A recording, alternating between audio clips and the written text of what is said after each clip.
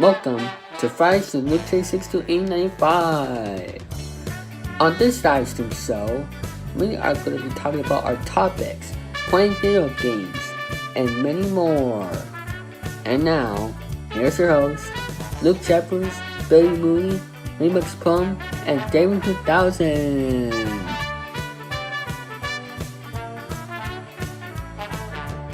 Thank you, Dave 3000. Hello, people. This is LukeJ speaking. Welcome to a brand new episode of Fridays with LukeJ62895. And joining me for this one is Remix Plum. As I'm coming to you on Windows 10. Hi, everybody.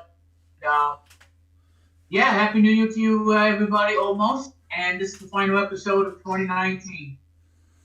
And Dave 3000. Hello everybody, and yes, this is the final episode not only of 2019, but also for the 2010s, which means next year, it'll be 2020 in a brand new decade. Yep. Not only that, this is not only that for me, 2010's chapter 1 for me, 2010's chapter 2 will be coming next week, so be prepared for that.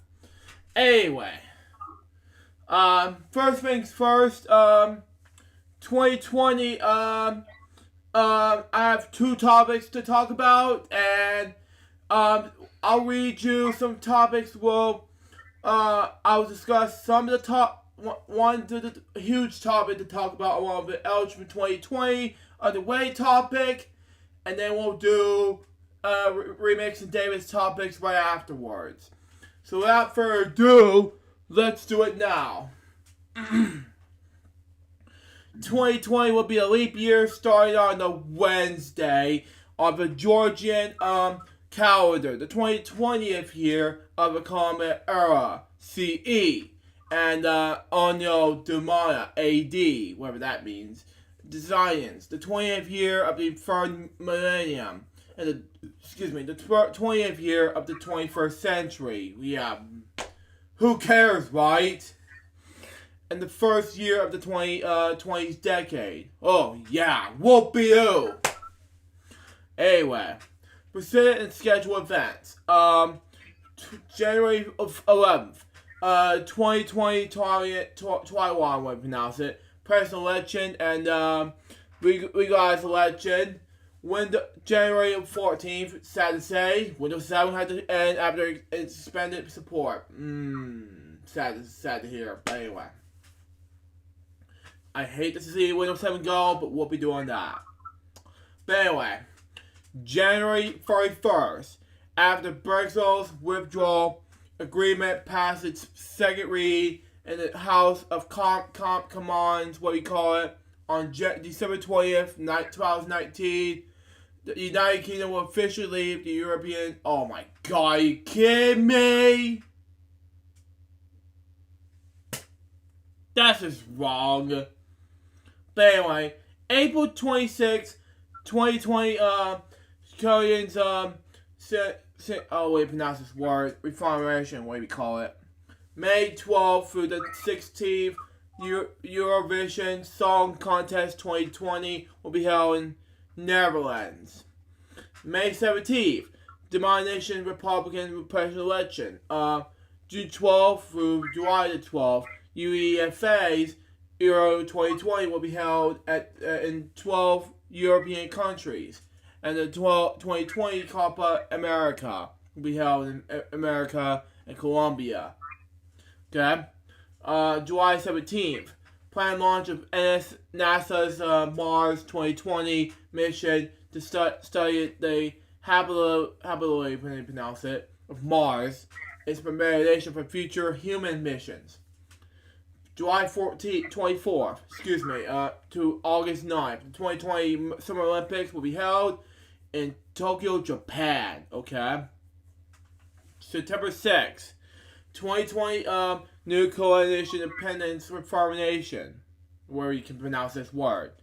October 13th, Windows 10. Now, you're not going to love this remix. The 2015 one will have ended its mainstream support and will be added to start extended support. Sad, no. Windows What's going on Windows 10? Windows 10, the 2015 one will have to end its mainstream support and will have to start extended support. Oh well, I don't have the Windows 10 from 20 when it launched. I have I have the one from 2017. I got to update to the new one. Oh, okay. I'm trying to save because I don't because like I said I don't have an old Windows 10 that launched. I know what you're talking about, Luke. I don't have that. Oh, okay, that's fine. Anyway, October 18th, the 2020 ICC T20 World Cup will be held in Australia in 8 countries. Excuse me, I misspoke. October 20th, the same day as NewsHour's 45th anniversary. The 2020 World Expo will open in Dubai, we pronounce it. October 31st, the Bernburg Airport in Germany is scheduled to finally open after 9 years to delays due to malfunctions of fire protection systems. November was the earliest date, for plan for launch of NASA. Some Omnibus one mission to the moon to test the Space Launch System rocket. Okay. November 3rd, is the United States presidential election. I pray to God, if Trump will never win, I'm happy. But anyway, dates unknown. 2020 Brazilian presidential election. Earliest year that power aboard the space power probes Voyager 1 and Voyager 2 is expected to terminate through either prime's main function to pass this date. Egypt, which is not the highest rate of hepatitis C in the world, okay? Is expected to eradicate the disease by 2020 and I got a message from someone in the autism bunch, but anyway, after and Bonish's nationwide campaign against hepatitis C. ISIS Obelisk Mars rovers launches this from Earth, okay? Combination date will for the Vida's new nominations satellite systems. Emanating with completion of the against her shore missile defense system in Poland. Libya, we pronounce it. Will become the first nation of the world to completely stop cutting down in trees, and its return to development aid. Norway will pay the poorest countries $450 million to stop the deforestation by 2020. Well, that's a lot of money. The Grand Egyptian Museum, described as the largest Gravitation museum in the world, is expected to be completed. And finally, the new Mauritius capital of Egypt is expected to be completed.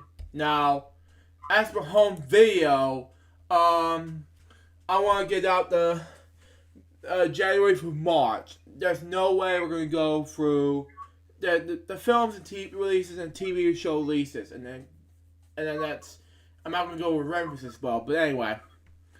Go on the third floor. Then there's Joker, Lighthouse, Paradise Hills, Peacemaker, Old School, Unrated, and Iron Eagle on January 7th, followed by The Jungle Book.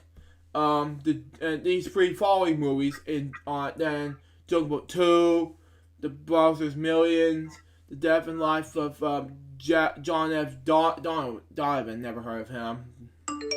Gemini Man, Jexy, never heard of this movie. Made in Manhattan, Maleficent, Metro Cerebral, and Running with the Devil, which I wanted to watch so badly on January 14th. Then we got Addams Family, Black and Blue, Countdown, Joe's at 2, Jerry, Pain Glory, and Zombieland Double Trap on January 21st. And then we got all about Mother, Body Parts, Harriet, Marvelous Brooklyn, Parasites, what do you call it? Terminator, Dark Fate, and Very Bad Things on January 28th.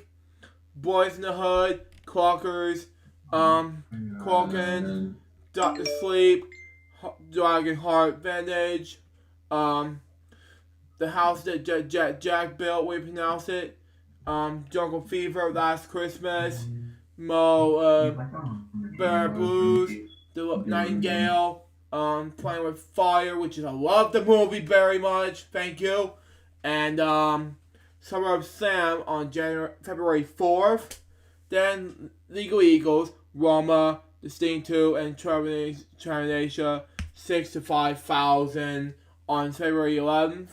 There are 2 movies coming on February 18th. One is 21 Bridges, and the one is A Good Liar. Now, remix, if you're seeing this, February 25th, Hot Dog, the movie. Wow.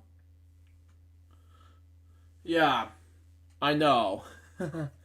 March 17th, Superman Red Son. March 24th, April Fool's Day and Before the Devil Knows You're Dead. And March 31st, Prince of Tides, we pronounce it.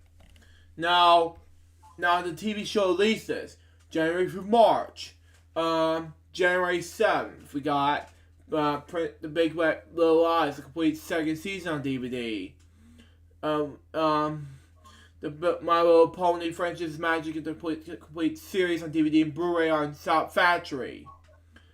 Shout Factory, yeah. Yep. Got Penguins and Pararific. Yeah, this is awesome on PBS. Yeah. And this one you may have to skip. Pokemon DP Battle Darmation on the complete season on DVD. Yeah, it's much better. It's stupider. Well, for you, but not for you. Yeah. Next one is The Adventures of Timmy the Tooth, which is better. And the complete series on DVD and Blu-ray is awesome, you know. Yeah, I've seen it on the VHS of the Lem 4x3, I think, where it had that. Yep. Where they had a thing about that. Yep. January 14th, Barbie's Cafe, Let's Go Cooking on DVD. On Nickelodeon, something like that. Dragon Ball Super on Part 10, never heard of the show. It's on February. Dragon Ball Super is like it's like Dragon Ball Z kind of stuff. I've seen it on Adult Swim. Oh, okay. And it's not for everybody because it is a PG-rated cartoon. Okay. Next one is Quiet Pond, we pronounce it, the complete second and final season and complete series on DVD and Blu-ray, Warner Brothers Home Entertainment. Next is MacGyver, season 3 on DVD, Lionsgate Home Entertainment. Next, The Mindy Project, the complete series on DVD and Blu-ray, as sponsored by Mill Creek Entertainment. And last, on January 14th, the final season of the complete series on DVD, Blu-ray, DVD on HBO Studios Home Entertainment. Next, on January 21st, Berenstein Bears 2003. Tales of the Treehouse 2000 Volume 2, DVD on PBS. Next, Simmer and Shine, Splash and Summary Ocean, what pronounce it. DVD on Paramount Home Entertainment, Nickelodeon, something like that. Same thing. Yeah, same thing, yeah. Next, January 28th, Ballers, the complete fifth season, the complete series on HBO. All the Nickelodeon stuff all released by Paramount Home Video. Yeah. Yeah. Next. On DVD and Blu-ray. Yeah.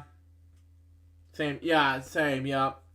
Next, we got Fancy Nancy, the complete first season on DVD and Blu-ray for Walt Disney Studios Home Entertainment. Yeah, Billy's gonna like that.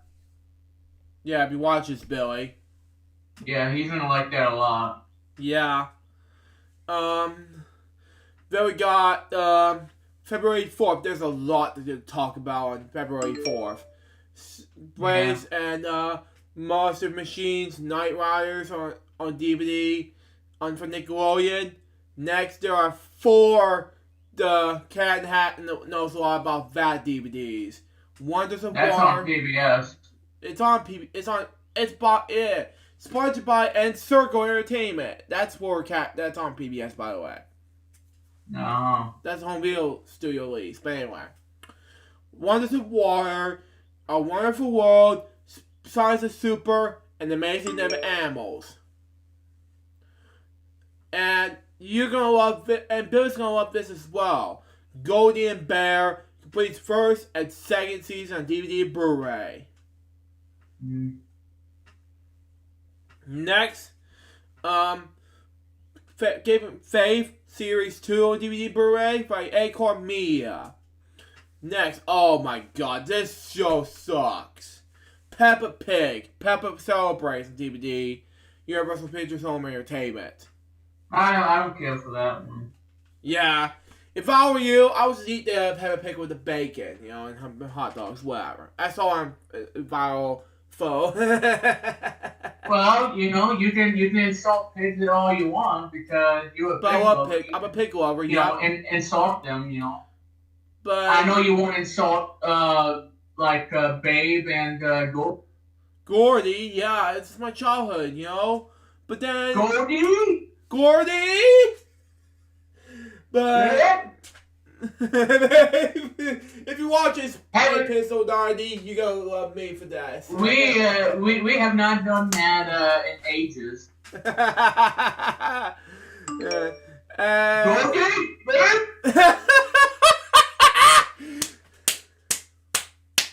I'm taking a touchdown.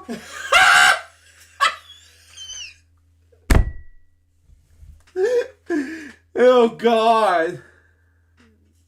Yeah, just imagine if 8 of 90 sounded like Sean Connery with La Tits Now. That'd be wonderful. That'd be wonderful. Yeah, it would be. Oh God, help me. Because I believe that on Christmas Day, he dressed up as Rudolph and had that shiny red nose. Yeah, I don't know what to do about it. And everybody called him Woody instead of Rudolph. Yeah, that too! Yeah, Woody Rudolph and Woody Rudolph Sr. Oh God. Please help me. Alright, well. Anyway, now I supercharged your afternoon. Continue on. Anyway, this next one, oh my God, this show's other show sucks. Yeah, it's like Teen Titans Go, but it's different than that. And don't get me started on that. It's called Rise of the Teenage Mutant Ninja Turtles. Nah, stay away from that. Mutant Mania DVD. I love Ninja Turtles to death. I like the movies from the 90s, but come on. Ninja Turtles don't need to be stupid. They need to be heroes, not action Exactly, dude! Yeah, because the thing I like about the original is is being a hero, not being... I mean, yeah, you can be a wisecrack, and that's what made the movie such a great success. Exactly. Back in the 90s.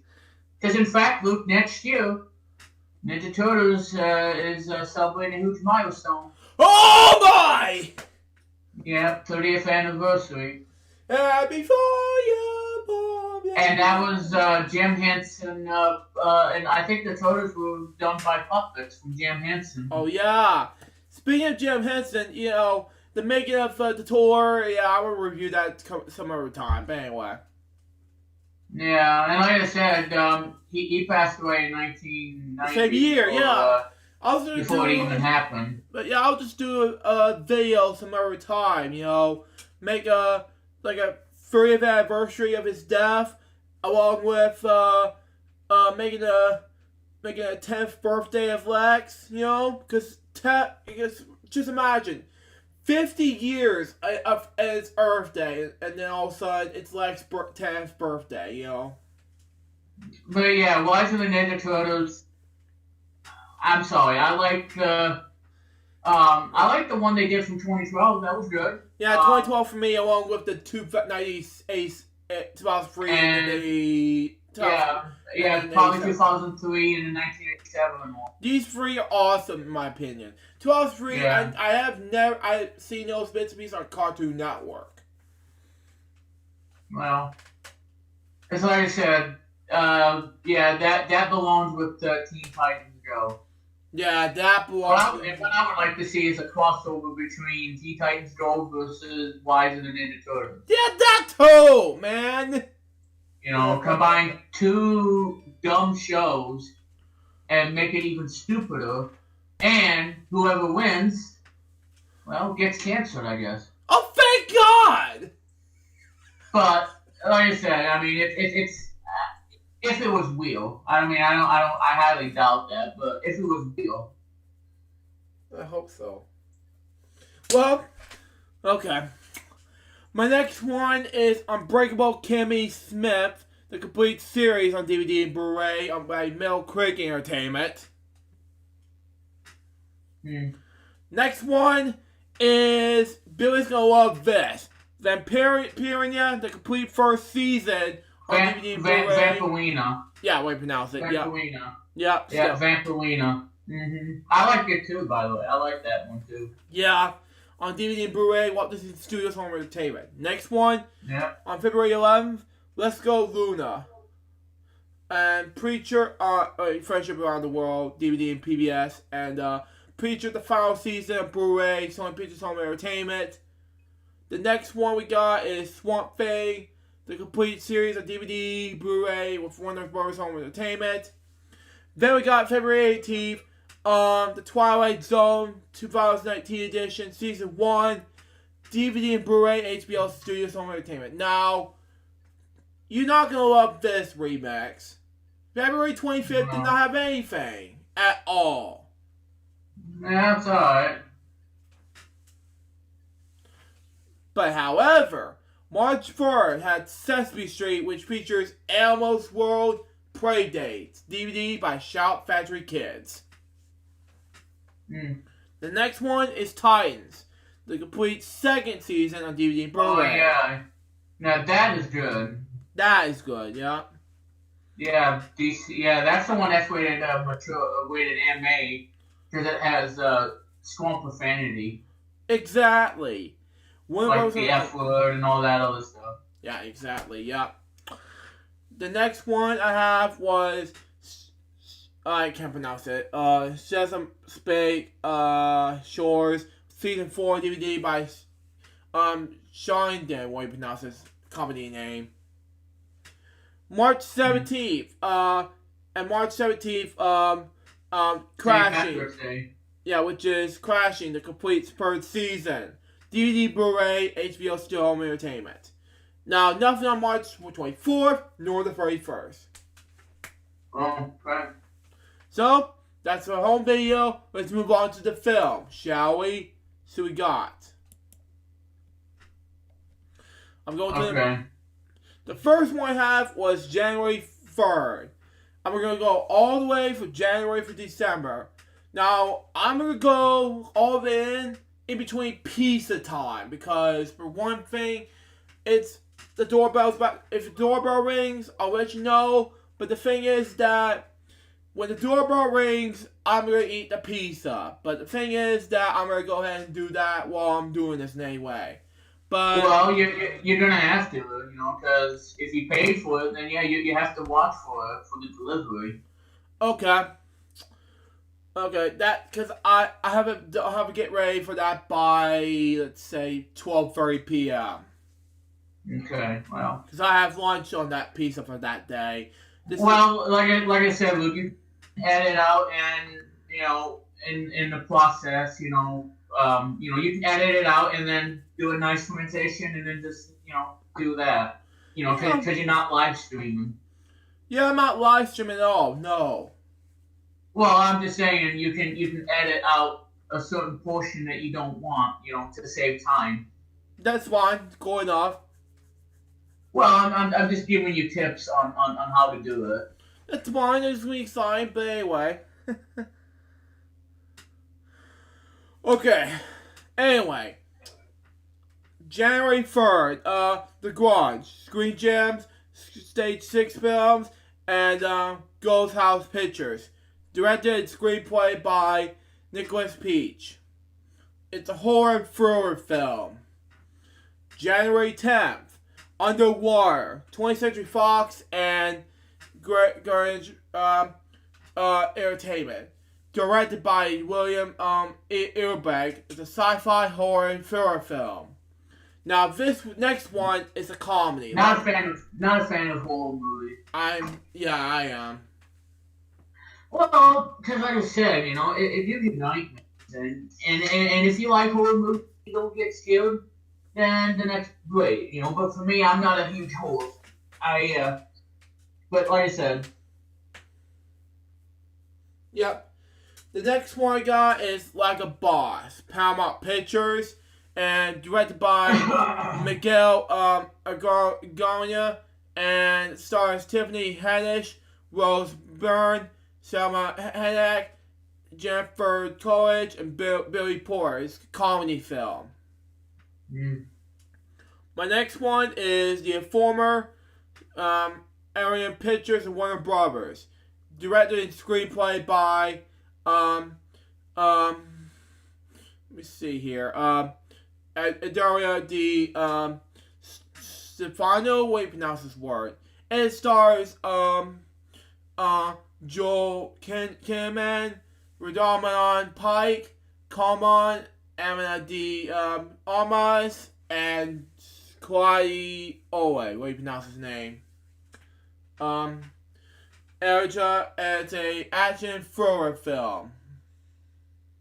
But anyway, Internet the Viper, Barry Viper Films, and the Trimer International Films Company. Okay, directed by Anthony Georgian, screenplay by Andrew Crabtree. Cast starring Josh Hartnett, Morgana Livani, we pronounce it, Chandler Riggs, Bruce Dern, and Owen T. Gould, we pronounce it. It's a crime horror, not horror, excuse me, crime thriller film. Okay. Yeah.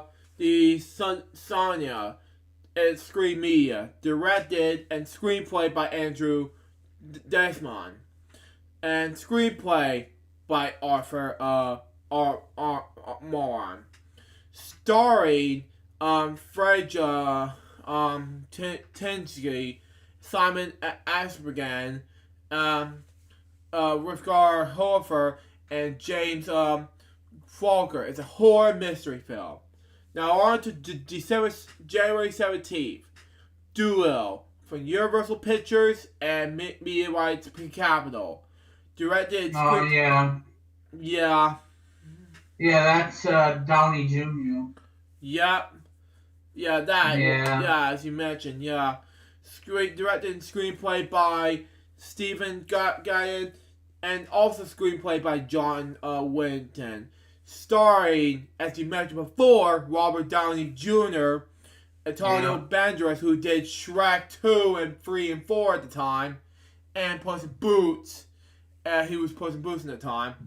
And he did SpongeBob, SpongeBob movie 2, Michael Sheen, Emma Thompson, the Queen, Freddie Mercury himself, who portrayed him in Fred Bohemian Rhapsody movie himself, Rami Malek. Yeah.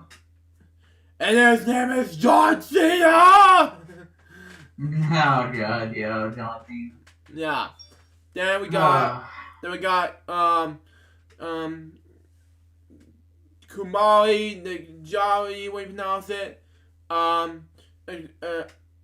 Atagaya Spencer, Tom Holland, Chris Robinson, Ralph Fiennes, we pronounce it. Selena Gomez, who did Barney at the time and Wizard Where He Plays, and Marianne Collan. Bad Boys for Life. Now, this movie, I seen bits and pieces of the sequels. That was it. Both movies. Oh, no, yeah. Yeah, it's a John. I forgot the John was this movie. But anyway, it's an adventure, fantasy, comedy, and family film. Yeah. Who would have thought of that? Now, on to Bad Boys for Life. Anyway, Columbia Pictures and Jerry Bruckheimer Films. Directed by Addie Airy, everybody would pronounce it, and Bonnie Faz. Again, we pronounce it. Screenplay by Chris Burmer. Starring Will Smith, Martin Lawrence, Vanessa Hudgens, Alexander Rodriguez. We pronounce his name, but anyway. Charles Mountain, Paulus Nones, we pronounce her last name. Kate Calisto, we pronounce it. Nicky Jam, and Joe Pennant, we pronounce it. I don't know. It's an action comedy film. And last, on January 17th, I think, the last full mixture is from Roadside Attractions. Directed by Todd Robinson. Directed screenplay by him. Anyway, starring Sebastian Stan, Christopher Palmer, William Hurt, Ed Harris, and Samuel L. Jackson. It's a war drama and thriller film. And the dogs are barking. Okay. January 24th. The Turning. Universal Pictures, DreamWorks Pictures, and Able Entertainment. Directed by Furia Maria. And screenplay by these two people. Carrie Hayes and Chad Hayes. These two brothers, okay? Starring Mackenzie Davis. Finn Wolfhard, we pronounce it. Morgan Prince and Joey Richardson. It's a horror, thriller, and mystery film. The Gentleman. SDX Entertainment and Memorex. Directed and screenplay by Guy Ritchie. Starring Matthew McCormick-Raffrey, Charlie Harmon, Andrea Goldie, Michelle Duggery, Jeremy Strong, A. Marson, Colin Farrell, Hugh Grant. It's a action, crime, and comedy film. Run. Lionsgate and Cement Entertainment. Directed screenplay by Anish Kashi and screenplay by how do we pronounce it? Starring Sarah Paulson and Kara Allen. It's a thriller film. Now both of these are for the 31st. The Rhythm sections for Paramount Pictures. Directed by Reed Marino. Screenplay by Mark Barno. Starring Blake Leslie, Jude Law, and Shireen K. Brown. It's an action thriller film. Grail and Hansel. Orient Pictures did this. Directed, screenplay by Oz Perkins. Screenplay again by Rob Hayes. Starring Sylvia Willis, when you pronounce it. Sammy Rickey, Charles Bobia, and Alice Cridge. It's a fantasy and horror film. Now on to February now. Birds of Prey. Oh, hang on, let me get this. I'll be right back, folks.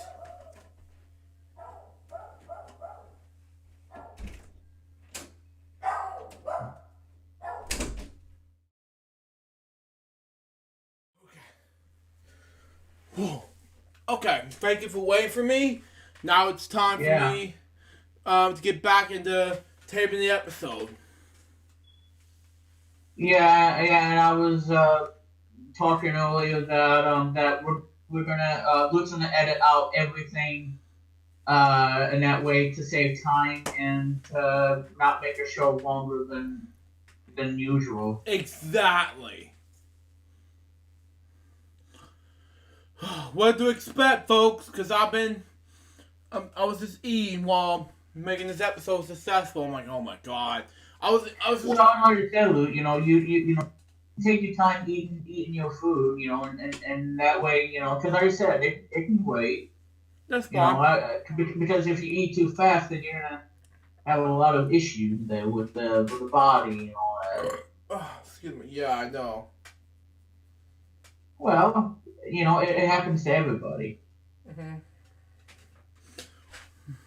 It's inside of us. Yep. Yeah. So without further ado, guys, let's get back to our episode. Okay. February 7th. Birds of Prey. Excuse me. Warner Bros. Pictures and DC Comics. Directed by Kathy Yang. Excuse me, I burped it. Anyway, screenplay by Christina Hodgson. Starring Margaret Robbie, Mary Elizabeth Winston, Journey Samant Bell, Rosie Perez, Chris Messina, we pronounce it, Ella J. Bosco, Ali Wrong, and Ellen, we pronounce his name, McGregor, okay? It's a superhero, action, comedy, and crime movie. Next one is The Log. Excuse me. Sorry, it's from Neon, Film Nation, Entertainment, and Hammer Films. Okay? It's directed screenplay by Veronica's friends, and version, we pronounce his name, we pronounce it. And screenplay by Scorio Kashi, we pronounce it. Starring Riley Kinoff, Janet Martel, Leah McHugh, okay. Richard Armitage, and Alicia Silverstone, okay. It's a horror, thriller, and mystery film. Okay? Valentine's Day. Sonic the Hedgehog. Paramount Pictures. I'm excited about that. Yep, as well as I. Original film and Sega.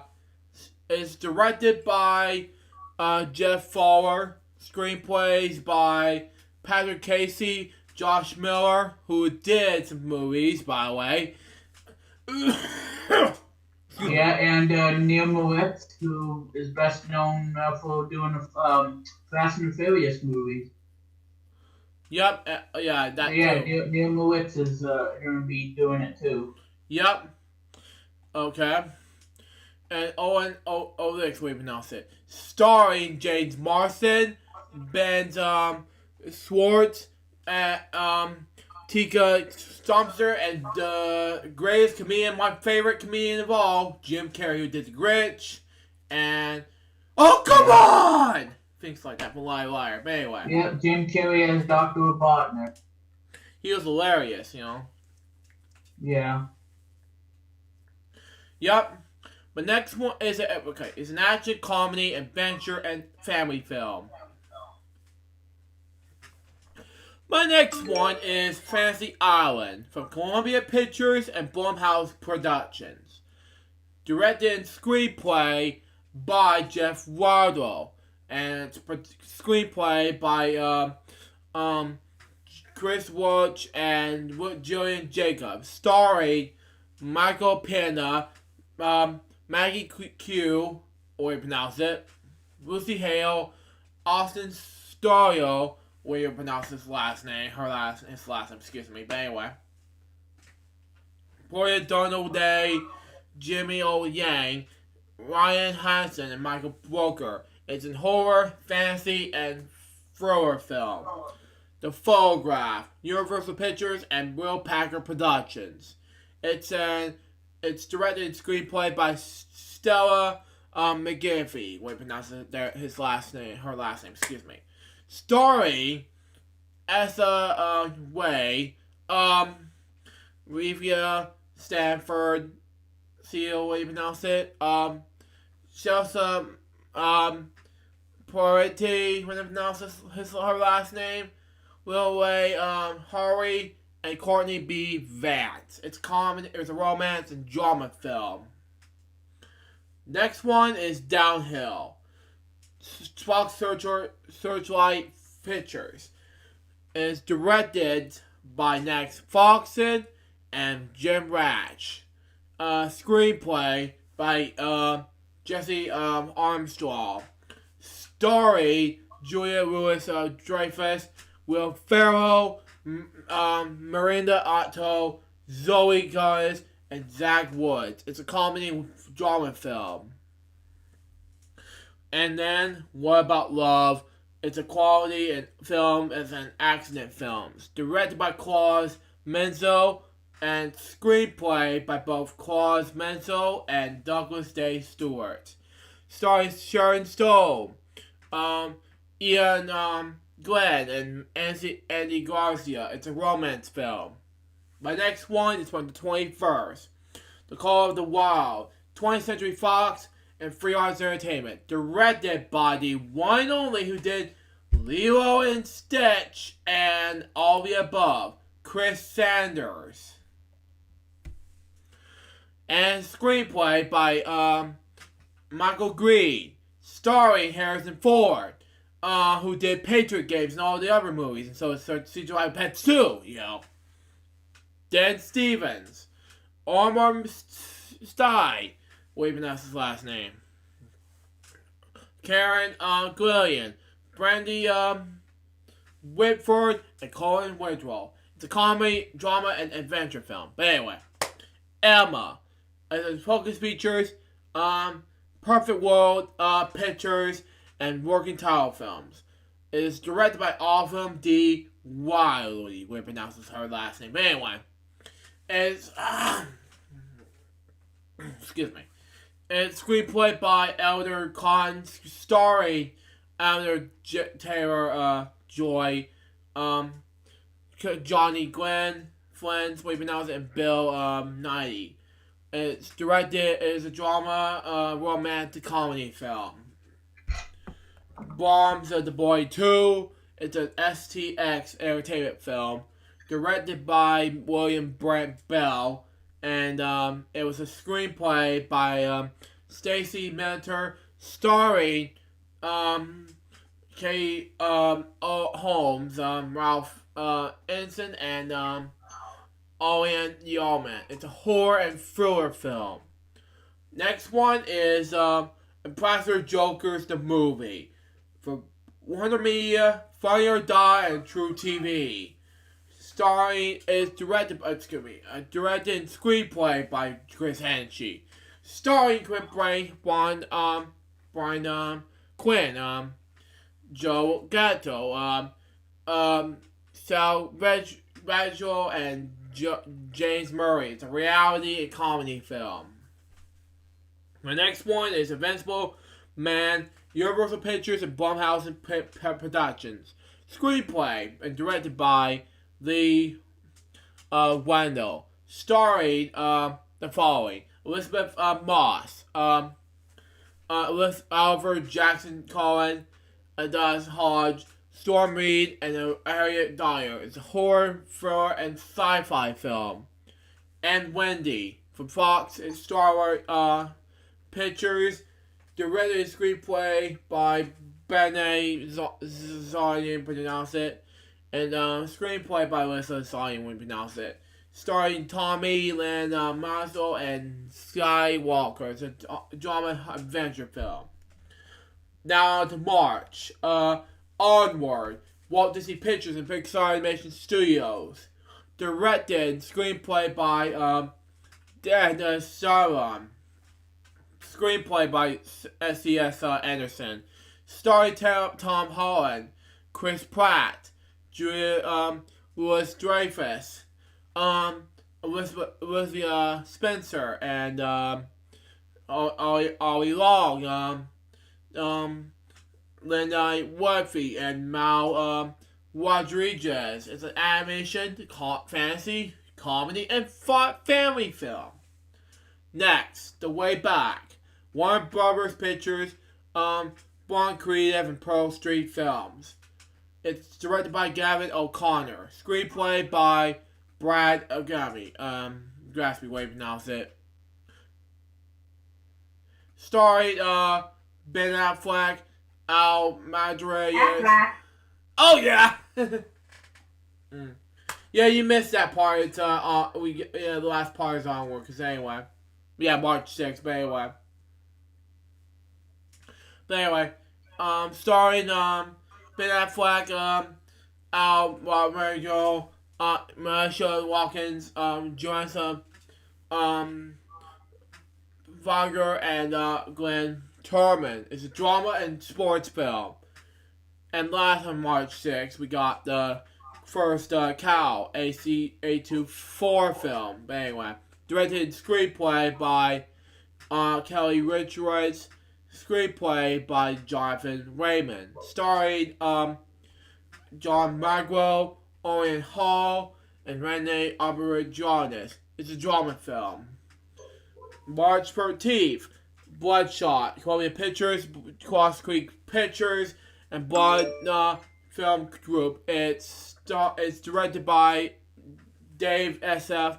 Wilson, and it's screenplayed by both Jeff Waldo and Eric Eisenhower. Way to pronounce his last name. Starring Vin Diesel as Goliath. Huh? Vin Diesel. Vin Diesel.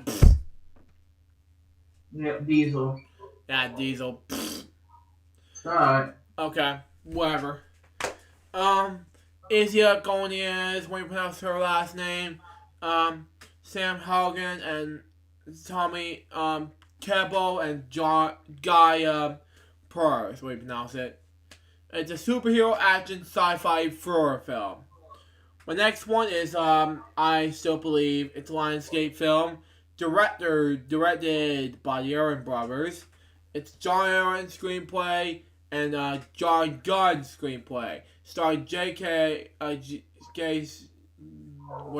J.K. Appa, Britt Robertson, Melissa Roxburgh, Sonia Twain, and Jerry Sunrise.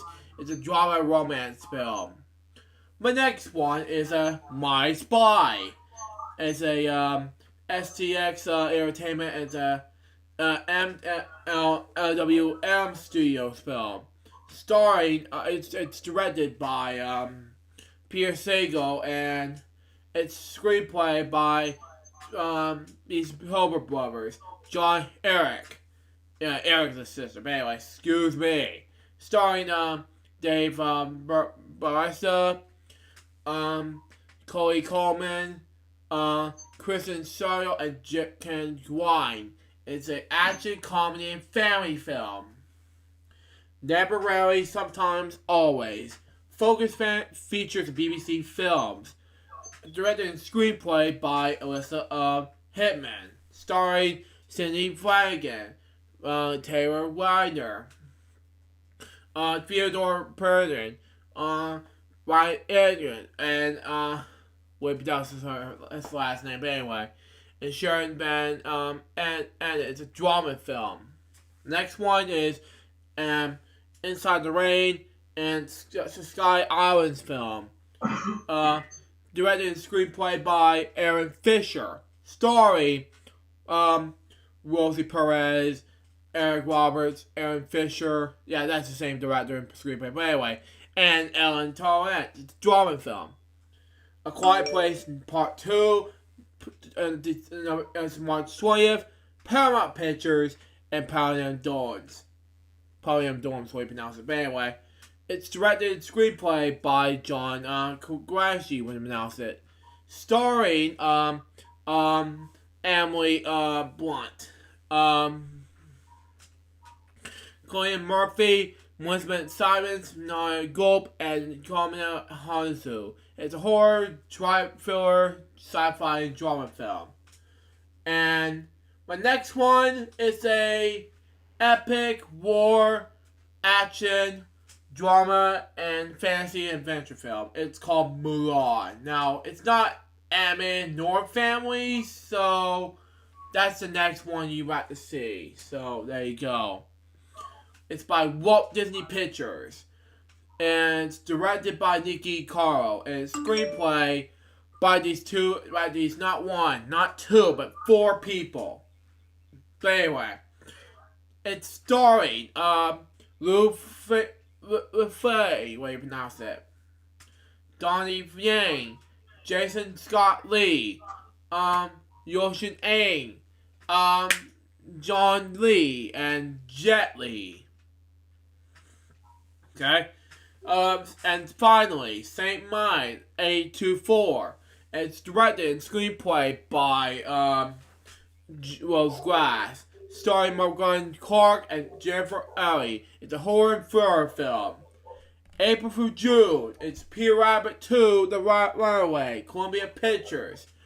Directed, screenplay by Will Gluck, and screenplay by Pierre Patrick Barley. Starring Rose Byrne, when I pronounce it, Dornhill,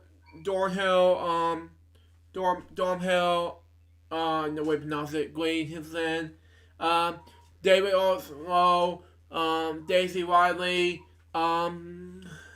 Elizabeth Devaney, when I pronounce it, Margaret Robbie, and James Corbin. It's a comedy and adventure family film. The next one is New Mutants, 20th Century Fox and the new Marvel Entertainment. Directed and screenplay by Josh Boone and screenplay by Kenny Lee. Starring Anthony Taylor-Joy, Massey Williams, Shari Henson, we pronounce it, excuse me, Henry Zaga, Boo Hunt, and Alice Braga is a superhero horror and thriller film. Fatherhood, 12 Star Pictures. A directed screenplay by Paul Wiz, and directed and screenplay by Dana Stevens. Starring Kevin Hart, who is a comedian, but anyway. Alfred Woodward, Melody Hart, Will Ray Hari, the Wanda Wise, and Paul Weiser. It's a comedy drama film. Next one, The Lovebirds, Paramount Pictures. Is directed by Michael Solander. You okay? Yeah. And screenplay by not one, not two, but 3 people that I'm not going to mention. Starring as a way, Colonel Daniel Way, do you want to pronounce it? Excuse me, and Anna Camp. And it's a romantic comedy film. No Time to Die. It's a Metro Golden Mayer, United Artists releasing, and Universal Pictures. And directed screenplay by both, by Kerry Yoji Fuanji, and screenplay by the 3 people, which I'm not going to say, but anyway. Starring Daniel Craig, Rami Malek, who did Freddie Mercury again. Okay. And is also doing this movie, but anyway. Ralph Fiennes, Lee Sadek, Docs, way to pronounce it. Lanesha Lynch, Naomi Harris, Ben Whishaw, Andy Thomas, Roy Kender, Billy Nagosian, David Deshnick, Dale Beshka, Jeffrey Wright, and Christopher Waltz. It's an action adventure thriller drama film. Now, the next one is, you're going to love this remix, so do I. Trolls World Tour. Yes, I'm excited for this one. It's a Universal Pictures and DreamWorks animation film. Yep, DreamWorks, the legendary company. Yep, exactly. Yeah, if you haven't seen the original Trolls, you need to check it out. I just see the original Trolls about 4 years ago on this app called from Lex Nasher and my nephew and Trey. That's just me. Yeah, it's a good movie. And like I said, that movie is compared with the other movie, Ugly. Yeah, exactly. Which is similar to Trolls. Yep. And I know everybody hates Ugly Doll. Yep. Which is a shame because, I mean, I thought it was a cute movie. I mean, it's not the best movie by any, but it was a cute movie. Yep. Still. That's the only thing so far. Still.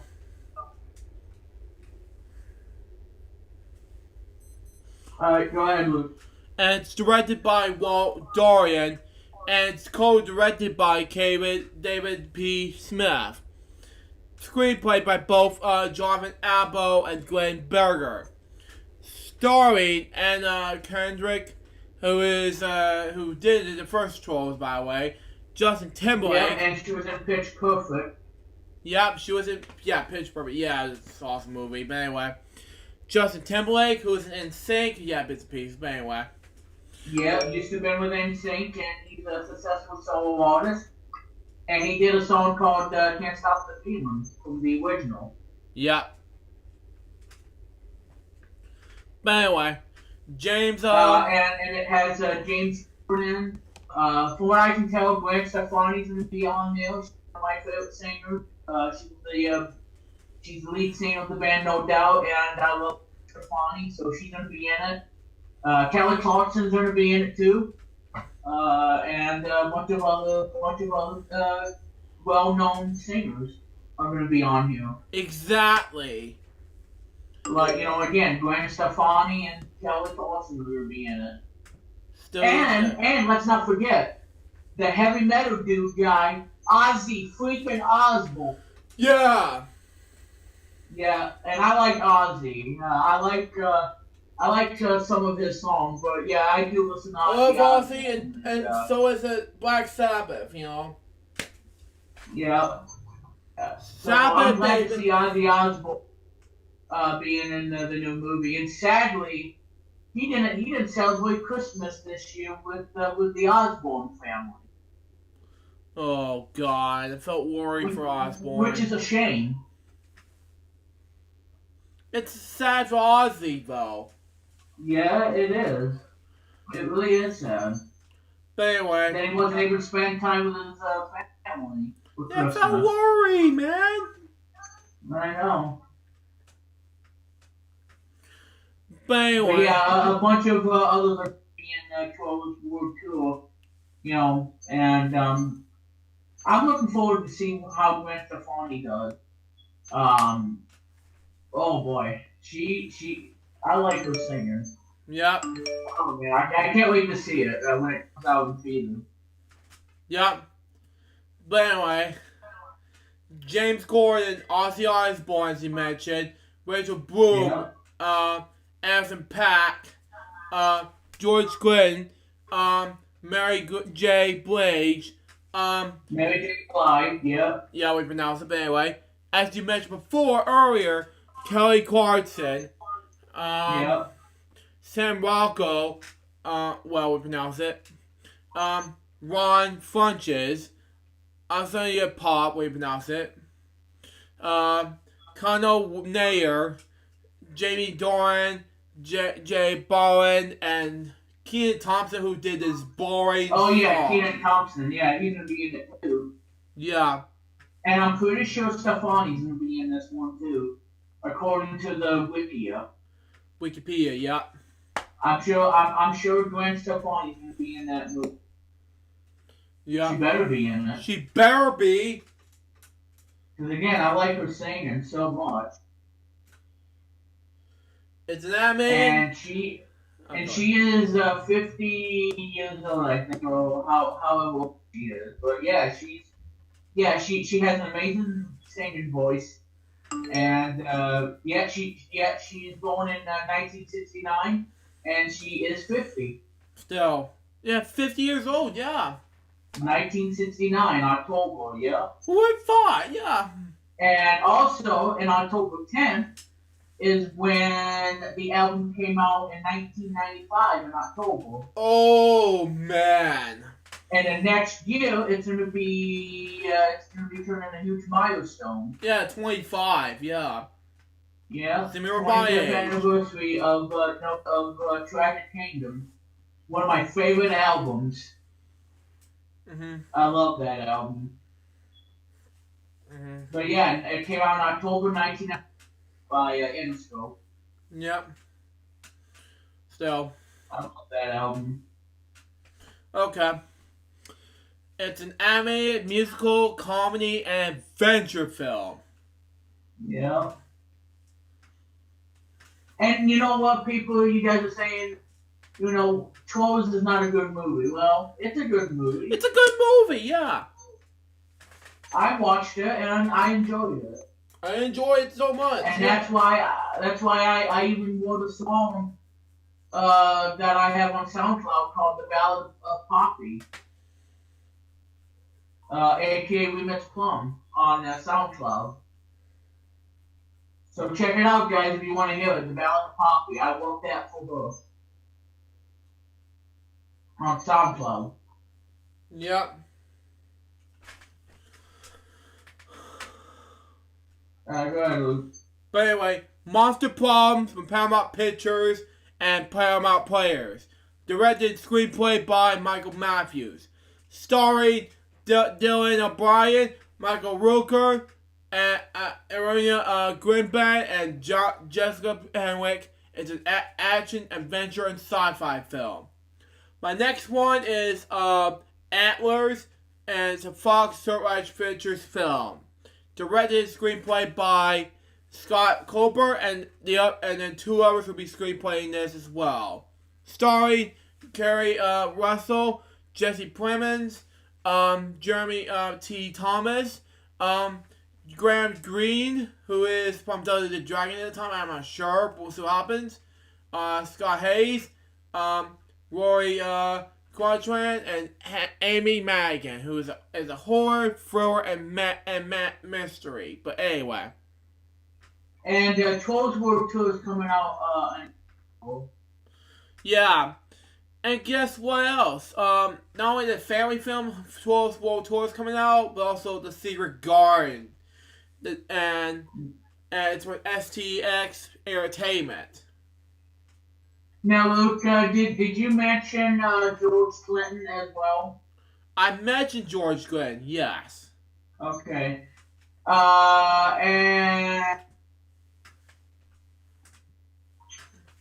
now I gotta find her now. Oh, yeah, she is gonna be in the movie. Yep, she is. Gwen Stefani's gonna be in the movie. Side by side, yeah, I know. As DJ Suki, the Trolls resident disc jockey. So, yeah, she's gonna be playing a DJ in Trolls, too. Of Wonder, yeah. I can't wait. I like her music a lot, so. Mm-hmm. Still. Directed by Mark Munden. Screenplay by Jack Thorne. Starring Colin Firth and Julie Flores. It's a fantasy and family film. The Secret Garden, that is. And Promising Young Woman. Focus features. Directed and screenplay by Armin Ferno, when you pronounce it. And starring Carrie Mulligan, Bo Burnham, Alison Brie, Clancy Brown, Mr. Krabs at the time, Jennifer Coolidge, when you pronounce the last name, Connie Britton, when you pronounce it, and Robert Ryan Cox, yeah. It's a drama and thriller film. Now, April 24th, Alabama is a Lionsgate film, and we do not this movie title name, but anyway. And directed and screenplay by these following two people seen here. Dora Bush and Chris Barrett. And starring Janelle Monáe, Eric Lange, Jenna Bonet, Jack Hudson, Jersey Clemens, and Gosbury Sidbley, way to pronounce it. It's a horror and thriller film. Now, Bad Trip for April. The last one for April. It's an Orient Pictures film. It's directed and screenplay by Kyle, Scott, we pronounce his last name, but anyway. And screenplay by Eric Andre and Dan Curry, starring Eric Andre, the same screenplay person, Leigh Hari, and Tiffany Haddish. It's a comedy film. Okay, my next one, Black Widow. It's a Marvel Studios film. It's directed by Kate Shortland and screenplay by Jack Xavier and Ned Benson. Starring the one person who did The Snake in the Jungle Book 2016 edition and the Mindy in the SpongeBob SquarePants movie herself, Scarlett Johansson. Way to pronounce it. Scarlett Johansson. Yeah. But anyway, yeah. David Harbour, Florence Poole, O.T. Fatbone, way to pronounce it, by the way. Rachel Weisz, Ray Winstone, and William Hurt. And it's superhero, action, adventure, and thriller film.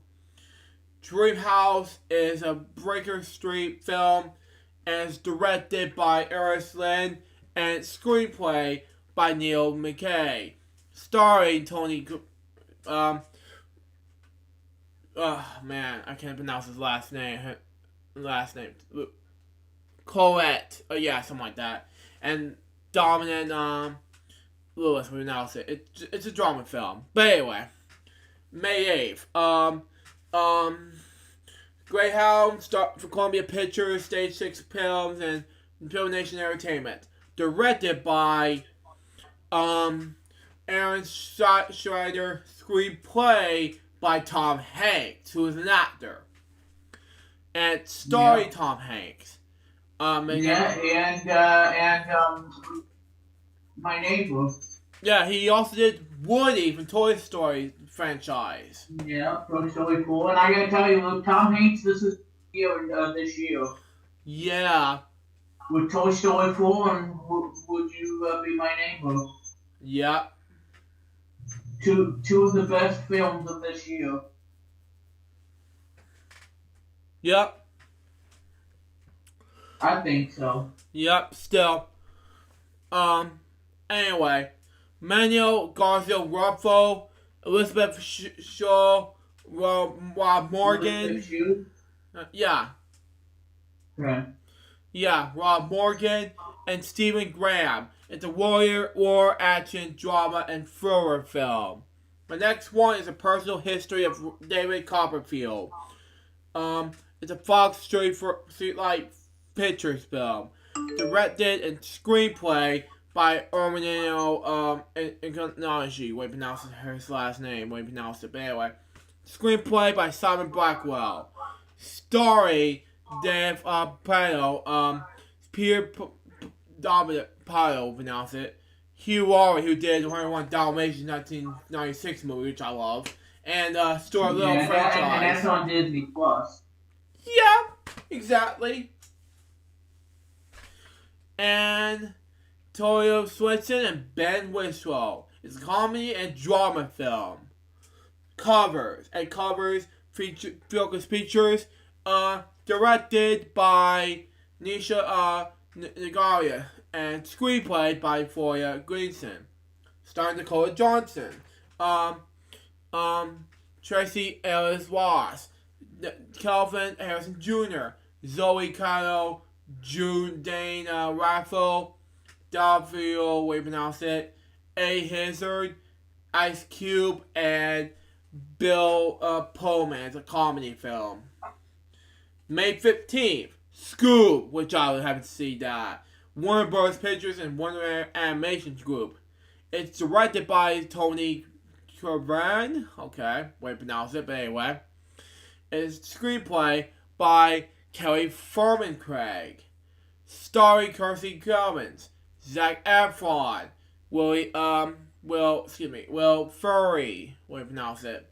Jason Isaacs, Tracy Morgan, Ken John, Gina Rodriguez, Amanda Seyfried, Mark Wahlberg, and Frank Lowe, who's Scooby-Doo at the time. It's an animated comedy, adventure, and family film. Next one is The Woman in the Window. 20th Century Fox and the Fox at 20,000 Pictures. Directed by Joe Wright and screenplay by Tracy Letts. Starring Amy Adams. Let me see that. Gary Oldman. Anthony McNee. Wait, let me scroll up some more. Fred. What do you pronounce his last name? But anyway, Muscle. Brian Tracy Henry. Yeah, okay. Jennifer Jason Lee and Jeremy Moore. It's a thriller, mystery, and drama film. And finally, from May 15th, The Organ Donor, Lionsgate Twisted Pictures. Directed by Darren Lynn Bousman, and screenplay by Josh Solberg and Peter Goldfinger. Starring Chris Rock, Samuel L. Jackson, Max Manglamba, and Maxwell Norquist. Is a horror thriller film. Now on to May 22nd. Fast and Furious 9. Universal Pictures and Ron Race Films. Directed by Jonathan Lin. And screenplay by Chris Morgan and Daniel Casey. Starring Vin Diesel, Michelle Rodriguez, John Cena! But anyway. Yeah. Gonna be in. Oh yeah, you talking about Fast 9? Yeah. Yeah. John Cena's gonna be in it and a bunch of others. Okay. Anyway. I cannot wait to see that. Yep. Still. Tracy Gibson, Chris Rodriguez Bridges, Randra Brewster, Najri Emmanuel, Michael Roker, Carl Turton, and Helen Murrian. It's an action-adventure film. My next one is going to be exciting for my childhood. The SpongeBob movie, SpongeBob Run. It's a Paramount Animation Nickelodeon Movies movie. But anyway. It's directed by Tim Hill, and it's screenplay by 3 people. And it stars by these following people who did the SpongeBob movie, including Keanu Reeves and Aquawood Funny, when I pronounce it. And it's an animation, adventure, comedy, and family film.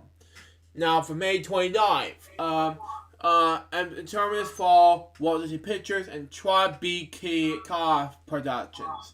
And it's directed by Kenneth Branagh and screenplay by Connor Pernson, what I pronounce it. Starring Brenda Shaw and Laura McDonald, Angie, Tamara Smart, what I pronounce it. Hong Cha, Joshua Clyde, and Judy Dench. It's a fantasy, sci-fi adventure, action adventure film. But anyway, June 5th is Wonder Woman 1984. Wonder Bros. Pictures. Yeah, Wonder Woman 1984. Yeah. Warner Bros. Pictures and DC Films and Atlas Entertainment. Directed and screenplay by Patty Jenkins. And screenplay by Jeff Johns and David Callahan. Starring Gavett, Chris Pine, Kristen Wiig,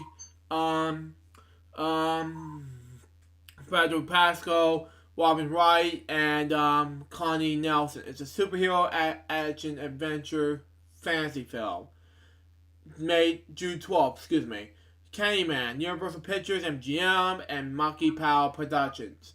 Directed by Nia Metcalf Costa. But anyway. And screenplay by Jordan Peele and Wynn Farmfield. Starring Yahya Abdul Madan II. I pronounce that. Sorry. Tanya Paris, Nathan Stewart, and let me just read that. The next one. Let me see. Jared. Okay. Rashad. And David Diggs, and it's a adventure. Oh yeah, I'm so sorry. I'm not pronouncing it, but anyway. Comment. And call me Tony Dog. I'm sorry I pronounced this word, but anyway, it's a horror thriller film. And the next one is Soul, and for June 9th. It's a Walt Disney Pictures and Pixar Animation Studios film, and it's directed and screenplay by Pete Docter. Yeah, I'm sorry for pronouncing names wrong, but I was going over there instead of over there. But anyway. Starring Mike Jones, Keith Powers, screenplay by these three. But anyway. Okay, now the starring. But anyway. Starring Jimmy Fox, Tina Fey, wherever that was, Chris Love, Pilaska, Rashad, and David Diggs. It's an animated fantasy adventure and family film. Okay, now I'm getting to there. Okay, and there we go.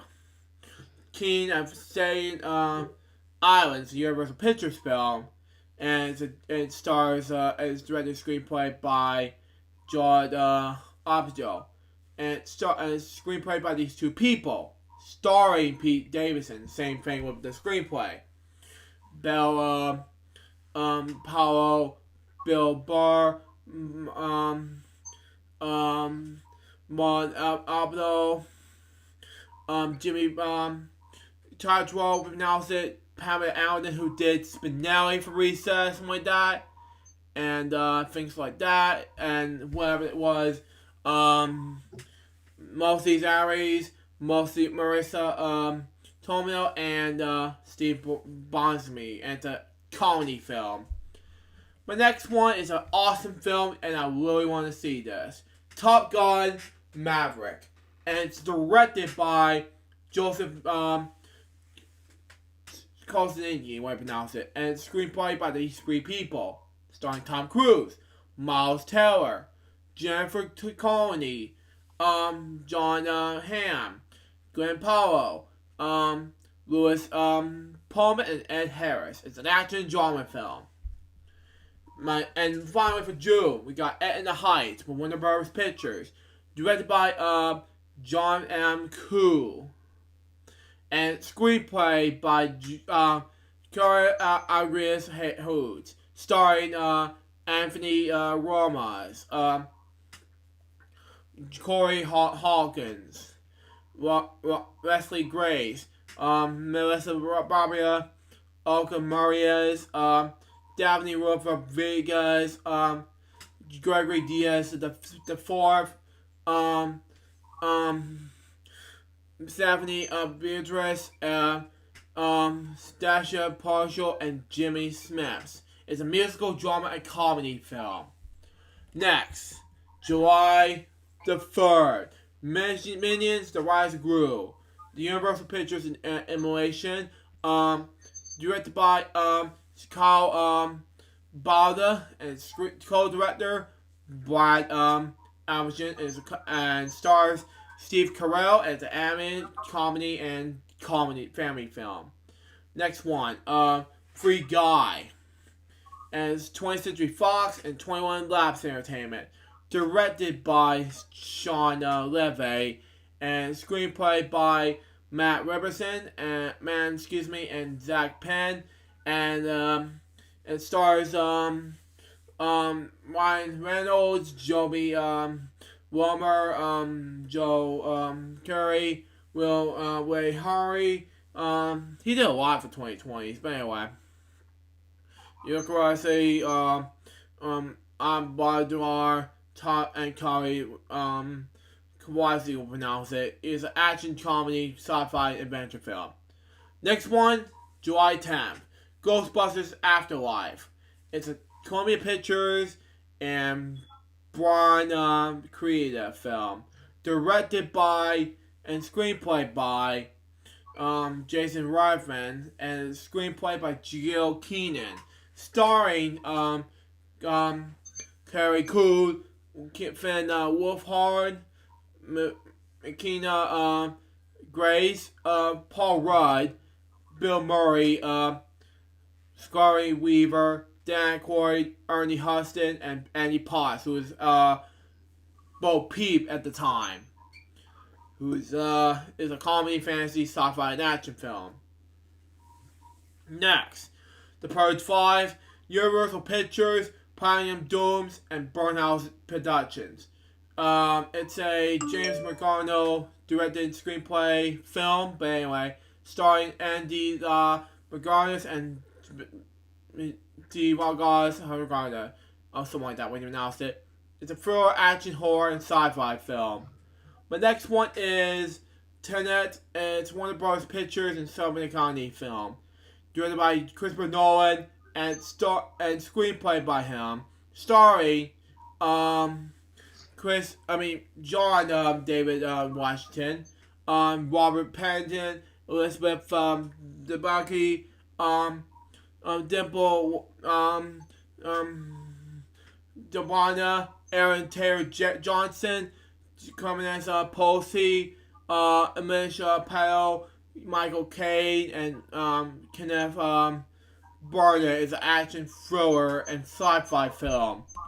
Next one is Bob Burgers the Movie, 20th Century Fox and 20th Century Fox Animation, directed by these two people, John Stevenson and Mark Osborne, and screenplay by Warren Barchard, starring these following people who did Bob Burgers: John Benjamin, John Roberts, Dan Murrens, Agent Merman, and Kristen Shaw. It's an animation, comedy, and family film. Next one, July 24th, Jungle Cruise, Walt Disney Pictures, and 7 Bucks Productions.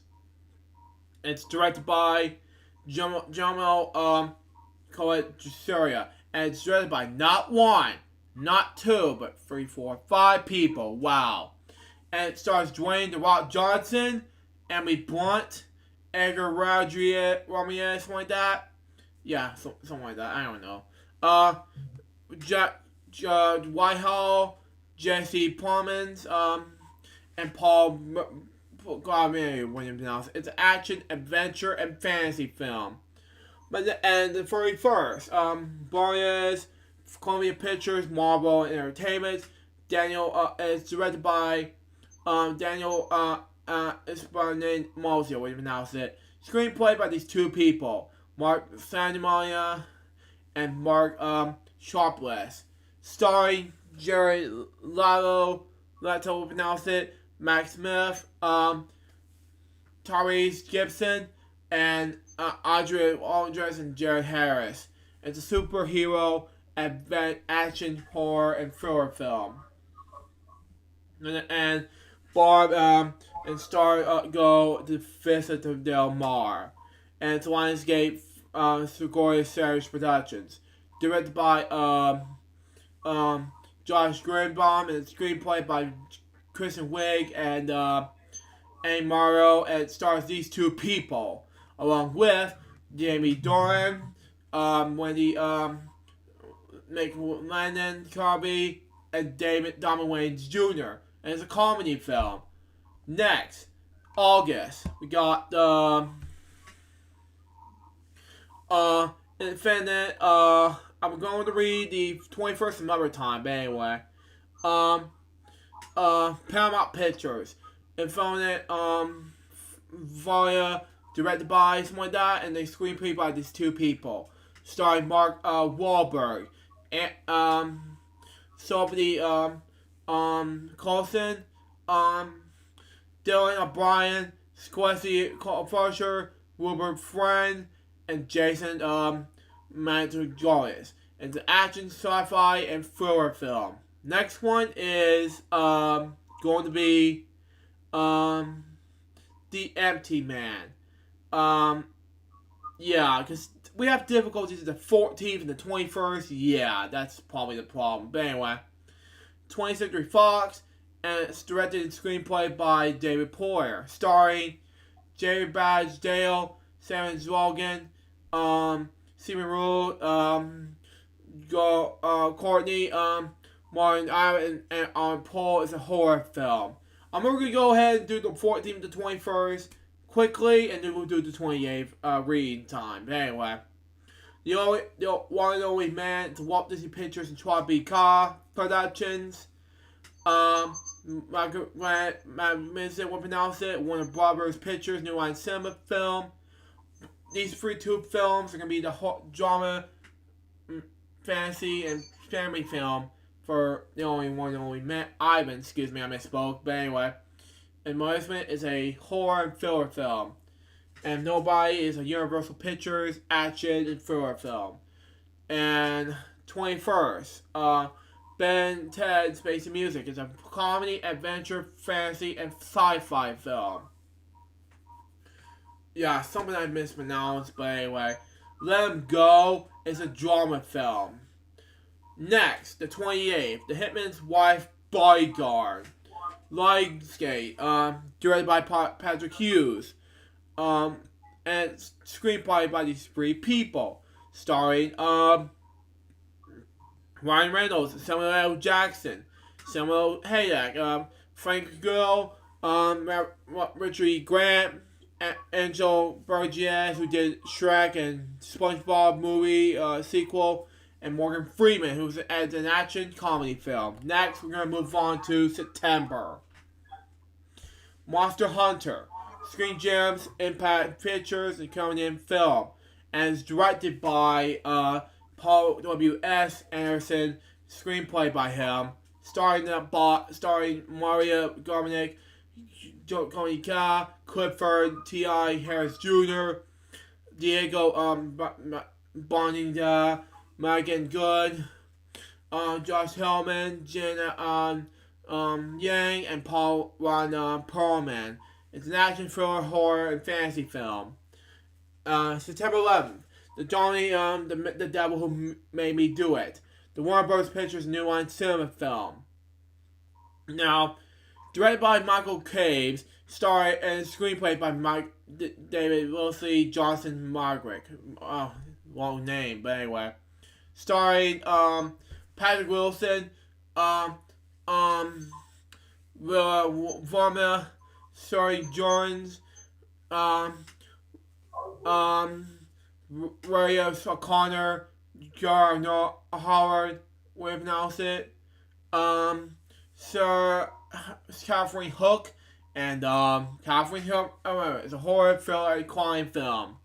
September 18th, The King's Man, 20th Century Fox and Marv Films. Now, screenplay by the Matthew Vaughn, directed by and screenplay by him. But anyway, and Carl Garvin is screenplay by him. But anyway, starring Ralph Fiennes, Gemma Arlington, Ray Hopkins, Michael Goody, Tom Howder, Harris Dickinson, Daniel Ball, Digimon Harden, and Charles Dance.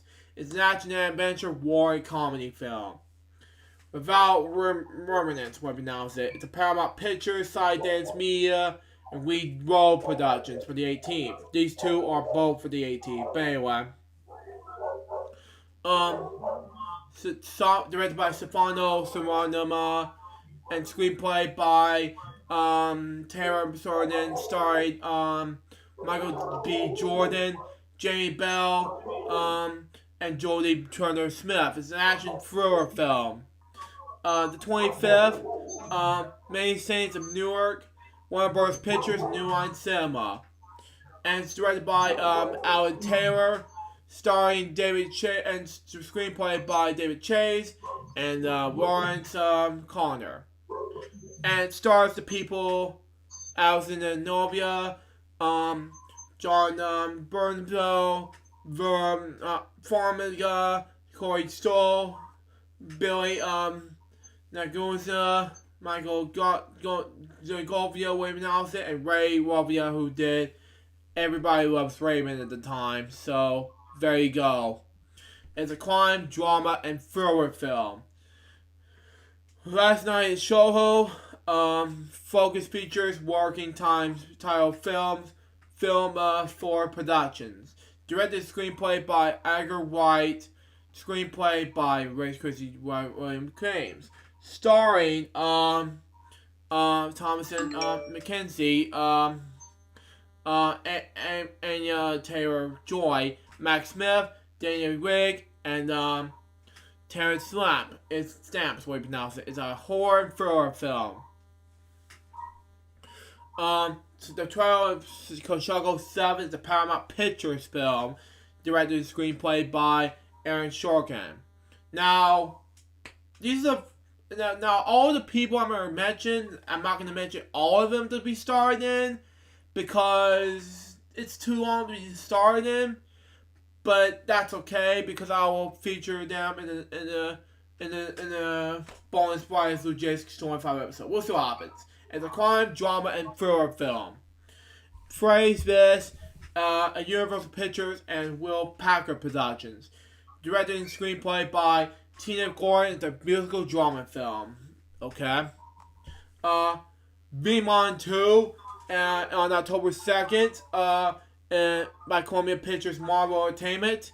Directed by Annie Shurkis and screenplay by Kelly Marshall.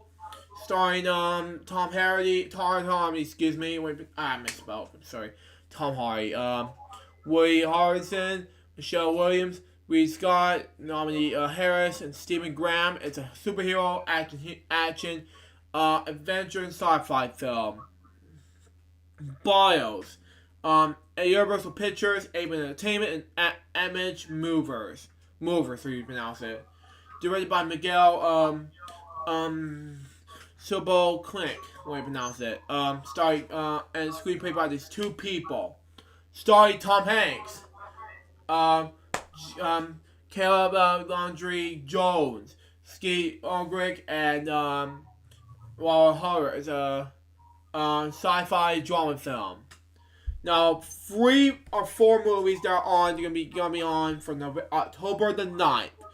Death in the Nile, 20th Century Fox, and Scott Free Productions. Starring is directed by Kenneth Branagh and screenplay by Michael Green. Starring Kenneth Branagh is same director. Yeah, and I'm not gonna read the rest, but anyway, it's a mystery, drama, and thriller film. The Witches. The Warner Bros. Pictures and Emily Gomino and Movers film.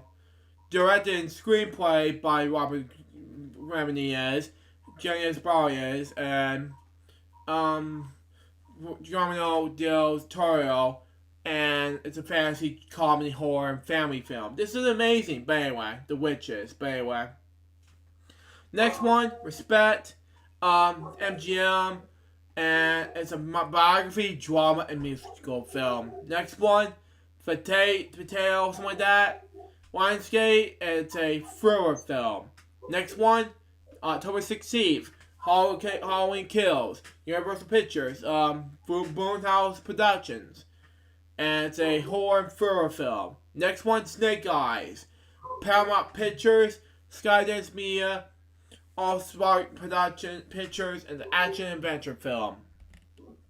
Next one, everybody's talking about Jamie, 20th Century Fox, and it's a musical drama film. And we're going to do November and December quickly because it's getting close to be America, so it's not quite there. But anyway, Eternals, Marvel Studios, it's a superhero, action, adventure, sci-fi, fantasy film. My favorite movie is going to be exciting. Clifford the Big Red Dog. It's a Paramount Pictures Classic Entertainment film. It's a family, comedy, and drama film. Next one, Deep Water. 20th Century Fox.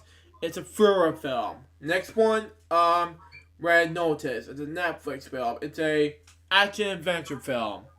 Godzilla vs. Kong. It's Warner Bros. Pictures and Legendary Pictures, and it's a action adventure sci-fi film. Next one, having this season, it's Star Pictures and Entertainment One, and it's a drama and comedy film. Next, both of these are the 20th, by the way. 25th, Raya and the Last Dragon, Walt Disney Pictures, and Walt Disney Animated Studios. And it's an animated, fantasy, adventure, and fantasy film. Family film, but okay. And King Richard, Warner Bros. Pictures and Overbook Entertainment. And it's starring Will Smith. And it's a biography, sports, and drama film. November 30th, Escape Room 2. Columbia Pictures, original film, and it's a horror and thriller film. Now, I'm gonna go last December. Sumerian, Warner Bros. MGM, excuse me. And it's a action film. December 18th, Dude, Warner Bros. Pictures and Legendary Entertainment. And it's a sci-fi epic, action adventure and thriller film. Next, West Side Story, 20th Century Fox and Aben Entertainment, and it's directed by Steven Spielberg, one of the boring directors I've ever seen. It's a musical, drama, and romance film. Next, Coming to America, Paramount Pictures, and it's a comedy and drama film. And Uncharted, it's a Columbia Pictures Naughty Dog film, and it's an action and adventure film. And Tom and Jerry, Warner Bros. Pictures and Warner Animation Group. It's a family comedy film. The Croods 2 on December 23rd. These two, the same as Tom and Jerry. It's Universal Pictures and DreamWorks Animation. And it's an animation, fantasy, comedy, and family film. And Christmas Day 2020. Tomorrow, War, Paramount Pictures, and Skydance Media. It's an anime, action, adventure sci-fi film. News of the World, Universal Pictures, and it's a drama adventure film. And last, but certainly not least, The Last Duel, 20th Century Fox, and it's a thriller drama film. Now on to television now. We got the future events that are going to be happening in 2020. Now, we got January 5th. The 77th Global Awards will air on NBC, hosted by Ricky Garrius for the 5th time. Now, you're going to love this, game show fans. January 7th through the 16th, which I'm not going to watch anyway. Brad Weller, Ken Jennings, and James Holzlader will play against each other in the Jeopardy! Greatest All-Time Tournament, and the primetime special will air on ABC. Next. I'm super excited for that. Okay. Next, the 26th. The 62nd Grammy Awards will air on CBS with Alicia Keys as the host. Next, February 2nd. Super Bowl 55 from Heartstart Rock. It's not 55, it's 54. Excuse me. It's from Hard Rock Stadium in Martin Gardens, Florida. Will air on Fox in English and on Fox Deportes in Spanish. Singer Joseph Lopez will be, and Sonia will head the halftime show. The February 9th. The Academy Awards, 92nd of them that is, will air on ABC. April 5th, the 55th Academy of Country Music Awards will air on CBS. April 29th, the 2020's Billboard Music Awards will air on NBC. Next, June 7th, the 74th Tony Awards will air on CBS. Next, July the 3rd, the repackaged Broadcasting Spectrum will streaming on the FCC's Spectrum's Advanced Action also will finish its 10th and final phase. Thank God it's over. All U.S. television channels will have so in their final franchise by this date. July 24th to August 9th. The 2020 Summer Olympics in Tokyo, Japan will air on NBC and its cable networks. Next, and last, August 13th, Fox will have its first ever Major Baseball broadcast from Nashville, Ohio, taking place in the same cornfield location that will take place in the 1989 film Field of Dreams. The Chicago White Sox, whose 1919 team, who's originally portrayed in the film, okay, will serve in his home team against the visiting New York Yankees, which, if you watch this, Martin, you hate the Yankees, by the way. Now, television programs in 2020. Programs debuting in 2020, as you mentioned, but anyway. Emily in Paris in Paramount Network. Twisted Love in Investigation Discovery. Now, both of these on ABC are as follows in early 2020. The Beggar and the Beauty and United Will Fall. Now, one was on CBS called Broke. Next one is Flippin' 101 with Tarek El Mazzali on HGTV. Next, Modern Trend. Never heard that channel before. Bitchin' Boot Camp. Yeah, and I said the B word, but anyway. Foster with Fagan. And Fox. The Great North and Ultimate Tag. True TV. Hot Ones, the game show, which is going to be your exciting thing, but it's on True TV. Golf and Auto Sports and Discovery Channel. And In the Room on E. And January, Said Yes to the Dress America on TLC. China's Hidden Kingdoms on the National Geographic. And January 1st, we got The Explosion Show on Science Channel. Elastic PD on A&E. Both shows on Netflix. MASH and The Circle at US. Now, both of these shows on HGTV as follows. Self-Made Madison's 100-Day Dream House. January 2nd, Deputy on Fox. January 4th as follows these two shows. Ghost Loop and Hopelessly in Love on both Travel Channel Lifetime. January 6th, Pop in the Morning on E. January 7th, FBI Most Wanted CBS. Zoe's Story Playlist on NBC. Next, January 8th, America's Top Dog on A&E. January 9th, Reclaim on Discovery Channel.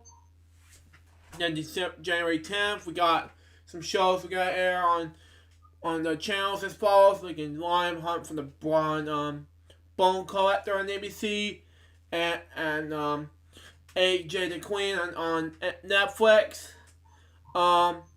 The Outhouse on Disney Channel. Brooke Represents the Ringers on Comedy Central. And How to Survive a Murderer on Reels. January 13th, Meet the Frasers on E. Then we got the January 14th, Cubo and the Age of Wonder Beast on Netflix. Then we got January 15th, Listen Impossible on CNBC. And 68 Whiskey on Paramount Network. Then January 16th, we got Everything's Gonna Be Okay on Freeform. Then we got January 17th, Little America on Apple TV Plus. and Diary of the Future President on Disney Plus. January 18th, it's Pony on Nickelodeon, and Aaron's Enriquez Killing Fields on Reels, something like that. January 19th, 911 Lone Star on Fox, Avenue 5 on HBO, Murdered by Moore on Oxygen, and Power Birds on Universal Kids. January 20th as follows. Street Outlaws, Fastest in America, Discovery Channel, Spy Games on Bravo, and Bill Hillman Report on Fox News. January 22nd on Iguanas and Norfolk for the Queens on Comedy Central. Got 2 shows on January 23rd. Star Trek Picture on CBS All Access and Outmatch on Fox. January 24th, the Crystal Maze on Nickelodeon. January 31st, Ted Bundy, the Follow the Killer on Amazon Video. Then we got the February Crash the Day on Oprah Winfrey Network. Then we got 2 shows on February 3rd. Girl Scout Cookie Championship on the Food Network. If you watch this, Mom, you're going to love it. And Below the Deck Sarah and Yak on Bravo. Then February 5th, Lego Masters on Fox. February 6th, Intergalactions on CBS All Access. K-Keens on CW. In the Better Whip Nelson on NBC. Tommy on CBS. And Berg Batch on USA Network. February 7th, Lockie and Key on Netflix, and Mythic Quest on Apple TV Plus. February 11th, on Full Life on ABC. February 12th, Richard Abbott's Big on Science Channel. February 14th, High Friendly on Hulu, and Vegetable Out of Television on Apple TV Plus. February 16th, The Good Lord Bird on Showtime, and Duncanville on Fox, and Slow Burn on Epix. March, Causing of Dads on NBC, Hashtag Love Goals on Oprah Winfrey Network, and Creators for Change on YouTube Premium. March 1st, Dispatch for Elsewhere on NBC, and March 6th, Hillary on Hulu. Spring, The Walking Dead World Beyond on AMC. Filthy Rich on Fox. Next on Fox. Soul Picture on the TNT. Motherland Stare on Freeform. These 2 shows on HBO Max. Karma and Close Enough. HBO has features 1 show. We're Here. Stargirl on DC Universe and the CW. Disney Junior has Maria Royal Detective. And on April, we got Traffic with Miriam Van Zeller and on National Geographic. And the Daily Essentials on James Corby. May, Asian Americans on PBS. And the summer on PBS, we got Connection Road Trip. Missable. But anyway, Race the Center of the Earth on National Geographic, A Teacher on Hulu, Hero Elementary on PBS Kids, The Old Man on Hulu, Kara on Fox, Untitled TFA, Robert Pollock Project NBC, People, and Untitled Nick Cannon Talk Show, Untitled Drew Barrymore Talk Show on First Run syndication. Andre wonders why PBS Kids. Then, yeah, these shows gonna be delayed for the fall season. But anyway, then we got the October. We got the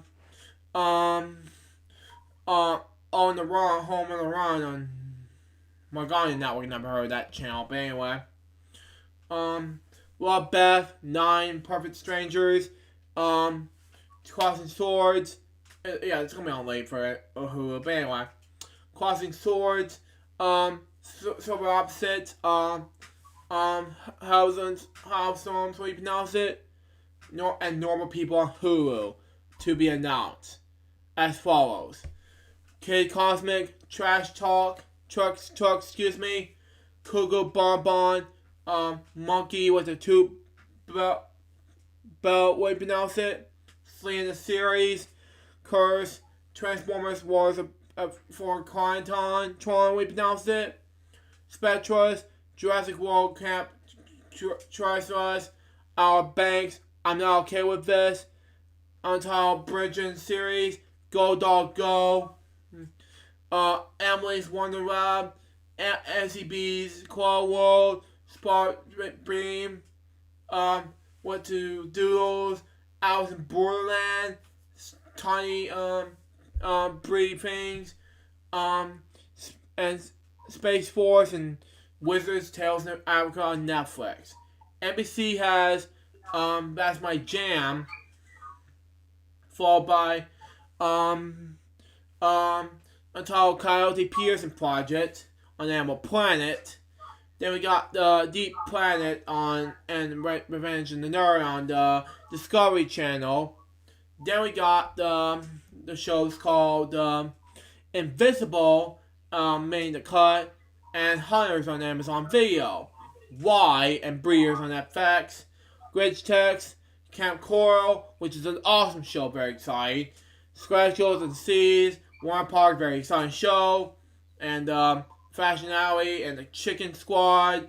And Beast 5 can be on Nickelodeon, by the way. And the Chicken Squad, Disney Plus. Disney Junior, excuse me, I misspoke, but anyway. Run, and the Third Cut Day, Manic Cup TV series, McMillions on HBO, the Untitled We Bears spin-off series, and Thundercats War on the Cartoon Network, Untitled Will Bridge and Brett Goldson's Project AMC, and we got some shows coming to Disney Plus this year.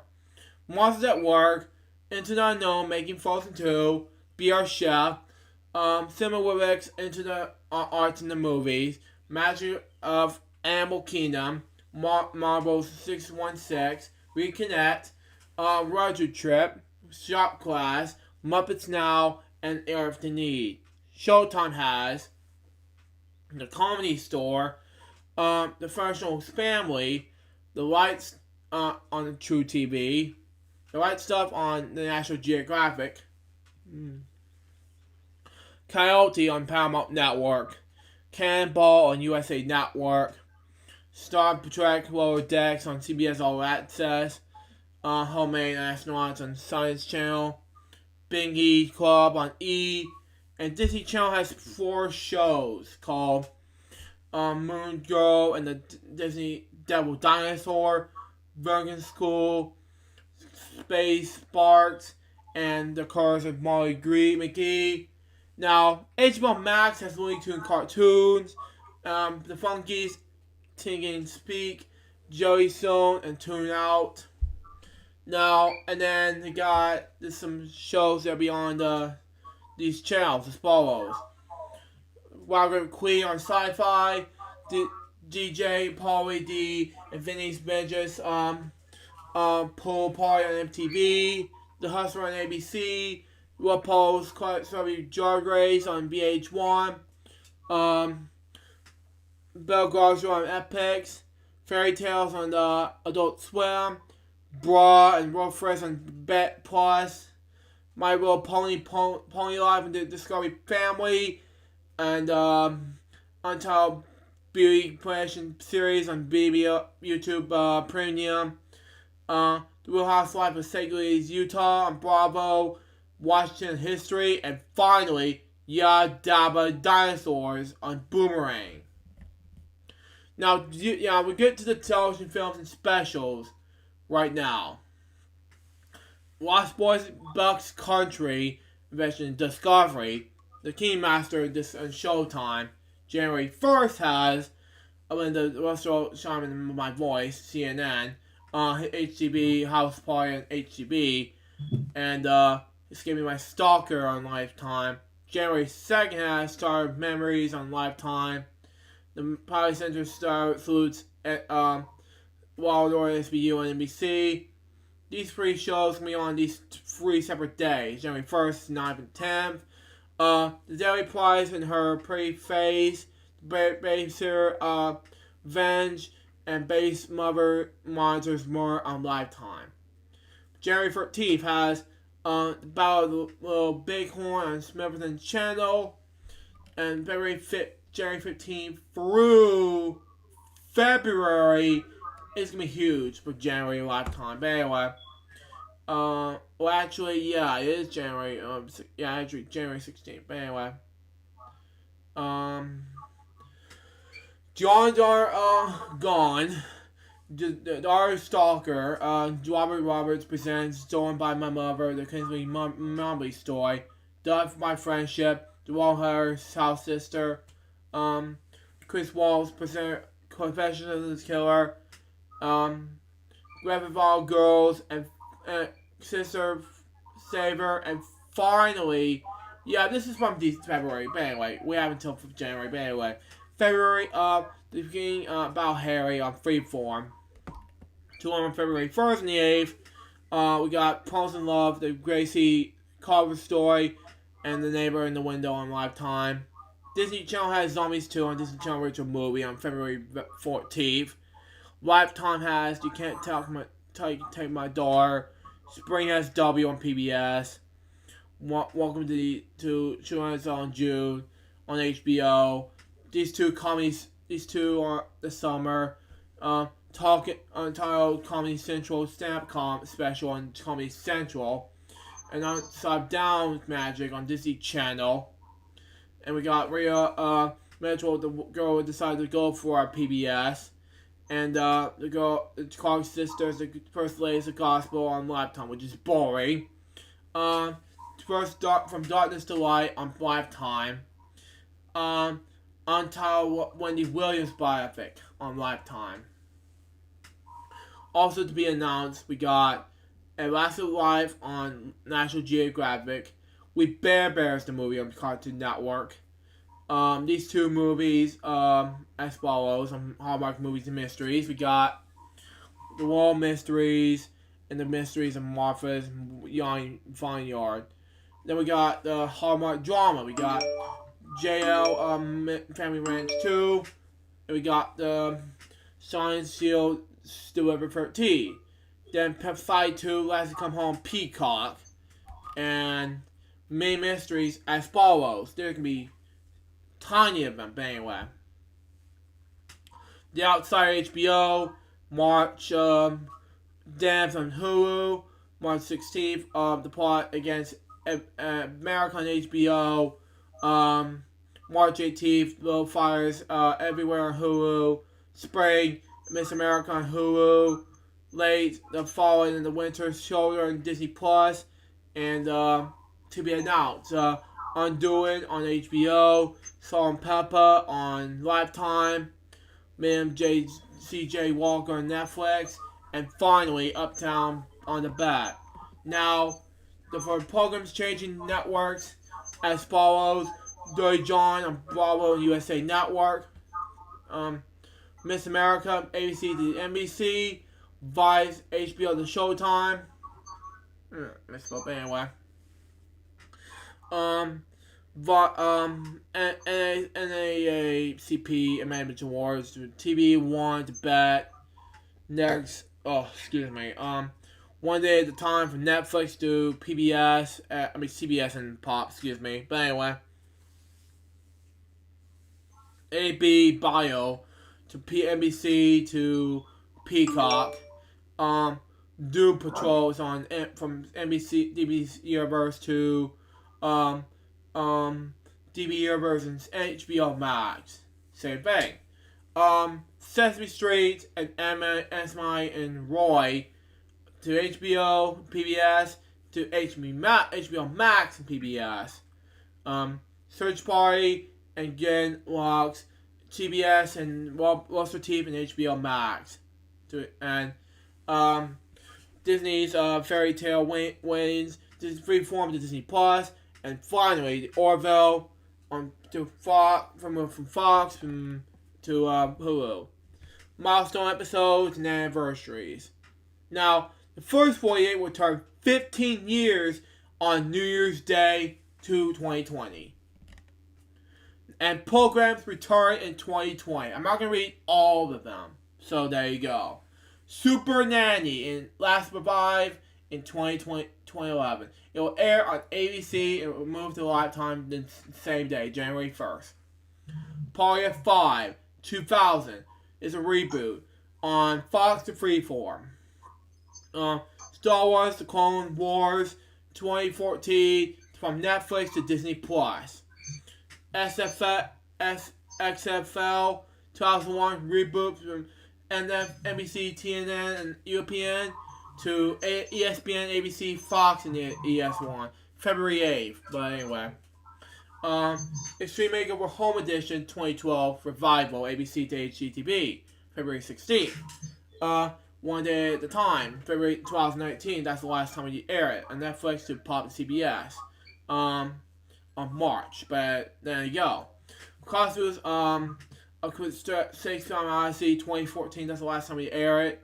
From new season, from Netflix, from Fox to National Geographic to National Geographic to Fox. Okay, March 9th. Then we got the soap, 2015 Revival. The same, but anyway. Same as early as March, but anyway. Grand Ole Opry 2009 is a GAC, The Circle. Now, GAC stands for Great American Country, which is a paid television network in Tennessee. Circle, on the other hand, I don't know what it is, but it's going to be exciting, but anyway. Search Party to TBS and HBO Max in May. New season, by the way. Top Gear America reboot on BBC America to American Territory in spring. Singled Out 2019 reboot NBC TV to YouTube to now Quillby in spring. Buys new season 2018 HBO to Showtime. Then we got these two other shows that we revive. So AP Bio 2019 new season on NBC to Peacock. Saved by the Bell 1993 revival. It'll be on Peacock. The same thing. Over the summer. Punky Bonser 1988 One Nation to Peacock. Summer. Animaniacs 1988 Kids WB to Hulu. Fall. The Born Ups 2014 reboot Adult Swim to HBO Max. Fall. Adventure Time to as Adventure Time Distant Lands 2018 specials Cartoon Network to HBO Max to be announced. What else is there? What Not to Wear 2013 as a revival to TFC the same. Reno 911 2009. Both of them 2009 by the way. Revival. They're actually both making the band 2009. MTV same, but anyway. Reno 911. Comedy Central to Quillby. Biggest Loser 2016 NBC to USA Network. Echo Challenge as well as Toughest Race. Echo vs. Fuji 2002 USA Network to Amazon Prime Video. Celebrity Deathmatch 2007 NBC TV 2 to NBC. But anyway. Disney's Fairy Tale wins 2018 new season of Freeform to Disney Plus. And the same ones as follows. To BD, Rugrats, Nickelodeon the same, 12-ounce mouse, Adult Swim the same, and Unbreakable Kimmy Schmidt special 2019, Netflix the same. But anyway, programs ending in 2020. The Ranch 2016, the first aired. Arrow, CW 2012. January 30th, Good Place, NBC, 2016. January 31st, BoJack Horseman, Netflix, 2014. February 9th, Power, Stars, 2014. February 19th, Cinema of Mind, CBS, 2005. February 21st, Fresh Out of the Boat, ABC, 2015. Spring, Homeland, Showtime, 2011. May 18th, Supernatural, CW, 2005. Finally, Summer, Agent of S.H.I.E.L.D., ABC, 2013. Finally, Blind Spot, NBC, 2015. Will and Grace, 1998 on ABC. Star Wars, Clone Wars, Disney Plus, 2008. Okay, that doesn't sound right. Modern Family, ABC, 2009. Homicide Hunter, House Again Discovery, 2011. Dumb is Something. Oh my god, really? 2012. Man, this is not happening. Vikings History, 2013. How to Go Away from Her. Oh no. ABC 2014. The 100, the CW 2014.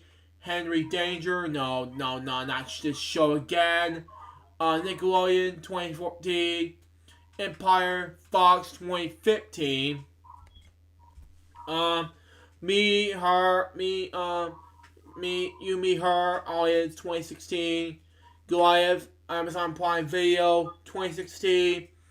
Them Heising, Sci-Fi 2016. Full House, oh my god, seriously? Netflix 2016. Lucifer, Netflix 2016. 13 Reasons Why 2016. 2017, excuse me, I messed up, but anyway.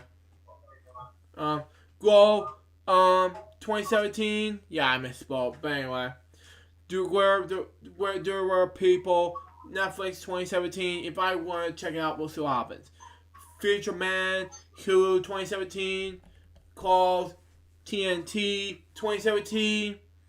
Pronto's Tango Adventure, Disney Channel 2017.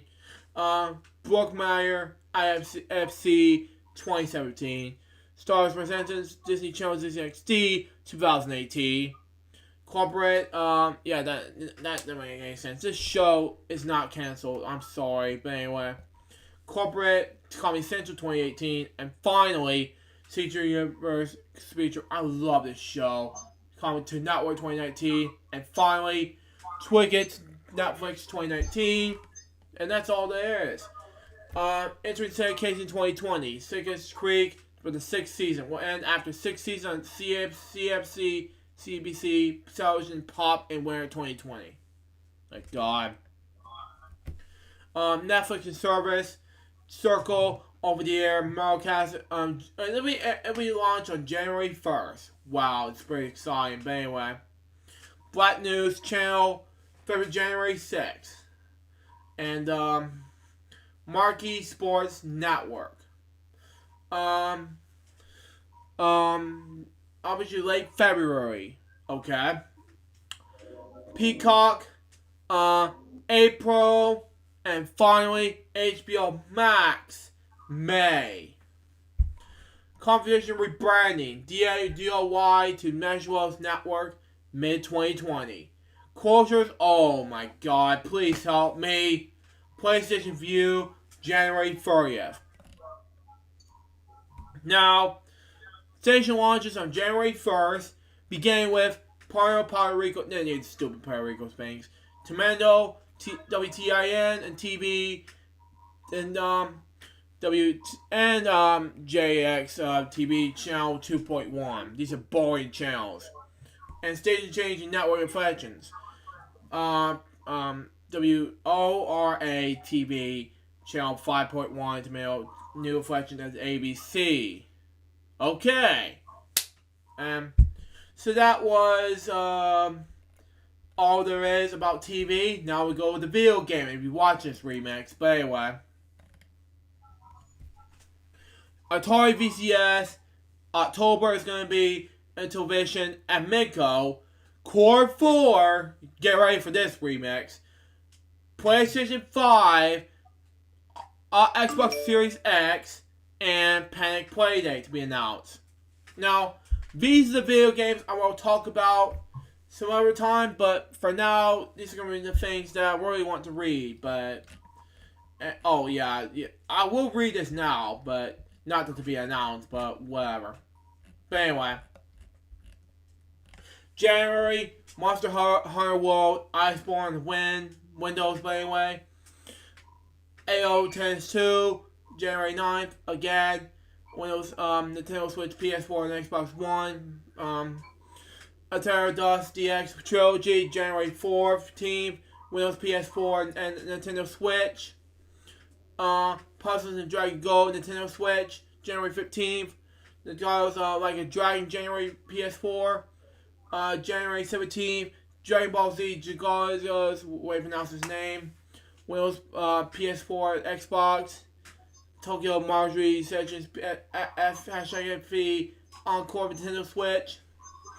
These are all games that I have to read in the following, because I'm just going to skip those one for right now. Yeah. Let's move on to the next one, shall we? Let's go heavy metal, because bands disbanded. Quokkas and Lady Baby. Now, in hiatus. Now, I'm going to read you the story behind heavy metal. I'm a heavy metal fan, things like that. Now, I'm going to read you out of expected and materials in the production. I'm not going to read the rest, so there you go. Shabby Westland and the EP called Dead Gone, January 10th. Wait to pronounce his name. Cello, Mystic Property and Metal Division, Rage and Reigns of Rage, way to pronounce it. Bleeds the Sky, This Way Lies Madness, British Lion, The Burning, Sons of Apollo, MS 2020. Yeah, that's cool enough.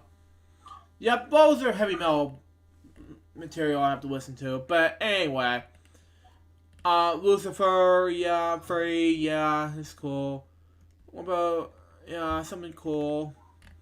Y'all go ahead and skip this and move on to the last one.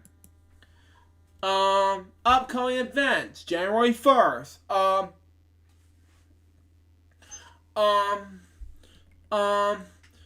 W233 CF WYCT HD2 Pennsylvania.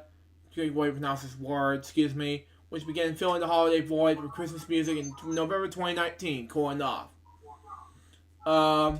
Which will be reviewed in the date. In the previous ESPN radio format, it was located in August 2019. Cool enough.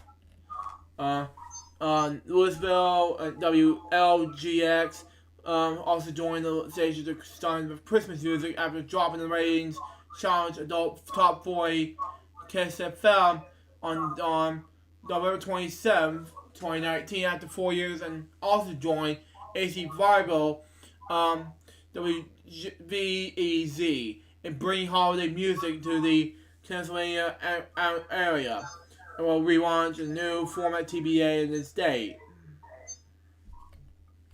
Well, yeah. Almost One, Rage Media, will move, Ricky Smiley's, Sunday Morning's show. This is a boring one. We'll skip this one. Yeah. You know what? Let me skip all of this and move on to the last topic. And that is, of course, I'm gonna go ahead and move on to the last topic here. And this, of course, my friends, is, of course, Elton 2020 is underway on January 1st to be released. Why is that? Because of two reasons. One, I had to make this as a behind-the-scenes film. And two, this is going to be a huge film in the making. So there you go on that, folks. So, that's all my topics, folks. Now, without waiting or something like that, let's go on to either David or Remix for our topics. Remix Pub, are you there? I felt like I was falling asleep. It's like Luke just was till the bedtime, and then I thought. Yeah, still. It was like, walk by remix, go to sleep. I don't want you in the show. Good night. Oh, God, help me. I know. It's like Mr. Jeffers, the whole of this show, has put in a sleeping spell on me and tells me to sleep. And I can't sleep because I got things to do tonight. And I can't just sit here and sleep because I have things to do at Will 1 and all that stuff. So, yeah, I mean, it's like I'm being rocked to sleep by Mr. Jeffers. And that might be a story. He might be doing a book of it too, but who knows? But yeah, be walking by minutes, go to sleep. I don't want you in the show. Get off my stage. Man.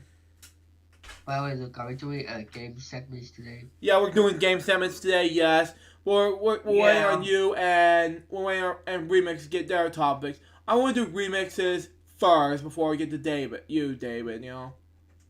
Okay. Well, I just got done watching a video of the video game from the Sega Genesis called VR Troopers, which is a show I used to watch as a kid growing up. Man. And I know you. Well, I don't know if you remember that, but I do. I remember it fondly. Yes. And like I said, the show wasn't as Power Rangers. Power Rangers was just, oh my god! It just, when Power Rangers came on, oh my god! It just blew the roof off. Man. But yeah. So yeah, it's like Luke put me to sleep. But God. yeah, I know, right? I was just reading this in case I wanted just like the news report. But anyway. Yeah. Well, now I'm upset because now I can't fault my topic because I've been put under a spell. Now I don't know what I'm talking about. Oh, it's very upsetting, but I'll manage. Yes. So Luke, what pizza chain did you go to eat to get your pizza? It was Stoners. Stoners? Yes. Oh. And how was it? Delicious. Yeah. Cause I don't think nobody can ruin a good pizza as long as it's made right. And the pepperoni And pizza I is eat delicious. ball dough like I did. Cause I ate ball dough and it was not very healthy and I could have gotten sick. Exactly. So like I said, kids, don't eat ball dough. Yeah, still. It's not good. So. It's really bad.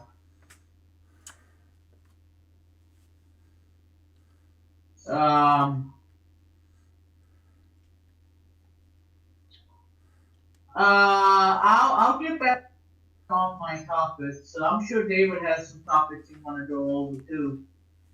Mhm. But yeah, actually, I like one or two topics. But anyway, I had to go earlier to talk with you about some, so that's why I left.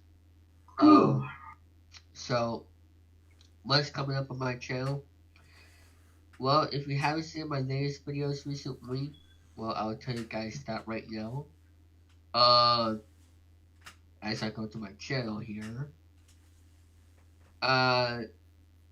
Yesterday, I did a video called Right After Christmas 2019, part 1. I'll be doing part 2 on Monday or Sunday, I believe. And this past Christmas Day, I uploaded a Prices Right Christmas special,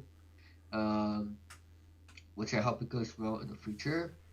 As well as this past Christmas, I did a message video wishing everyone have a Merry Christmas. And also, I did a Baby Butte Christmas Eve special along with the Christmas Eve live stream. Thanks to Thumb2x6 for taking over the show for a while because I had to do something for a while during that stream. That's about 2 hours. Um, and, also the other 25 Days of Christmas episodes as well. And also, um, I did a ranked video, my third one about a third person, which I got to check out because even though there was technical difficulties for a little bit, but it's an hour long and you should watch it. Video number 3, check it out. And also back on December 22nd, I did a second game sub party, which I plan to do another one sometime next month. I'm not gonna do one every single month, or at least once a month, but I'm gonna try to do it once in a good while. Um, by the way, I have a announcement to make. As for my next topic here, I am making a second channel, Wow. and I decided it was a good time for the new decade for me to make a second channel. And let me tell you guys right now, it's game show related, and it's gonna be uh Sean helped me out with the name just recently, so thank you Sean for that. But um I will tell you guys more information of the name and the channel on New Year's Eve. Cause you don't want to miss it. Yep. So, and also maybe sometime tonight I might ask Paris for help with me making a logo for the channel, but he's been going through problems. But uh, I'll see what I can do about that for tonight or this weekend. Hopefully by the way, I'm planning to launch the channel either January 5th or January 12th. One of those two Sundays. One of those first two Sundays of 2020. So um, yeah. That's all I gotta say. By the way, I'm also gonna be returning to Twitch in 2020. It's been a long time since my life on Twitch. Since October, I believe. I just been some busy. A lot of things have been happening. But I am gonna be returning to Twitch in 2020. I will be streaming weekly for the time being until further notice. Uh, I plan to do a mini series called my own version of we on Wednesdays. I'm planning to do that on Twitch every Wednesday or something like that. I'm not gonna serve, but I'll give you guys updates. How about that? So yeah, that's all I gotta say. For Mixer, I did make an account last November, I believe, but I'm planning to do it in 2020 because I had to get the stream key, and also I need to do some for it.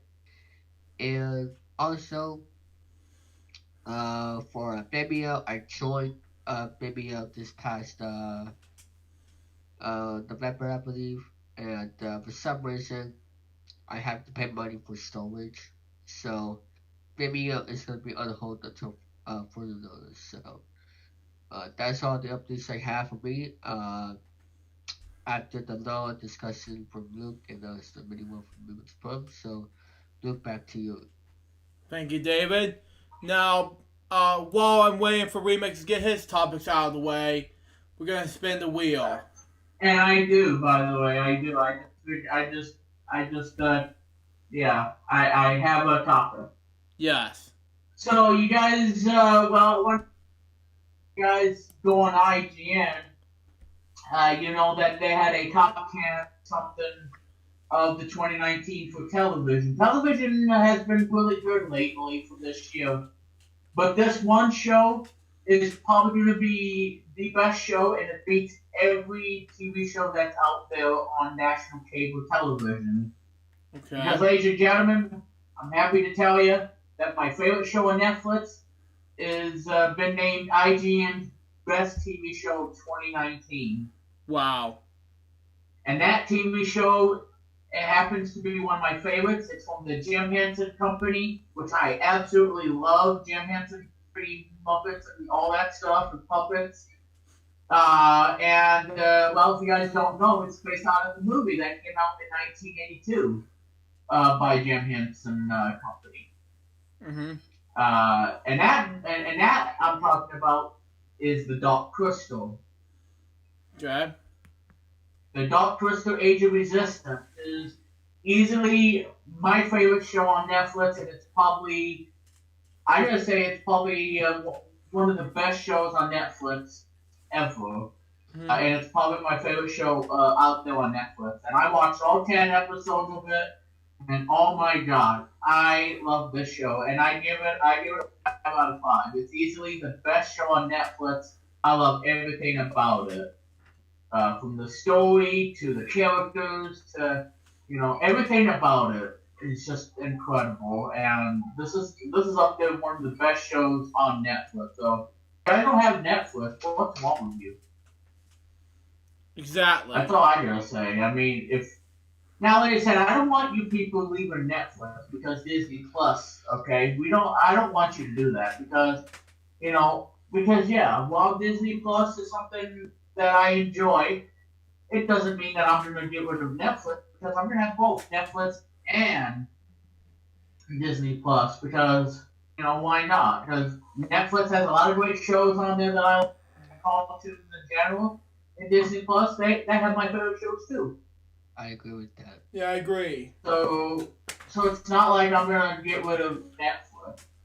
Because why would I? Because Netflix has some of the best shows you can find, especially the Dark Crystal, Age of Resistance, as well as some other great cartoons, like the new one that dropped yesterday on Netflix, which is a cartoon from DreamWorks Animation, which is the first ever show, being created by Universal. Wow. And and it's called Fast and Furious Spy Racer. And it's based out of the Fast and Furious franchise. Wow. By Universal. And Luke just talked about it on the movie that's coming out, which is Fast and Furious 9, by Universal. So yeah, Fast and Furious Spy Racer is an all-new cartoon that's on Netflix by DreamWorks. So, like I said, guys, I on Netflix this year, besides Dark Crystal, obviously, Dark Crystal Age of Resistance, one of the best shows ever. You to the Rescue, which is one of my favorite cartoon shows. And, I love the show. I give that a 5 out of 5. I did a review of it on one of my Hanging Remus Fun episodes. And I love it. I give it an A+ because it is my favorite show. And you see, guys, there's a lot of great cartoons out there too. So like I said, guys, why are you leaving Netflix? Okay, because I'm 30 years old and I watch cartoons, and that's what I do on Netflix. I watch cartoons. When I'm not watching cartoons, I'm watching something else on Netflix. Like Six Underground, which is an R-rated movie. That has. Love the movie. Yeah. Just because Disney Plus came out, you don't have to leave Netflix. Yeah, exactly. Yeah, and like I said, Six Underground is an R-rated, which I watched. Ryan Reynolds, obviously, the Deadpool guy, and it was good. A lot of people are hating because I don't know, Michael Bay's getting a lot of hate. Man. But no. And like I said, Michael Bay, he turned Ninja Turtle into something that kind of destroyed the formula of the Ninja Turtle. Same with Nickelodeon when they were Ninja Turtles. Now they're going against Teen Titans Go. They're both stink. Still.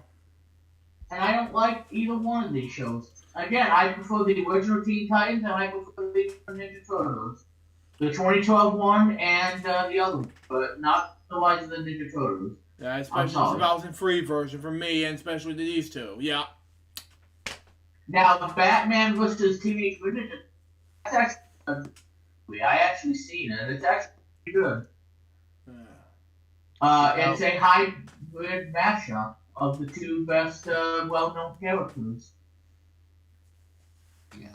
And by the way, just to let you know, I may have to leave for a little while because I need to do some stuff. Just a heads up. Yeah, sure. Well, like I said, I don't have to do a radio show. So, Yeah, that's fine. but there will be tomorrow. The final Wheel One Radio for Saturday. By the way, ladies and gentlemen, I have a new picture for you all of the new Wheel One Radio logo, and I created it today. Not today, but this week. I created the new look of Wheel One Radio. Yeah, still. And you're actually gonna get, and there's actually gonna be a sneak preview of the new Wheel One Radio logo. Still. For when we do the show tomorrow afternoon. And by the way, did you make a PowerPoint, right? Yes. Yeah. Yeah, and the reason because PowerPoint has a lot of, great features like word art, making, text, and make gradient colors out of it. That's what I like to do to polish it. But yeah, PowerPoint has been great for me because I use it for a lot of things. For my work, the stuff on Overcast, the stuff that I do. Even the one I did for Luke. Creating his new log. Still.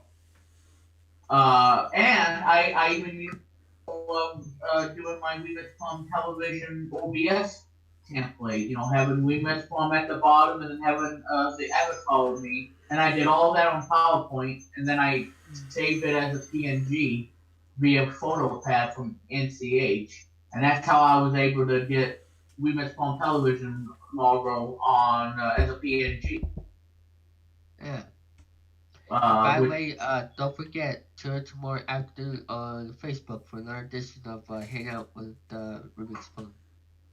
Yeah, episode 98, yep. Which is tomorrow at 1:05 p.m. The final show of 2019, and then Women's Interactive episode 4, also the final episode of 2019.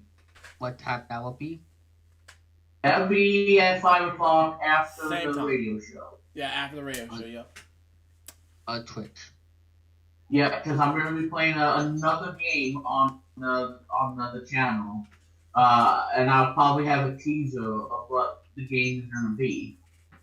It might be a dead giveaway, but it's a game I'm going to be doing tomorrow because on episode 3 I did a game on the NES called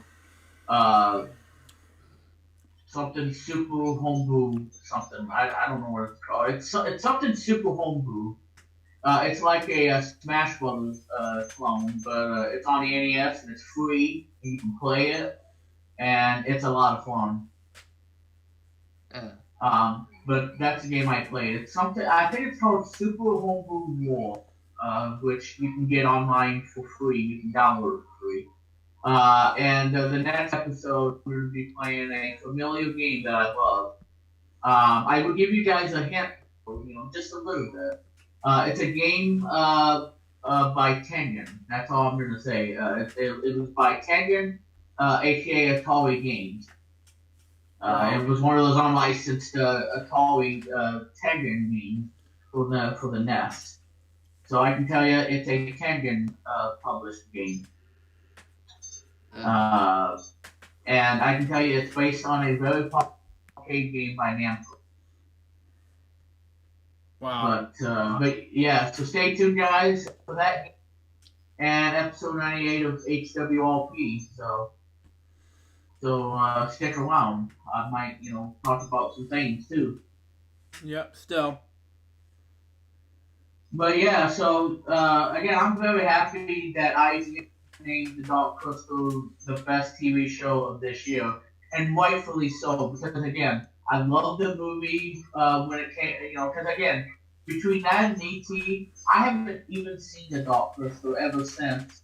And now that I'm an adult and I watched it finally, in my mid to late 20s, I was kind of like, how come I didn't watch this movie sooner? How come I didn't even discover The Dark Crystal when it came out? Because like I said, it came out in '82, roughly the same year that E.T. came out, and E.T. blew away Dark Crystal. Wow. I hate to say that, but I like both of these films. I mean, E.T. kind of blew away The Dark Crystal when it came out in '82. So E.T. kind of beat The Dark Crystal, but I like the movie, and I like both. I think they're both incredible. I think they're one of the best movies, and there's nothing wrong with either one of them. It depends on your preference and your taste. Exactly. But yeah, Dark Crystal Age of Resistance is probably going to be my number favorite Netflix show of 2019. My number one is a cartoon show. Yes, I know. But hey, I'm 30 years old, I'm an adult, and I love cartoons, and that's why Cartoon Explosion exists. And yeah, so my number one for this year would have to be You Who To the Rescue, and then at number two is The Dark Crystal Age of Resistance. It is a phenomenal TV show. I give it a 5 out of 5. Nothing wrong with the show. Nothing wrong, indeed. Number three. Oh, number three. That is a tough one. Well, no, actually, no. Number three would be Super Monsters, Yep. which is going very strong. So yeah, that'd be my number three. But again, I was gonna put The Dark Crystal at number one, but I love You Who To the Rescue a lot, and it's one of my favorite shows on Netflix. But yeah, that ended up at my number one. And again, nothing wrong with The Dark Crystal. And again, if you love this well-written, story-driven show, and if you like the Game of Thrones-ish kind of element, you will love this show. Yeah. Because it's kind of like Game of Thrones, but in a puppet form, and it's all puppets, and it's well done. The episodes are well produced. And like I said, the people at Jim Henson are so. I'm telling you, they are the genius. They have genius and talented people of making this incredible show. And again, if you watch Game of Thrones, you know that it's kind of like that. But again, it's all the puppet form, and I love it. And I'm telling you, Jim, you are oh my God, you are an icon when it comes to puppets, because puppets has been around ever since. Ever since I believe '69. Let me check the Wikipedia article and see what year puppets came out. But it could be less than '69. It could be something else and different. Yes, less than 1969. Yeah, let me check Wikipedia. Puppet, it came out in the BC era. That's what the 15th century BC in the ancient Greece. Well, like I said, Wow. But yeah, I mean, Jim Henson. I mean, the only thing I'm not looking to is the Teddy Buxton. I'm hoping they can change the character design just a bit, because that's one of my biggest criticisms, because I love Teddy Buxton. And they don't need to ruin an iconic character. Now, are we ever going to see Gumby? Who knows? I want to see Gumby too.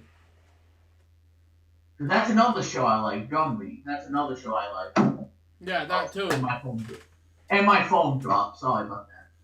You're fine. And yeah, my mother got me her Gumby, and I'm glad she did, because I love the show.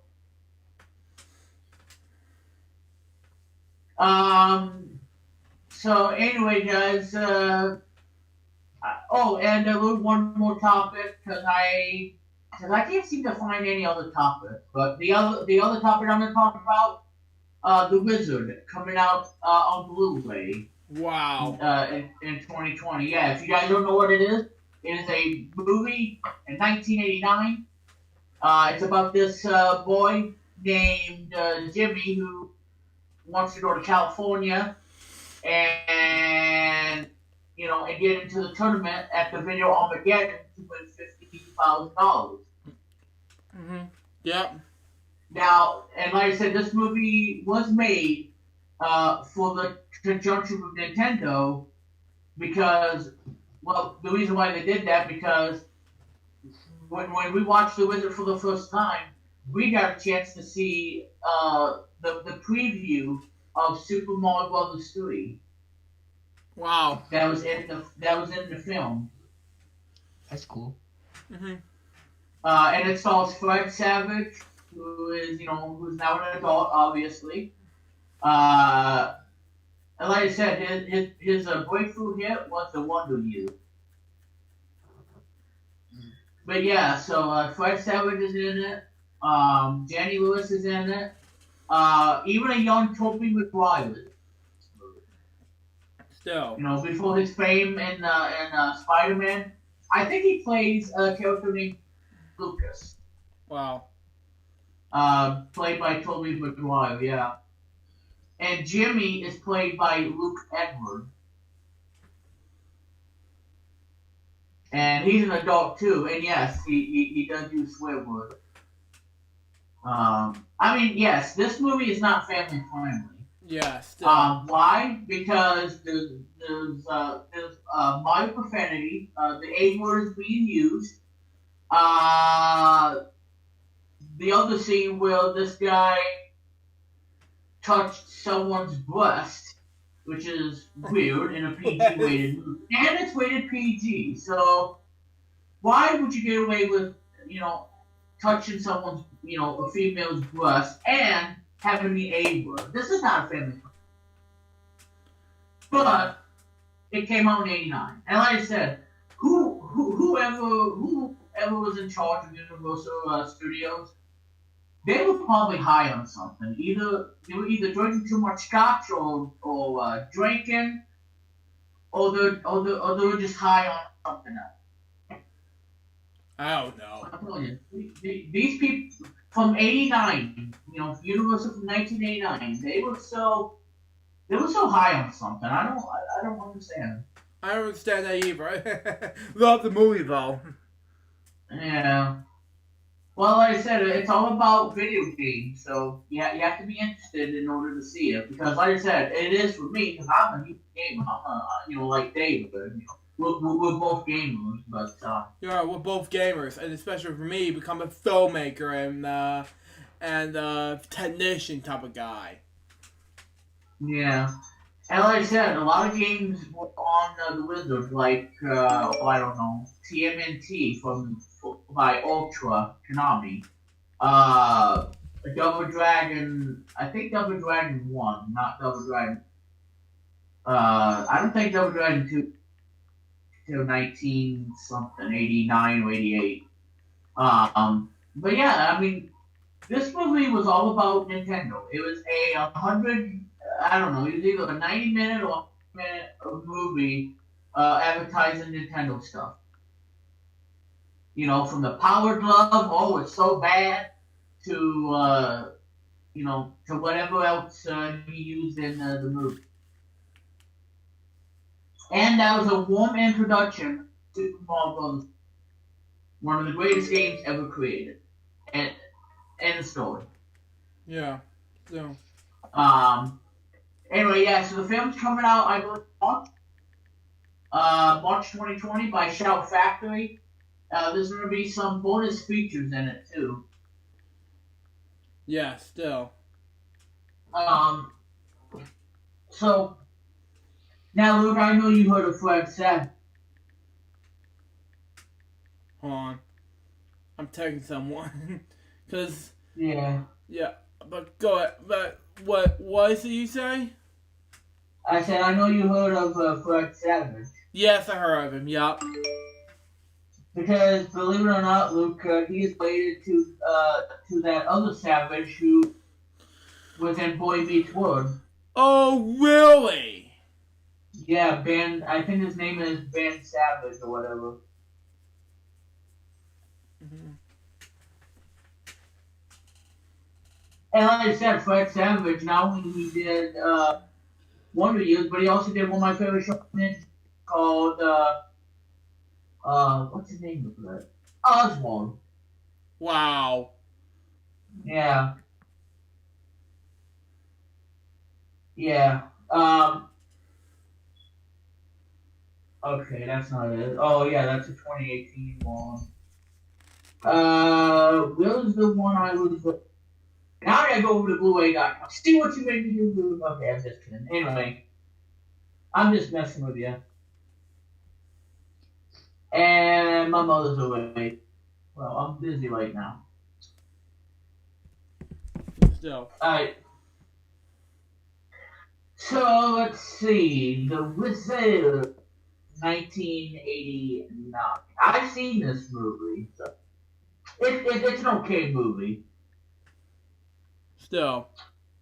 I think the thing I liked about the movie was showing us Super Mario Bros. 3 for the first time. If you know, if I had to say one positive about it.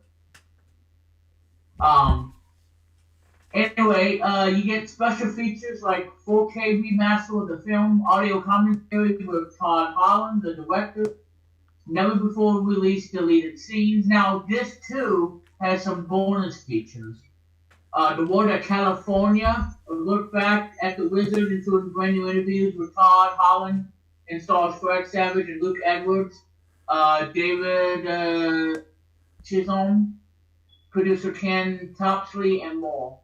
How can I help you? Confessions of a gameplay counselor, an analysis of the Wizard, or I'd say that 10 times fast, and the photo gallery. So yeah, it's coming out on March 24th, 2020 from South Factory. Still. So Luke, what are your thoughts of IGN naming the Dark Crystal best TV show this year? It was awesome. Yeah, I'm quite happy because again, I don't know how they did it, but I gotta tell you, this is a 5 out of 5, 8+ show. And listen, guys, if you don't have Netflix, well, then there's something wrong with you. And if you and do I recommend the show?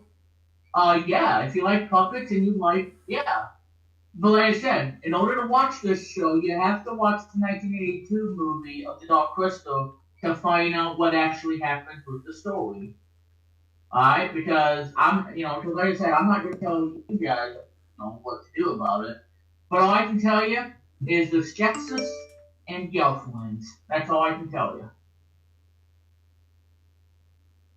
Because again, I love puppet stuff, and Jim Henson Company, they know how to do puppet stuff. Alright, so anyway, Luke, that's all I have for right now, but if I have something else, I will let you know, alright? That's fine. Alright, so anyway, guys, but anyway, Luke, one last time for 2019, spin the wheel. Yep. There, see what I did, Luke? I stole your magic. L4GS TV's flash control stuff. I'll spin the wheel. I'll just do 4 L4GS TVs. Oh my God! Stuff. No, not the stupid. Oh, I hate this movie. Oh my God! And yeah, when I get Disney Plus, I will be watching it for all this. I am not watching that reboot of that.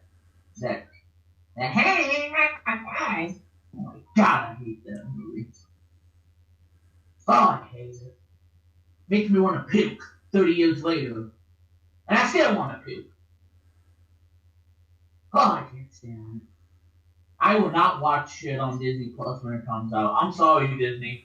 I like all your shows and movies, but I do not like that movie from '89. I just cannot stand it. Hunter for the Kids, yay! Yes, I hate it. I hate that movie.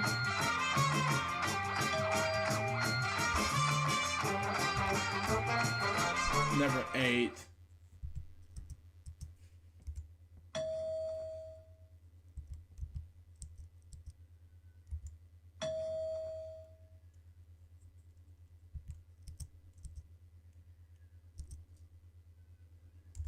Makes me want to puke.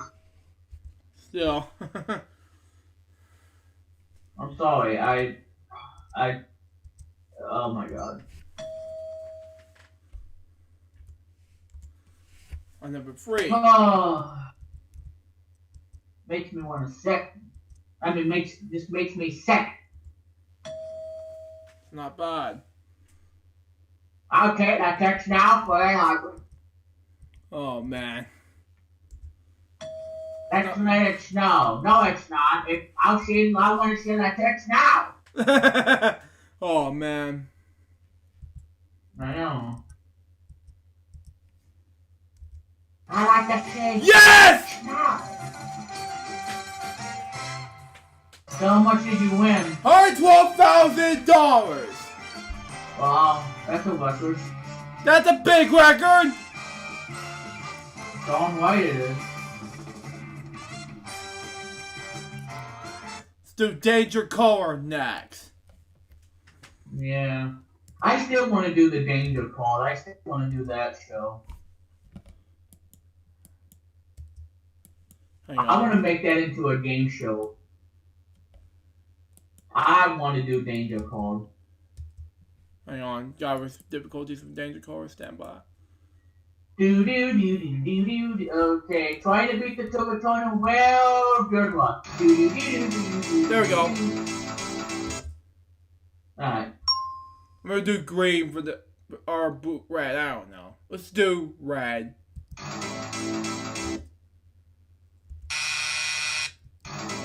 Well, you just said it.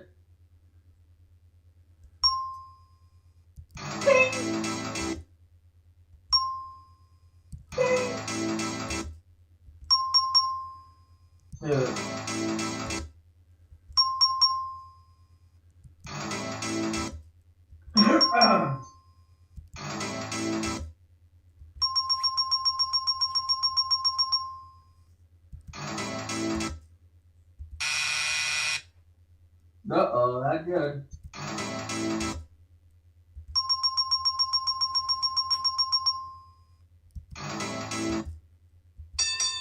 Oh yeah!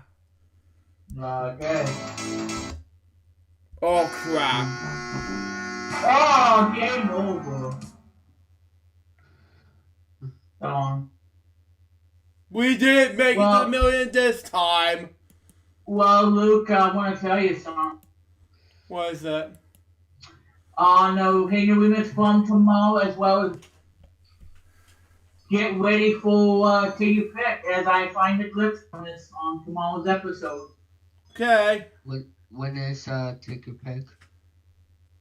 That would be the show for that game. Yes, exactly. It's also gonna be on Twitch on Remix Interactive. Yeah, exactly. When I get done with the random topics, I'm gonna go over. Yeah. Okay. I might actually do a game on Hating Remix Plum episode because if you guys love football, well, I might do that on tomorrow's show. So we'll have to wait and see. Okay. Because I like Uno. Still. You know what, Luke? That's a game you need to do. I'll tell you more about it when you get done playing the Danger Color. It's Super Scratcher. Oh, Super Scratcher. Well, Glenn Coast is like, shut up! Oh well, $10,000 not that bad. Like, shut up! The next one, the last one is home stretch. Okay, you gotta stretch. $100,000. Okay.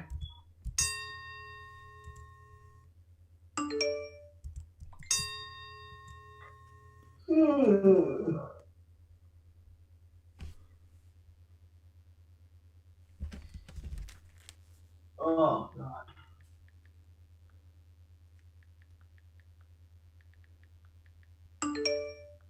What's new, Tater Tot?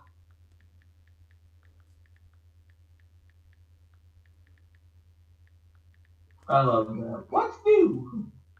Sorry about that. Anyway, Yeah. texting in a moment. Ooh, okay.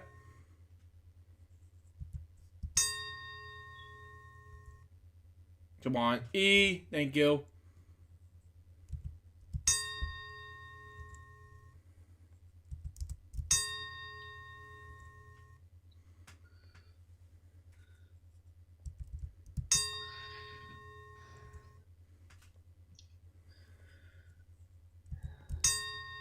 Yeah! 100,000. Yes! Wow. That's a fuck. It's your biggest payday yet. $100,000. Oh my. Yeah. And, oh my god, hold on. I gotta spin the. Yeah, Lou, I wanted to tell you something. What is it? I want you to add a game to the wheel. That's fine. Giorgio, no. Oh, Jojo, no, huh? Give me one moment. I have to go to the bathroom. We can do Giorgio no as soon as I'm done with the bathroom break. I'll edit it out. We'll be right back. Alright, guys, it's time now for Pete time. LukeJ62895. As we take a break from in the bathroom. I don't know, let's sing again. But anyway, gee, I wonder. I see you're still streaming on Twitch. WebBricks96. Oh yeah, I am in a mini marathon on my Twitch channel. Been streaming for 2 hours and 19 minutes. Oh, no, not 2:09. But yeah, I'm streaming a mini. I'm about to. Well, I'm gonna end the stream for 1 more hour, 55 more minutes, and then I'm gonna end the Twitch stream. Okay. Which is the mini marathon right now. Alright. Yeah. I am returning to Twitch, by the way, on next year.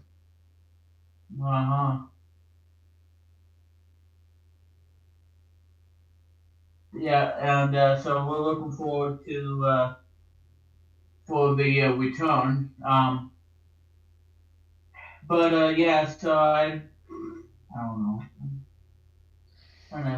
I'll be streaming Wednesdays and another day sometime, like twice a week, and then I'll try to think of a schedule of that later on. Well, the game I want to do on FWL is a game called Uno. That's the game I want him to do. Yay, Uno. Because Uno is my favorite game. And yeah, it's my favorite card game of all time. Yeah, mine too. I love it. The one thing about the game is if you don't do one card, not say Uno, then while the other player goes, then you would get a felony, a harsh felony. Yeah. I was doing the online game, right? Yeah. Okay. So it's like I said, if you don't want to get a felony, then you're gonna have to make sure you say Uno if you're down to your one card. If you don't say Uno, then you will get a felony and have to draw about 3 cards or so. Okay. But mostly the computer players always kick my butt because every time I play that Uno game online, they have to skip me or they have to reverse me, and we have to do this back and forth until it gets to me, which means that the computer players are going to end up cheating away and winning the game, and I don't even get to draw a card. And they end up just doing, do reverse. Like, okay, reverse, and then reverse, and then draw two, and then I have to draw 2 cards. And for the revenge, either player 2 or player 3. Well, guess what? Since I've been getting a lot of draw 2s, I'm gonna give you a draw 4 and a wild card and a draw 4 Yeah. because yeah, getting a draw 4 card is very evil. Yeah. Especially if they give me then yeah, I mean it's just gonna be a mess. But if I give them the draw 4, then I get my revenge. But and you gotta always make sure too that whoever is down to the final card, you have to realize, do they have that specific color? Because if they do, then they're gonna end up beating you. If they don't have the color, then the game continues until now. If they get a water card, then yeah, you screw. When they have the same color. So, because like I said, it happened to me on the game, and get my butt kicked by player 2 and player 3. But it's a fun game, and it's highly enjoyable. But yeah, that's a game I want Luke to do on this show, to do a game of Uno. Have you seen Uno Attack? I've heard of it. Oh, I got text message. Let me see. I think that's where it spits out cards at, yeah. By the way, I have to go now, so see you later on. Okay. Okay, yeah, see ya. Do. Alright, well, Luke will edit out this stuff, everybody. So Luke will edit that out. Well, not edit out our conversation between me and David, but he's gonna edit out the portion of this. I'm back, folks. I just came back from the dump. Alright. It's about time for JoJo No. Well, Luke, it's gonna be you and I now. JoJo No. Okay. Because David had to go. That's fine. Yeah, thank you, David, for stopping by. That's fine. Well, I mean, I wouldn't be too upset.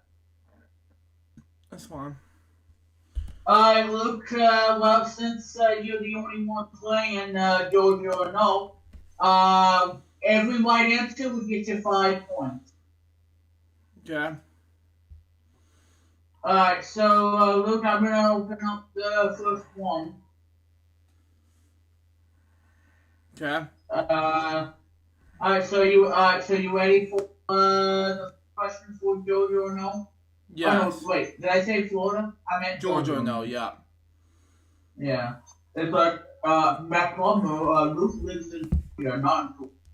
And did you know, we mentioned that, not only does a game go to Florida, but a game go to Georgia? Like, yeah, you don't need to come there. I know a game goes to Georgia. Yeah.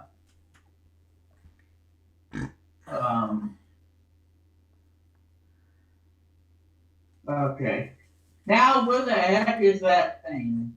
No.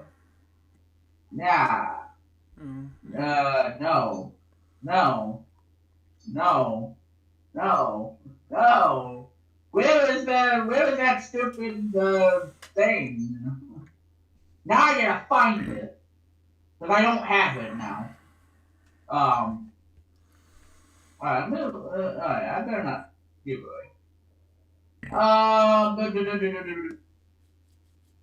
look, I'll have the other one anyway. So anyway, first off, Luke, you ready to go? I'm ready to go. Alright, 2 men okay after Bowden accident. So did this happen in Georgia or no? Take your time and for 5 points to get you on the board. Okay, this bowling accident. I'll say no for this one. Okay, you said no. You are incorrect. Because it happened in Georgia. Seriously? Yeah, it happened in Savannah. Oh God. 2 men are lucky to be alive after an accident at the Savannah River. After losing control of the Carolina skiff, both were flown from the boat at around 2:30 p.m. On Thursday, which is December 27th. So that was yesterday. They said they were flown a life range from a nearby ship at a Georgia port dock and picked them up. Yeah. So yeah, Luke, this did happen in Georgia. It happened in Savannah. Oh God. Yeah. So, It's all right. Yeah. so anyway, Luke, you got 1-1, and you got 0 points so far. So.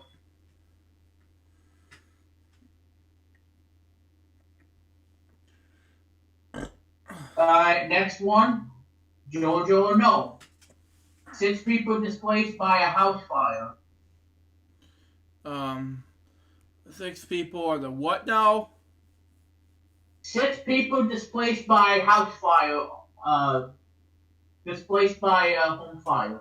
Oh man. I have no idea. Again, no, I have no idea what this is. Okay, you said no, you're incorrect. This didn't happen in Georgia. It happened in Savannah. Here we go again. 6 people have been displaced after a kitchen fire in Savannah. So this did happen in Georgia, Luke. Yeah, what is up with me? I have 0 points. Well, I understand. I know you beat it, but like I said, I know you're frustrated. I'm frustrated at this whole game. It's just a game, though. Yeah, it is. I mean, it's not like it's not winning any real prizes. I mean, it's just fun. It's just fun. Yeah. So 2 1 answers, and you still have 0.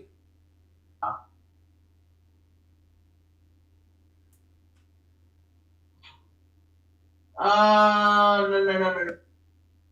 Okay.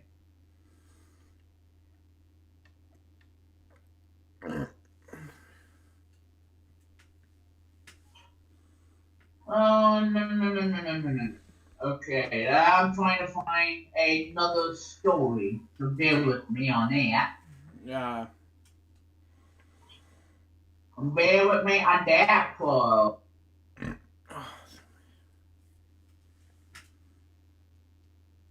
Yeah.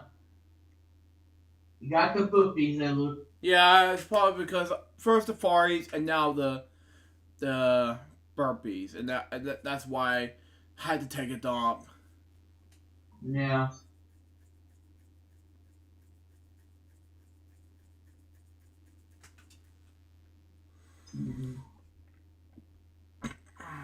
No. No, that's not it. Yeah, my phone's gonna die soon. No, still.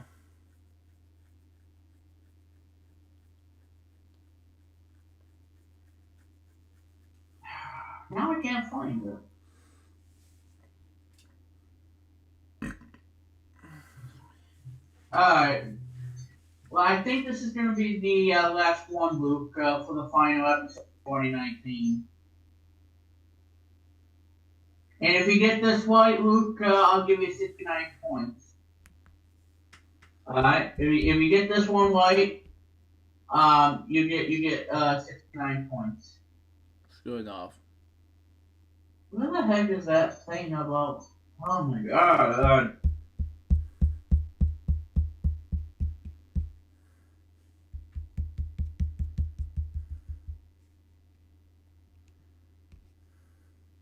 Oh, it's making me mad. I can't find it. Okay, I found it. Finally.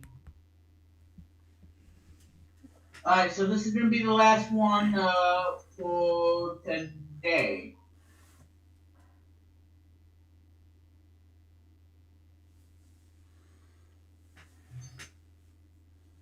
Are you ready, Luke, for 69 Yes. points or nothing? Yeah, still. Commissioner's wife accidentally pours soda on reporter. I wonder. I'll say no for this one. I have no idea. You said no? Well, you said no. Well, Luke, this is the first time ever. We're going to end 2019 with a big fat zero. God! Because this did happen in Georgia. It happened at Somerville.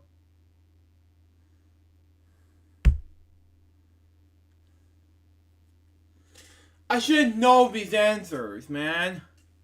I know, Luke. These are tough. I'm not going to lie. These are tough.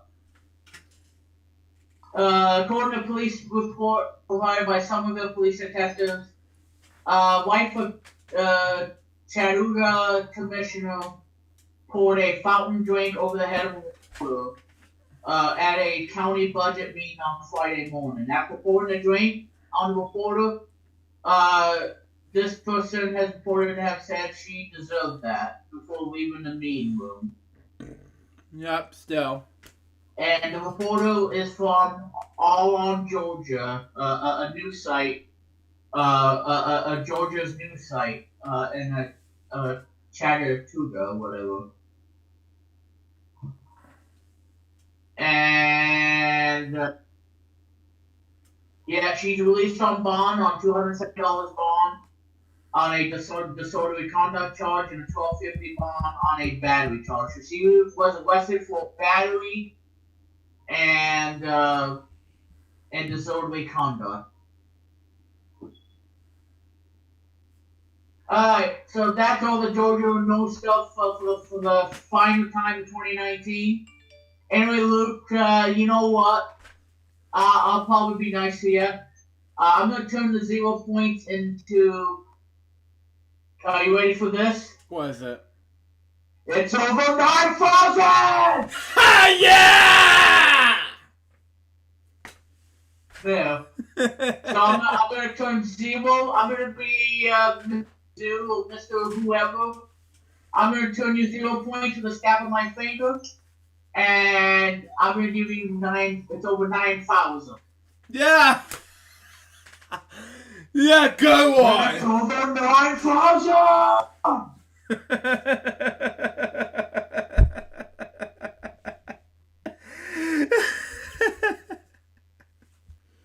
Man, that got me out of my system. Yeah, it's over 9,000! But anyway, we got one more game 7. That is, of course, CoolMathGames.com. And all you have to do is left for me to do is complete one of the games. Tic-tac-toe. Do. That's all I have for it. Georgia or no. We'll be back in 2020 with a non-new Georgia or no. Man. Oh, man. And my phone died. Yeah, still. My 40 phone died. Got it! So, that's all I can do for this episode. That's the only thing I can do left in this episode. I'm not going to do this again, one more time thing, because that's... So you're not doing Take Pick or, Well, it's because of Adobe, that's why. Remember last week's episode? It's probably because you didn't turn on Adobe. Yeah! It does that by default. It turns off Adobe, and then all you gotta do is enable the Flash. Yeah, that's why I want to do 4 in the wheel. That's why, instead of the Pat do games and all that stuff. Because Flash is still working for me. Flash is not for me anymore because it's telling me that Adobe's going to be defined next year. Well, yeah, that's true. It's too bad too because had Take It Live been going, had I not canceled the show, we probably would have to end the show. So we Flash discontinuing, which is sad. Well, it is sad, yes. But not to worry though, because again, I do plan on doing a new game show, and it's gonna be kind of like it's gonna be like Take Your Pick, Exactly. and I'm gonna have it available as a video form, and it'll be available on Internet Archive, and it'll be streamed live on Twitch, on Women's Palm Television Twitch channel. My thoughts exactly. So be on the lookout, Luke. Again, new episodes are going to be on both Internet Archive, and will be streamed on Women's Palm Television's Twitch channel. So there you go. So excited for you folks out there, especially my Vimeo account. Whether you guys are going to focus on that as well. But anyway. And you know, Luke, if you want, you can have that show on Vimeo. Yeah, that too. But like I said, I will say this though, Luke. Do let me know ahead in advance so that way I will allow you to have the show on Vimeo. So, because I am going to give you the opportunity to upload, new episodes of this new show that I'm going to be doing. Still to this day, I know. But if you do upload Vimeo and you all, there is one thing I want you to do. What is it? At the end of credits, make sure you do a special thing. Give me a special thing. That's cool enough. So that way I feel appreciated and for the hard work. So make sure you add me as a special thanks for giving you the permission. Yeah, I'll do that. But yeah. Then again, I have one more top segment left, and I'll wrap up the show with a huge bang, and I'll have to go take it more dump, and then I'll be done for the rest of the day with you. So anyway. Yeah, because you know what, Luke, this new game that I'm doing, because I got it done. I just have to get Screen Flow so I can start taping. Yeah, still. Anyways. But you will. I'm sorry, Luke. You will absolutely love this new game show, this new game concept that I'm doing. This is gonna blow you away, Luke. You're gonna have so much fun with this. Okay, I'm gonna blow away. Very excited. Yeah. Yeah, it will. All right, go ahead. I gotta stand up for this last segment because I gotta take a dump after this show is over. Yeah. But anyway, the last 15 LukeJ62895 videos in 2010's countdown, while Blue School's Jokes episode 20 and Lisa's Jokes episode 29 still on. Weekend Celebration episode 38 from 42 will be on the 28th. And still for date number 2 of last 15 LukeJ62895 videos in the 2010's countdown, day number 2. Well, for December 29th, we got last 15 LukeJ62895 videos in the 2010's countdown, day number 3 so far. Reese's Jokes episode 3, LukeJ Reacts episode 4 and 2. And these 2 Music Zone videos. And December 30th, we got the last 15 LukeJ62895 videos in the 2010's countdown, day number 4 finale. And these 2 videos, we're supposed to be doing the last video in the 2010s in the 30th, but I couldn't because I'm going to do something else in mind. Then the 31st, LukeJ62820, first 3 days of LukeJ62820, so there you go.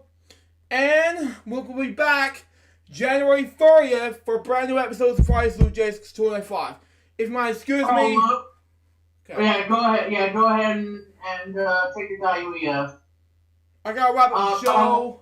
And well, hang on, Luke. I want. Let's do this quickly. What I watched on Disney Plus. What I watched is the Mighty Ducks animated series, Crack Pack, and I was watching a little bit of The Great Mouse Detective. That's what I watched on Disney Plus. Yeah, thank you very much. Anyways, that was a brand new episode of LukeJ62895. Hope you enjoy it. Stay tuned for the next one as 2020 begins. But until next time, this is LukeJ. Goodbye. Peace out, baby. We got more else from LukeJ625 episodes. See you guys very soon. Till then, Jeff saying out. See ya. Happy New Year!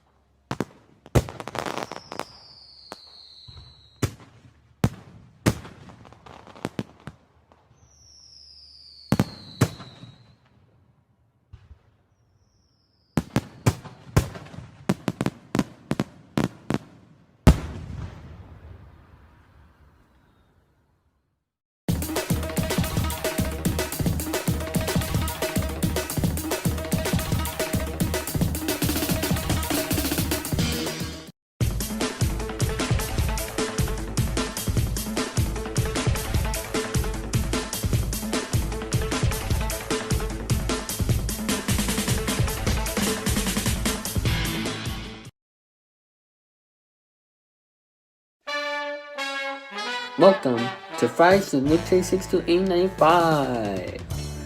On this live stream show, we are going to be talking about our topics, playing video games, and many more. And now, here's your host, Luke Jeffers, Billy Mooney, Remix Plum, and Damon 2000.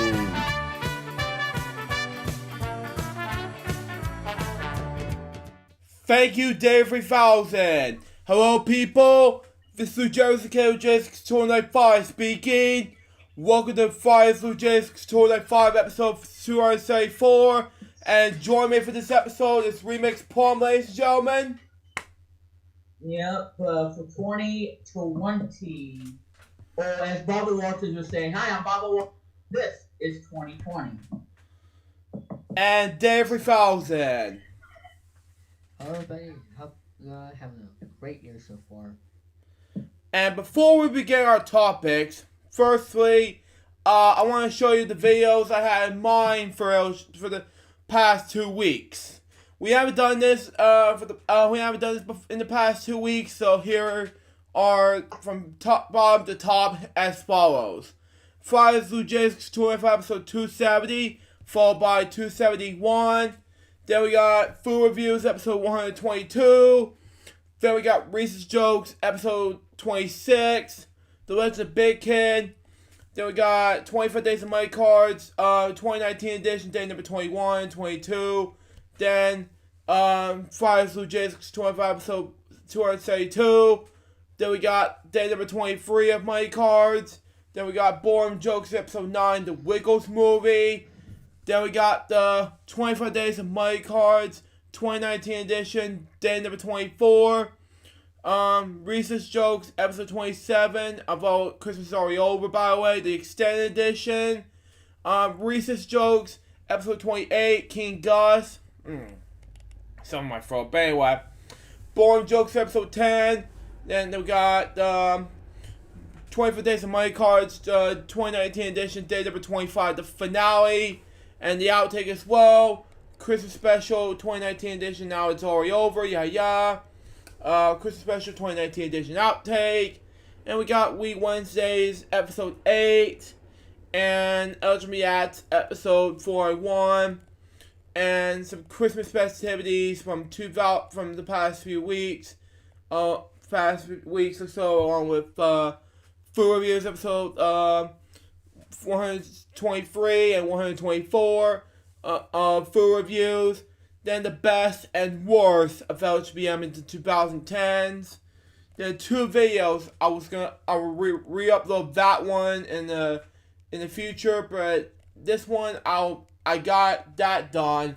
Cosme Big Comfy Couch episodes, Christmas special, the 2010 edition. Then we got Fridays LukeJ625 episode 273.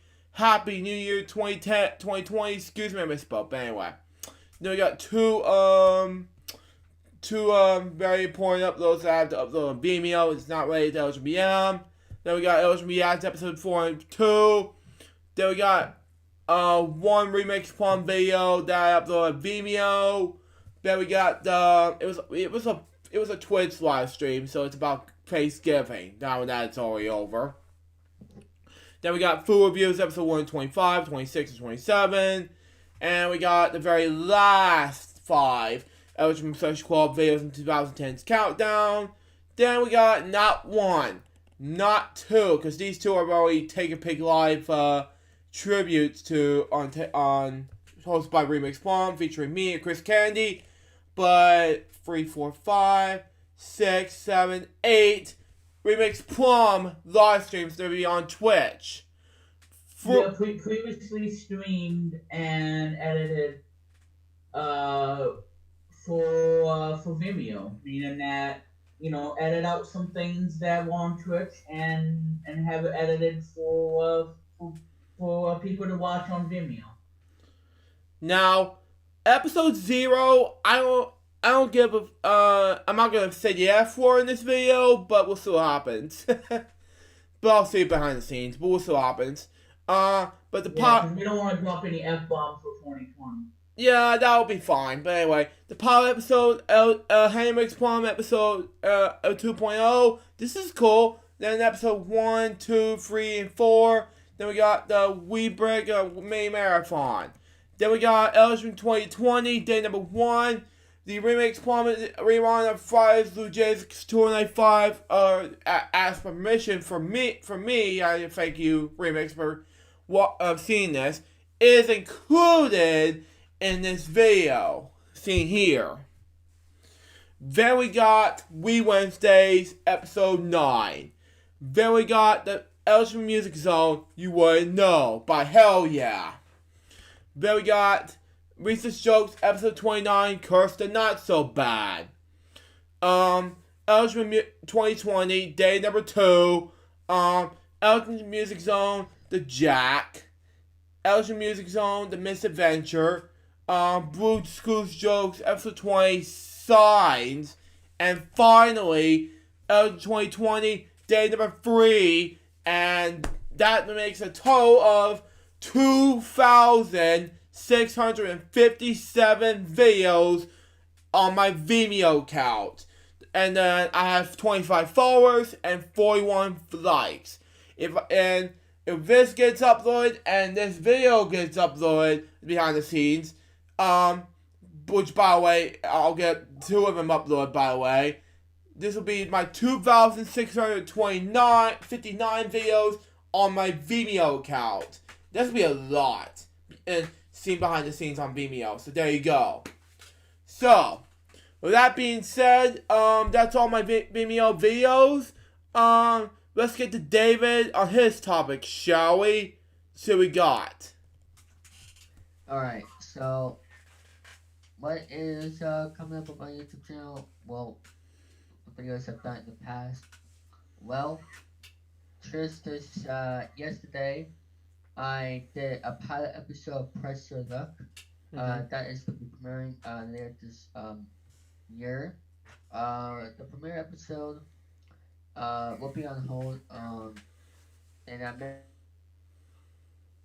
last episode due to something happened, but I'll see what I could do with the editing it. I also did a Happy New Year's Day 2020 special. I did my first video of 2020 and the last video of 2019. Also, I did the best of 2019, where I talk about the best moments of 2019. And I also did parts 1 and 2 of what I got for Christmas last year. And also, New Year's Eve message. Also, I did the last episode of 30,000 Funny Happens podcast, episode 3. I might film an episode soon, but we'll see what happens. Maybe even during this episode of Rise of the... But we'll see what my plans are. And what's coming up on my YouTube channel also... starts and post-production late February. Because I need to film a lot of episodes and may have to film the premiere.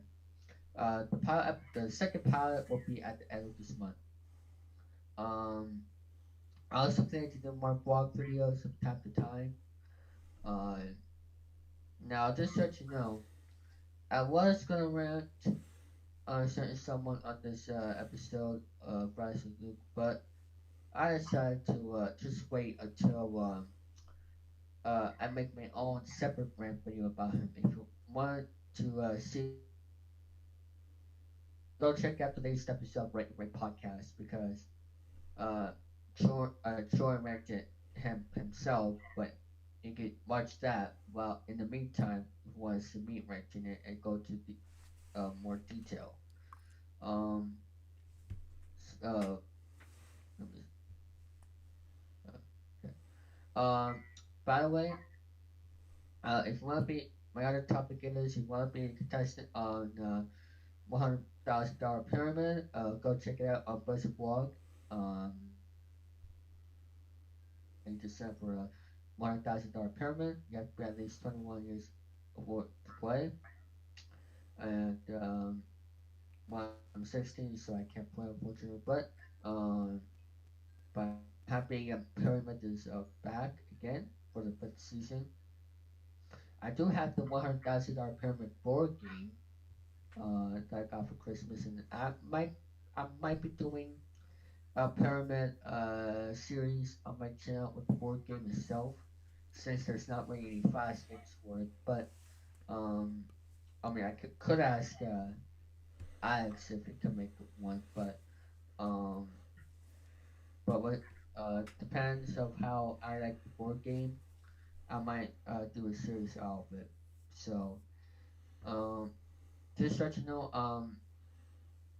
I was gonna make a second channel, but due to some personal schedules, I decided to just to do the 5 game shows on my main channel, which is Hard Starts, President Smith Million, Make Me Winner, was the 30,000 plus money cards, and I think that's it. Plan to do Plinko like in the summertime or whenever in April or something. Uh, and yes, I hope to do game show showdowns as well. I like doing Big Tron's press the most, um, I will do others as well. Um, and I don't think there's any other things to say for me, so that's the only topics I have for today. But I'll try to think of more available. So Luke, back to you, and I will see you for the game segment. Yep. Anyhow, I got 5 topics to talk about.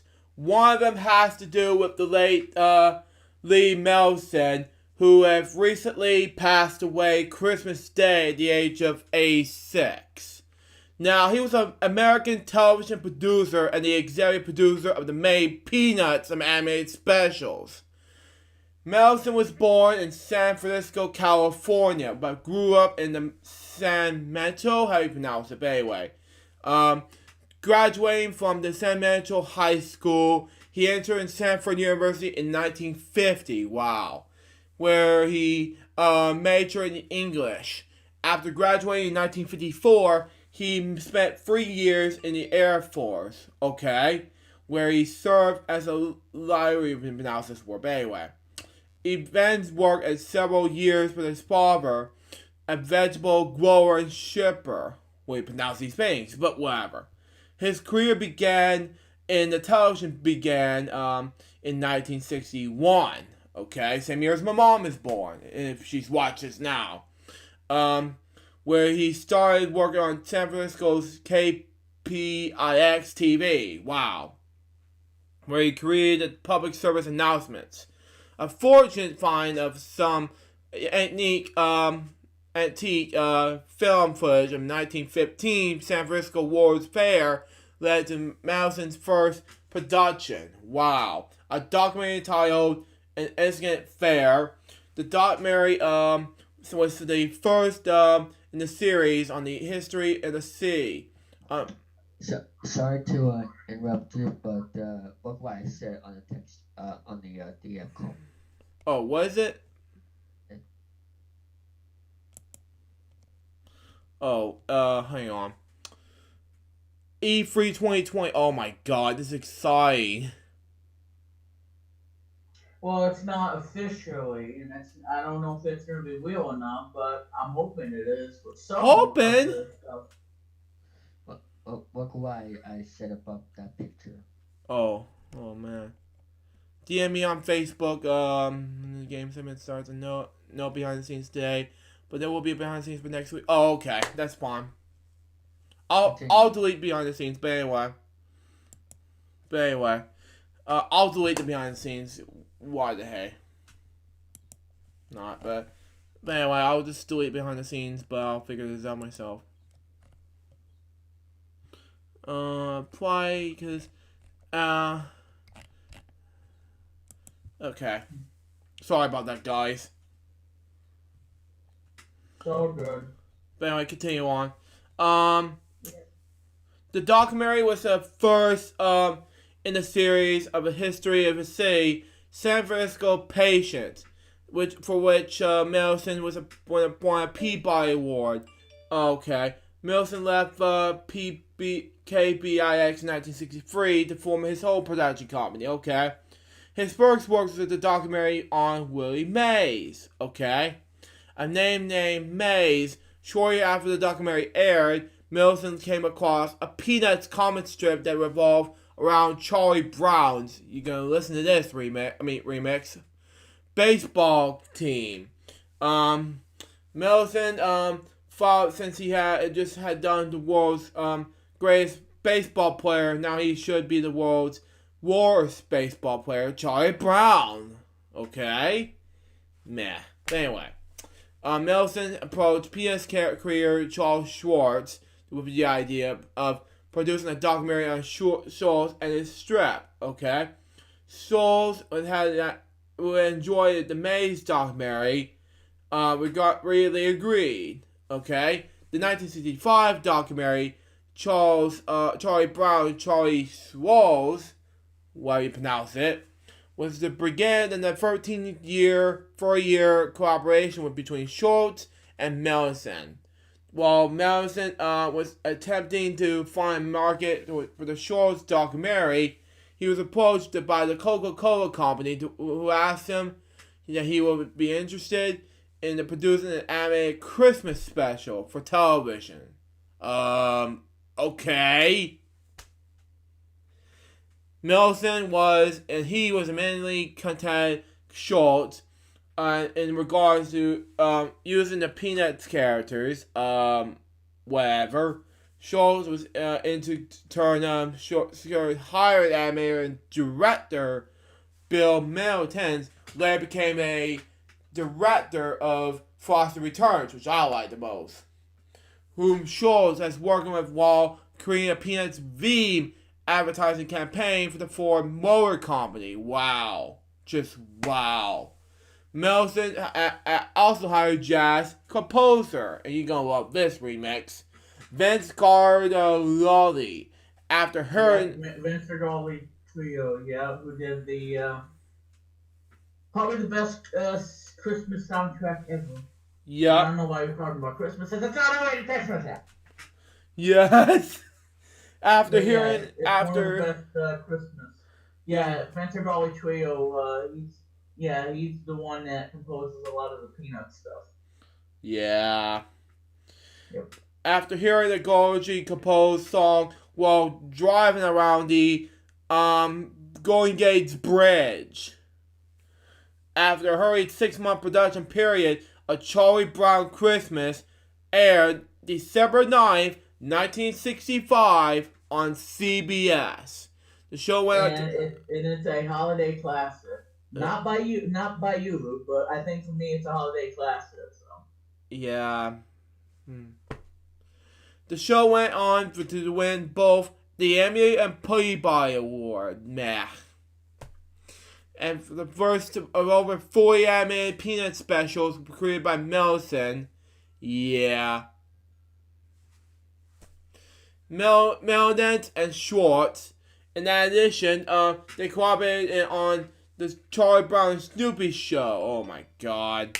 Which ran for Saturday mornings during the 1980s. Wow. In 1968, Melson produced a documentary Travels with Charlie, based upon a book by John Steinbeck, okay? Melson found and headed Lee Melson Film Productions, whatever. A Berlin, California-based television film production company, Melson Productions, has produced over 100 television and film productions. Moving on. Win 12 Emmys and 4 Peabodys, as well as numerous Grammy, Emmy, and Oscar nominations. No, it doesn't make any sense. But anyway, Melson died on Christmas Day from lung cancer, leaving a wife, partner, and 4 children. Thank God. Anyway, Jerry Herman is our next topic. Luke, I'm gonna say this. I actually talked about that on Women's Interactive last week. Oh, what? Really? I saw it on the about Mendez or whatever you want to pronounce it. Lee Nelson, you know. But yeah, I talked about it. Like I said, all Interactive is coming your way tomorrow. So the 5th episode, it's gonna be the first show of 2020. So I got some surprises for you guys. So stay tuned. Stay tuned. Next topic. But anyway, next topic. But Jerry Herman, Juro Show 100 on July 10th, 1931 through December 26th, 2019, was an American composer and lyricist, known for this work in Broadway musical theater. He composed the scores for his hit Broadway musicals Hello Dolly, Mame, and I can't speak this language. Okay. Yeah, me neither. Yeah, Love, Cage, Dogs, Voice, never heard this language before. And it's okay to skip, Luke, if you can't pronounce it. Yeah. I wouldn't even attempt to do it. But anyway. Because everybody will laugh at you, like, okay, well, you can't pronounce it, like, I don't say it at all. But anyway, he was nominated for a Tony Award 5 times, wow, and won twice for Hello Dolly. And skip.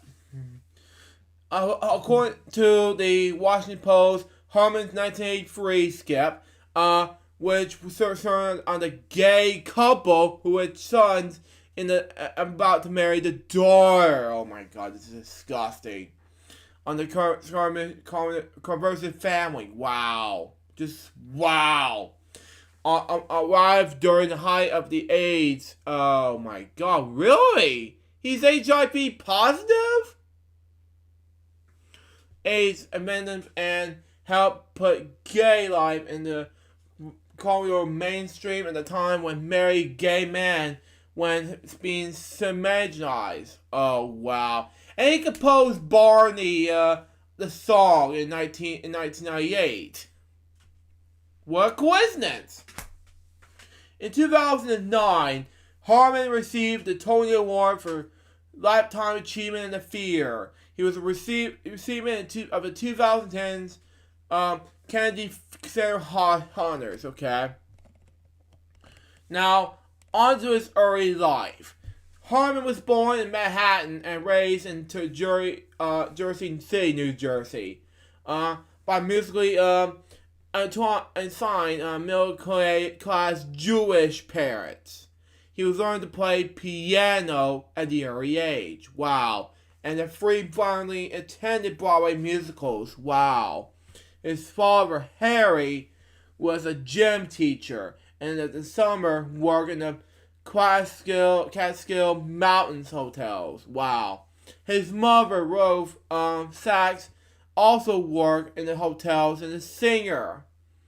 pianist, and children's teacher, and eventually became an English teacher. Harmon told People's Magazine in 1986 that his mother, who died before he used a show on Broadway, oh crap, was dramatist Mike Mame with witty like Dolly, okay?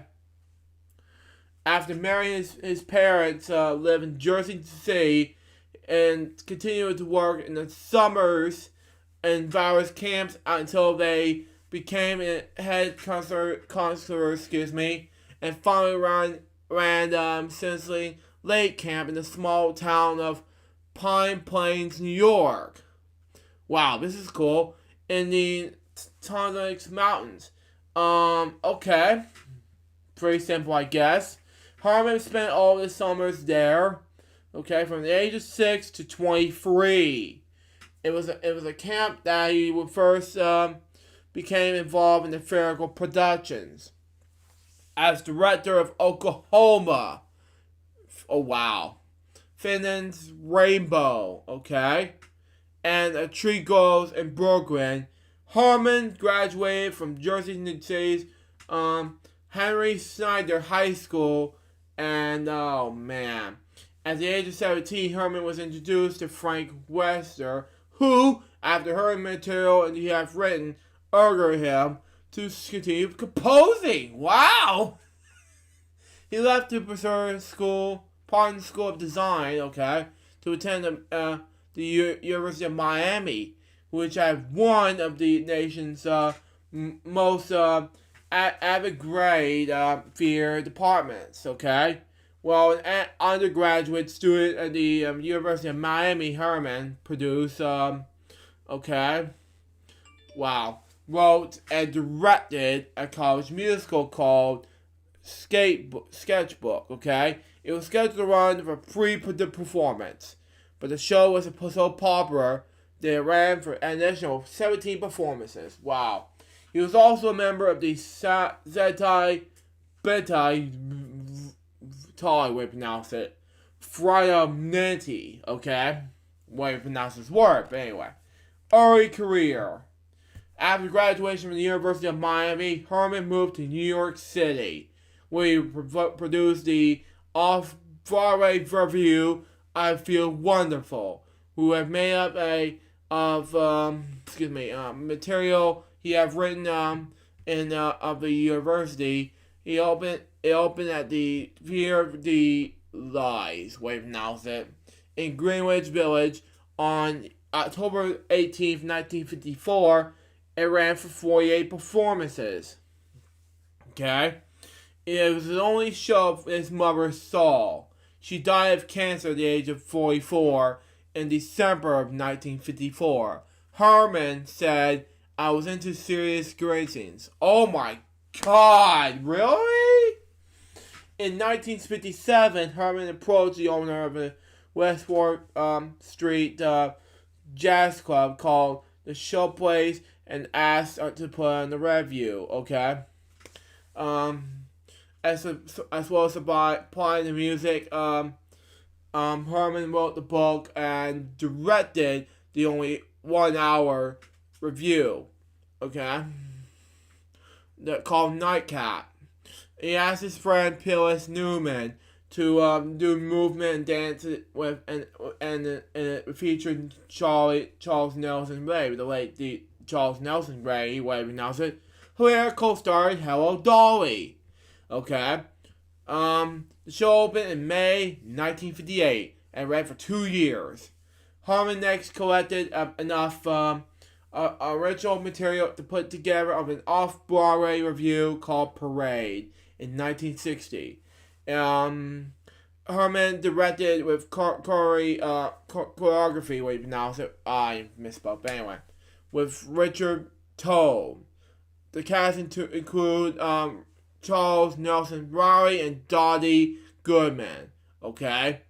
It first opened in the Showplace and expanded to move to Players Theater in January 1960, okay? Broadway career.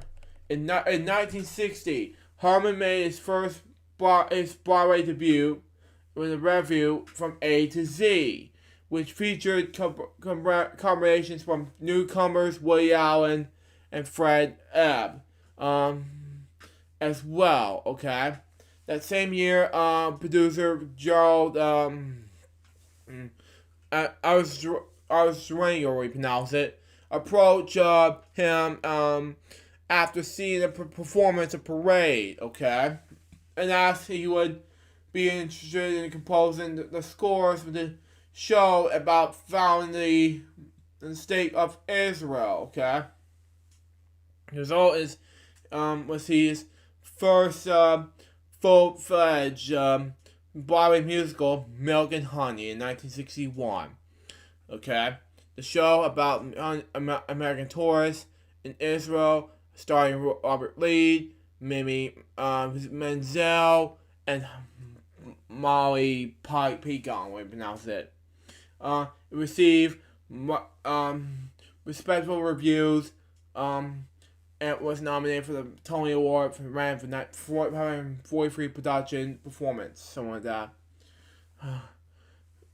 Herman met playwright Ted Marshall in 1960, and they collaborated on the off-Broadway musical adaptation of Marshall's 1953 television play, Madame Broadway, when you pronounce it. The musical of the same name, which starred Nancy Andrews in the title role, opened in the opening theater in December 1961, but closed after 13 performances.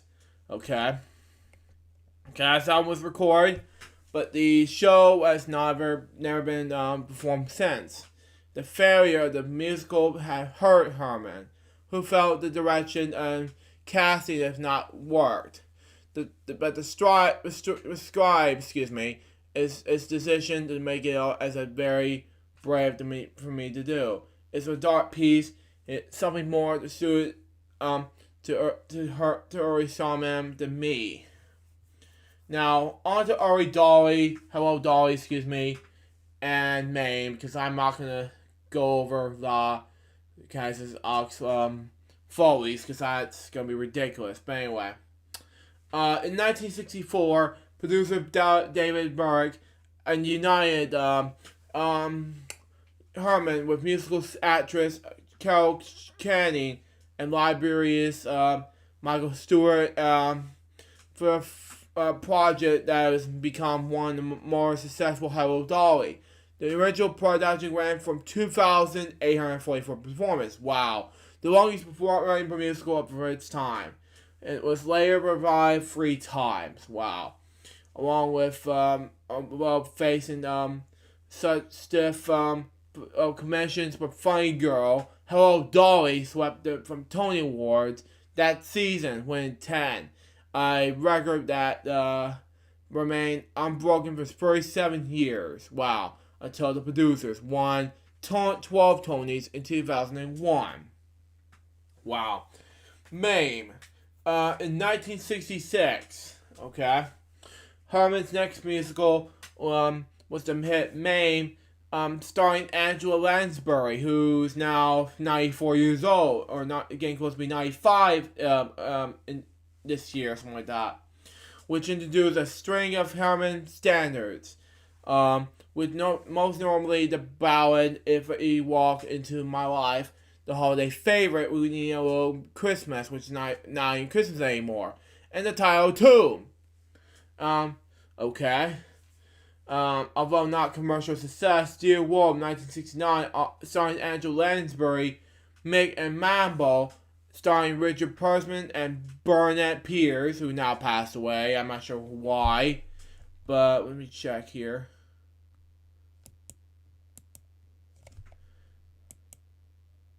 Oh, she's still alive? Oh, okay, it's not passing away, but anyway.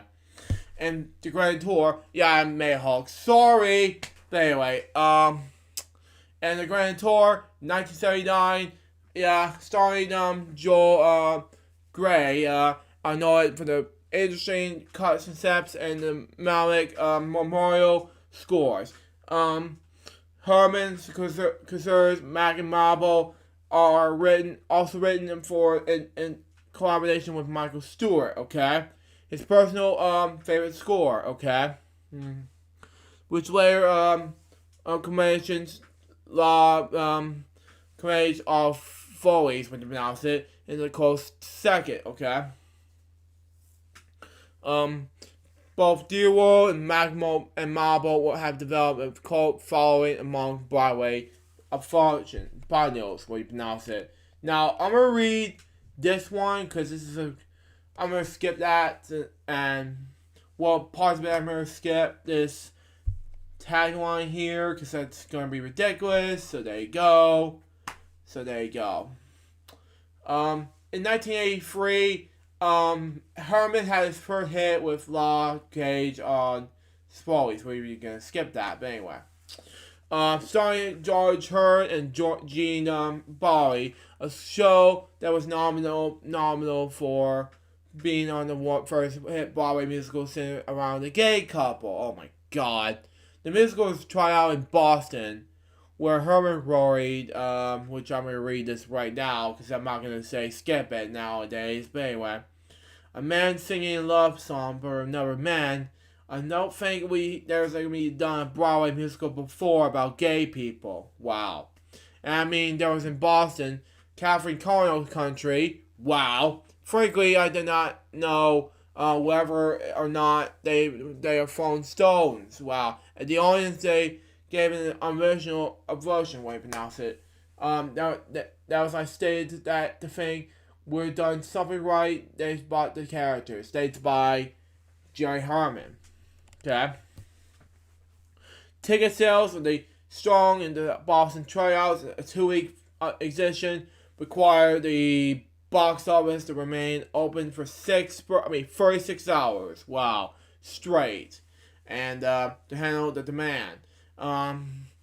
Event sales for this Broadway debut in the Power Sphere was described as something approaching approximating some of that outright phenomenon. Skip was the Tony Award for Best Musical from 1983. Oh my god, seriously? Okay. Later became for only musical to win a Tony Award for Best Revival in the Musical twice. Oh my god.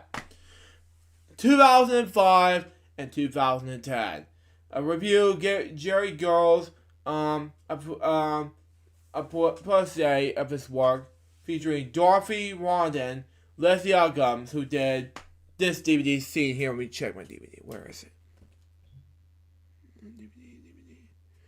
Okay, we're gonna skip that. The DVD is called Sesame Street Christmas. But anyway, and with Rivia, whatever pronounce this word, but anyway, she does Rivia. Well, yeah, something like that. I don't know how to pronounce it.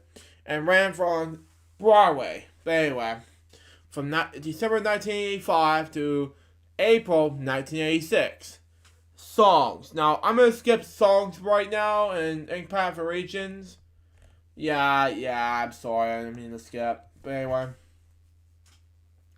Many of Herman's show tunes have been pop standards. Hello Dolly was the #1 hit in the United States for Louis Armstrong. Wow. Live in Georgia. By the way. Knocking the Beatles. What? I love the Beatles. Seriously. For #1 in 1964. After 14-week run from the top, I Want to Hold Your Hand, She Loves You, and Can My Buy Me Love. Love these songs, by the way.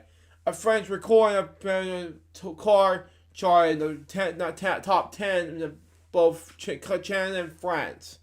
If You Have Walked Me Into My Life from Maine was recorded at Leaf Grove, winner in the Grammy Award for the Best Vocal Performance, female in 1967. I Am What I Am for Skip was recorded by Gloria Gaynor, okay? Of well-known Herman show tunes, including Shalom, okay? From Milk and Honey, okay? Before the parade passes by, put on your Sunday clothes, and if only takes a moment from Hello Dolly. It's today in the only new window. We need a little Christmas, although Christmas is already over. and Blossom Buddies from Maine, and Top Your Troubles Away, and I Won't Send Roses, and Time Heals Everything from Mac and Marble. Is I Am What I Am written for Skip became a gay pride anthem. Oh my god, really? I did not know that. But anyway, impact and relations. But anyway, according to the Washington Post, Herman, in 1983, Skip was central as a gay couple with son and married a daughter. Oh my god, of a Christian family. That was disgusting. Arrived during the height of the AIDS and parties and helped to put gay life in the cultural mainstream of the time at the time where many gay men were being sodomized. Oh my god. Harmon is the only composer and lyricist to have written 3 original productions opened at Broadway at the same time from February to May of 1969. Hello Dolly, Mame, and Dear World. He was the first of the 2 composers and lyricists to have 3 musicals run up more than 1,500 performances, on Broadway, such as the Beans, his name is Stephen Schwartz. Hello Dolly, 2,844. Wow. Mame, 1,508. Wow. And Skip, over, 1,761 times. Wow, there's a lot of people. A lot of people that would come under there. But anyway, Harmon is honored by the star of the Hollywood Walk of Fame. Wow. And the 700th block of Hollywood Boulevard. Other honors were including the Jerry Herman Rain Fear, named after him by the University of Miami. He was inducted into the Songwriters Hall of Fame in 1982. Wow. Herman's work has been subject to the 2 popular musical reviews, Gary's Girl, conceived by Larry Allward, and Show Tune in 2003, conveyed by Paul Gilver. A 9-minute documentary about his life and career, roles in music by Jerry Herman, by filmmaker Amber Edwards, was screened in 2007, and then broadcast on PBS. In 2008, animated film, and you'll love this remix, Wally. Harmon's music was from Hello Dolly, is the theme for the character Wally. But anyway, in 1989, American playwright Natalie Gulp wrote the short play titled The Jeremy Herman Center, something like that. The play is a comedy which portrays the lives and several patients in the Jerry Herman Center for Musical Theater edition. In 2012, the Jason Grays and Faith Prince collaborated on the Prince and the Showboy. Okay, the show, a show which pays tribute to Herman. Grays were working extensively with Herman, describing him as the survivor of the highest degree who lives in his life as in original departments. Personal life. Now, there's something personal about his life, so there you go. Having an affair from the portion of the 1970s, Herman took a break from composing after failure of Mac and Marble. Actual discuss, well, about a firehouse he would known, and then he reducted other houses and then sold to them. According to the Washington Post, he discovered 3 dozen homes. Wow. Herman reportedly listed as 4,588 square foot. Wow. 709.8 M2. Wow. West Hollywood condition apartment for the early the sale area in 2013.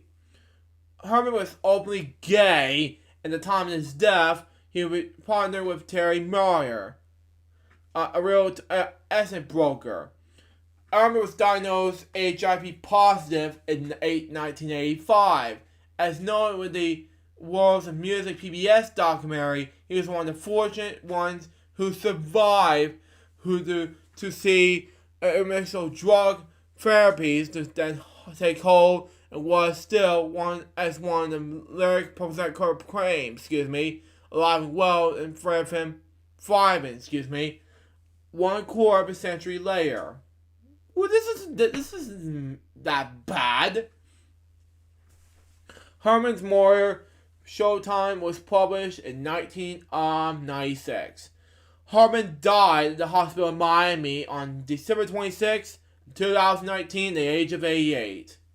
Now, on to stuff that I have to read, and that'll be it. Work and awards. Off-Broadway. I Feel Wonderful in 1954, Nightcap in 1958, Parade in 1960, Madame Approach in 1961, and Show Tune in 2003. Now on to Broadway musicals. From A to Z in 1960, Milk and Honey in 1961, Hello Dolly in 1964, Ben Fragrant in Paris, Additional Music in 1964, Mame in 1996, Dear World in 1969. Oh my god, but same year as the Sesame Street came out, but anyway. Mac and Medell in 1974. The Grand Tour in 1979. Day Hollywood and the Night in Ukraine. Additional Songs Only in 1980. Skip in 1983. Gary's Girl in 1985.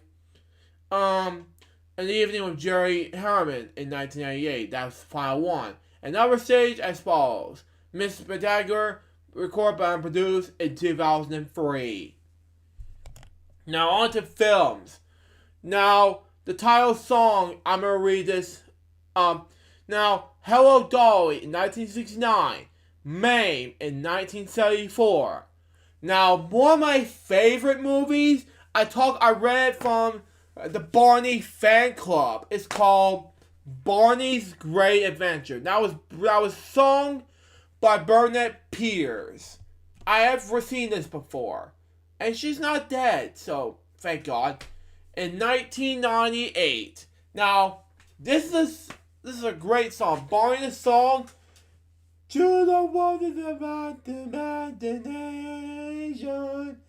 But the composer's dead now, so what are you going to expect, Wally's Expert of Hello Dolly featured in 2008, and television, Mrs. Santa Claus in 1996. Now, on to the awards and honors, and we'll get to Jack Skellington right after this. 2010, Standing Tenor Honoree. 1999, they're both awards like this, as follows. Fear World Special Award, An Evening with Jerry Harriman. And New York University Musical Fear Hall of Fame, okay? In 1980, Doctor of Fine Arts on May 4th, 1980, University of Miami. Grammy Awards, 1996, Best Score from Hollywood Musical Cast Show Award, Mame. In 1964, Song of the Year, Hello Dolly. Tony Awards, 2009, Special Award for Lifetime Achievement of the Year. 1984, Best Original Score, Skip. And 1964, Best Composer Lyricist for Hello Dolly. Now, I'm gonna read one more death topic, and we're just gonna move on to the last two topics, and that's of course Disney Plus removed some things, and of course LHBM 2020 begins. Now let's just move on, shall we? So we got Jack Skellington. Jack Skellington was November 30th, 1931 to December 27th, however, 2019 was American Bebop and, well, whatever that was, and West Coast jazz trumpeter, singer, and actor. Excuse me. He was a music director on the Merv Griffin Show. I didn't know that. Okay. As well as a voice heard on the several episodes of, oh man. Schoolhouse Rock is so stupid. But anyway. Nowadays. But anyway. His biography began in Jacksonville, Florida on November 30th, 1931. And he originally became known from his production in the West Coast jazz movement in the 1950s, performing and recording with such figures such as Cannon, Art Pepper, Jerry Mulligan, and Curtis Cons. Sheldon played with the trumpet, sang, and performed on the Merv Griffin Show. He was Griffin's sidekick for many years. Before the joining Griffin Show, he served as band leader for the short-lived The Las Vegas Show. Wow. He voiced and is perhaps best known for Stupid Schoolhouse Rock. Wow. Cartoons in the 1970s, such as Junction and I'm Just a Bill. He appeared in one episode of Johnny Bravo, my favorite cartoon. And this is not for you, Remix, if you're watching this. But if you're seeing this right now. As the sensitive man, he sang a few songs in the episodes similar to the Stupid Schoolhouse Rock style. Sheldon returned to the Schoolhouse Rock series in the 2002 episode, which is stupid, titled I'm Going to Send You Vote to College. Whoa. Explaining the experimental college process and distributed on the series DVD collection that same year. Sheldon sang and played the trumpet for the new segment. And Sheldon voiced Louie the Lightning Bug in a series of animated musical public service announcements aimed at children during the 1980s. Performing Safety with Electricity. In 2001, Louie the Lightning Bug videos were updated with new voiceover by Sheldon, and new music tracks produced by Mark Harrison were updated musical attractions by Ray Ranch. Wow. He sang the tune King Putt for the World according to Goofy Parade at Disneyland, which ran for 5 months in 1992. A trumpet solo is featured throughout the Francis Ford Coppola film. One for the Heart in 1982, Tom Waits' 1987 album, Goes by the Name of Fargan Affairs, includes Sheldon playing the trumpet on several cuts, including the solo at the end of Burma's Shave. In the 1964-1965 season, Sheldon started with Carl Williams and Frank Halder on the CBS television comedy Goes by the Name of the Carl Williams Show, in which Williams and Eller played the married couple, trying to keep their marriage a secret because their employer forbade a husband and wife from working together. Wow. From 1966 to 1967, Sheldon starred in his own 16-episode CBS sitcom Run Buddy Run as Buddy Overstreet, a young accountant taking a steamed bath who, overhearing a mobster plot who's trying to kill a colleague. Oh, stupid idea, no. Then goes on the run to keep it from being killed. Bruce Gordon, forming up with Untouchables, played the mobster, Mr. D. Oh my god. He made numerous appearances in the 1970 version of Dragnet. He also played John Davison and Sally Field's brother on The Girl Who Was Something Extra in 1974. In 2004, he performed live at the end of Alf's hit talk show. Wow. Film. Sheldon appeared in the Oscar-nominated documentary film Let's Get Lost about the life of fellow jazz pop trumpeter Chet Baker. He made an appearance in the 1994 film Radioland Murderers as the ill-fated trumpeter player Ruffles Reddy.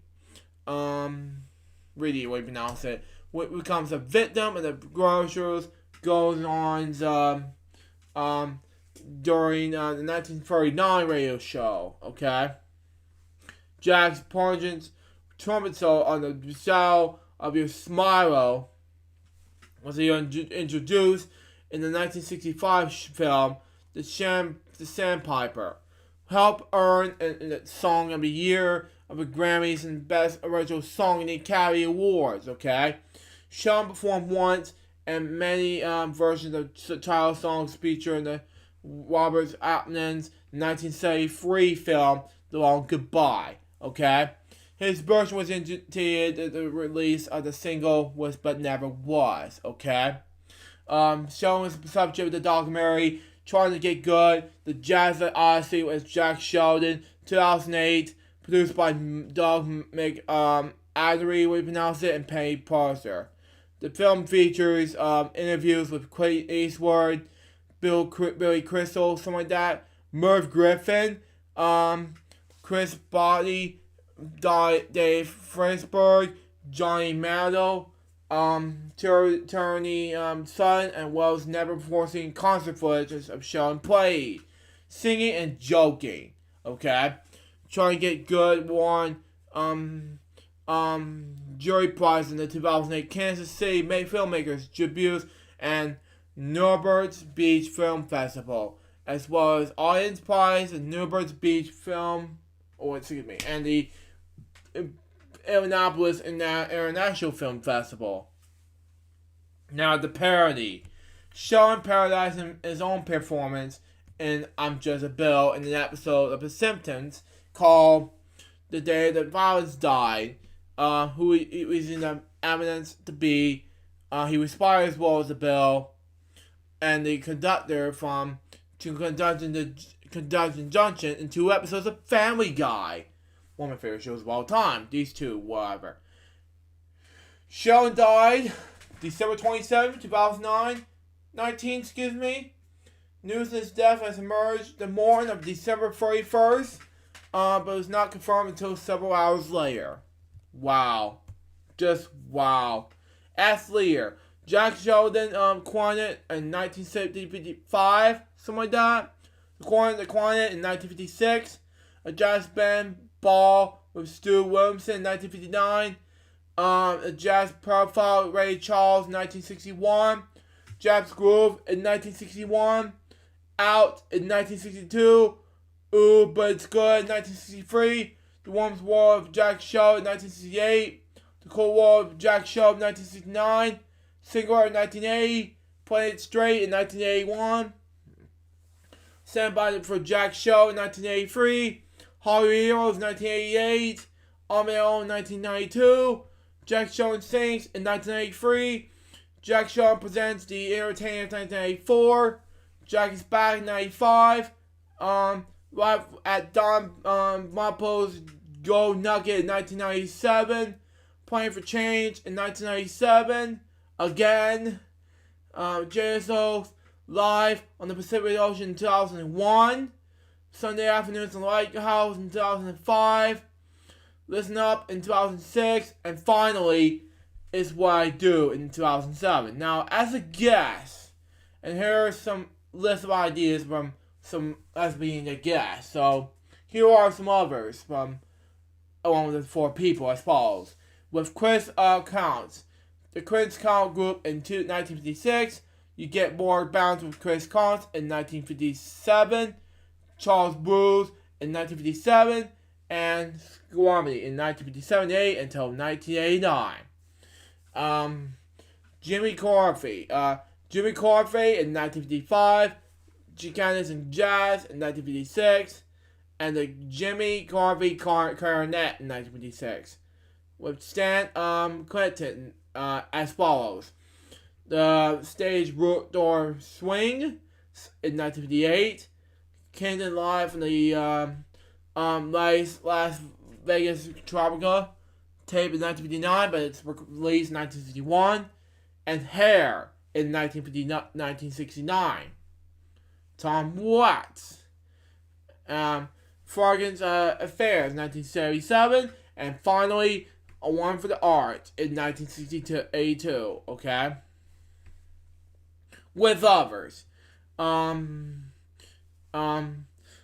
Mabel in What I Want to Live in 1958, Harvey Man and Great Ideas from Western Maine in 1957, Shirley Maine in My Fair Lady with the original cast, wow, in 1964, Johnny Mabel, something like that, in the Sandpaper, the musical score and soundtrack in 1965, wow, The Monkees, and you're gonna love this remix, The Monkees, The Birds, the Bees, and the Monkees in 1968, Frank Morgan in 1955, Anna O'Day, Cool Heat in 1959, Art Pepper, there are going to be 2 albums, by the way.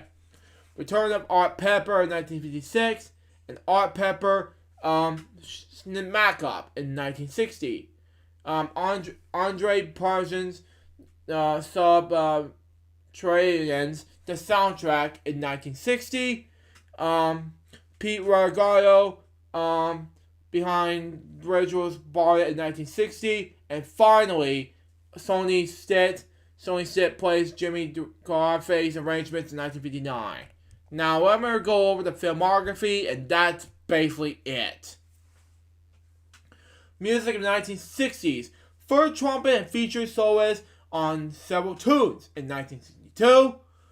The Sandpiper, music of Johnny Medell, featured trumpet soloist in 1965.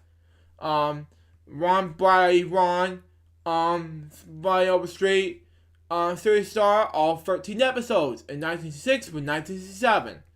Dragnet TV series, various characters, unknown episodes in 1967. Under the Yum Yum Tree, the TV special as Charlie Parker in 1969. Fred Kirby, Ronnie, something like that, Coleman, an episode called The Organ Fund and Sherman's Plot, something like that, in 1969 and 1970. Stupid Schoolhouse Rock, as a conductor, the Bill and additional voices in 1973 till 2009. Wow. I did not know he did this. Stupid thing. But anyway, to go with something extra, the TV series, as Jerry Burton in unknown episodes in 1973. Freaky Friday, yes, hallelujah. As Lloyd in 1977, but I'll always pronounce it in 1976 because, looky here, let me show you on the top. Oh, I saw it wrong, but anyway, 1976, but anyway, continue on. Star Trek, yeah, I said Shrek, but anyway, Star Trek, the Next Generation TV, as Harlech's, panelist on an episode called 1100110001. I don't know what you call it. In 1988, For the Boys as Wally Field in 1991. Rush Life TV as Norman, TV special as Norman in 1993. Radioland Murders as Ruffles Lee in 1994. Dear God as Homeless Trumpeter in 1996. The Simpsons, the TV series, Emma's voice as from the episode called The Days of Violence Dead in 1996. Johnny Bravo, I'm not sure what the voice is, in 1997. Hard Time as the trumpet player in 1998. Mike Hammer, at the TV episodes called Suburbs Part 1 and 2. Co-star with Keach as band leader and trumpet player and singer in 1998. 1999 has 2 performances. Hard Time, The Promisers, Promotion, way to pronounce it, and Hard Time Hostage Hotel as the trumpet player in 1999. And 2000 and 2001 had Family Guy TV series as conductor in the bill, Ryan Mates, and Mr. Griffin Goes to Washington. One of my favorite episodes of Family Guy ever. In 2001. One of my favorites is Stuart Kills Lois, but anyway, let's continue on. Oh boy, one of my favorite shows ever as a kid. Movies as a kid, but anyway. Teacher's Pet, one of my favorite movies ever. And it was a TV series, but anyway. It was originally going to be a TV series, but now it's a movie. But anyway, these two, one of the two. But anyway, they're two bangs, but, that's just me. As the vocals in the song, Take the Money and Run in the 2004, and finally, A Girl's Life, as for Marshall The Voice in 2010. Now, before I get to our last topic, I will get to that. I will do one more topic and get to our things first. Now, this happens on January 1st, 2020. Was it Remix? Oh no, Luke. I just came back and all that fun stuff. Yup. But I do want to say, Luke, Remix Interactive is coming tomorrow, and it's gonna start 30 minutes early. So after 4 episodes, the show's gonna be at 4:30 because We're One Radio is gonna start at 3 p.m. So that means you can catch my show early. Wow, I did not know that, folks. Starting tomorrow, the 5th episode, and I know that you wanna end the show with your last topic. So what I'm gonna save my topic for Remix Interactive episode 5 tomorrow. That's fine. Because I want to talk about the PS5 and things I want to see in PS5. I'll do 2 more topics, and I'll do your topics afterwards, and we'll do the game segments after this. That sounds good. Anyway, what's the final topic? There are 2 topics left for me.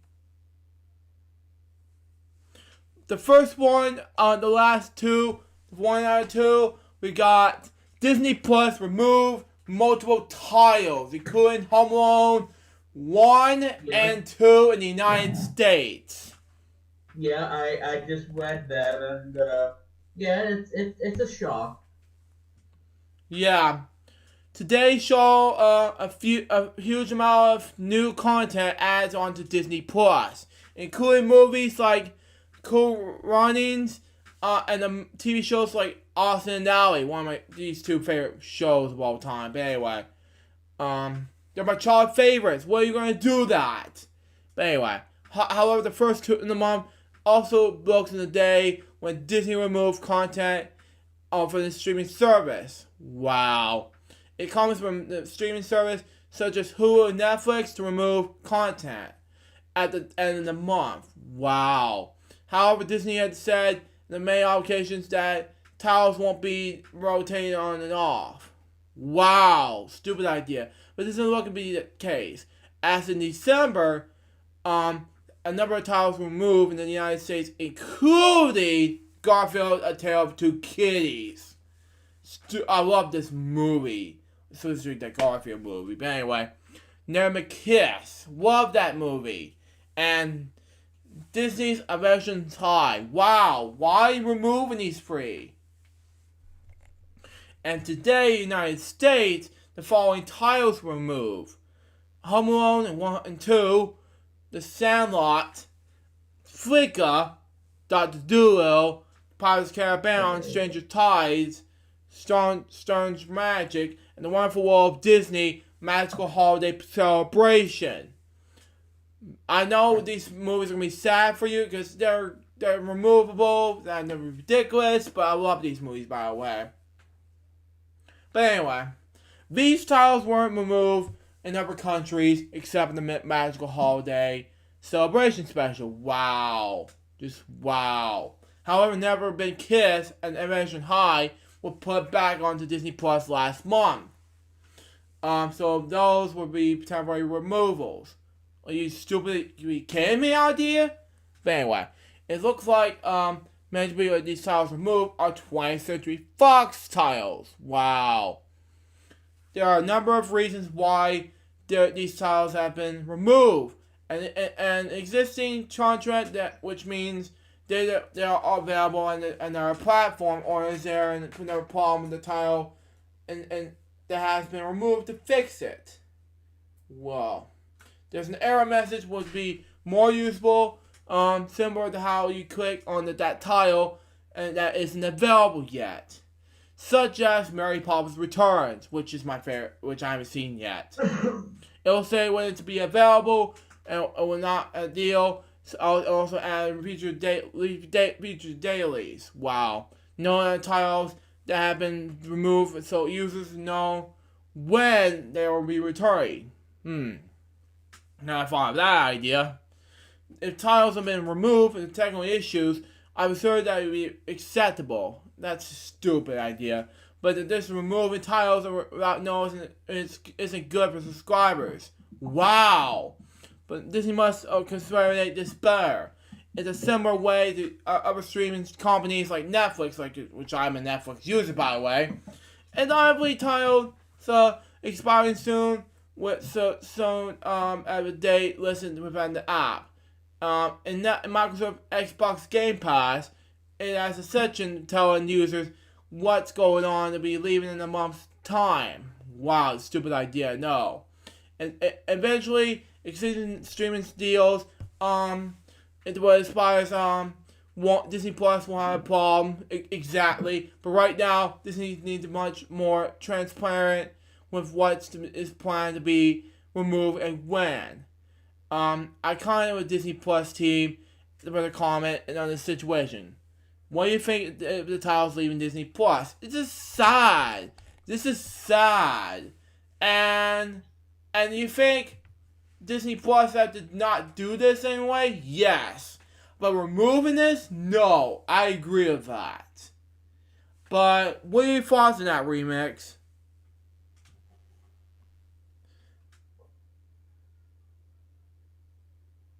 Remix? Wait, what's the question? My question is, what do you think of these titles leaving Disney Plus? That's the question.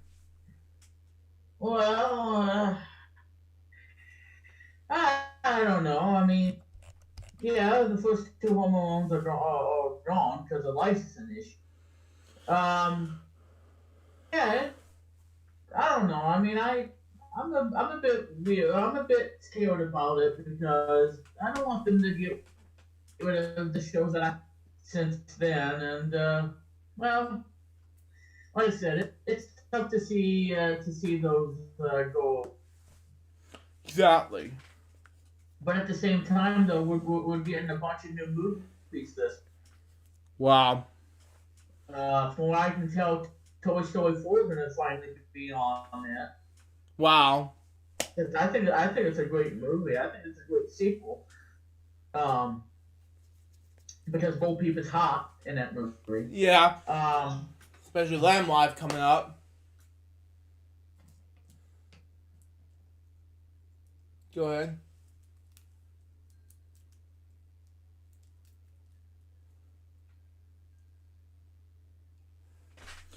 But anyway. I know what he was trying to say besides from that. I don't know.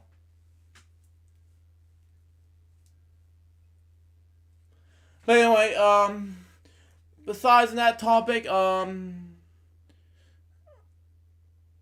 anything else?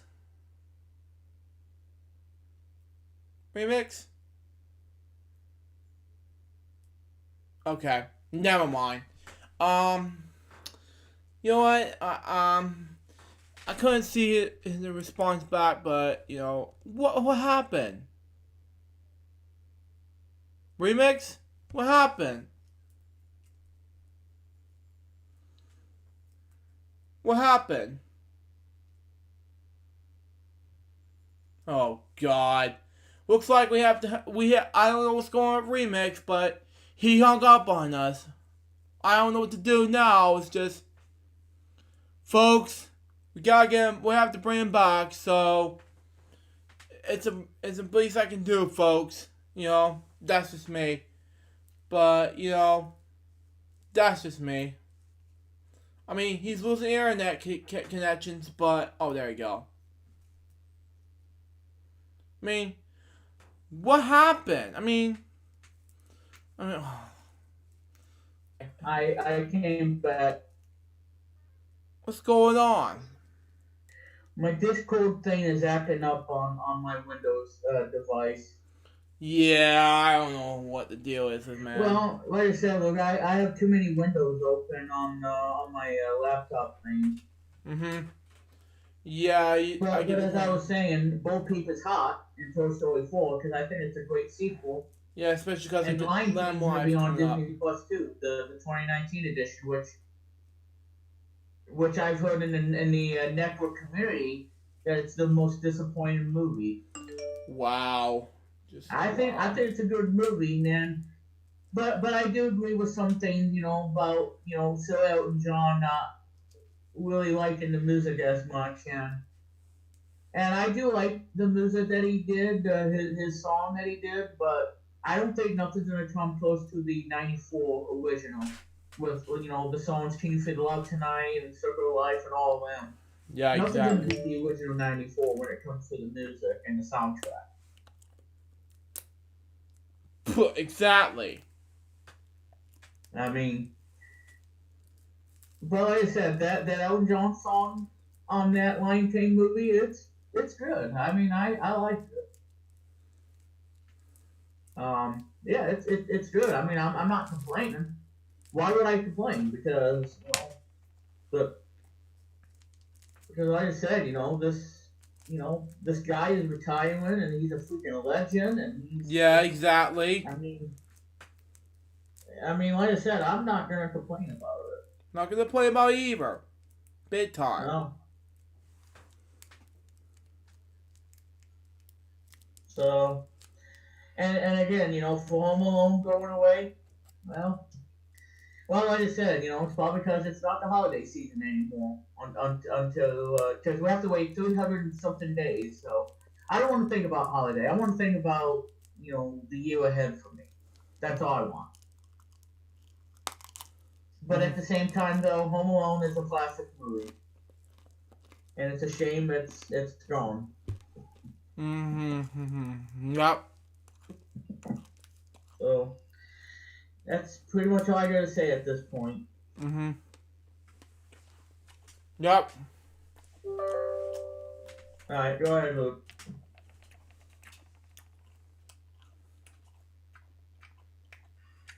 Give me one moment, folks.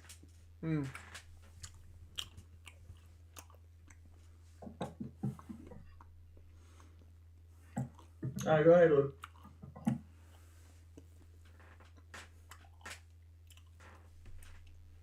I'm just eating something. Oh, I have to install this game. I thought it was portable, but it's not. Hang on. But anyway, my last topic has to do with Ultimate 2020. Now, I'm filming this on my camcorder, and it's great, just despite having it filmmaking on my camcorder, it doesn't mean I wanted to get this out of the way, so no. It means I want to get this out of the way, so there you go. There we go. By having it works, it's still in the making, so for Fridays and other shows and films like this, while I'm still working on this, so there you go. So, I mean, and besides from working on this project, it's going to be a big accomplishment for me, so there you go. So, that's all my topics for right now. And I'm releasing this project later on tonight as well as this one, so there you go on that. Anyway, let's spin this wheel and let's get this thing going. Let me get the data on the line back, and hang on, we'll spin this wheel real quick.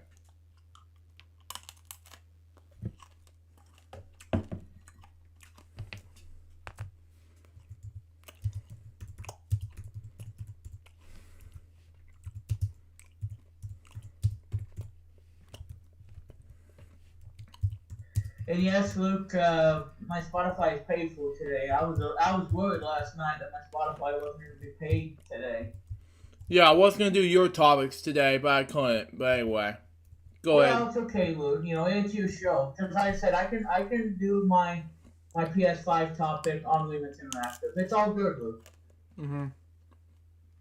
Don't worry about it. That's fine. Well, because like I said, I'm gonna be short on time because I'm gonna be doing We're One Radio tonight, which is gonna start in about if I do my math correctly, 46 minutes.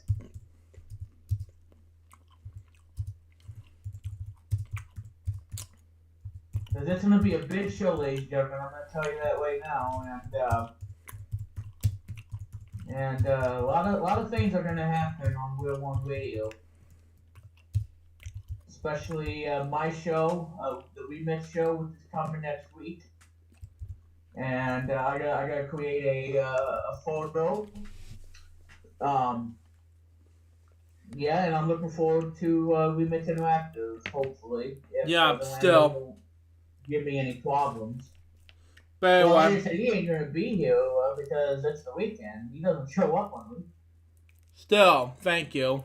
Thank God it's over.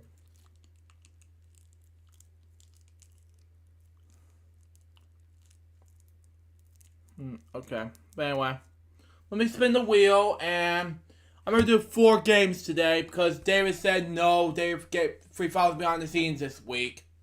I'll pin the wheel. Pat Sajak game stuff. I'll pin the wheel.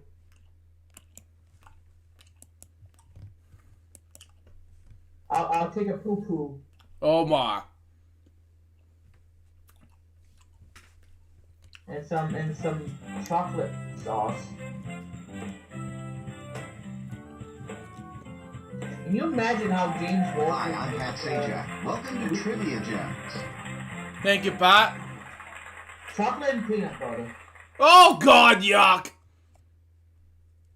They go good together for me. Welcome to today's Trivia Gems game. The categories for today's You game are wanna know Food, something TV else? sitcoms, history, Whoa. business, TV grab bag, and grab bag. Well, hang on a minute. I gotta shut up this game. Alright, shut up, game. I said Here's shut your up. first set of What? questions. I was doing the categories in the moment. Oh. Well, I was gonna say too, I went into a problem yesterday with Amazon. Really? Yeah. Now, let's see the answers. Yes.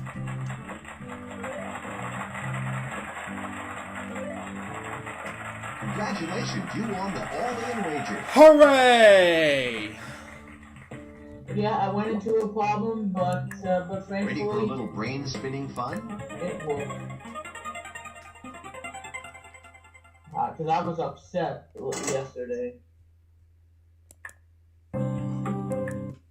Congratulations! Well, there goes my company's Christmas party. Pat, come on! Ah, come on now. Christmas is already over. Man! Okay, And we get ready, watch here you they back come. on Wheel of Fortune. Man. But I like Vanna White. I think she's good. Oh, yeah. She's good as the host. Awesome, no. Okay, here's how you did. Oh, Luke, I think we forgot something. What is that? Your all-in wager. Hooray! $50,000! This is the first show of 2020. You forgot to mention it's your first show of 2020. Here Yeah, are the questions. I talk about this already. Taping out from 2020, yes. And also, we want to celebrate a happy belated 41st birthday for our dear friend Rodney. If you watch this, Rodney, this is for No you. turning back now. Let's see how you did. Yeah. Happy belated birthday, Rodney. This episode's to you. Nice job. Hooray! Oh, and yes, Luke, I think I can also tell you this too. Okay, get ready. Here they That come. I have now joined Vimeo. Wow. But like I said, I'll see what I can do about Here are the answers. getting Plus or something so I can have my content available on Vimeo. But I can't guarantee yet that I might do it. Wow, that all-in wager put you in a new tax bracket. Hooray! $66,000. Oh my. Here's a gem of a question. Now you have an opportunity to double your money. Nope, sorry, that's not it. You lost your wager. That wasn't it. That's not it, sorry. Oh God, help me. Here are the questions. It's like, nope, take a diarrhea, go. God help me.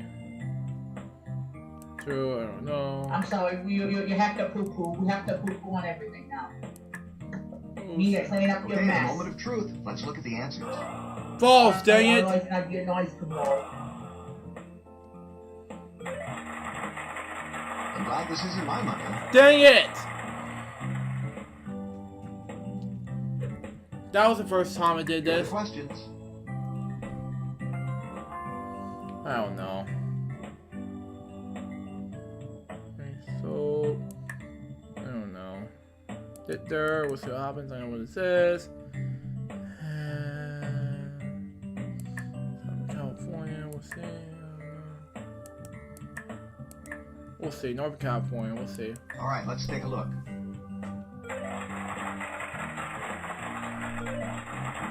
Got it.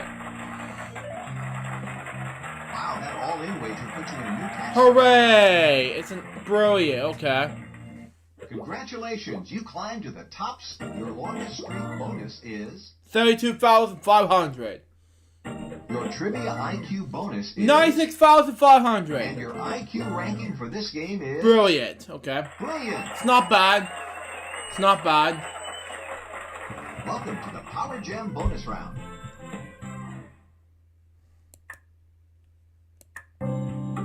Notice this. Don't tell me.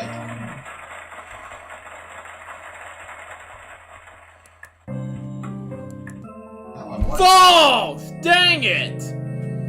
I don't know these two over two, but oh well. It's 106,150. Okay. Oh well. great job. You're today's champion. Thanks for playing our online game. For even more fun, I hope you'll try out the download version of Trivia Gems. The download version has lots more features, more gameplay choices, championship games, full screen display, exciting options, and free ice cream. Please click the download free trial button and give it a spin. Although I was only kidding about the ice cream. Pat, come on! Anyways, we got lucky letters, and we'll do someone else to spin the wheel with. More like lippy letters. Oh my god! You gotta be kidding me! The name is lippy letters to earn prizes, to earn cash. God! Call the extreme manual we pronounce it is a puzzle bee for Well, hey, it made today. a lot of sense. I mean, come on. I mean, what's worse than changing a poopy diaper? 4 C's. 1 W, okay. 2 U. Let's go. Oh god! 2 K's and... Smells like diarrhea poop. Oh god. Please help me. It's so bad that states in high heaven, you have to sleep in the doghouse. God! And the dogs are barking because I said it. And they need to shut up. No, I'm sorry.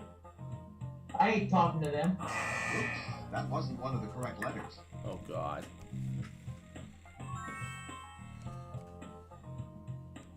Nice try. Bad try, but nice try. Do a nice try, Pat. Nice try. Do these summer days, Yeah, I'll give you a nice try. Nice try, idiot. Sorry, that letter isn't in the answer. I don't know. Pat, stop being a smart aleck.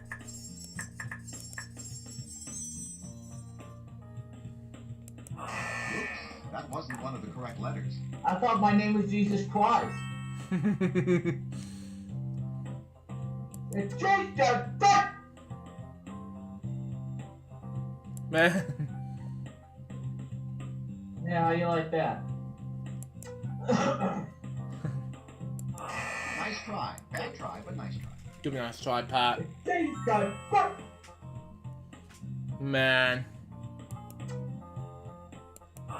Sorry, that letter isn't the It's answer. just a fuck.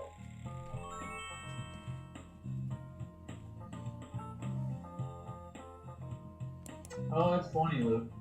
Exactly, it's funny. It's just a fuck. You got the Got it! Pause! Here's a chance to double your money with a lucky chance. If you decide to wager, you'll have 30 seconds. Being a little cautious, huh? Well, good luck. Oops, that wasn't- Sage! Oh well. Hey.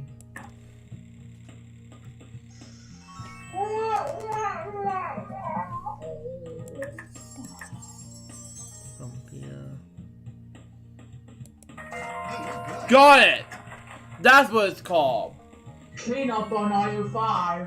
Wow. Clean up on aisle 77 million. Somebody needs a Nice try. we Bad need try, but we nice need we need I'll give it a nice try, Pat. and some enchiladas. Man.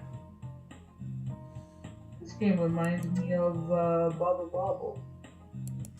Sorry, that letter. Get ready. It's the lucky lightning round, and you'll need to think fast. I don't know how to play this. Ah, hey, come on. What Those are the man? right letters. Wow, good going. That's it. Nice job. Way to go. Nice try. Bad try, but nice try. Sorry, that letter isn't the answer. Oops, that wasn't one of the correct letters. That's correct. Yeah. Nice try. Bad try. It kind of plays like Bubble Bobble. Nice try. Bad try, I but nice love try. Bubble Bobble. Sorry, that letter isn't the answer. You got the answer. Hey, you're good. Wow, good going. That's it. Nice job. Way to go. Almost there. That's correct.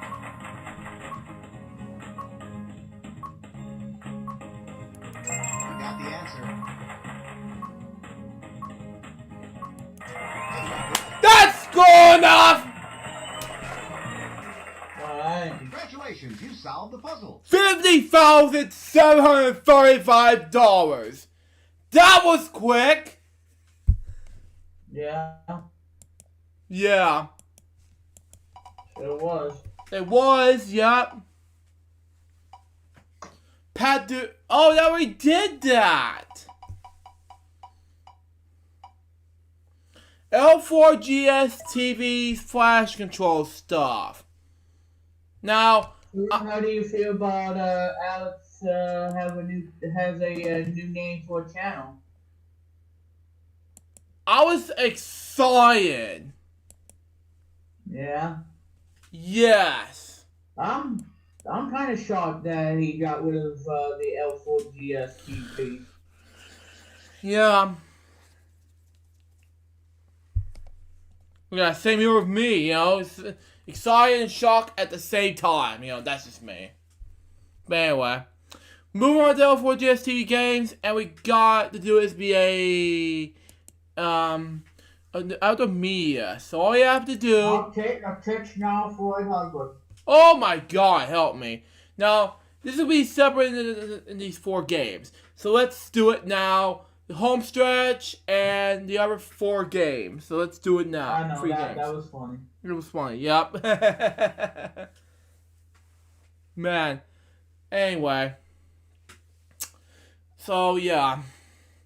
After this is over, I'm gonna go ahead and do another scene because that way more easier. So yeah. Okay. Let's do it for one and for all. Okay, you know what? Screw this. I'm gonna do this again. It doesn't let me. Okay, I'm not in Super Scratcher. What are you talking about? Anyway. 75,000. Oh well. Not bad. 12.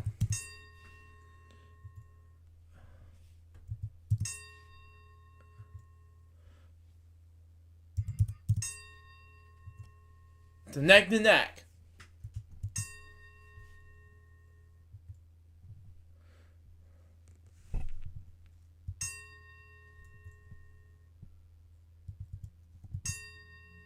Another neck to neck.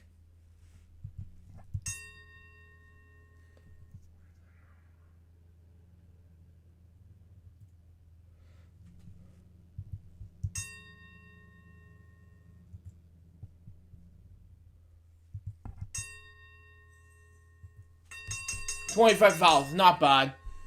But anyway, we got the money cards next.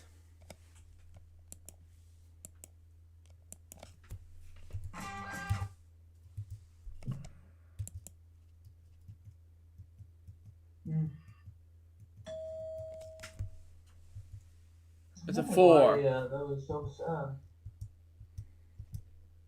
Higher. Wow. Lower. Ooh.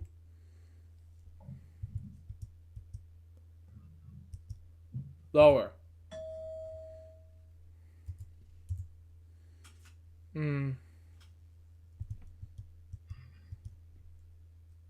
Lower.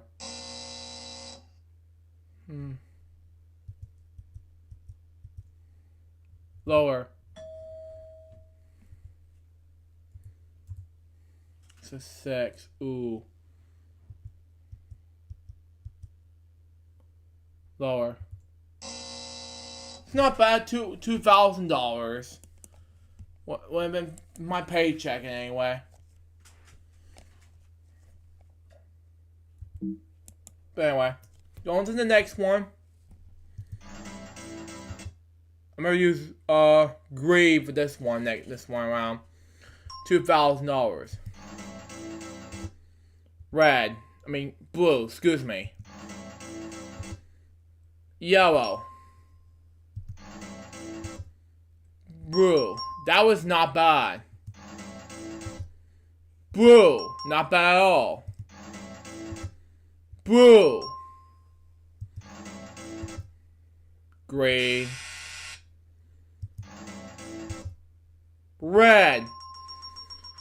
Green. Blue. Excuse me, I misspoke. But anyway. Green again. Green. Oh well. It's not bad. It's not bad. But anyway, I'm going ahead and move on to the next game, which is going to be Super Scratcher. But anyway, I'm going to move on to 15.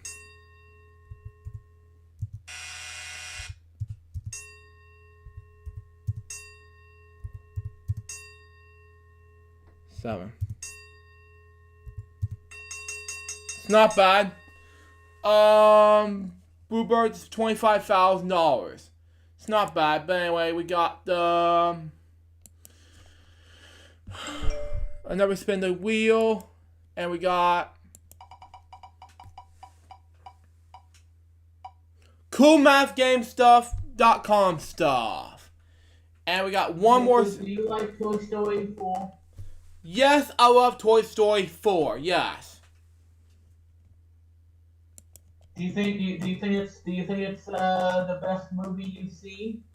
Yes. So far, yes. Because I know you like all the other Toy Story films. Yeah, I saw as a kid. Yes. Toy Story 4 is groundbreaking. Yes, exactly. You know, I'm glad you like Toy Story 4. Come on, move. Cause I thought you hated it.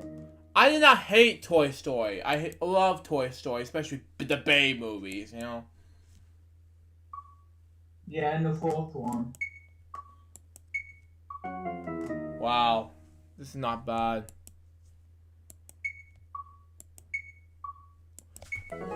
Got it! Got. And what do you think about those two bird characters? It's awesome. Wow. Just wow.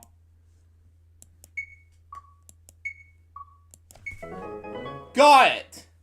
But anyway, one more of this Pat do game stuff left. I know I want to do this for long, but we're going to do 2 games left. Pat do games. Take your pick and Lightspeed 2, you know?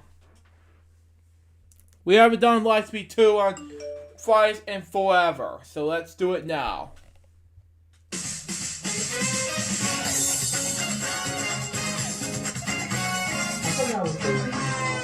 No victim, it's a lose.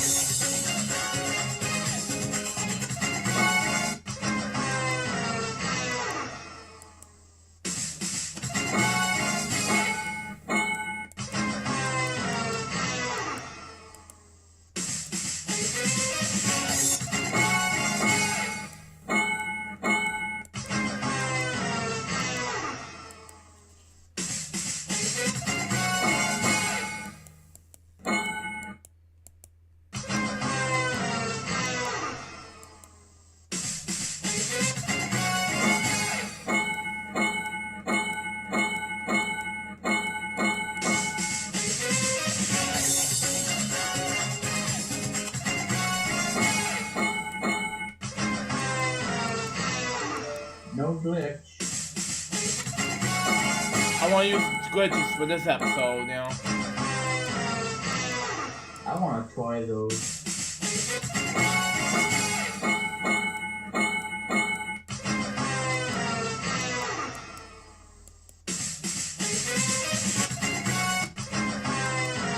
Ah, no glitch, oh well.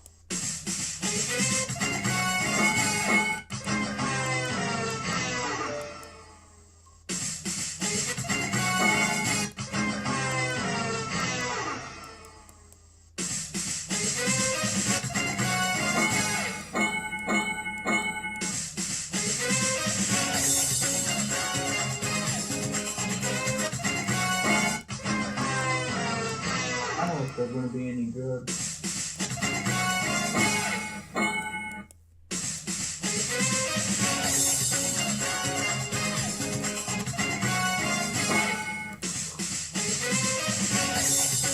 I don't know.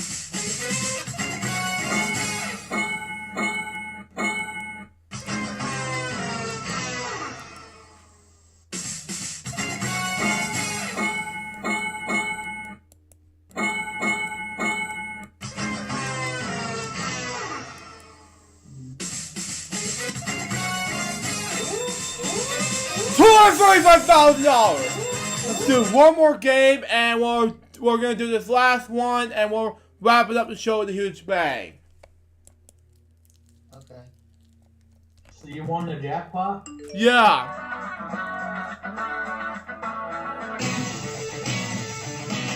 Yeah. $245,000 is jackpot. It's number.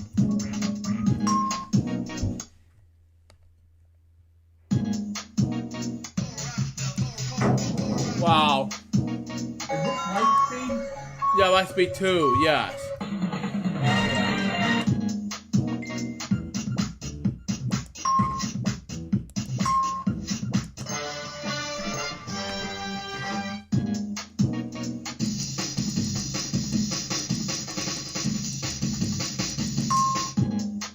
That's the first time you did this.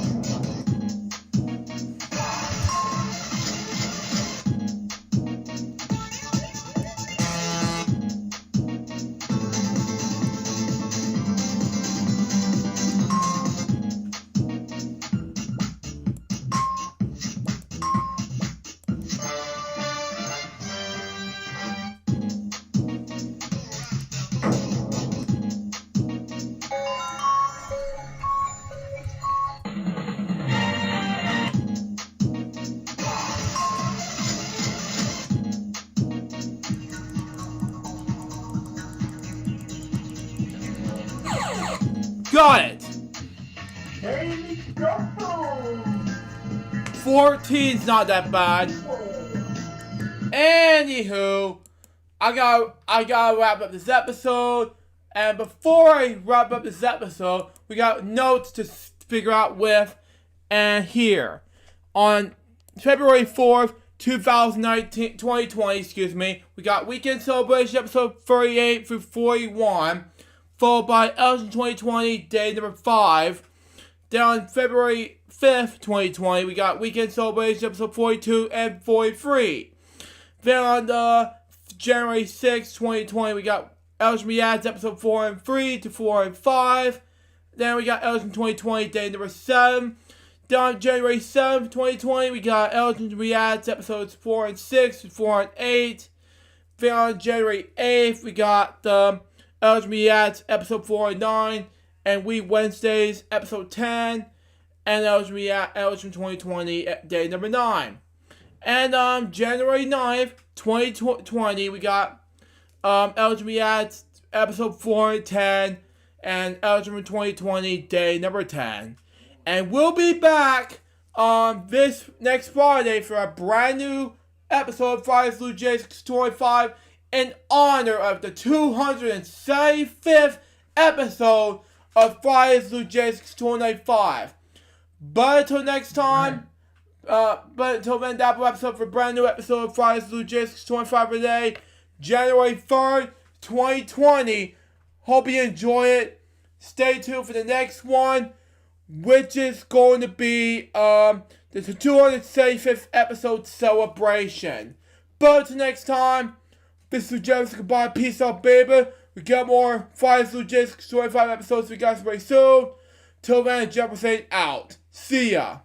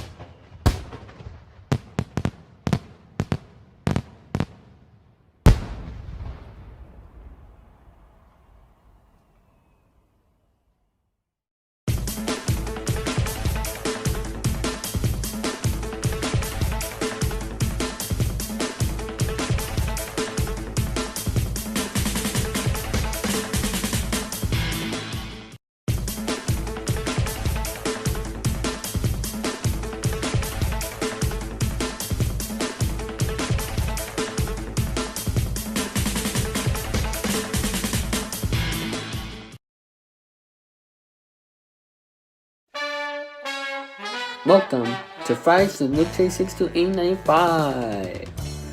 On this live stream show, we are going to be talking about our topics, playing video games, and many more. And now, here's your host, Luke Jeffers, Billy Mooney, Remix Plum, and David 2000.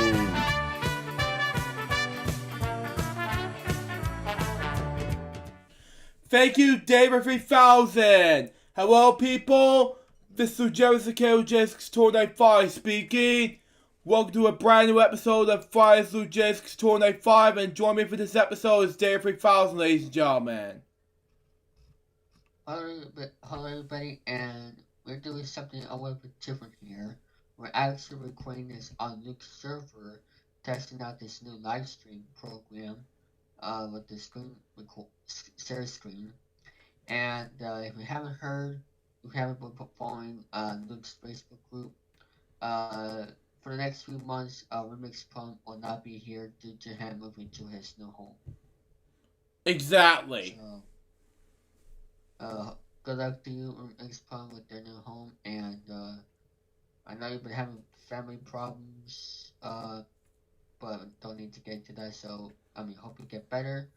And let's start with the show, Sally. Now, before we get to our topics, we got some episodes to go over on Friday's episode 275. Firstly, Friday's LukeJ62895 episode 274 was a great episode overall. Then we got day number 4 of Elton 2020. Then Elton Search Club Vlogs episode 23 of Big Day. And Food Reviews episode 3. Yeah, I just got a new mouse, by the way. Food Reviews episode 128 and 29 on LukeJ62895 content. Then Weekend Celebration episode 38 39. Then Elton 2020 day number 5. And Elton Reacts episode 4 and 3. And Elton 2020 day number 6. A box video for the 6th of 2020.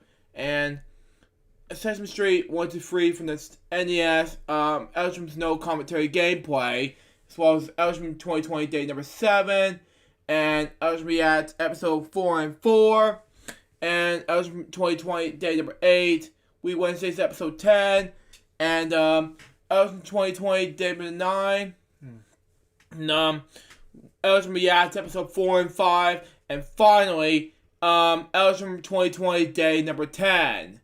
Now, before I get to my topics, I'll get to David's topics right now. So we got, shall we? Okay, so the first topic I have in the story is I am going to be a guest on 2 podcast shows next week of Sunday, January 12, 2020.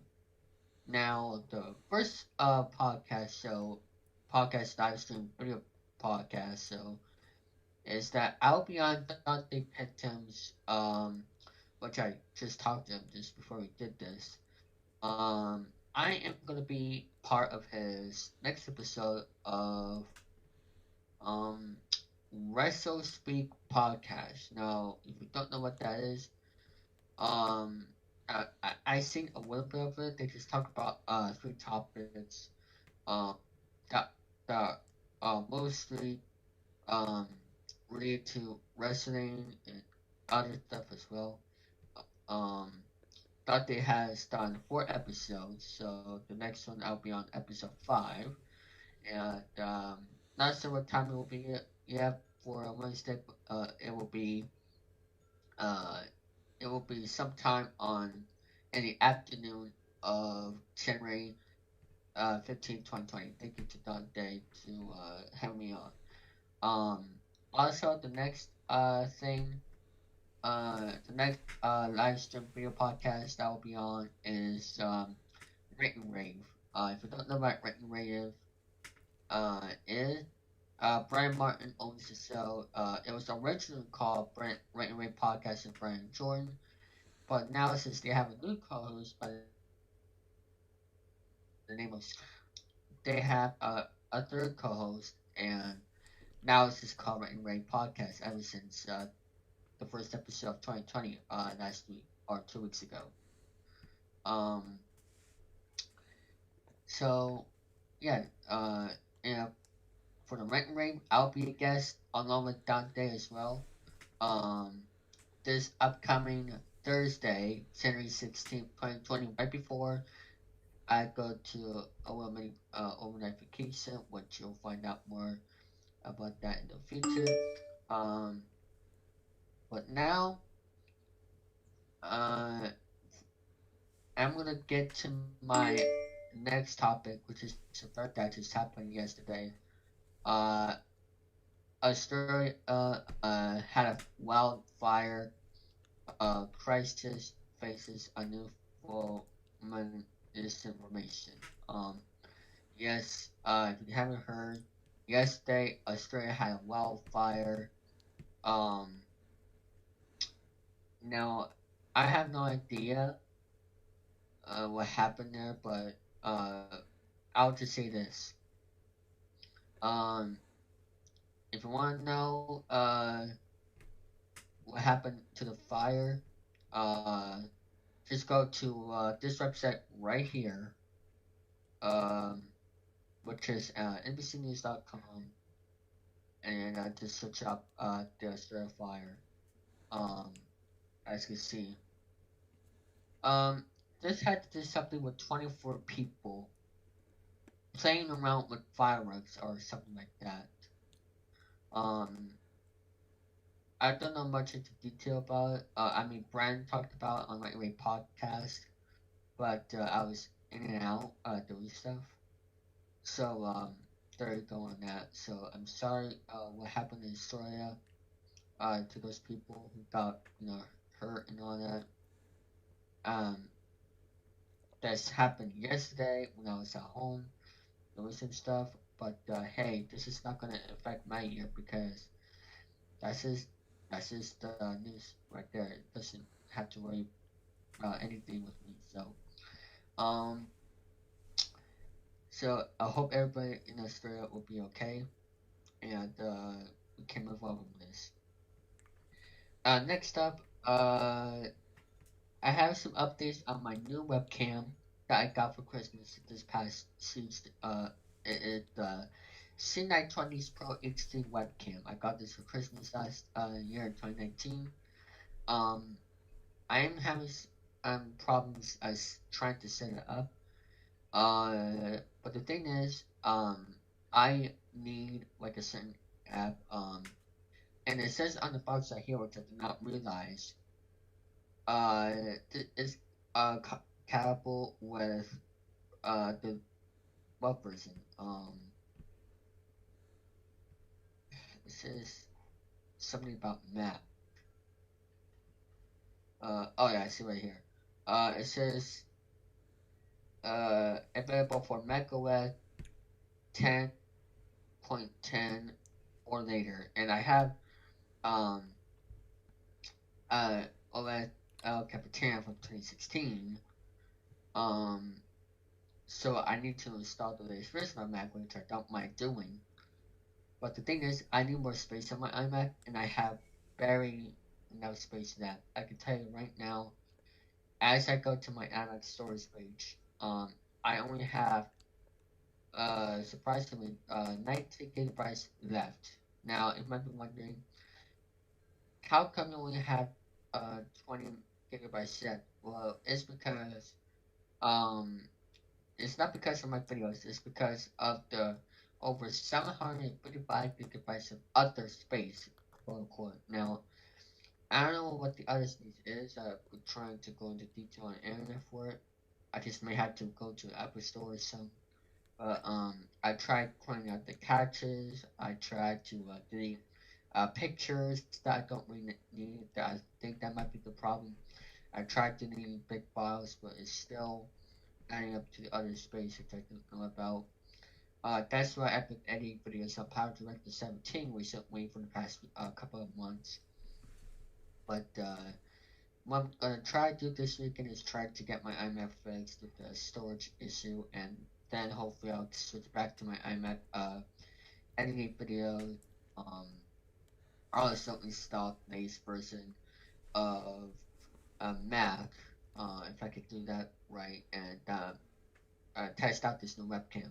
I mean, I could try it on my Windows computer that I'm using right now using Discord, but not also any videos on Power Director.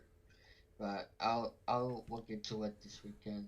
Don't really need to do it right now because the main reason why I wanted to get this webcam because for some reason my webcam on my iMac lost connection or something. I have no idea, but this was a problem for other people as well. But let me just see what happens moving forward. Now my last topic here is what is coming up on my YouTube channel. I am going to take a break from making videos for the next week. Um, I might upload one video next week, and that is my top 5 New Year's resolutions ideas. I might do a vlog about that. I might upload a vlog about that I filmed yesterday. So I might upload one video next week. That might be Tuesday or Monday or whatever. The main reason why because I'm going to be basically working on projects, and that's why I'm also taking a break from Discord as well. Until January 19th, and that is because like I said, I'll be busy, but I am online on Discord right now as I speak, as you can tell by screen full. The reason why, because I want to do this with Luke since Remix Plum is the way I'm moving. So there you go. That is my 4 topics for this week, and Luke, is your floor now. Okay. Now, here are my 5 topics I want to talk about, and then I'm going to do a shout out right afterwards. My first topic I want to talk about is the PS5 release date, specs, news, and rumors for Sony's PlayStation 5. Now, this happened yesterday or today or this week, something like that. The PS5 is coming, but what we know so far? Okay. PS5 is the next generation PlayStation releasing in late 2020. Okay. After a long and incredible decade that quite clearly puts Sony on the top in the home console wars. Sorry, Xbox. Oh god, why did you want to do that?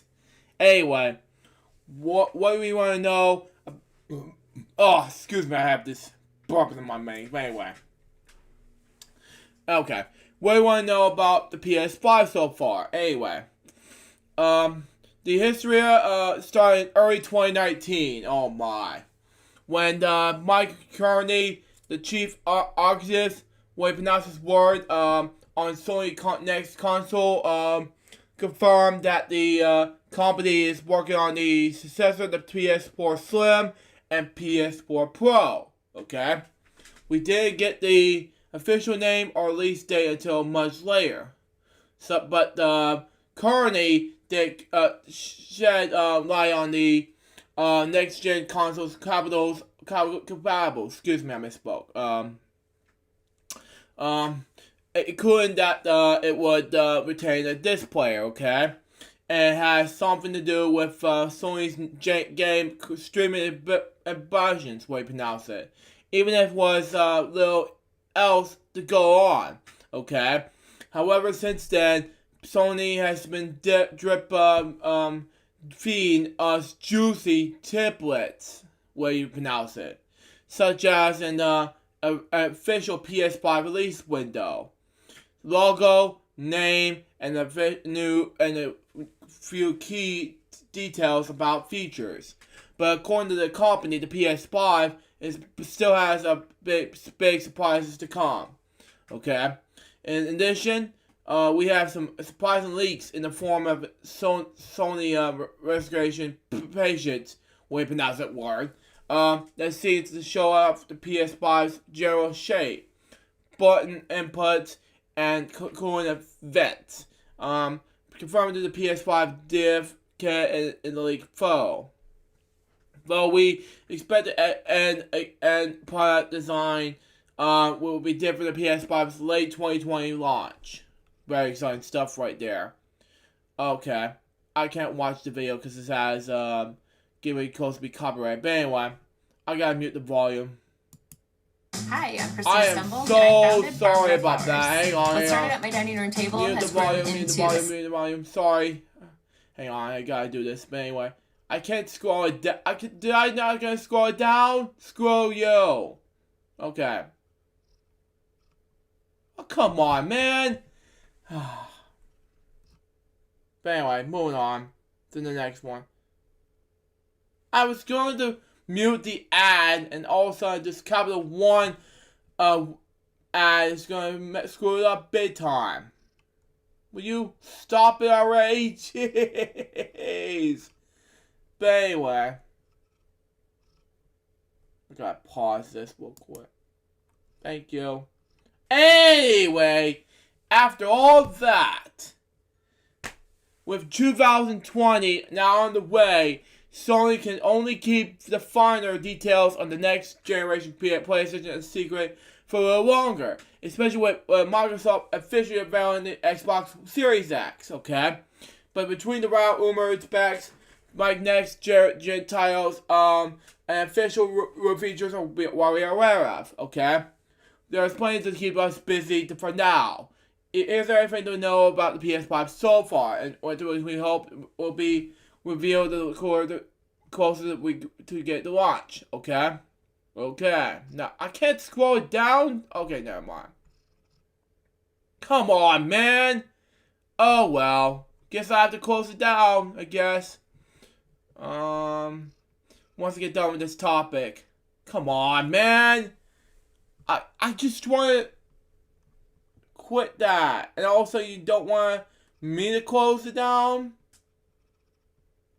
Come on. Okay. I am not gonna do this. Jeez. Anyway. So angry at this topic right now. Yeah, this mouse is gonna let me. But anyway, I figured, but I'm so sorry for the delay. It's just driving me nuts. Okay. Overall, PS5's gonna be exciting. And I'm looking forward to it. Screw you. This video. Moving on to the next topic. Okay. Now, let's move on, because I am not going to waste any more time with this bullcrap, and all of a sudden get this advertisement saying, maybe to mute this volume. Like, oh my god. But anyway, moving on, and the next topic I have is Megadeth makes an exciting statement. Megadeth is back. And here's what it says, okay? American heavy metal band Megadeth, concerned of Dave Mustaine on vocals, David Ellison on bass, Kuku, what you pronounce it, Roriator, we pronounce it, on guitars, and Kirk, Dirk, we pronounce it, Verbali on drums. Just has sent a stage photo through their social media account and stated that they are back. They look excited for the new year. They revealed that they cannot wait to play their new shows. Okay, Megadeth is back. We cannot wait to see it played when all you Killing Road in 2020. What song do you want to hear? Okay, Megadeth is Hero the Road, Killing Road for 5-Figure Death Punch on Hero Hour and on January 14th. And the 22-date tour was concluded with Arian and Sophia on February 22nd. Here they are as follows. January 20th is in Florida in 2020 in that year. January 22nd and in Southeast, what you call it. Southeast, what you pronounce it, in Ovid. January 23rd, Oslo. Yeah, I can't pronounce names. I'm sorry. Spectrum. January 24th, Kaliam DE Royal Arena. January 26th, Ariam NL at Amiens Live.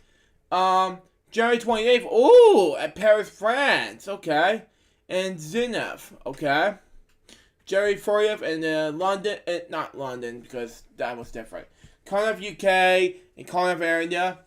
January 31st in London, UK, in the Wembley area. Wembley Stadium, that is. February 2nd in, I can't pronounce this word. I was like, LU, and at the Rock Hall, we pronounce it. February 3rd in Durban, Denmark, and at the Marks Summer Hour, we pronounce it. February 4th in Denmark, Hamburg, and Sports Hall. February 6th in Frankfurt, Denmark, in Festum Hall, we pronounce it. February 8th at Copenhagen, Denmark, and Colleen Pleasure area, okay. February 9th at Stuttgart, Denmark, and Skåne Hollow, we pronounce it. February 10th in Munich, Denmark, and Olympia, we pronounce this word, but whatever. February 12th at the Warsaw, PL, we pronounce it, at the Tour. February 14th, which is Valentine's Day, at the Parker CZ, where you pronounce it, at the Tempsport Arena. February 16th, ooh, in Midtown, Italy, at the Alcatraz. February 17th at Zurich CH, ooh, okay. At the Alan, I can now speak languages like this, I'm sorry. February 19th at Sanya AT, at the Sadtil Tower, we pronounce it. February 20th at Budapest, Hungary, at Budapest Sport Arena. And February 22nd at Soviet BG, where we pronounce his names, at Area Armic. Here's the post they shared, okay? Megadeth is back. We cannot wait to send you a player for you all. You can't wait roll in 2020. What songs you want to hear? And there's like 2,419 comments so far. Over 62,605 likes. Wow. That's a lot of people. I love Megadeth. I love Metallica. I love any type of metal dudes. Now, let's get so serious in the next topic. Now, I want to read you two depth topics, and yes, this is going to be a sad news report. Buck Henry has passed away January 8th, 2020 at the age 89 at Los Angeles. Henry Zuckerman was born in the Jewish family in New York City, and his mother was Ruth Taylor, who was died in 1984 April 12th. January 13th, was a solid film actress and the star of the original version of Gentlemen Prefer Blondes. Wow! While his father was Paul Schoenberg Zuckerman, April 15th, 1899, oh my god, died in December 3rd, 1965, oh my god. And Air Force Brigadier, General and stockbroker, okay? And though he was a nickname Buck from his childhood, he did not officially change his name to Buck Henry until the 1970s, okay? Well, his birth name and nickname changes from his grandfather. Henry attended a chocolate school, then all boys, now known as Colleague Romney Hall. At 15 years old, he made his professional acting debut in the Broadway production of Light with Father, which led toward theaters in Brooklyn, Long Island, and the Bronx. Henry earned a bachelor's degree in English literature and a senior fellowship in writing at Dunmore College in New Hampshire. Okay? Where he wrote for the University Humor magazine, the Dunmore Jack-o'-lantern. Oh, this is creepy. And met movie director Bob Rafelson. Okay? Following graduation, he enlisted in the army during the Korean War. Okay? Instead of engaging in comment, however, he served in West Germany first as a helicopter maniac, we pronounce it. Then he transferred into the Special Service where he toured as the 7th Army Republic Company, okay? Performing the play when he wrote and directed. Now, his career began when he joined the personal comedy group Premise, which ranks includes George Segal and Theodore J. Fricker, performing at West Village. This helped lead him in the television career.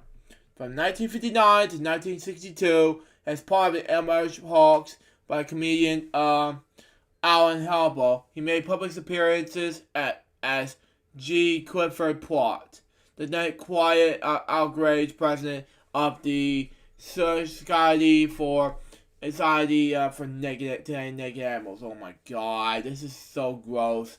Who president his point of view on talk shows.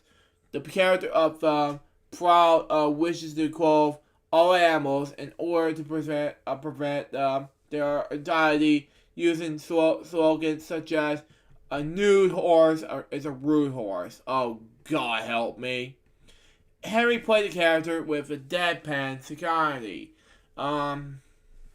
He was as often present as a comic, but was authorized taken seriously by the broadcaster who interviewed him.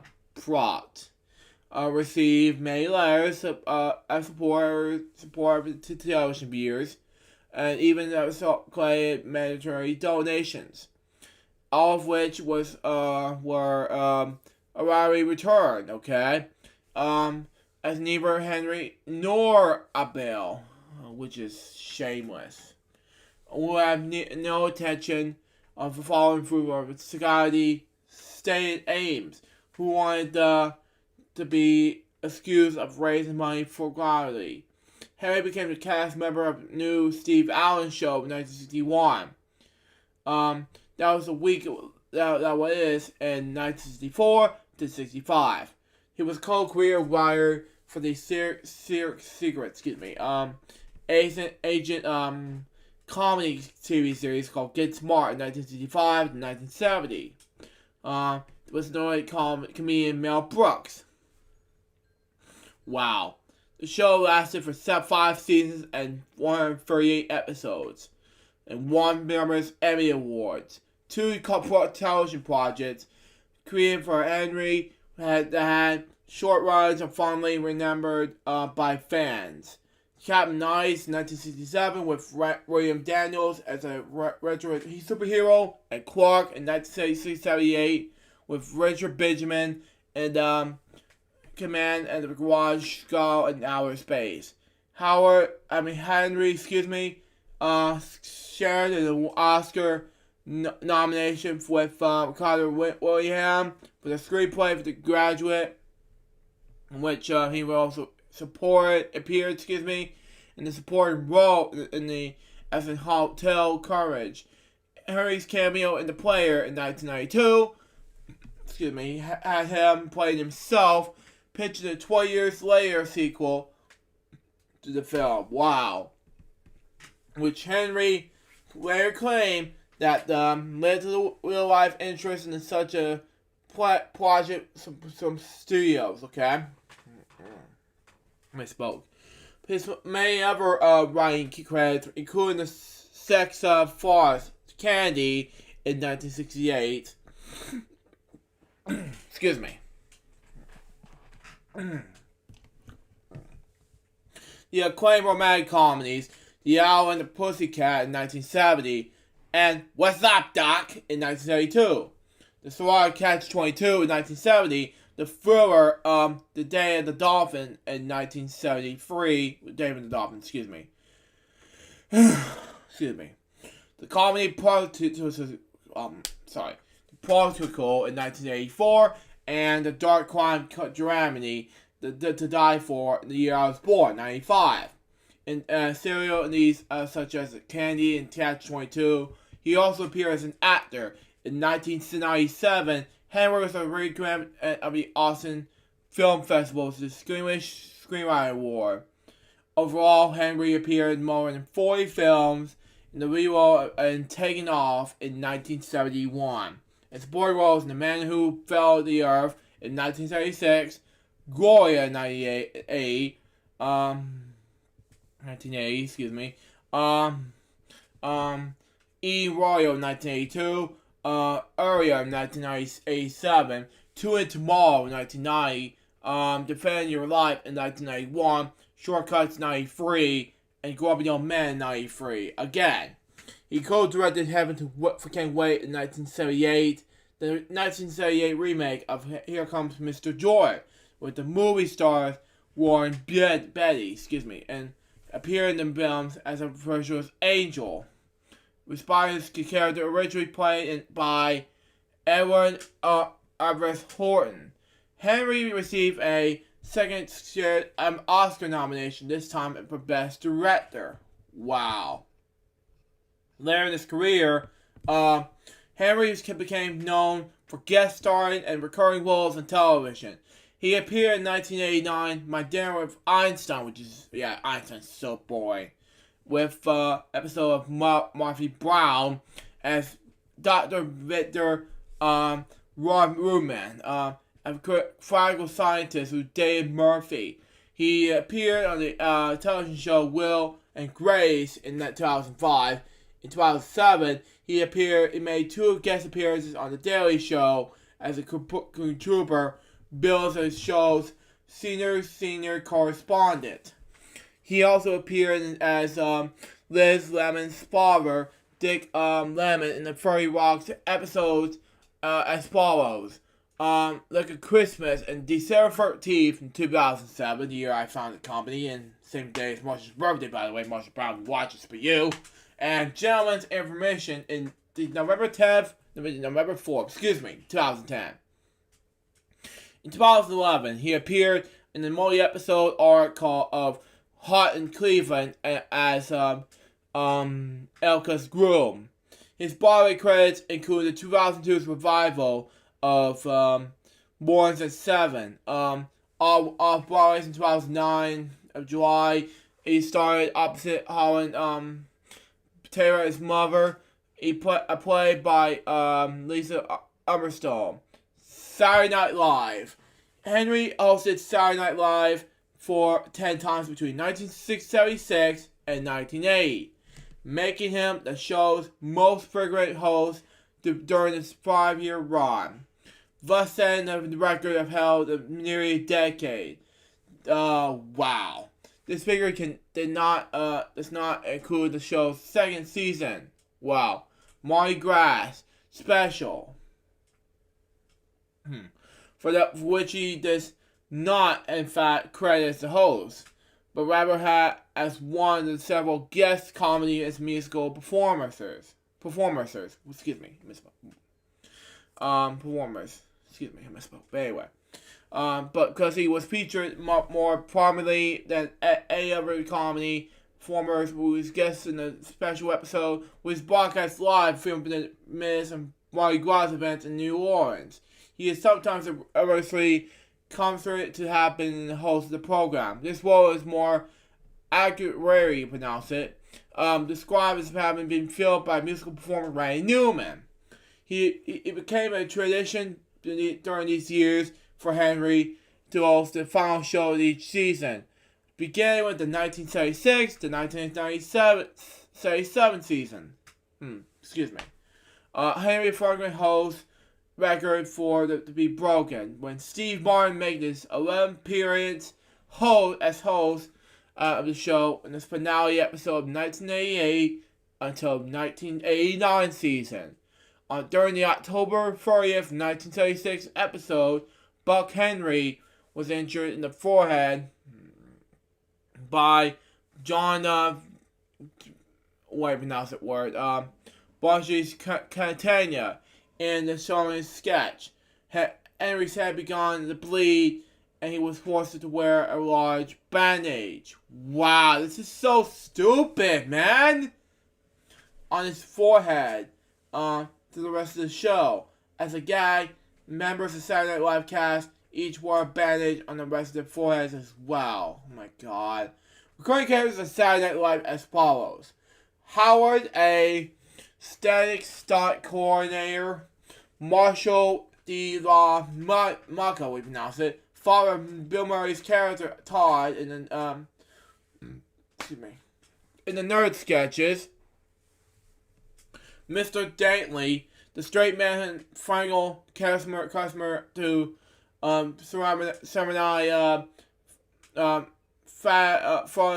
farmers, John Barsley's made businesses, and Uncle Roy, a single private babysitter. The skits were written by Mostly Surfer and Bet, we pronounce it. Beats. Yeah, excuse me. And appeared twice and remained controversial. That was bad! Again, this is bad. Okay. Celebrity apparitions on Saturday Night Live as follows. Charles Lindbergh, John Dean, and finally, Ron Nason. Henry died from a heart attack at Sarah's Medical Center in Los Angeles on the January 8th, 2020. He was 89 years old. Now, I'm not going to go over the filmography per se. Sorry, but that's just going to be something I wanted to do another time. And the last death topic, and now we're going ahead to read this right now. And that is, of course, Ed Burns. Now, if you don't know who he is the Wheel of Fortune host, or a Wheel of for the pilot episode, but he's also on Grease. But just to let you know, he was actually one of the best performers of Wheel of Fortune ever in the 74. But he chose Chuck Lorre. They chose Chuck Lorre instead. But however, this is what it looks like now, because he was on Grease in the television series called 77 Sunset Strip. Now, let's get this out of the way, shall we? So we got Burns was born Edward Burger, we pronounce it, in New York City, the son of Mary Byrne and Augustine Gus Burger. He has two siblings, Vincent and Joanne. When he was 13, his father died. Oh my god, this is so sad. He then dropped his last name in favor of Burns, but based on the name of his material grandfather, Edward Byrne, a fireman, okay? Burns developed the act at the high school, but did not secure sooner, until after he had tried a number of different jobs, such as driving an ambulance, roofing and selling flowers. At age 17, he found work as a photographer's model. Excuse me, misspoke. Which led to an introduction to work as a hustler. His memoirs described this as a strange world, art, wealth, stadium, lingerie, sex for money, fear, and fine restaurants. Now, his career began in 1956. Barnes got an unpaid job in the Summer Stock Theater Company in Connecticut. Okay? The Lynchburg Community Playhouse. He soon began appearing in the such plays as an actor. Burns tried to get roles in Broadway theater productions, but had no luck. But the same year, he was cast in the episode of Crosswords TV program. Wow. Burns has also appeared in episodes in the late 50s series called Wire Service and Navy Log. After a year, Burns moved to Hollywood. He appeared in the local stage production of Tea and Symphony. Burns also appeared in episodes such as The Adventure of Jim Bowie and Telephone Time. And in the film called Fear Strikes Out in 1957. Okay? Burns was the third Bill in the film called Reform School Girl, also in 1957, for American International Pictures. Okay? Let me go ahead and scroll it down real quick. He has also a supporting role in the Warner Bros. Film called Johnny Trouble, same year. Also in all that year, Burns signed a 3-year contract with John Carl of Korean Pictures. Burns tested the roles in the film called Burn Dine, and until they sail, they did not get them, however, which is sad though. A terminally report described him as a Tad Hunter type. How he did guest star in an episode made by Warner Brothers. Excuse me. The studio likes Burns' work and signed him for the long-term contract made in 1957. Now here's the thing for Warner Brothers. Okay, it was awesome. So there you go. Warner started off Burns' contract and by signing him to his comic role in the Deep Six in 1958. He also appeared in episodes of Consign, when you pronounce it, The Gale Storm Show, of Sozania, and Cult 45. In 1958, he appeared credited as Edward Burns, as Ben J. Dayan on Senai, we pronounce it, in the episode titled The Last Comadril, when Tab Hunter refused a role in the film called Derby Rangers in 1958, Burns stepped in instead. He was wanted for Baby Face Nelson in 1957, but Warner didn't not loan him out. Burns also appeared in Marjorie Morningstar in 1958 and Life Began in 17 in 1958. He also appears as a guest star in Maverick, The Deputy, and Sugarfoot. With John Russell, Robert Howes Jr., and Real Ride in 1958 season premiere of episode Ring of Sand. He was in another war film called Up Periscope in 1959. Now up to 77 Sunstrip. This is where it all began. Burns was cast in Girl of Rod, a pilot for the detective show starring Ephraim Zephyros Jr. Burns plays consummate killer Kenneth Smiley, who constantly combined his hair. Burns said this was an idea of his which the director liked and kept it. Around this time, Burns decided that the change his acting name is from Edward to Ed. Okay, I just dreamed it up one day. He said, Edward is too formal and free are the liabilities. Oh man, this is. I mean, Ed is so stupid, man. I hate this show, man. But anyway, let's continue on. The show is aired in 1958 of October. And so popular, Warner decided to turn it into the TV series called 77 Sunset Strip. Burns' character became an non-national teen sensation. Wow.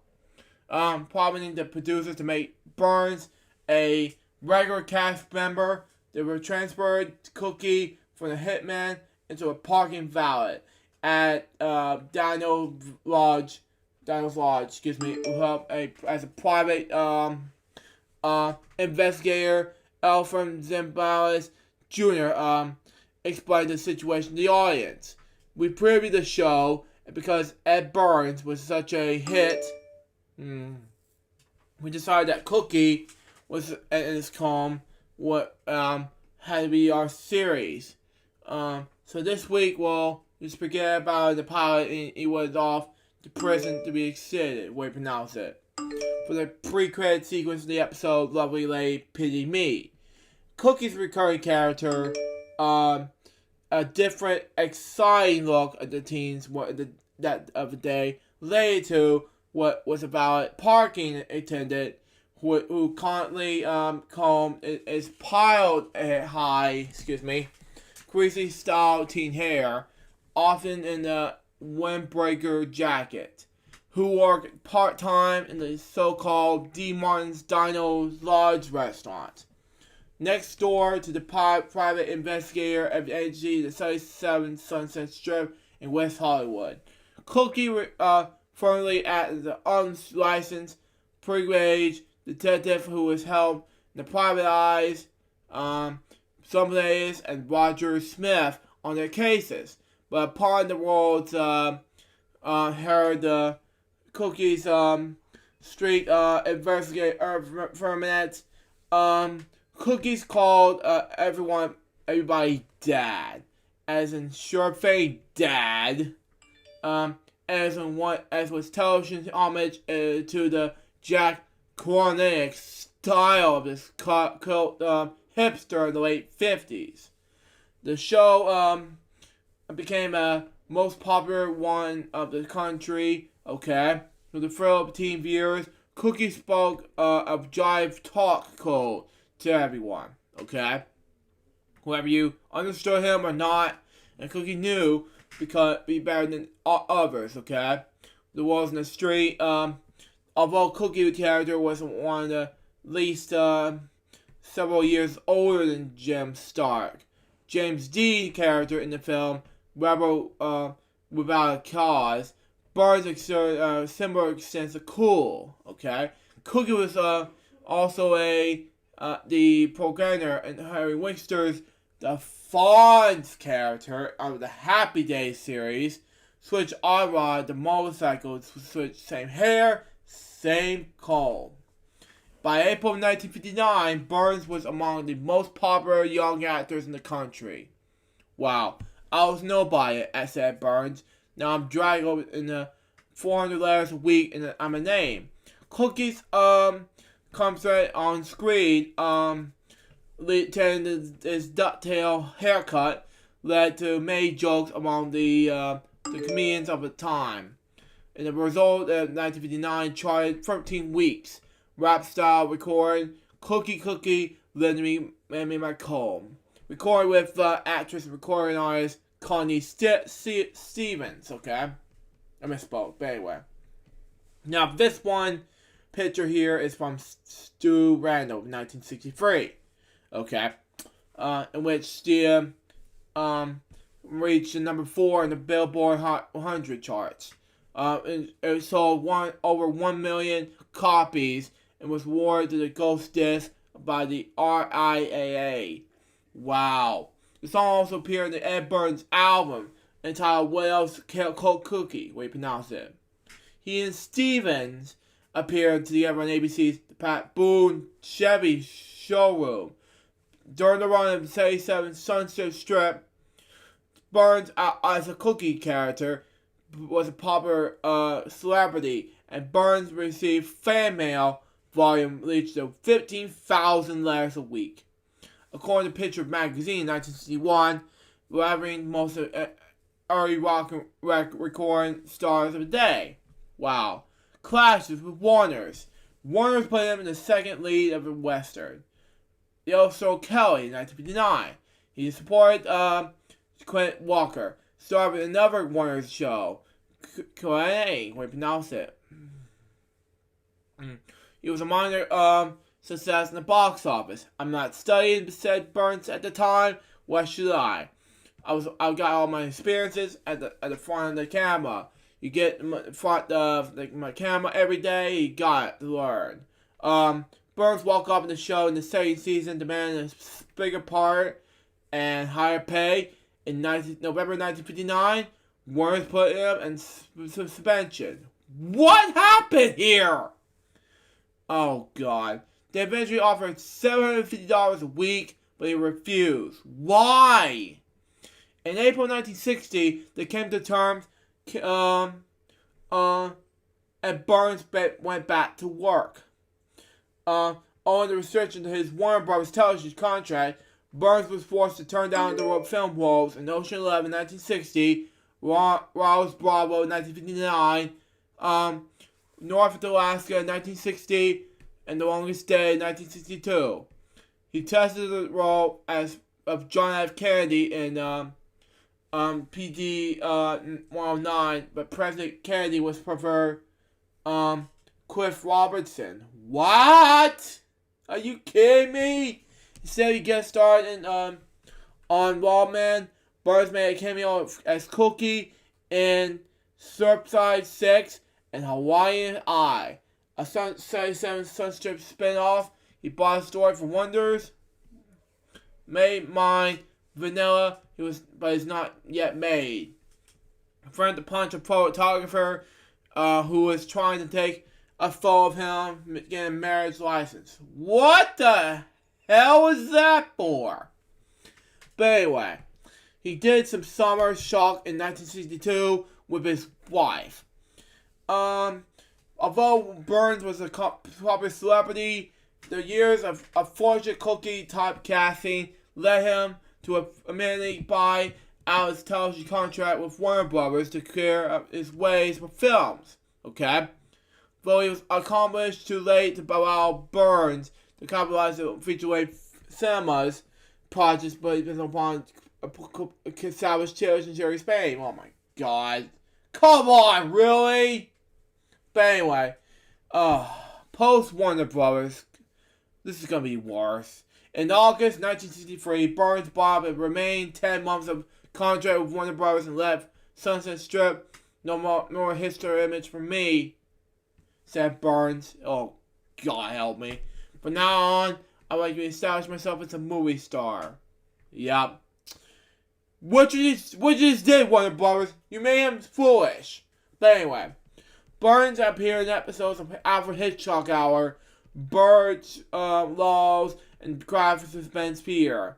He traveled to Yugoslavia, where he was on one of the several names in Roger Corman's war film, The Secret Adventures 1964.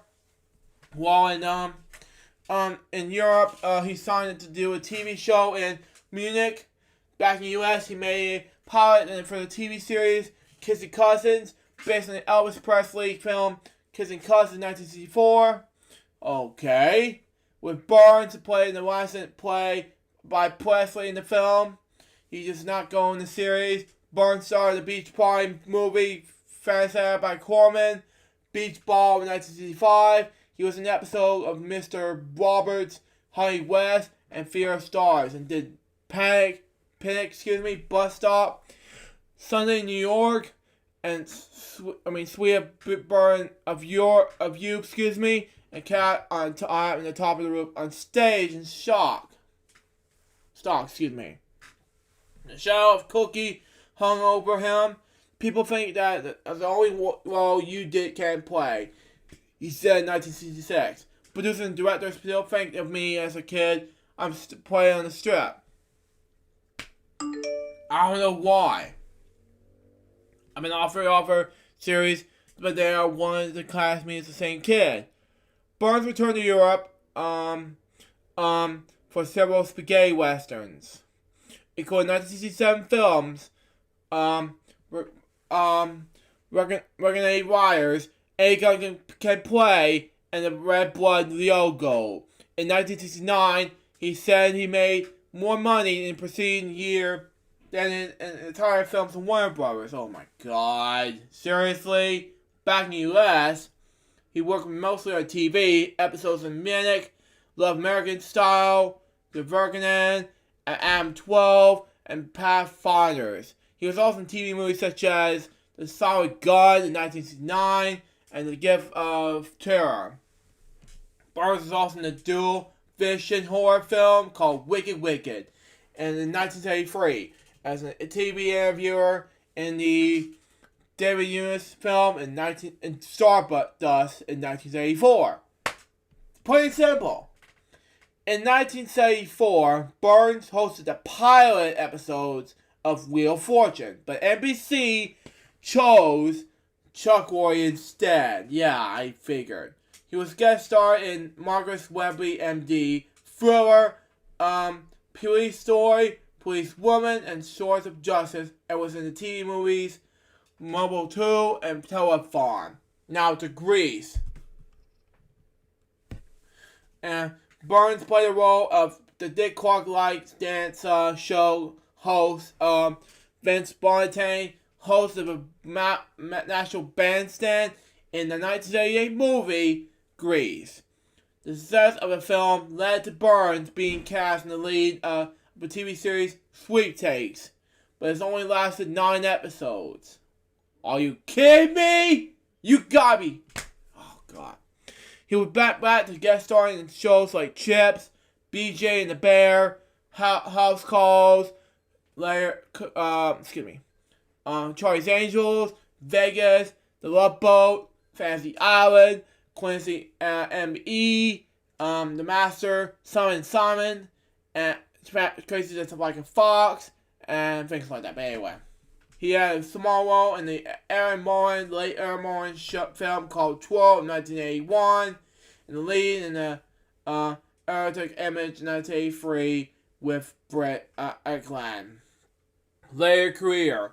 Burns also appeared in Men Killers in 1987, Back to the Beach in 1987, Party Line in 1988, and True Beverly Hills in 1989.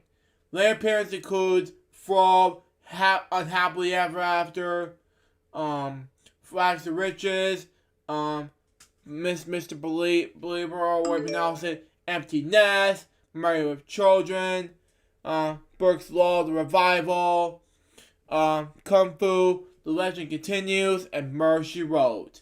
One of his final roles was Shake, Rattle, and Roll, an American love story, 1999. Personal life and death. Now, this is going too far, okay? Burns' son was by Edison Minor in his large Logan Burns, a television news anchorman from KUSI TV News in San Diego, California since 2018. After performance in same duty to KTTV in Los Angeles before 2016 with a Fox Connecticut since 2008. Burns died of natural causes on January 8th, 2020 in Santa Monica home. He was 86 and 87 years old. Legacy. As a tribute to every celebrity and an iconic cookie character, Burns was ranked number 5 in the television TV Guide's list of TV 25 greatest TV teen idols. January 23rd, 2005 issue. In 1996, he wrote a autobiography with Marshall Terrell entitled Cookie No More. Burns appeared during the Memphis Film Festival in June of 2014. It was reunited with his former Yellowstone Curly Skull star Clint Walker. Now, on to my last two topics, and I'm going to read you something very special here, okay? Ozzy Osbourne, you're going to love this remix. Elton John are working on the new music together. Now, is it clear that Elton John and Ozzy Osbourne rock and roll metal bands ever? From Black Sabbath, yeah. It's going to be happening soon, but we'll see what happens. Anyway. Sharon Osbourne shares this week with her husband Ozzy Osbourne is working on a song with Elton John. In her show, The Talk, Sharon laid out Ozzy's plans for this year. A lot of good things, wellness, and to get back to this band. To do what he loves, which is touring and to be out there with his fans. And yes, there will be new music, and it's great. He got all this friends playing it. He's doing a song with Elfin. There's so much good stuff. Wow, cool enough. There's new music. Yeah, it says by that for the Talk on CBS earlier this week. The Black Sabbath frontman began 2019 with health setbacks, forced him to cancel 5 shows and postponed the UK European leg of this tour. But after collaborating with Post Malone on his last album, Hollywood's Bleed, Ozzy appeared on the single Talk What You Want alongside Travis Scott. He was inspired to record a new solo album, his first in 10 years. The LP, Ordinary Man, was produced by Post Malone's favorite collaborator, Andrew Watt.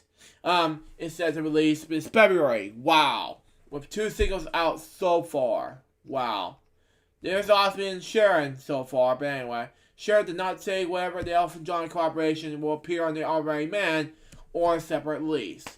Okay. Collaborating guests on the album, including Guns N' Roses member Slash and Duff McKagan, as well as Red Hot Chili Peppers drummer Chad Smith. Now, looking back at this music, Elton John, if you watch this remix, you know how much time we're going to do this in a way. I saw it on Rock and Roll True Stories, but, you know, that's just me. My last topic has to do with the Wiggles. Then I won't do a shout out after this. Now, it's about the original Wiggles are reuniting for a bush fire, and David used to talk about this back in earlier in the episode. Relief concert, okay? World famous group The Wiggles has announced a bushfire relief concert to raise funds for organizations that are helping them with the bushfire. But it's not the group that are around today. But its original members, people who grew up in the 90s. Like I was born in the mid-90s. I was an late 90s, early 2000s kid. Grew up with the Wiggles, by the way. We remember the likes of Anthony Field, Murray Cook, Greg Page, and Jeff Fatt, like I do. As original red, blue, yellow, and purple Wiggles, like me. These guys are Wiggles, by the way. They announced they're putting an over 18s reunion concert. Yeah, I'm over 24 years old. This is over 18s concert, but anyway. We all proceed going towards the Australian Red Cross and the NSSW Wildlife Information Rescue and Education Service. This is what it stands for. WIRES. Wow. Okay. OG Wiggles reunion show with raise so much needed funds for bushfire relief. All proceed from the show for we going to the Australian Red Cross and WIRES. It was Wiggles who started it. Over 18 show, tickets go on sale tomorrow, which it's probably last Tuesday, by the way, at 10 a.m.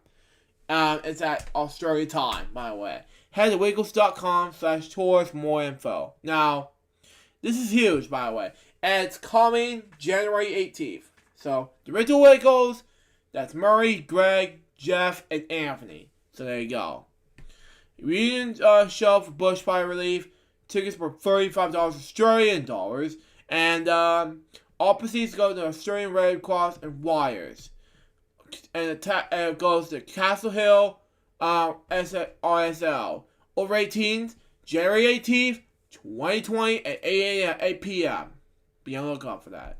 But anyway, Australian people. But anyway, they'll be playing at Castle Hill RSL on January 18th to everyone who wants to jam along to the greatest hits. Wow.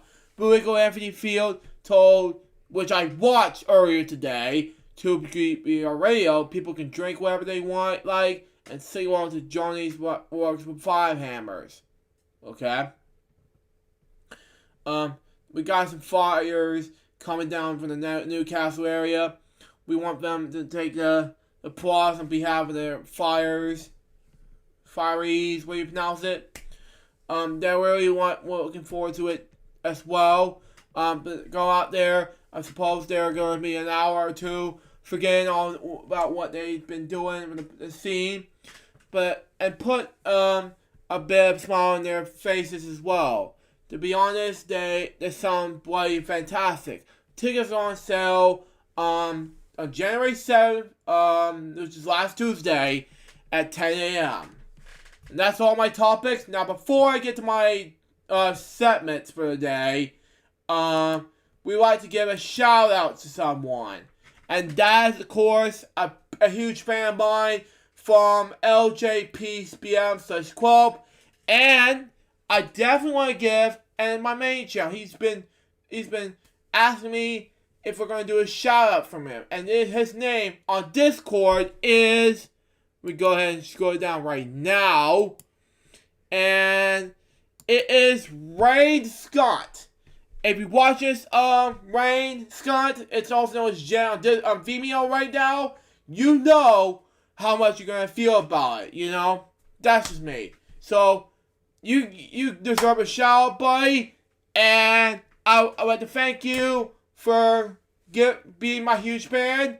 And I'd like to thank you for giving me a very important time for watching me and everything for the past, I'm not sure how many years it was been, but we'll just see what happens. But in the meantime, folks, yeah, let's get started on the segments now. Let's scroll down this right now and go ahead and minimize this. And let's talk about what I did watch on Disney Plus. Wow, we haven't done this last week, and we're going to talk about it this week. So, right now it's time for what I did watch on Disney Plus. So, let's do it now. Last week I've watched just not episodes 2 through 12 on Disney Plus. So, on my duct. So, if you watch this remix, this is for you. So, there you go. And that concludes my what I did watch on Disney Plus. Now it's going to move on to our spinning wheel right now, shall we? What's we got? Let's see our, Just let you know, I am back when we were talking Okay. a couple minutes ago. So let's spin the wheel and see what it is on. Okay. Pat do game stuff. Okay. Alright. Okay, let me click online games real quick.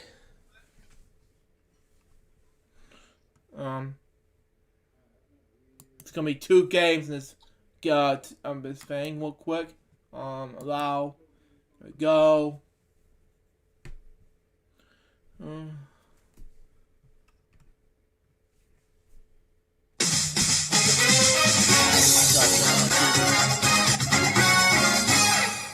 I gotta turn on my TV.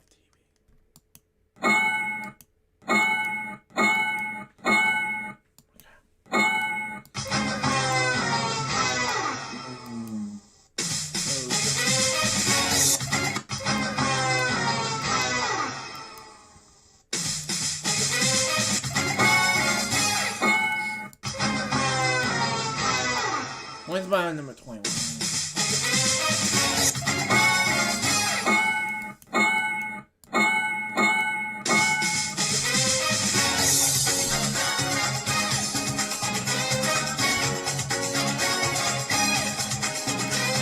it do a thing?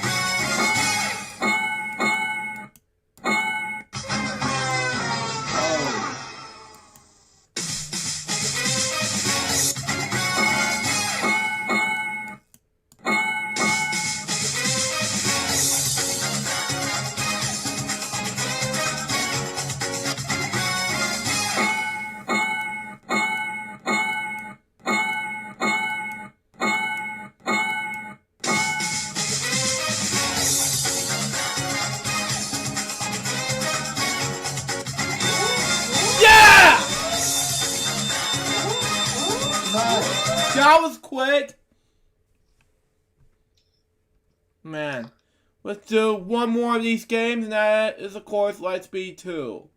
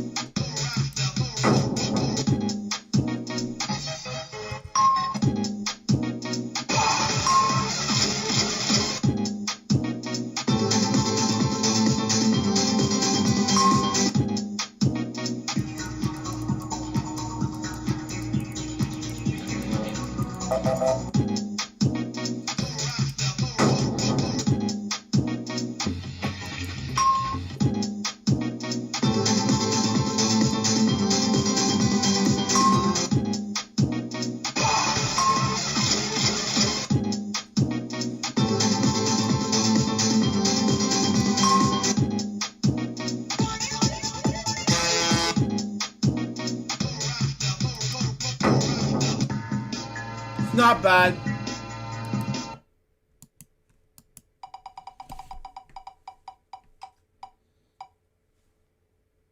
Dave Files behind the scenes. Alright, so let me see here for a second.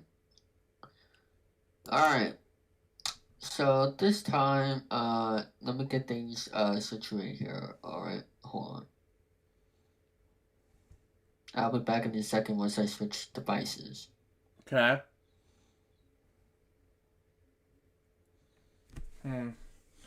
Well, it's gonna be challenging, folks. So, there you go.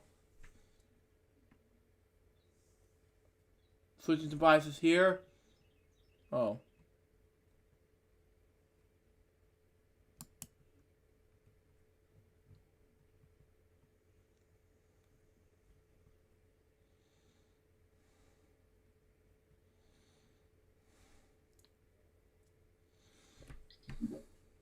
Alright, so as I just search devices here, let me see here. Hold on. Alright, we are going to be doing a car search spectron. So this is showdown between me and Luke. So, let me just get stuff ready here. Let me open OBS up. It'll take about 3 minutes here. And by the way, how many game segments do you have left after this? We got 3 after this, and I'll do a note and I'll wrap up the show. Alright, then after that, we'll do a weekend celebration. Yeah, I'll be editing this and I'll do weekend celebration. It will take me some time. Alright, so let's begin the video in 5, 4, 1.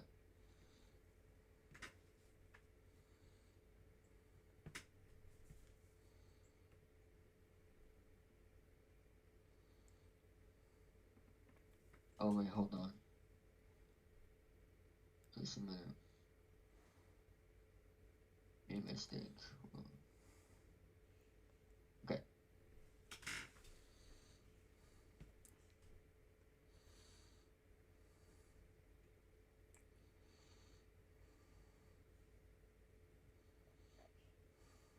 Hello everybody, welcome to a car truck spectrum. This is Showdown, and tonight I'm here with LukeJ62895 as we're recording this on LukeJ62895. Hello guys, as I'm speaking, live from Friday's LukeJ62895 episode 275 as we speak. And today, like I said, we are going to be playing Bigton's Car Sharks, and let's see which one of us will win tonight. I'm gonna do the 70s mode on here, but this ain't matter which one anyway. So let me load up the game and let's get started. So there we go. There's the game. Don't worry about the tool when you sit there. I don't know how to fix that, but anyway. As I try to type a name, me, Luke, and let's begin. Yep. Alright, we're gonna start loading up the cars here for round 1, and we're gonna start with me. We asked 100 people, 100 married women said they love their husband more than he loves them. I'm gonna say about Luke. Wait, what? Higher or lower than 65? Lower than that. Alright, the exit number is 41 is lower. Yes! Alright, you have the 5. Higher. Higher than the 5, but it is a 10. Oh. Oh, man. Freeze. Freeze in the free card. Look, this question goes to you. We asked 100 people said they peeked through a keyhole. How many 100 people said they have been peeked through a keyhole? I don't know. If I would choose, wait, what's the question again? How many 100 people said they have peeked through a keyhole? Oh, yeah. I'll choose a 50-50 chance. 50. I don't know. Alright, 50. I'm gonna say higher, and the actual number is... Oh, 36 is lower. Yes! The question is, you have the base card to 10. Do you want to change the card or go higher or lower? Change the card for the 10. I don't like it. I don't blame you there. The card now becomes a 5. Higher Okay. than the 5. Higher. And another 10. Do you want to freeze or go higher Freeze. or lower? Freeze again. Yeah. Alright. This is my question. We have 100 presenters said homosexuals should be allowed to teach in public schools. Oh,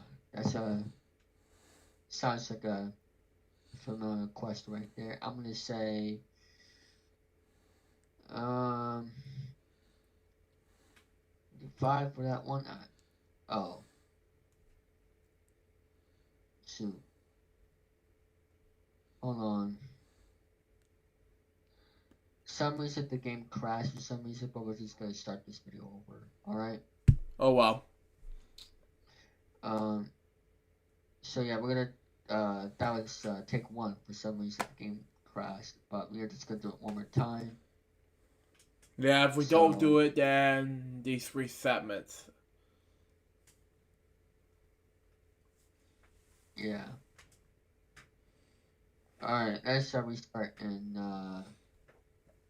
3, 2, 1.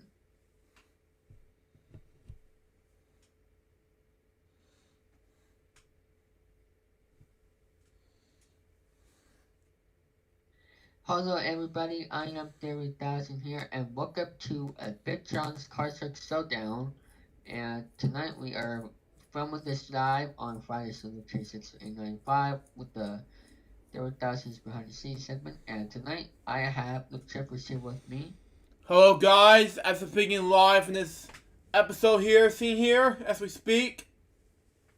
Yep, and this is our second take because for some reason the game crashed before. But anyway, tonight we are going to do a game between me and LukeJ here, and we are going to start this. Any crashes here, otherwise you will do a behind the scenes video for next in 2 weeks instead. Alright, this question goes to me. To start this off, we asked 100 lawyers said they conservative criminals Excuse me, yes, $100 serving criminals said they defended a person who was guilty. I'm gonna say about 65 for that one. Higher lower to 65, Luke? Lower. Lower. The actual number is 95. Oh! And I have the 5. Higher than the 5 is a 6. Oh, I'm gonna freeze right there. Sorry for the feedback, but Luke, this question goes to you. Yeah. But yes, 100 single women said they'll go with her date, even the restaurant bill pays the half of the restaurant bill. How many 100 single women said they will go to her date, even if she pays half of the restaurant bill? It's a 50-50 chance for me. Alright, going with 15. I'm gonna go higher than 50. And the actual number is 28. It's lower. Yes. And the opening card is a 5. Oh, man. Higher. What's the answer? I said higher. Oh, you don't know. Oh, it's a duplicate. Really? Higher than the 6, it's a queen. Lower than the 6, oh, it's an ace. Alright, this question goes to me. We asked 100 engaged 5+ years said their defendants will wait for him for another 5 years. Why not? Let's just say 45. Higher or lower than 55, Luke? Lower than that. I doubt it. You said lower than 45, right? Yeah. Alright. Strategy there. The actual number is 50. Yes! No, well, you said lower. It's actually that card goes to me, so. Oh.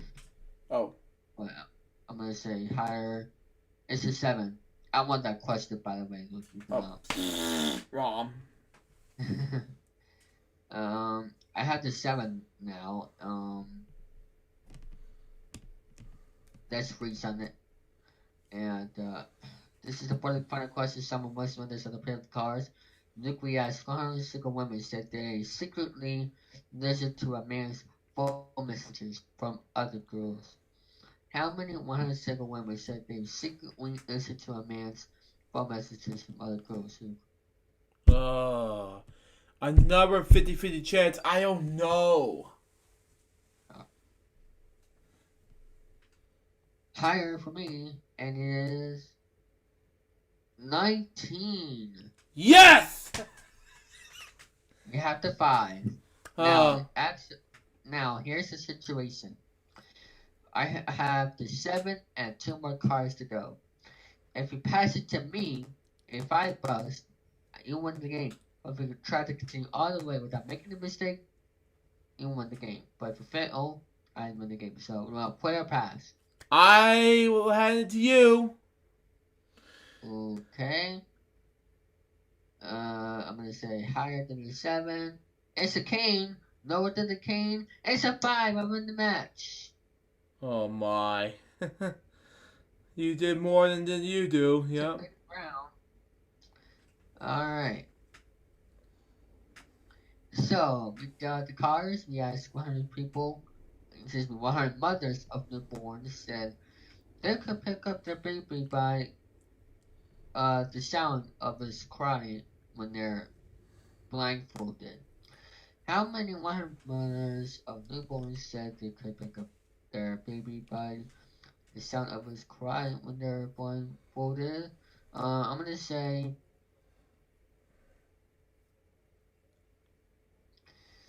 47.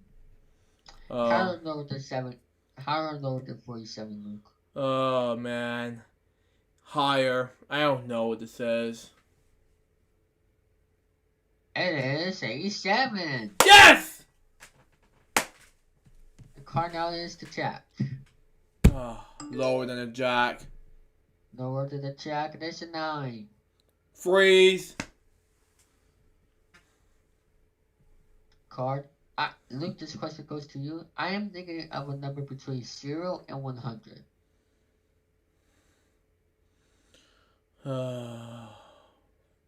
Question is. Wait, what? I am thinking of a number between 0 and 100. That's the question for you, Luke. 0 to 100. Just a 50-50 chance. I don't know. 50 again. I guess you will be using that number all game. Higher for me. The actual number is 55. I won the question. I had the 9. Let's just get lower than the 9. It's a 6. Higher than the 6, it is. It is. Oh, the queen. The queen. Alright. Luke, you have the 9. Lower than 9. Lower than the 9. Oh, it's the king. Oh!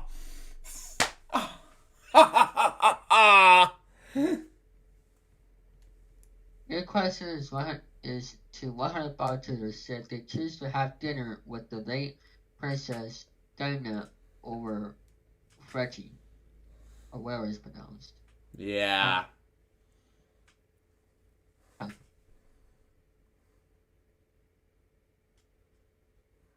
Luke? Wait, what?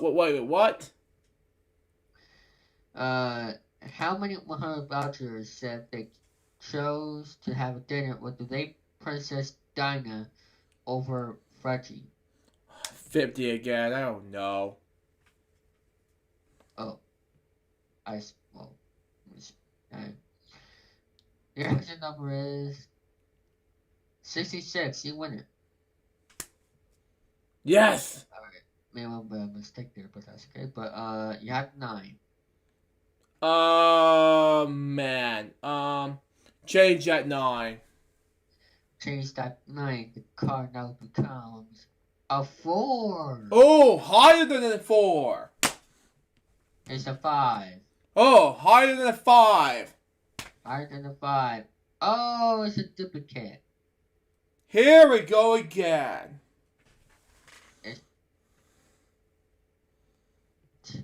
Lower than an 8. Oh, it's a 10. Oh well. What's the final question? So much winners in the play of cards. Look, we asked 100 married women said their husband should wear a toupee if he starts to go bald. What do you say, Luke? Another 50-50 chance. I don't know. Alright. I'm gonna go higher for that. And now it becomes 21. Now here's the situation, just like last time. Do you want to play or pass? Because to pass it to me, which I have 4 cards to go. If I bust, you win the match. But if I go all the way, don't make a mistake, I win the game. I have the 9, you have the 4, with 3 cards to go. What's the decision? Oh man, I have the 4. I have no idea. I'll pass it to you.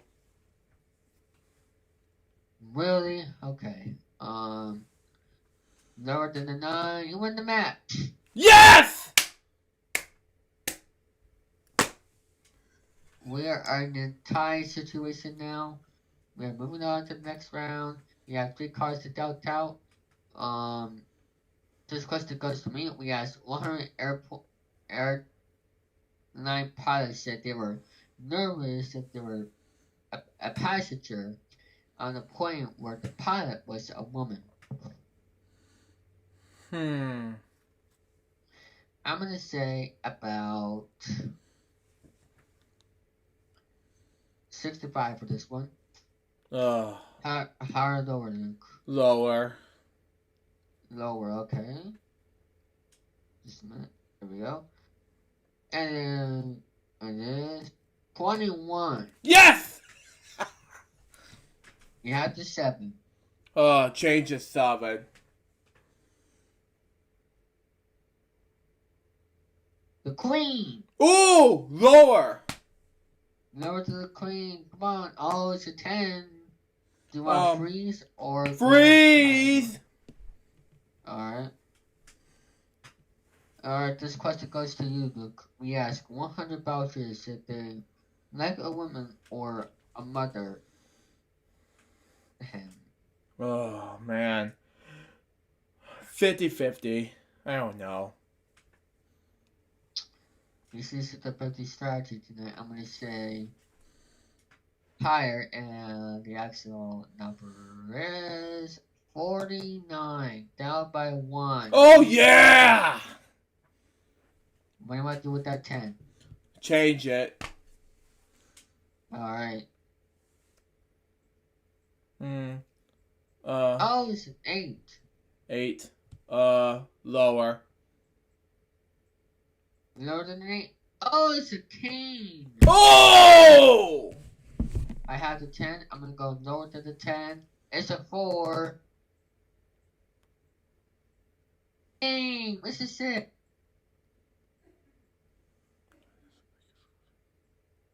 Alright.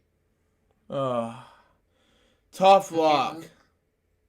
Yeah, but now it's time to play the money cards. And, the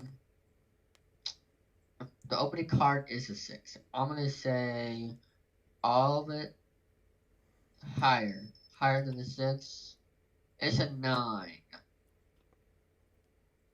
Mine not. Let's go all of it lower. It's a 3. I'm going to say all of it higher than the 3. It's a bonus chance for the jackpot. Ooh! I'm going to do the same bet. All of it higher than the 3. It's an 8. I'm going to go all of it lower than this. Oh, it's another bonus chance. Alright, let's go all of it lower. It's a 10. Let's do the same bet again. All of it lower. It's a 6. All of it higher than the 6. All of it lower than the jack. All of it lower than the jack. Oh, it was a duplicate. I could have 32,000, but it's $27,800. It would have been a perfect game if it wasn't for that duplicate. Oh. Shoot! Well, I had 3 chances to win the jackpot. Was behind number 4, and I won the jackpot, $20,000. It's not bad for you. Well, I want to thank everybody for watching. Thanks Luke for being here. Thank you for having me. You're welcome, and I will see you all in the next video. Have a good Saturday, everybody. Bye.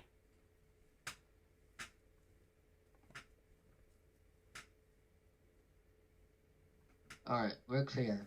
Anyway, And I'll be right back. next type of wheel segment is L4GS TV Get Flash Control stuff. And we're going to move on to Money Cards. Speaking of Money Cards, he won the game. Congratulations.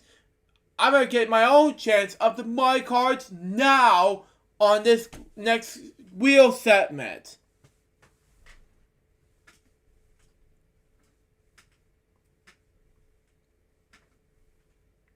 So, very good or not. But anyway, let me just go ahead and do this in any way, shape, or form. And come on. Okay, there we go. Go and do this here. I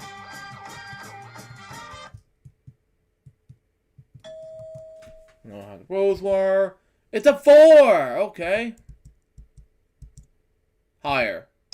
What?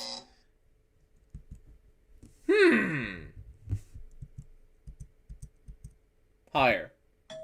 Not bad. Higher.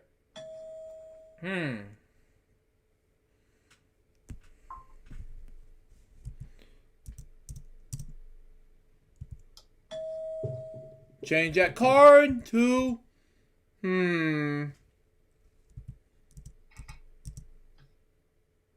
Lower.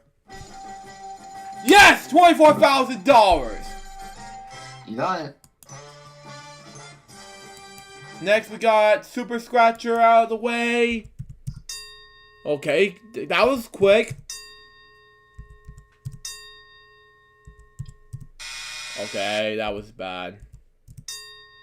Whooper, almost there.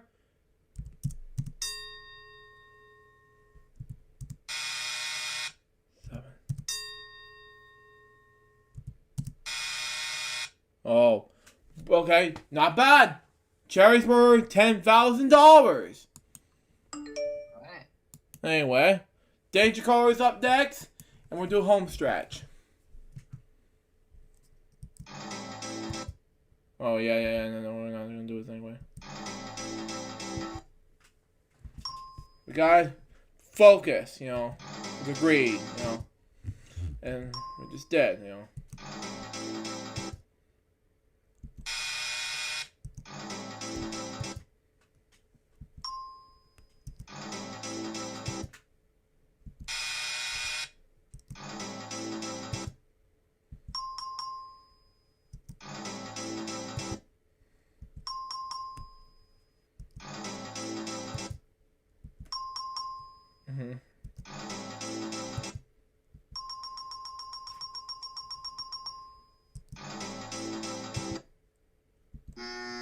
Well, not bad. Oh. All you have to do is do the home stretch and we good to go. Let's see. 2. That's not bad.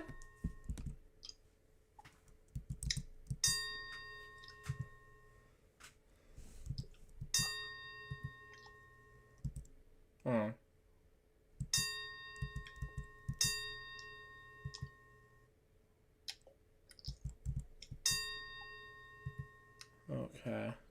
1. Okay. That's better.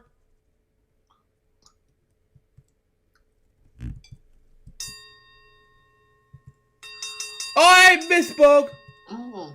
I accidentally did that. 6. 6, come on. I am so sorry, folks. That had never happened before. Oh, yeah, 25,000. Yep. Sorry. That was a mistake. It didn't matter anyway.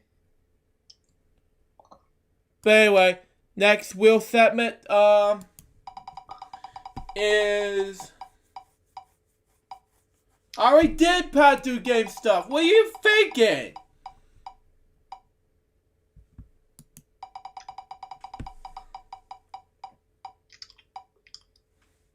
Pat Sajak Game Stuff. And afterwards, it's Cool Math Game Stuff.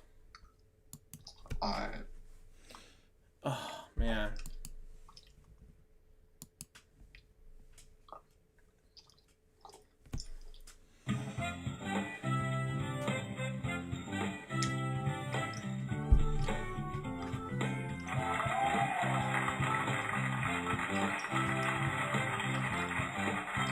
Hi, I'm Pat Sajak. Welcome to Trivia Gems. Thank you, Pat. Welcome to today's Trivia Gems game.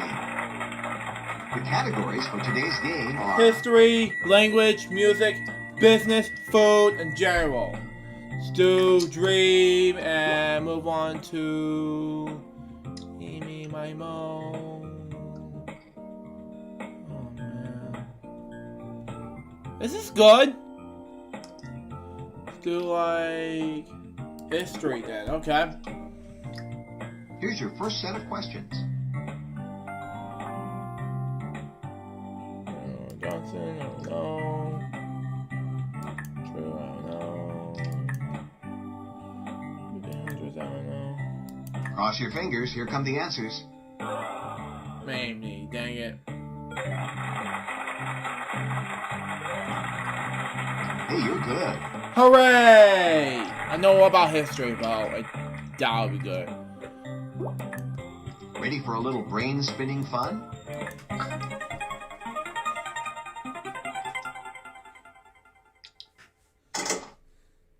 Too bad. Better luck on your next guess. I don't know, it's wagons, but we'll see. It's if I did it correctly. We'll see what happens. Okay, get ready. Here they come. True, I don't know. Share, I don't know. And Vidati. It's so boring, but we'll see what happens. Now, let's see the answers.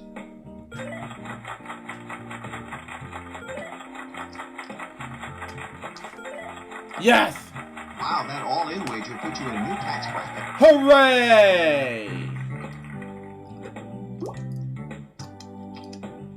Here are the questions.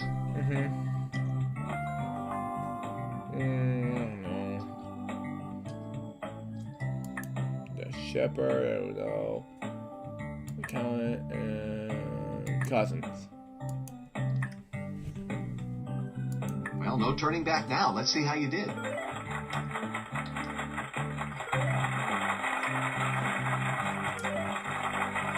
Hey, your all-in wager worked. You won. Hooray! Okay, get ready. Here they come. Change his name, we will star. Yeah, we'll see. And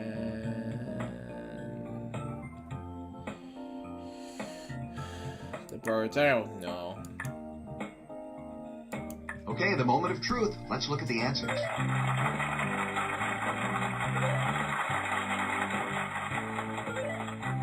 Got it. Congratulations, you won the all-in wager. Hooray! Here's a gem of a question. Now you have an opportunity to double your money. I don't know. Congratulations, that gem is yours. Hooray!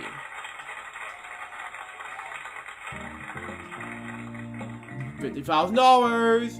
Here are the questions. Dazzling, okay.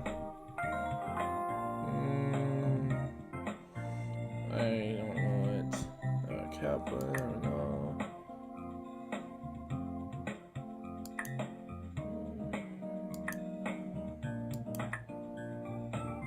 And the answers are...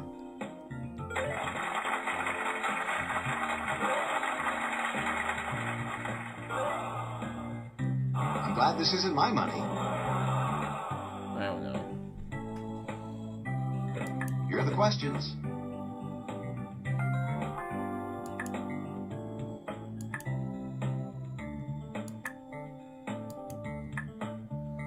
Here are the answers.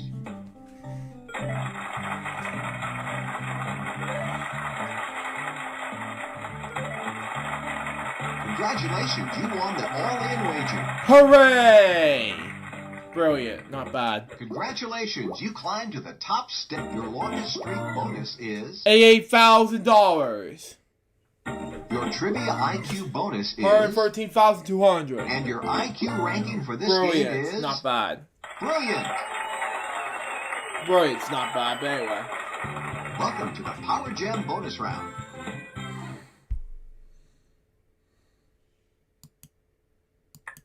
Anyway.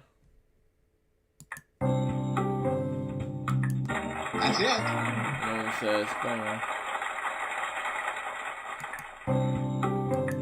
That one was... Jumbo! Oh well.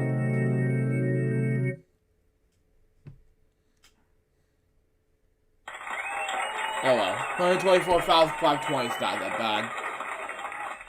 Great job. You're today's champion. Thank you, Pat.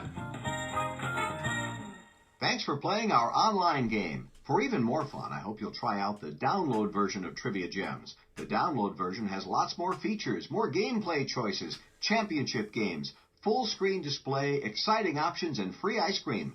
Please click the download free trial button and give it a spin. Although I was only kidding about the ice cream. Pat, come on! And we've got the lucky letters, and we'll do this last game, and we'll do a notes, and we'll wrap up the show. But anyway.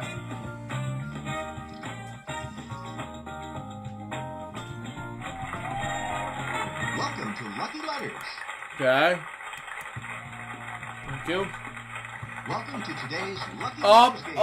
Open up and stay is supposed to be for today. Anyway. I. 5 I's. Wow. 1 Y. Wow. 3 G's. Wow. 1 F and Ready? Here comes the puzzle round. 3 C's. Wow, I did not know. Fair enough, but anyway.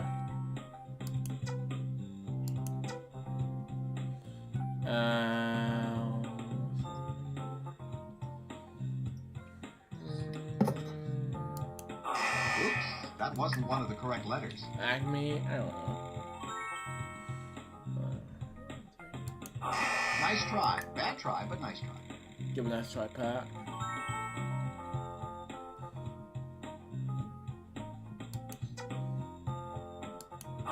Sorry, that letter isn't in the answer.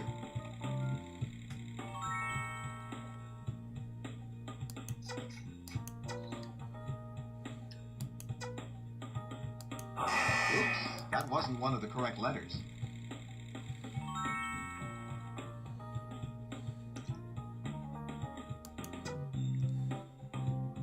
Nice try. Bad try, but nice try. Give a nice try. Sorry, that letter isn't in the answer.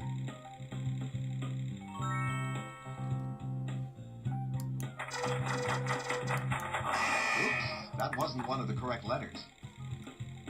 Here's a chance to double your money with a lucky chance. If you decide to wager, you'll have being a little cocky. Nice try. Troy, dang it! Oh wow.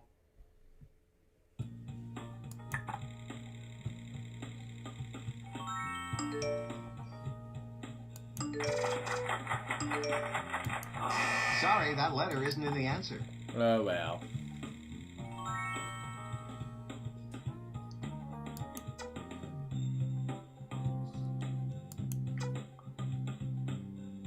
Oops, that wasn't one of the correct letters.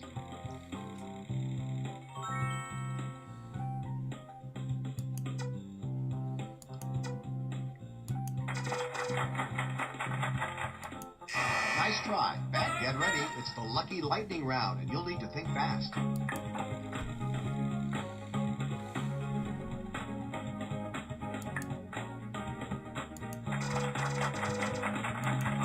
Sorry, that letter isn't in the... Oops, that wasn't one of the correct letters. You got the answer. Nice try. Bad try, but nice try. Hey, you're good. Wow, good going.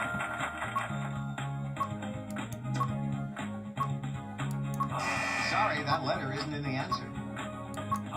Oops, that wasn't one of the correct letters. That's it. Nice try. Bad try, but nice try. Sorry, that letter isn't in the answer. Oops, that wasn't one of the correct letters. Nice job.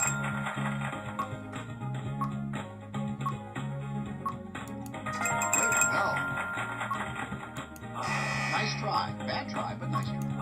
Sorry, that letter isn't in the answer. Oops, that wasn't one of the correct letters. Nice try. Bad try, but nice try. That's correct. Sorry, that letter isn't in the answer.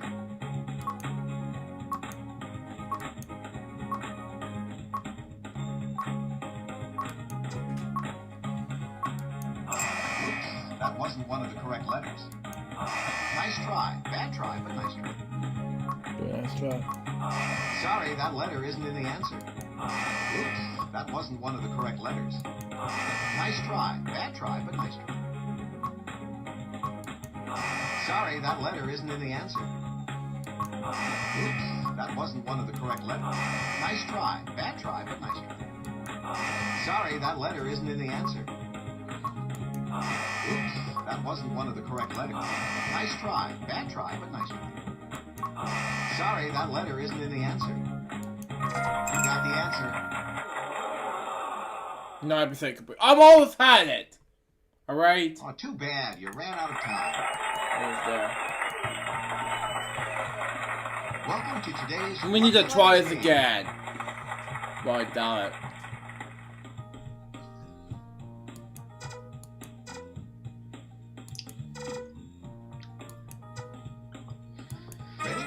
the puzzle round. Alright. I really need to try this again. If I don't win this, then what am I gonna do? Oops, that wasn't one of the correct letters.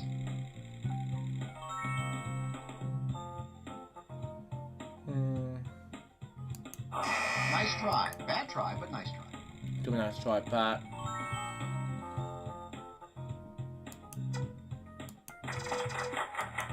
Hey, you're good.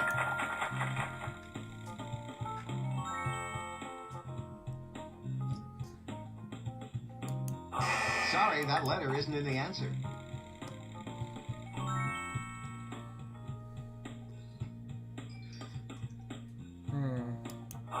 Oops, that wasn't one of the correct letters.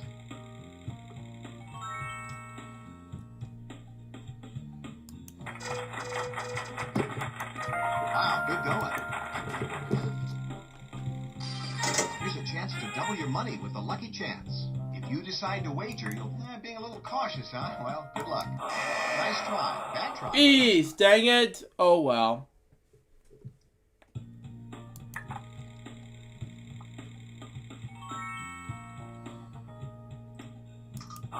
Sorry, that letter isn't in the answer.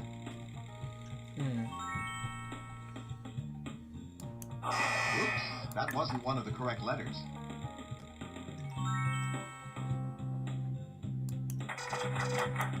That's it.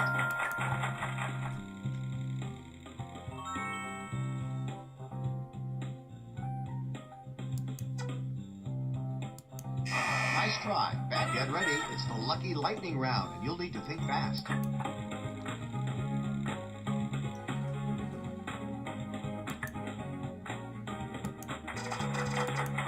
Sorry, that letter isn't in the answer.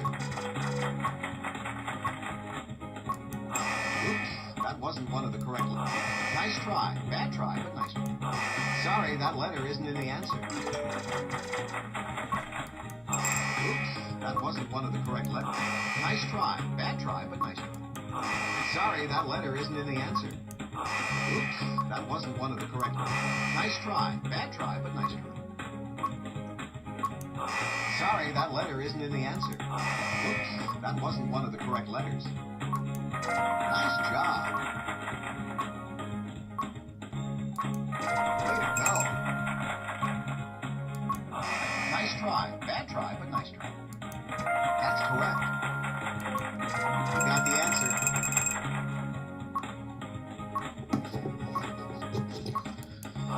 Sorry, that letter isn't in the answer. Oops, that wasn't one of the correct letters. Nice try. Bad try, but nice try. Hey, you're good. Sorry, that letter isn't in the answer. Oops, that wasn't one of the correct letters. Nice try. Bad try, but nice try.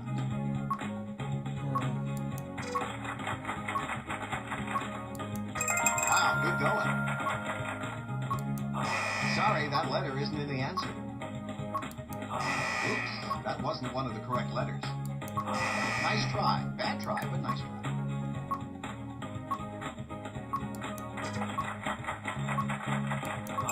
Sorry, that letter isn't in the answer. Oops, that wasn't one of the correct letters. Let's try this again. Oh, too bad. You ran out of time. Throw rocket the charm. Welcome to today's Lucky Letters game. Open up and say puzzle beam. I don't know what to do.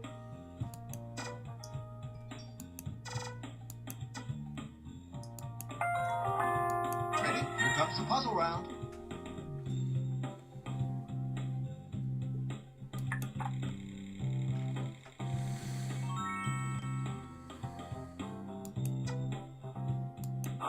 Nice try. Bad try, but nice try.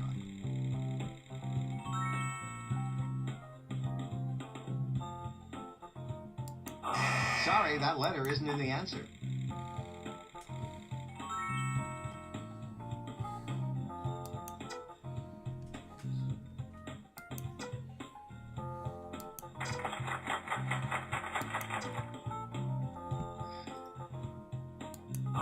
Oops, that wasn't one of the correct letters.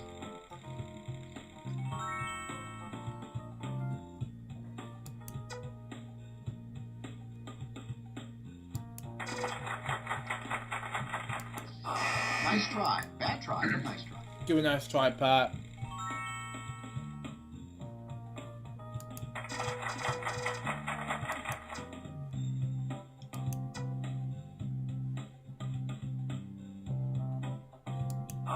Sorry, that letter isn't in the answer. Here's a chance to double your money with a lucky chance. If you decide to wager, you'll have 30... being a little cautious. Oops, that wasn't one of the correct letters. Dang it.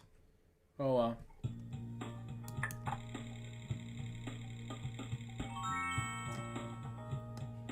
Nice try. Bad try, but nice try.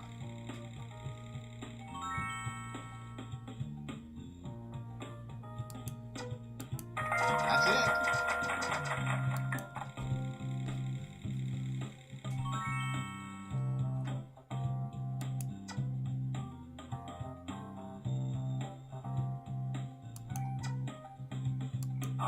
Sorry, that letter isn't in the answer.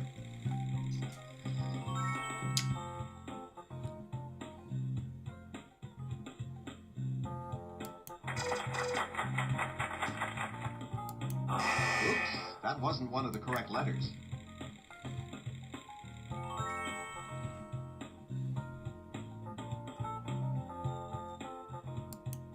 Nice try. Bad. Get ready. It's the lucky lightning round, and you'll need to think fast.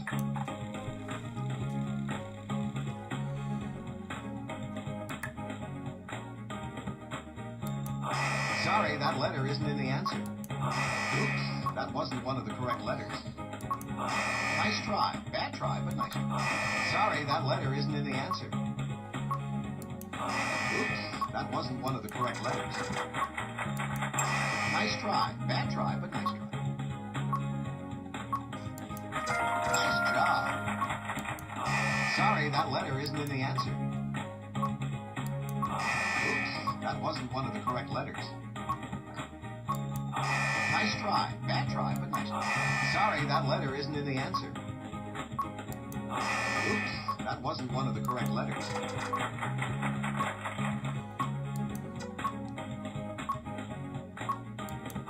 Nice try. Bad try, but nice try. Sorry, that letter isn't in the answer. Oops, that wasn't one of the correct letters.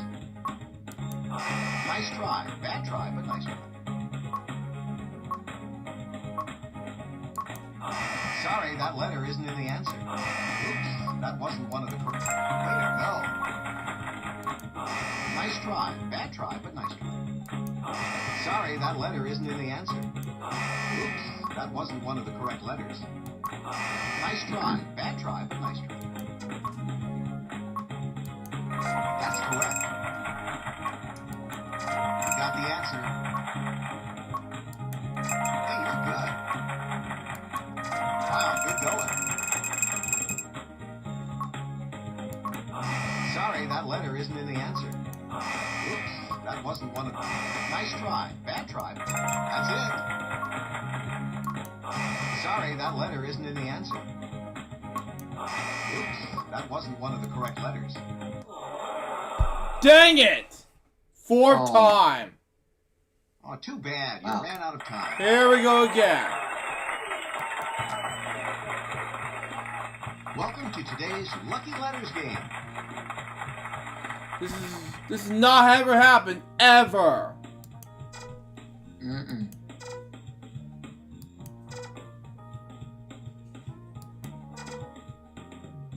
Ready? Here comes the puzzle round. Well, I guess we'll have to try this again. Yep.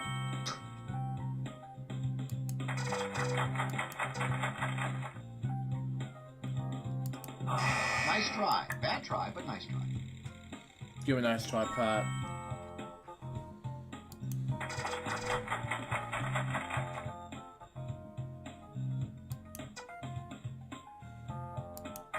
Nice job. Let's go. Here's a chance to double your money with a lucky chance.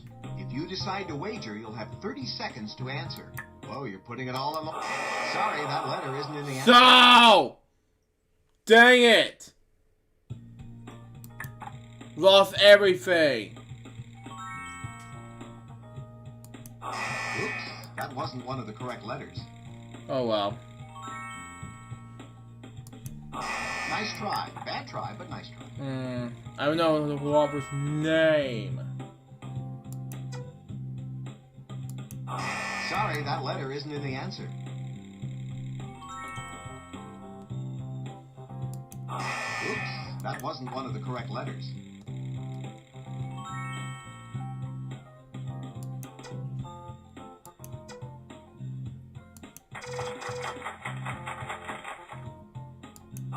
Nice try. Bad try, but nice try. Do a nice try. Sorry, that letter isn't in the answer. Oops, that wasn't one of the correct letters.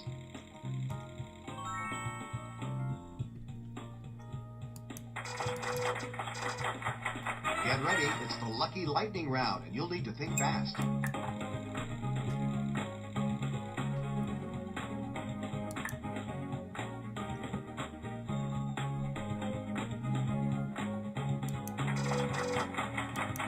That's correct. Nice try. Bad try, but nice try. Sorry, that letter isn't in the answer. You got the answer. Hey, you're good. Oops, that wasn't one of the correct letters. Nice try. Bad try, but nice try. Sorry, that letter isn't in the answer. Wow, good going. Oops, that wasn't one of the correct letters. That's it. Nice job.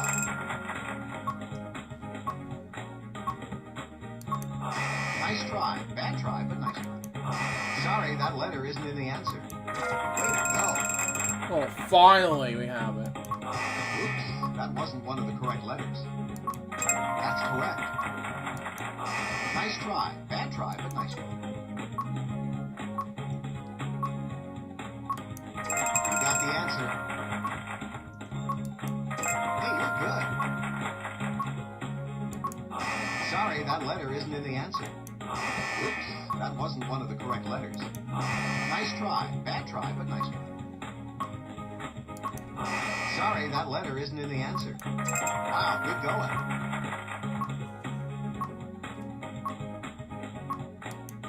That's it. Oops, that wasn't one of the correct letters. Finally! Alright. Congratulations, Yeah. you solved the puzzle. 43,130.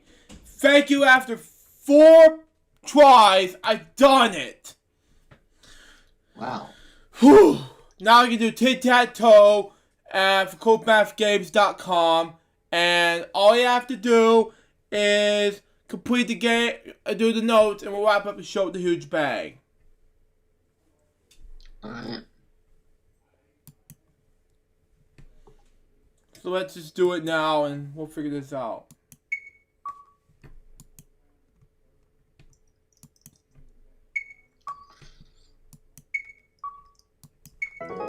Okay, one more time.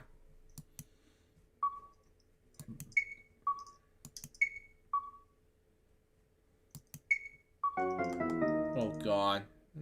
Oh.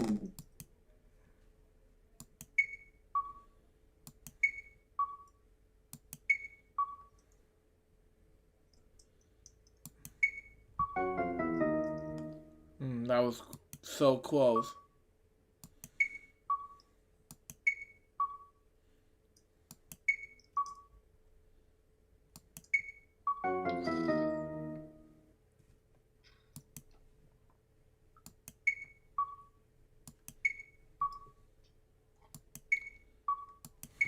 Got it!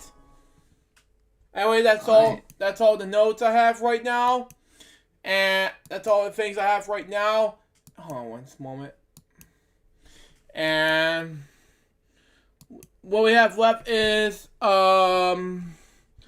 is the LHBM notes for today. And we're going to do is the sign off for Friday's LukeJ62895 episode 275. Now, Alright.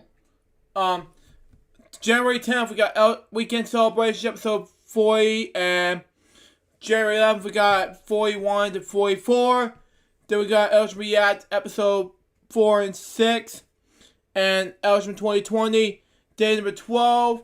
And then we got January 12th, we got Elgin React episode 4 and 7, 4 and 8, and Elgin 2020, day number 13. January 13th, we got Elgin React episode 4 and 9, 4 and 10. January 14th, we got episodes 4 and 11, 4 and 12. And Elgin 2020, day number 15. And January 15th, we got We Wednesday's episode 11. And Elgin React episode 4 and 13. And Elgin 2020, day number 16. And January 16th, 2020, we got Elgin React episode 4 and 14. And Elgin 2020, day number 17. And we're going to conclude, we'll be back for next week's episode of Friday's LukeJ62895 episode 276, because Dare won't be around for that episode.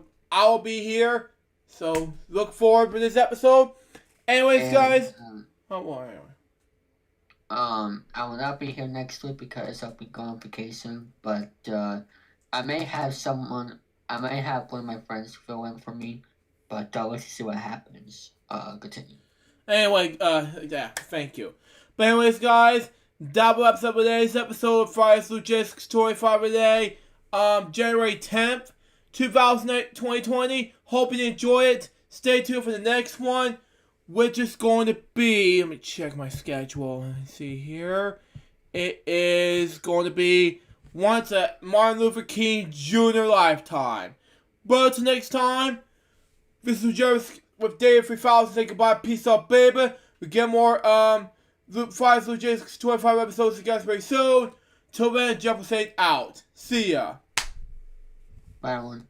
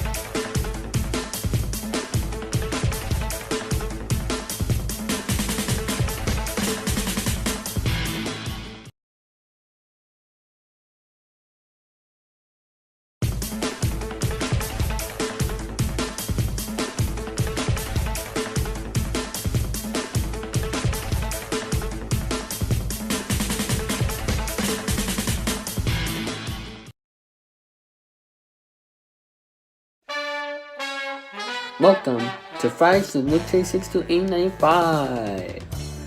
On this live stream show, we are going to be talking about our topics, playing video games, and many more. And now, here's your host, Luke Jeffers, Billy Mooney, Remix Plum, and Damon 2000.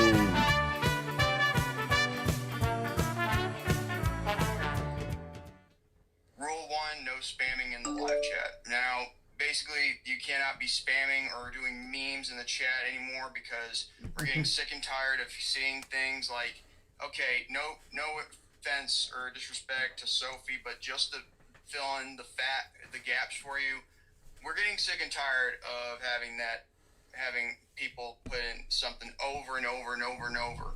And yeah, say it's feminist or sexist or whatever it is, that word you use, which doesn't even exist in the dictionary. The thing is, it's getting old, and we can't. And most of our friends can't watch this broadcast because of that kind of spamming. Whether it's Sophie's turn or if it's something else, like saying things that probably shouldn't be said in a live chat anyway. If you're gonna be on the live chat, be on your best behavior. If you're gonna do a troll, be funny about it, and Exactly. Don't be a dick. That's right, I said don't be a dick about it. Yep, exactly. And I'm gonna read off to rule number 2 after a while I type it in. But yeah, that's just, we can't stand that because it's getting annoying and it's becoming stale as popcorn being sitting out for 3 hours. Yep. So.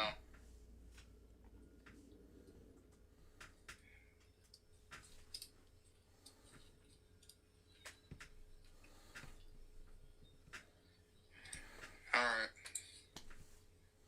Rule number 2, no requesting to be on the stream. Basically what I'm saying is, every time you keep saying things like, send the link or whatever,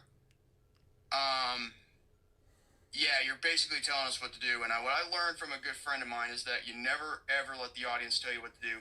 But the thing is, Exactly. I know who the real audience are, and I know who they are because they want to keep, raid chatting and keep ruining our content. Well, the fact is, we're not going to stand for it anymore. So what's going to happen is that if you can't respect our rules, then you're going to get blocked. You're going to get blocked, and you will not be able to. You can watch your content, but you're never going to comment. You might have the ability to like or dislike, but the problem is, you will never be able to comment or anything ever again. Why? Because we're getting sick and tired of being disrespected. And if you think that you're not disrespecting us, why don't you go get your eyes checked and your ears, cleaned out? Because and look at all the damage you cause on certain streams in regards to certain incidents from here and there. Yes. Now you'll see why this bull crap has to stop. Yep. So. Exactly. So yeah, that's basically right there, because I'm getting sick and tired of that.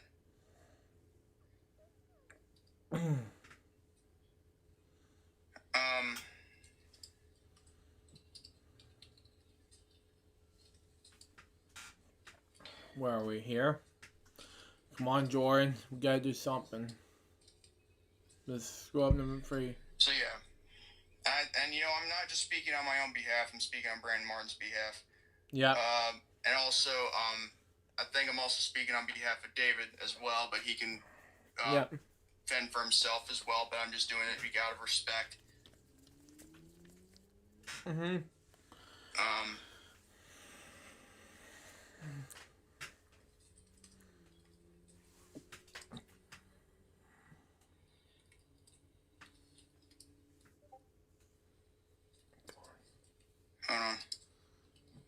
Yeah, he was typing right now. Okay, that's fine. Rule number 3. Okay.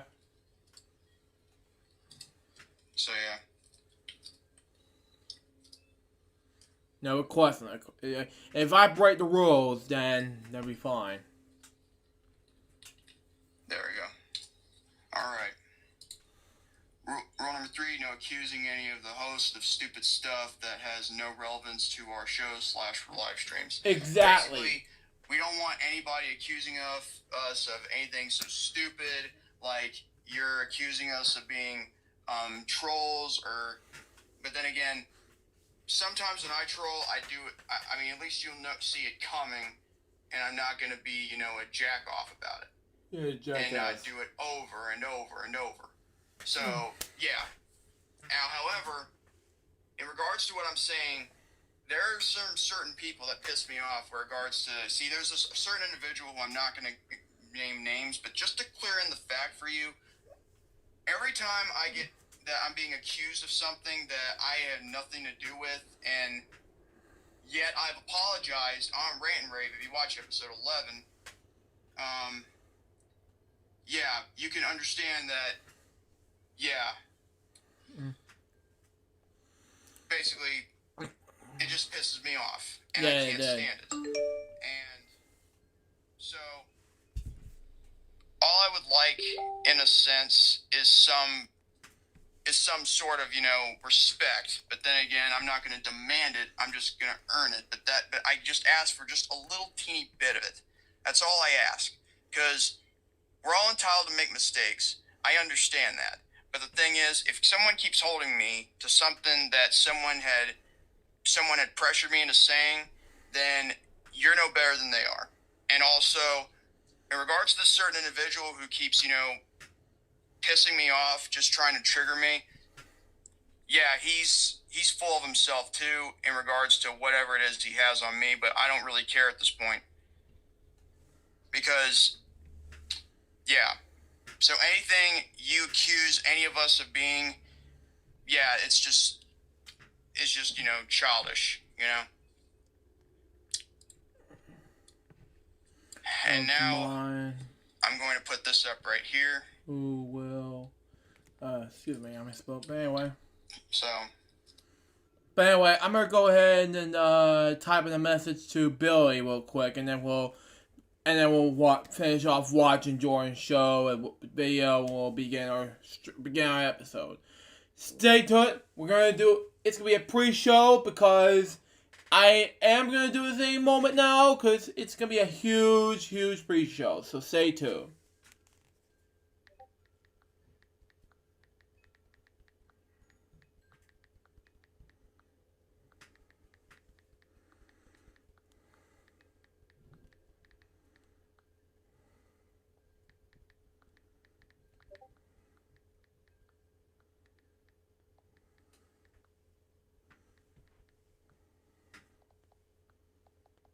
And she is originally born in Britain, but moved to Gainesville in 2015. I met with Kim on your 25th birthday,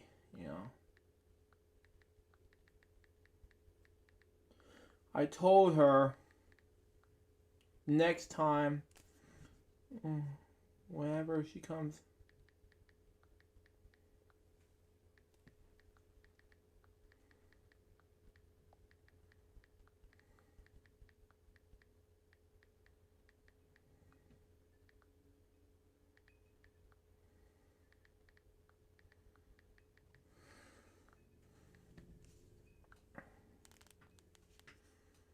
but anyway, continue on, Jordan.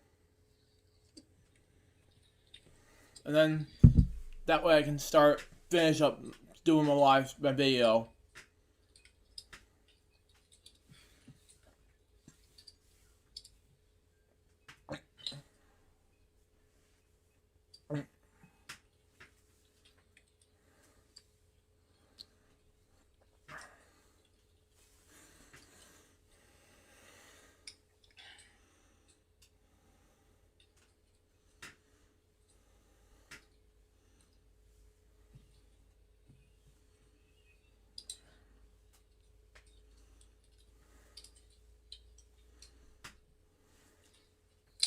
Alright, and finally I'm going to show you all this, and in regards to if you do not follow any of the rules right now. Fail to follow any of these rules will result in permanent banning / blocked. Good enough. So, that's basically it, and I try not to sound like a dictator, but just to fill in you people, that's just my strong request, okay? Because I know how much people want to have fun. I understand that. But the fact is, if you keep doing something over and over and over, it's not going to be funny, and it's going to be stupid.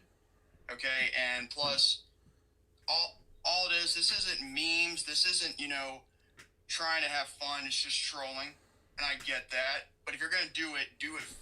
Don't be around the bush and keep repeating yourself like 3 times or 4 times or 10 times. Just do one joke, and maybe we'll probably read it all out loud, just to humor you or something. But that's the point. We try to humor somebody, and yet they come up and it backfires. So at the end of the day, there you have it. Well, I hope you enjoyed this. God bless you all. Have a great day, and even better tomorrow. Let me check on Billy real quick, and we'll start the show. Once I found out the day and time, I'll let you can tell Cam all about it.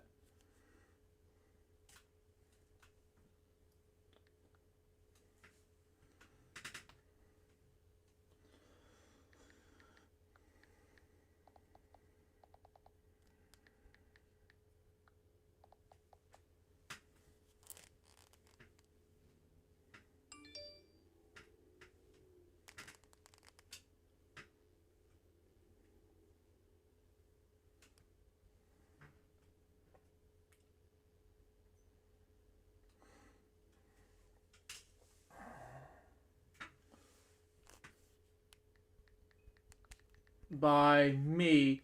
In the meantime, I gotta do my Friday show now.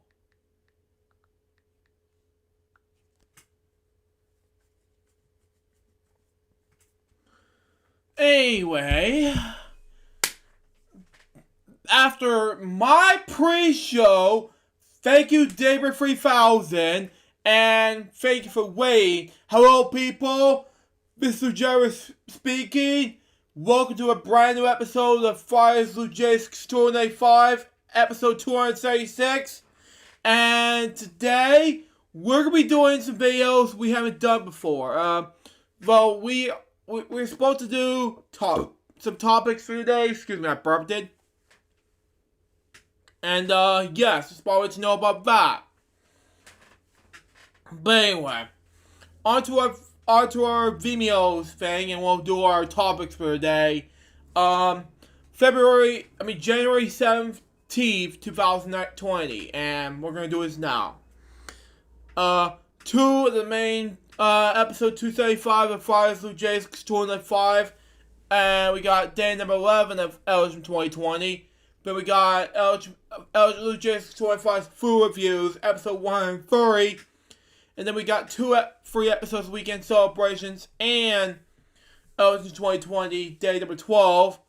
And then we got Eligible Choice Club's Weekend Celebrations, episodes 43 and 44. And then we got Eligible 2020, day number 13. Then we got LukeJ625's unboxing video from January 13th, 2020. And then we got the Eligible 2020, day number 14, and Eligible Reacts, episode 4 and 6, and 4 and 7, day number 15 of Eligible 2020, and Week Wednesday's episode 11, and Eligible Reacts 4 and 8, and Eligible 2020, day number 16, and we got the Wheel of Fortune for the NES, So on, game number 1, and edition for the NES from yesterday, and then Eligible 2020, day number 17. And we got my box video for today. And that, of course, is that Friday show to count as 2,700 videos, 27 followers, and 42 likes so far. Wow. It's a lot. But anyway, let's go ahead and do this now. And go ahead and do my first topic. And that is, of course, these 4 death reports. Now, my first death report topic will be about Neil Peart, who now recently passed away 10 days ago at the age of 67. Now, he would have been 68 this year. So at September 12th. So there you go. Long story short, he was a Canadian musician and writer, best known as a drummer and primary lyricist of the rock band Rush. Pert received numerous awards for his musical performances, including an induction into a musical drummer writers Hall of Fame in 1983, making him the youngest person ever so honored. Okay, his drumming was renowned for its technically fairly pronounce it, and his live performances was for their exactly natural and sobriety would pronounce it. Pert was born in Edmonton, Ontario, and grew up in Port. I can't pronounce this word. Halsey way you pronounce it. Now part of St. Catharines way you pronounce it. During as I was saying, he evolved between regional bands and pursued a career as a full-time drummer. After discoursing, still in England to concentrate on his music, Pert returned home where he joined Rush, a Toronto band in mid-1974. Okay? 6 years after his formation. They released 19 studio albums, 10 exceeding a million copies sold in the United States. Billboard ranks the band for the most contentious gold and platinum albums by a rock band. Early in his career, Pert's performance style was deeply rooted in his hard rock. He drew most of its inspiration for drummers such as Keith Moon, Ginger Baker, and John Bonham. Players who were in the front we pronounce it, the British hard rock scene. As times passed, he began to emulate jazz and big band musicians such as Gina Krupa and Buddy Rich. In 1994, Pert became a friend probably with jazz instructor Fred Gruber. It was during this time that Pert decided to revamp his playing style by incorporating jazz and swing components. In addition to serving as Rush primary lyrics, we pronounce it, Pert published several memoirs about his travels. His lyrics for Rush addresses the universal themes and deserves subjects including science fiction, fantasy, and philosophy when they pronounce it, as well as cellular humanitarian, we pronounce it, and libertarian themes. Pert wrote a total of 7 non-fiction books focused on his travels and personal stories. On December 7, 2015, Pert announced his retirement from music in an interview with Drumhead magazine. For bandmate Jay Lee insighted Pert with quote out of context and suggested Pert was simply taking a break. However, in January 2018, bandmate Alex Lifeson confirmed that Rush was retiring due to Pert's health issue. During this last year, Pert lived in Santa Monica, California, with his photographer wife, Carrie Nuttall, and daughter Olivia. After 3-year illness, Pert died of Gilbert on January 7th, 2020, at age 67. Now, on to her early childhood. I will have to read the rest behind, so there you go. Pert was born on September 12, 1952, to Glenn and Bay Pert, and lived in his early years on his family farm in Harrisville. on the outskirts of Hamilton. The first child of 4. His brothers Danny and sisters Judy and Nancy were born after the family moved to St. Catharines, and when Bert was 2 years old. At the time, his father became part managers for Diesel Equipment, an international harvester farm machinery dealer. In 1956, the family moved to the Port Starhouse area of the town. Bert attended Greyface School and later Layport Secondary School. Described his childhood as happy, it says, his experience a warm family life. Very outgoing, he became interested in music and acquired a transfer radio. Which he would use and tune into pop music stations broadcasting from Toronto, Hamilton, Wentworth, Ontario, and Buffalo, New York. His first exposure to musical training came to form in piano lessons, which he later said in the Australian radio, a work in process, did not have much impact on him.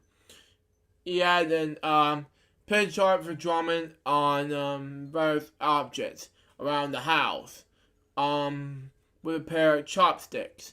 So, for his 13th birthday, his parents bought him a pair of drumsticks and practiced some lessons, with the promise that he was stuck for a year, they would buy him a kit. His parents bought him a drum kit for his 14th birthday, and he began taking lessons from Don George at the Page's way to pronounce it, Composition Music. Okay. Stage debut took place that year at the school's Christmas pageant in St. John's Anglican Church Hall in Port Dalhousie, way to pronounce it. His next appearance was at Lake Port High School with his first group, the Upper Triangle. The performance contained an original number titled LCSD Forever. At the shows, he would perform his first solo. Perch got a job in Lakeside Park in Port Dalhousie on the shores of Lake Ontario, way to pronounce it, which later inspired a song with the same name on the Rush album, Carries on Steel. He worked on the bubble game and ball toss. But his tendency to take it easy when business was slack, resulting in his termination by his late teens. Pert had played in local bands such as Mumbling Stomping, The Majority, and J.R. Flood. These bands practiced in basement recreation rooms and garage and played church halls, high schools, skate rinks in towns across southern Ontario, such as Mitchell, Seaforth, and Barnia. And they also played in northern Ontario city of Timmins. Tuesday nights was filled with jam sessions in the Niagara Theatre Century. We pronounce that. Career before joining Rush. At 18 years old, after struggling to receive success as a drummer in Canada, Pearl traveled to London, England, hoping to feature his career as a professional musician. Despite playing in several bands, picking up in his essential session work, he was forced to support himself by selling jewelry at a shop called The Great Frog on Carby Street. While in London, he came across the writings of novelists such as Rand. Yes, excuse me, I misspoke. Rand's writing became a satirical, early philosophical influence on Pert. It was the horizons on invitation and objection inspiring. Reference to Rand's photography can be found in his early lyrics. Must be known anthem from 1975's Flight by Night and 2112 from 1976 album 2112. And 18 months of dead and musical gigs, and the distortion about his lack of progress in the musical business. Purpose placing and inspiration become a professional musician on hold and return to Canada. Upon return to St. Catharines, he worked with his father selling tractor parts at the sale equipment. Now, join Rush. Now, this is a huge band career, and it will be amazing for the band. Anyway, after returning to Canada, Pert was reserved to play drums in a St. John's band known as Hush. Really? I did not know that. Will play with Sovereign Antonio Bar Kirkett. Soon after, a material coordinates, we pronounce it, convinced Pert to audition in an Ontario bass band called Rush, which needed a replacement of his original drummer, John Ramsey. Jay Lee and Alex Lifeson oversaw the audition. His future bandmates described his arrival that day as somewhat humorous. He arrived in shorts, driving a borrowed old Ford Pinto with his drums, shorts, and trash cans. Pert felt the entire audition with the complete disaster. Oh my god. While Lee and Pert hit off on the personal level, both sharing the same tastes in books and music. Wow, I did not know that. Lobson and the less favorable inspiration of Pert. After some discussion, Lee and Lobson accepted Pert's magical British style of drumming. Remanaged it for the Who's to Keith Moon, something like that. Pert eventually joined the band on July 29, 1974, 2 weeks before the group's first U.S. tour. Pert was a silver kit, which he played his first gig with the band, opened up for Eric Heap, we pronounce it, and Marford Batman, in front of the over 111,000 people at the Civic Arena, Vicksburg, Pennsylvania, on August 14th, 1974. That's a lot of people, okay. Early career for Rush.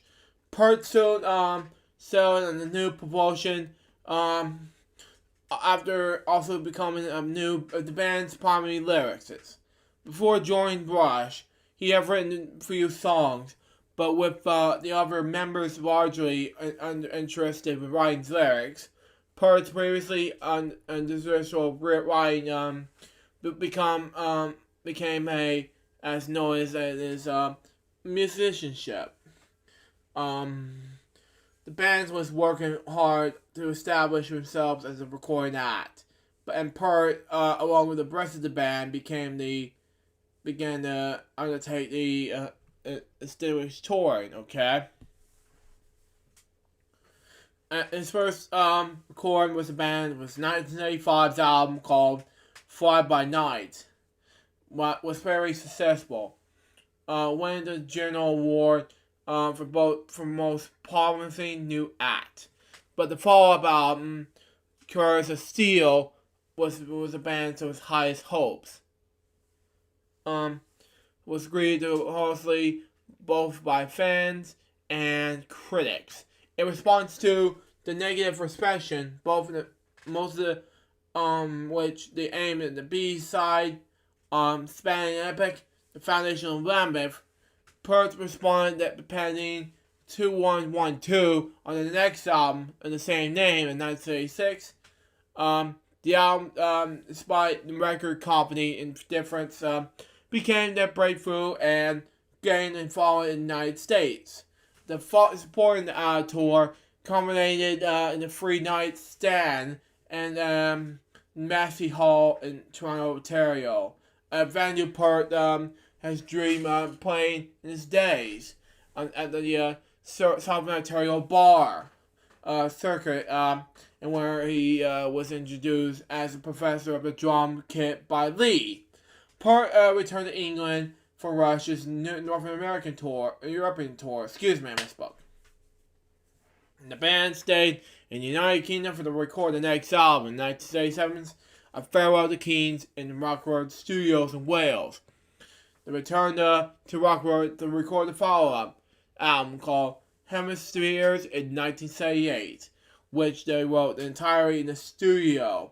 They recorded 5 studio albums in 4 years. The couple was as many as 300 gigs a year. Wow. It's a lot of gigs. Convinced the band to take a different approach thereafter. Pert has described his time in the band up in this point as a dark tunnel. Wow. Playing style and reinvention. In 1992, Pert was invited by Buddy Rich's daughter, Kathy Rich, to play a Buddy Rich Memorial Fellowship concert in New York City. Pert accepted and performed the first time with Buddy Rich Big Band. Wow. Pert remarked that he had little time to rehearse, and knowing that he was inspired to find the band play a different arrangement of the song than the one he had learned. Feeling that his performance left to be desired, Pert described to produce and play on the 2 Buddy Rich tribute albums titled Burn for Buddy, a tribute to music Buddy Rich in 1994 and 1977 respectively, in order to regain his palm, something like that. While producing the first Buddy Rich tribute album, Pert was struck by the tremendous involvement in ex-Journey drummer Steve Smith's drumming, which is playing, by the way, and asked him in secret. Smith responded he had been studying his drum teacher, goes by the name of Frey Gruber. In early 2007, Pert and Kathy Rich again began discussing yet another Buddy tribute album, and the reputation of bassist Jeff Burr and Pert decided once again agreement the swing style Gruber drum lessons. This time under the tailgate of another power of Frey Gruber, Pierre Erskine, we pronounce it himself, and instructor of C. Smith. In October 2008, Pert once again performed at the Buddy Rich Memorial Concert at New York City's Hammerson's Ballroom. The concert has been released on DVD. Wow. Family Tragedy and Recovery. Okay. On August 10th, 1997, soon after the conclusion of Rush Tested Echo Tour, Pert's first daughter, and at the time his only child, Selena Tyler, 19, was killed in a single car accident on the Highway 401 near the town of Toronto, Ontario. That's sad. It's just sad. His common-law wife of 23 years, Jacqueline Taylor, submitted to cancer 10 months later on June 20th. Now, I was only 8, almost on there to be free when this happened. Seriously. 1998. Man. Pert attributed her death to the risk of the broken heart and call it a slow society. She doesn't care. Man. In his book, Ghostwriter Travels in His Healing Road, Pert writes that he told his bandmates at Selena's funeral, "Consider me retired." Pert took a long sabbatical to mourn and reflect. and traveled especially throughout North and Central America on motorcycle. Converting 88,000 kilograms, 55,000 miles. Wow. After his journey, Pert decided to return to the band. Pert wrote a book as a chronicle of this gradual and emotional journey. Okay. Pert was introduced to photographer Jerry Nuttrell in Los Angeles by a longtime Rush photographer Andrew McNaughton. They married on September 9, 2000. I was only 5. Wow. In early 2001, Pert announced his bandmates that he was ready to return to record and performing. The production of the band's return was the 2002 album Vapor Trials, and they started assuming the tour in support of the album. It was decided that among the band's members that Pert would not take part in the daily grind of the press interviews and meet and greet sessions upon their arrivals in New York City that typically monetized a touring band's daily schedule. Pert has always shied away for these types of in-person encounters. It was decided that imposing him to a lengthy stream of questions about the tragic events of his life were not necessary. Yeah, I agree. After the release of Vapor Trials in his reunion with bandmates, Pert returned to work as a full-time musician. In the June 2009 edition of Pert's website, News, Weather, and Sports, under the title name Under the Marine Layer, he announced that he was expecting their first child. Olivia Louise Pert was born later that year. Wow. In the mid-2010s, Pert acquired U.S. citizenship. Retirement. Pert announced his retirement in an interview on December 2015. Lately, Olivia has been introducing me to new friends at school as my dad. He's a retirement drummer. True to say, funny to hear. It's not paying me to release that. Like all athletes, they're coming at the time to take yourself out of the game. I would rather not set to aside that face to the permanent described in their song "Losing It." Okay, that's gonna be a sad situation. But anyway, Pert is suffering from chronicles, tendencies, and shoulder problems. In January 2018, Alex Lipton confirmed that the Rush is basically done. Pert remains friends with his former bandmates. Wow. Pert died from glioblastoma, a gruesome form of brain cancer, on January 7th, 2020, in Santa Monica, California. He had been diagnosed 3.5 years earlier, and the illness was closely guarded secret in Pert's inner circle until his death. His family was made the announcement on January 10th from the official Rush website. And it was broken hearts, the deepest sadness that it must share the terrible news that on Tuesday, our friend, soul brother, and bandmate for over 45 years, Neil, has lost the ability to brave 3.5 years battle with brain cancer, glioblastoma, which now said.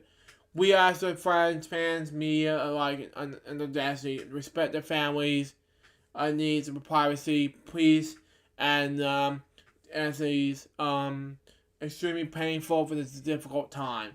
Those wishings to express their condolences to choose a cancer research group and or charity of the choice and make the donation in Neil's name. Yeah, I agree.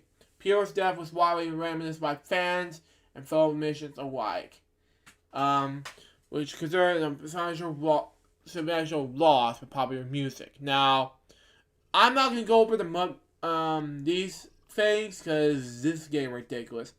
But I am gonna go over the something else, the albums, because they're great and all. But I don't want to do. Yeah, you know what?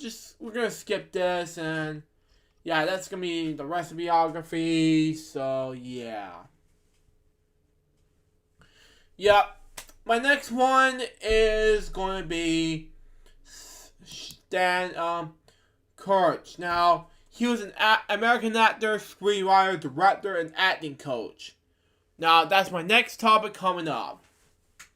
Kurtz was born in New York City. He began his acting as a young child. His first acting job was at the age of 4, when he appeared in some Campos soup television commercials. Okay.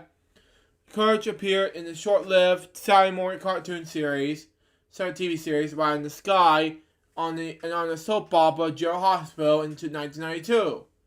He have made guest appearances on the TV shows such as Family Law, and Friends. He most normally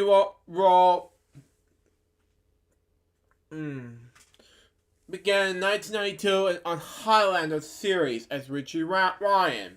Okay, he left the show as a regular cast member of the 5th season finale in 1997, but he made one last guest appearance on the series finale episode. Kurtz made his debut as a director and producer with a secret play in the movie in 2004. In 2008, he founded his own acting studio called Stan Kurtz Studios.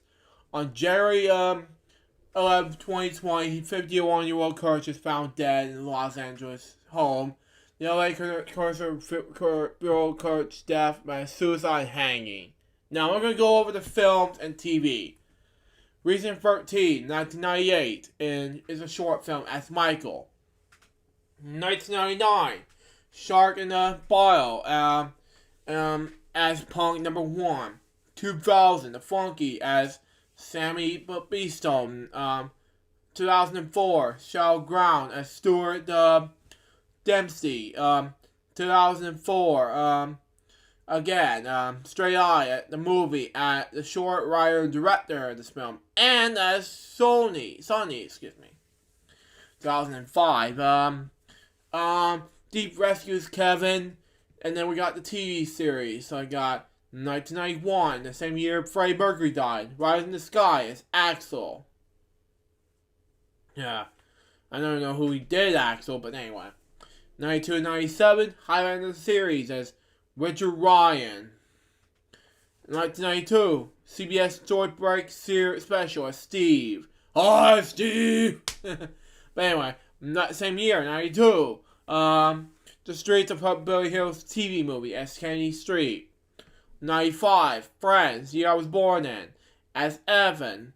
95, ABC After School special as Matt. 96, 2001, as Jag from Jag as two people. Number 1, Antoinette Freya, we pronounce it, and 2, assigned Frank Cody. 1996, Home Song, the TV movie as Kent Orange. 98, Sky on Fire. These are 2 TV movies, by the way, as Chuck. And 1999, Love Boat, The Next Wave as Vince. 2000 was Family Law as Rick Quinn. And 2002, First Money as David Dahl Wallace's Post Reporter. Oh my god, this is a long name. But anyway, that's our report. My next one on Stan Kurtz. Now I'm gonna move on to my my third one, and we'll move on to the next, and then we'll do something else in mine. Now, for this reasons, because he was a Canadian boxer and professional wrestler. He passed away 2 days ago, and I'm talking about Rocky Johnson. Now, he passed away January 15, 2020. He was a Canadian boxer and professional wrestler of WWE. Now, let me tell you about that story. During his professional wrestling career, he became a national wrestling affiliate, NWA, that is, Georgia champion as a NWA Sovereign Heavyweight Memphis champion, as well as win many other championships, along with his partner, Tony Ellis. Okay, this is cool enough. He was part of the first Backlash tag team to win the World Tag Team Championship in the WWF. Now, I do not know if it was WWE or WWF, but that stands for World Wrestling Federation. So that's just me. He was a father and actor and former wrestler Dwayne "The Rock" Johnson. But anyway, Rocky Johnson was born Wade Douglas Bowles in Canada, and also known as Amherst, Nova Soviet, where he was raised. The fourth of five sons, Lillian, 1919 to 1996. I was one when this happened. And James Henry Bowles, 1888 to around, I don't know if that's how it happened. But anyway, until 1967. Excuse me, I misspoke. But anyway, about Nova Soviet, he was described from Black Lobbyists who is immature to misspoke. But anyway, Novia Scolia, after escaping from Southern Parliament in the U.S. After the American Revolutionary War. At the age of 16, Johnson moved to Toronto, where he was began wrestling and worked as a truck driver. Eventually, he trained to be a boxer, and eventually spread the traits such as Mount Ali, the late one. I'm not sure where he is, but he passed away. I don't know. We'll see what happens. But anyway, and George Foreman. But anyway, Ali passed away. Never mind. But he was always fanatized by wrestling. I saw the Will Smith Ali. But anyway, next we got professional wrestling career. Now I'm gonna read this to you, and it's all WWE. I know he was in WWE. But anyway, NWA in 1964 to 1982. Johnson began his career as a professional wrestler in 1964 in Toronto, Ontario. Soon after his debut, he was legally changed his name to his Rocky Johnson moniker. In 1969, he wrestled to his Worldwide Wrestling Federation tag team with Earl Mandor, way to pronounce it, was pronounced as a San Francisco Cow Palace that Earl Manwin would not be able to wrestle that night because it was involved in the fatal car accident. Earl Manwin was never killed in the fatal car accident. He owned a gym in the Commerce City's Fox Hills area in the mid-1980s. Wow. He was a top counselor in the National Wrestling Alliance in the 1970s. Going off, receiving title matches against the then world champions Terry Funk and Harry Race. He was well suited for tag team wrestling. Okay, winning several economy tag team championships in the NWA. Okay. Johnson wrestled off and on in this Memphis provided. Oh, what can I say? Sorry, I got a drink after I'm done Friday's show. But anyway, promotion. Often feuding with Jerry Lawler, wins Lawler's crown on one point. Okay. He also wrestled under the mask as Sweet Albany Diamond. In the event, in the mid Atlantic area. Atlantic area. Not way pronounce it. But anyway, World Wrestling Entertainment, 1982 to 1985.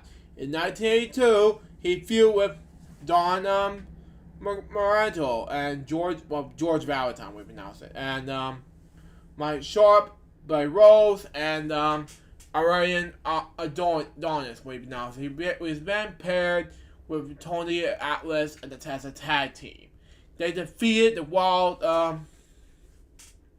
Samoans, Alpha and Sika for the Tag Team Championship on November 15th, 1983.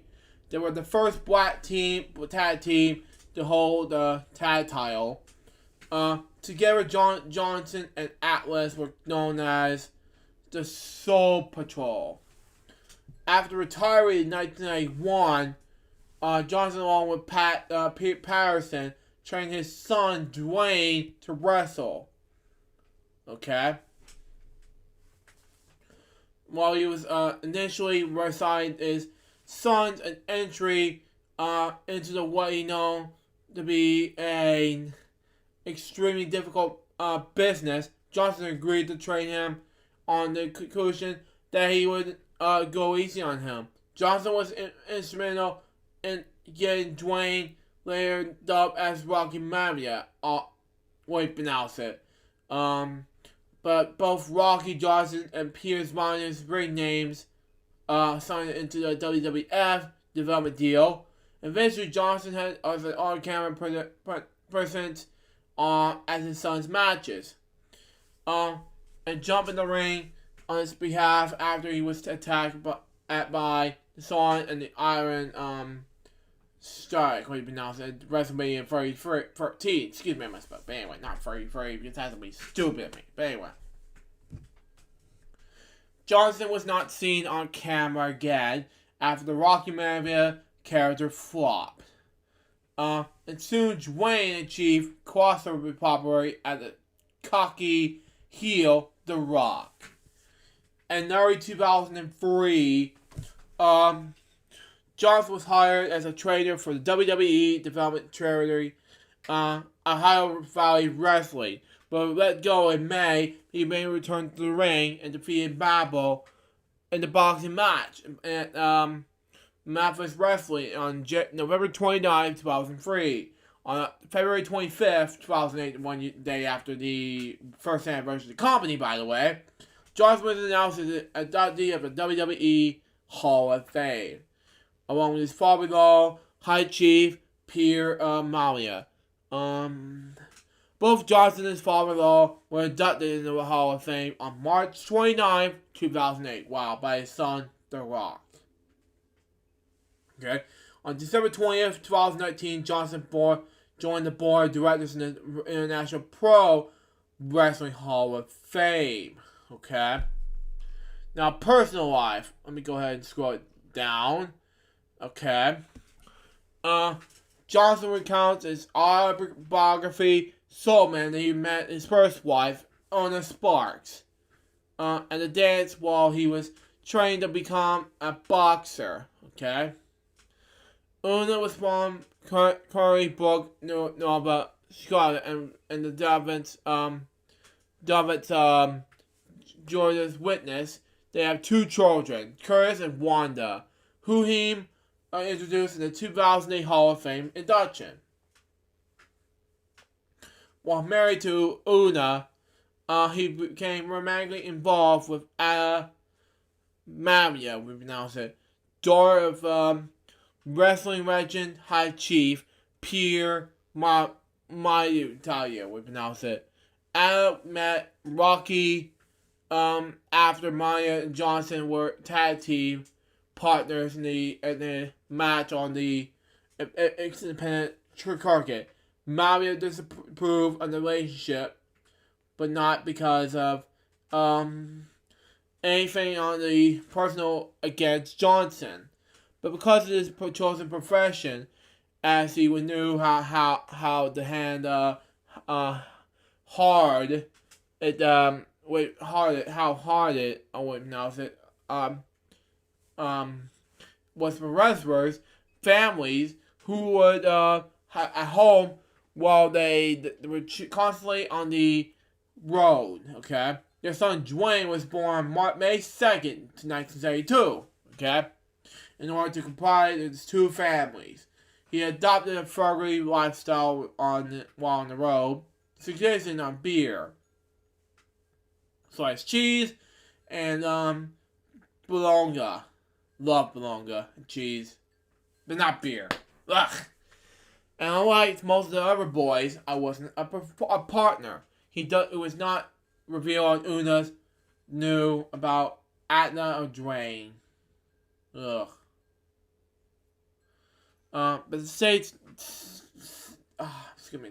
that she would give him a million to quit wrestling, and we would have to go on our separate ways. At jurors' witness, don't believe in a blood sport. Johnson states that he Una part a country and were good friends. He obtained a divorce in Texas, then filed the marriage license in Florida a few days later. On December 21st, 1978, to marry Atta. They divorced in 2003. God.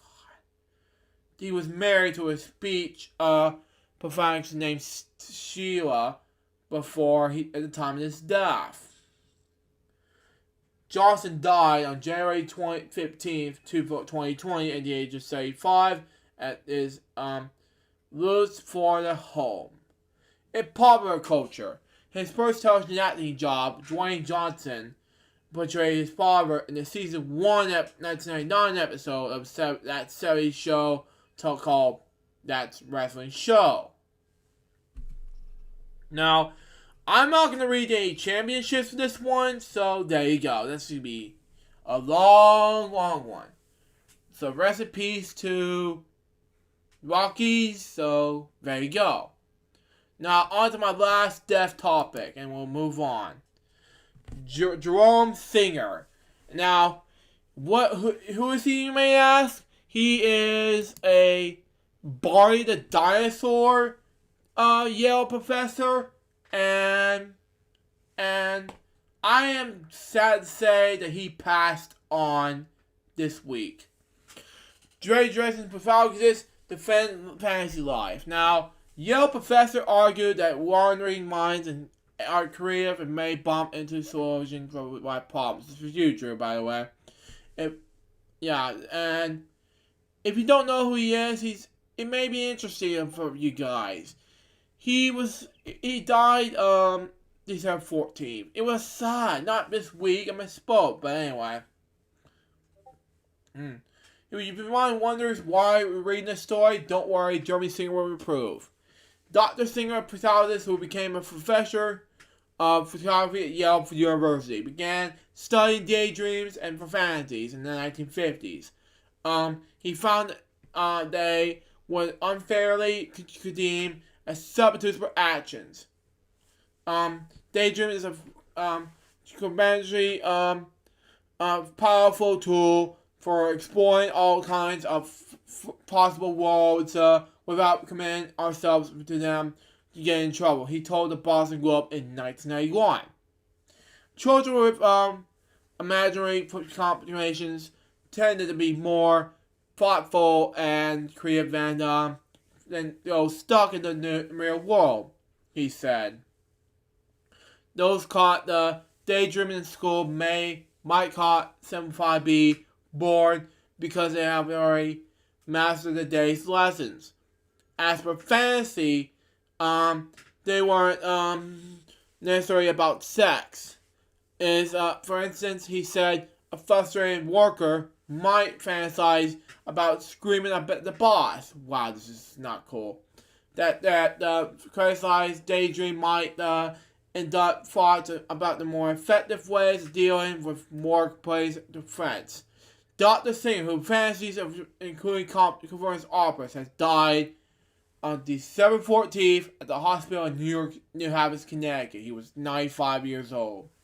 One of his missions, Dr. Singer said he would make people more comfortable with their fantasies so he can put them to good use. He and his wife, Dorothy G. Singer, studied the effects of television and video games, such as, wow, this is cool, on children. They advise television producers and offended Barney and Friends.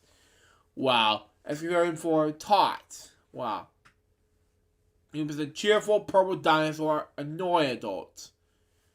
You gotta be kidding me. I love Barney, so please just stop. For preschoolers, most make-believe games can be more effective than instructive lessons in teaching basics, competitive skills. Dr. Singer said, present day plays allow children to cut the larger down the size and understand it.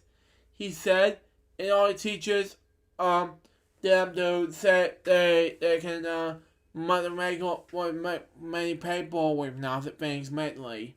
A block of wood could be 5 6 things in their imagination.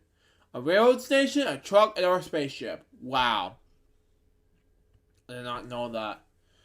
Jerome Leonard Singer was son of immigrants from Eastern Europe. Was born on February 6, 1924. I did not know that. And grew up in the Brighton Beach section of Brooklyn, New York. His father was a pirate cutter in German factories. Young Jerome was created fantasy worlds, including a baseball team whose exploits he imagined for years. Wow. We pronounce his word, but anyway. His other imaginary chums include an ancient Roman eager for instruction of marvels of modern technology. Love technology, by the way. All this musing doesn't prevent him from completing high school and enrolling in City College in New York City. Wow, at age 16. He studied prophecy with an announced word and graduated with Presbyterian College honors at 19. After enlisting in the U.S. Army, he served from 1943 to 1946 at the counterintelligence agent in New Jersey, the Philippines, and officers of Japan. Wow. Back home from World War II, he met Dorothy Garberden at the World Record Shop in New York City. He was waiting to see occupied in the listening booth. When she led him into a booth, they discovered a mutual passion for Buck. Excuse me, I just think Buck is so boring. But anyway, they married in 1949. Okay? Dr. Singer earned a doctoral charitable photography in the University of Pennsylvania, wow, in 1951, and worked as a psychologist. Forget what I pronounce this word. And he joined City University and the director of clients photography program in 1963. While there, he conducted experiments on the daydreaming stream on condolences. What I pronounce this word. He joined Yale in 1972 and served as a professor for more than 4 decades. Wow. He and his wife were co-directors of Yale's Family Television Research and Counseling Center. He also serves as senior research scientist in Yale's photography department. Hired by Connecticut Public Television that assists Barney and found the show educational. The Singers also wrote that Barney gave infants and preschoolers something else they needed. Consistent periods of exposures and to expressions of love and comfort and a sense of security. The Singers are your parents to guide their children's exposure to television, video games, and computers. Wow. Limits on that exposure worked better, and they started in preschool years and developed into the understanding between parent and child, Jerome Singer said. A joint written in a 2005 book, Imagine Play in the Electronic Age. the singers saw both risks and opportunities in the proliferation of online blasphemies, we pronounce it. Overexposure to aggression in games might now children's imaginative, we pronounce it, range, lead to bad behavior. But the artificial electronic world also might simulate the brain's combination for imagination they added. Dorothy Singer, who died in 2016, the worst year, devilish year of all life. Julie Singer is survived by 3 sons, 4 grandchildren, and a sister.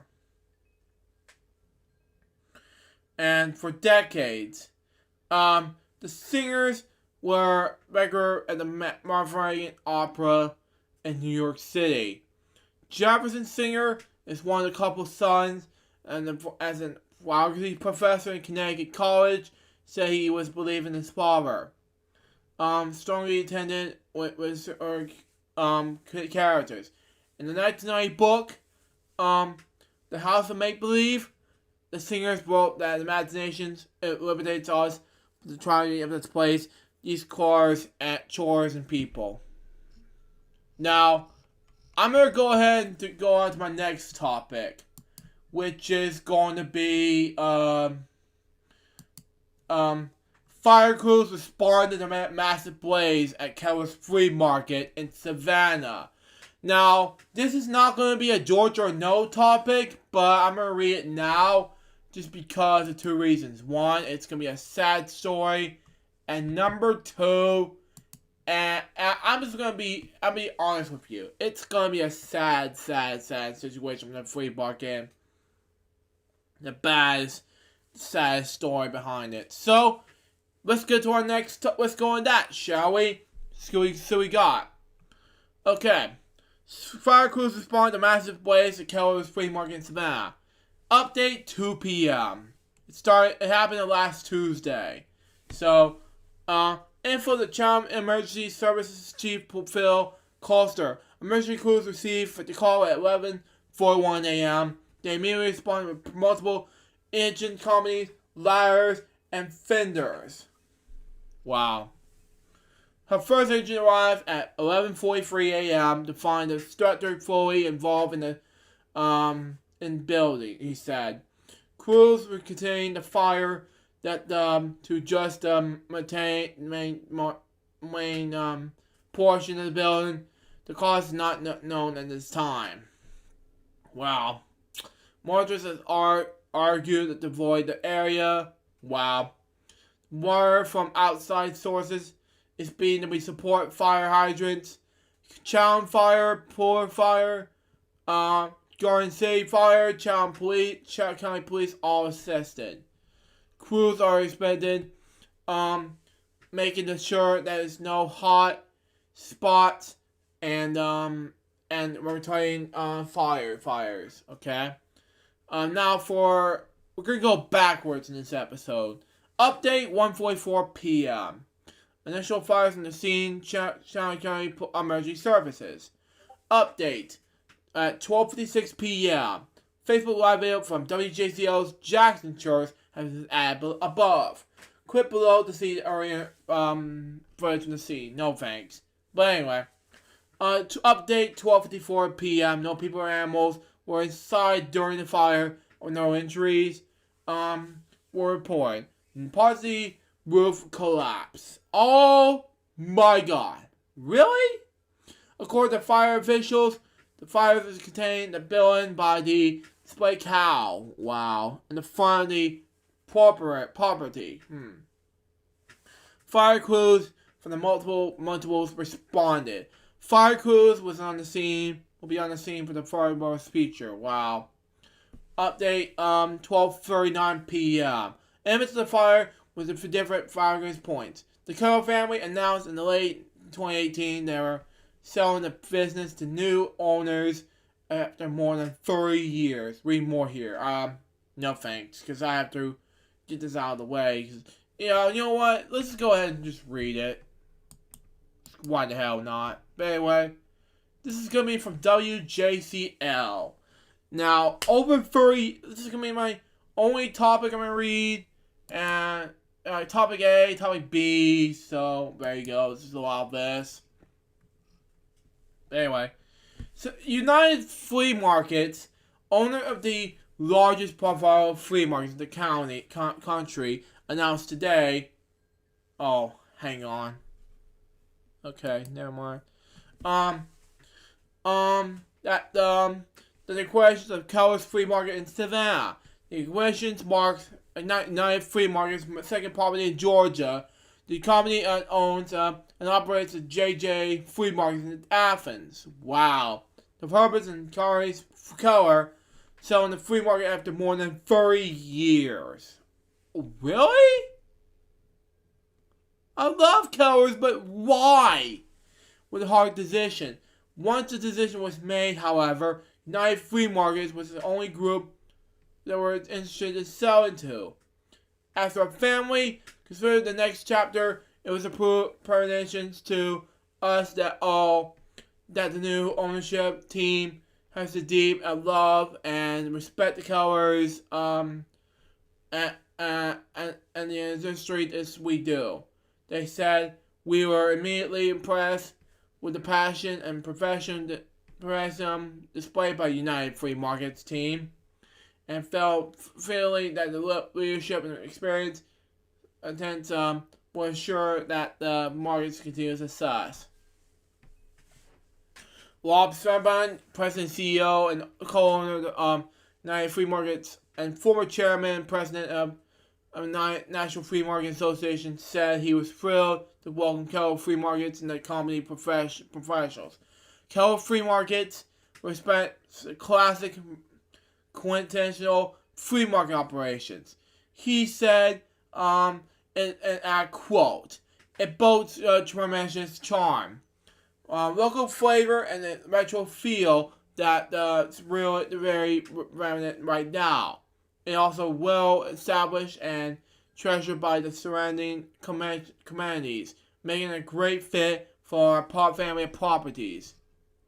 Now, that's my reading of what happened to the San Francisco family-owned flea markets. It's one of my favorite stores of all time, man. Come on.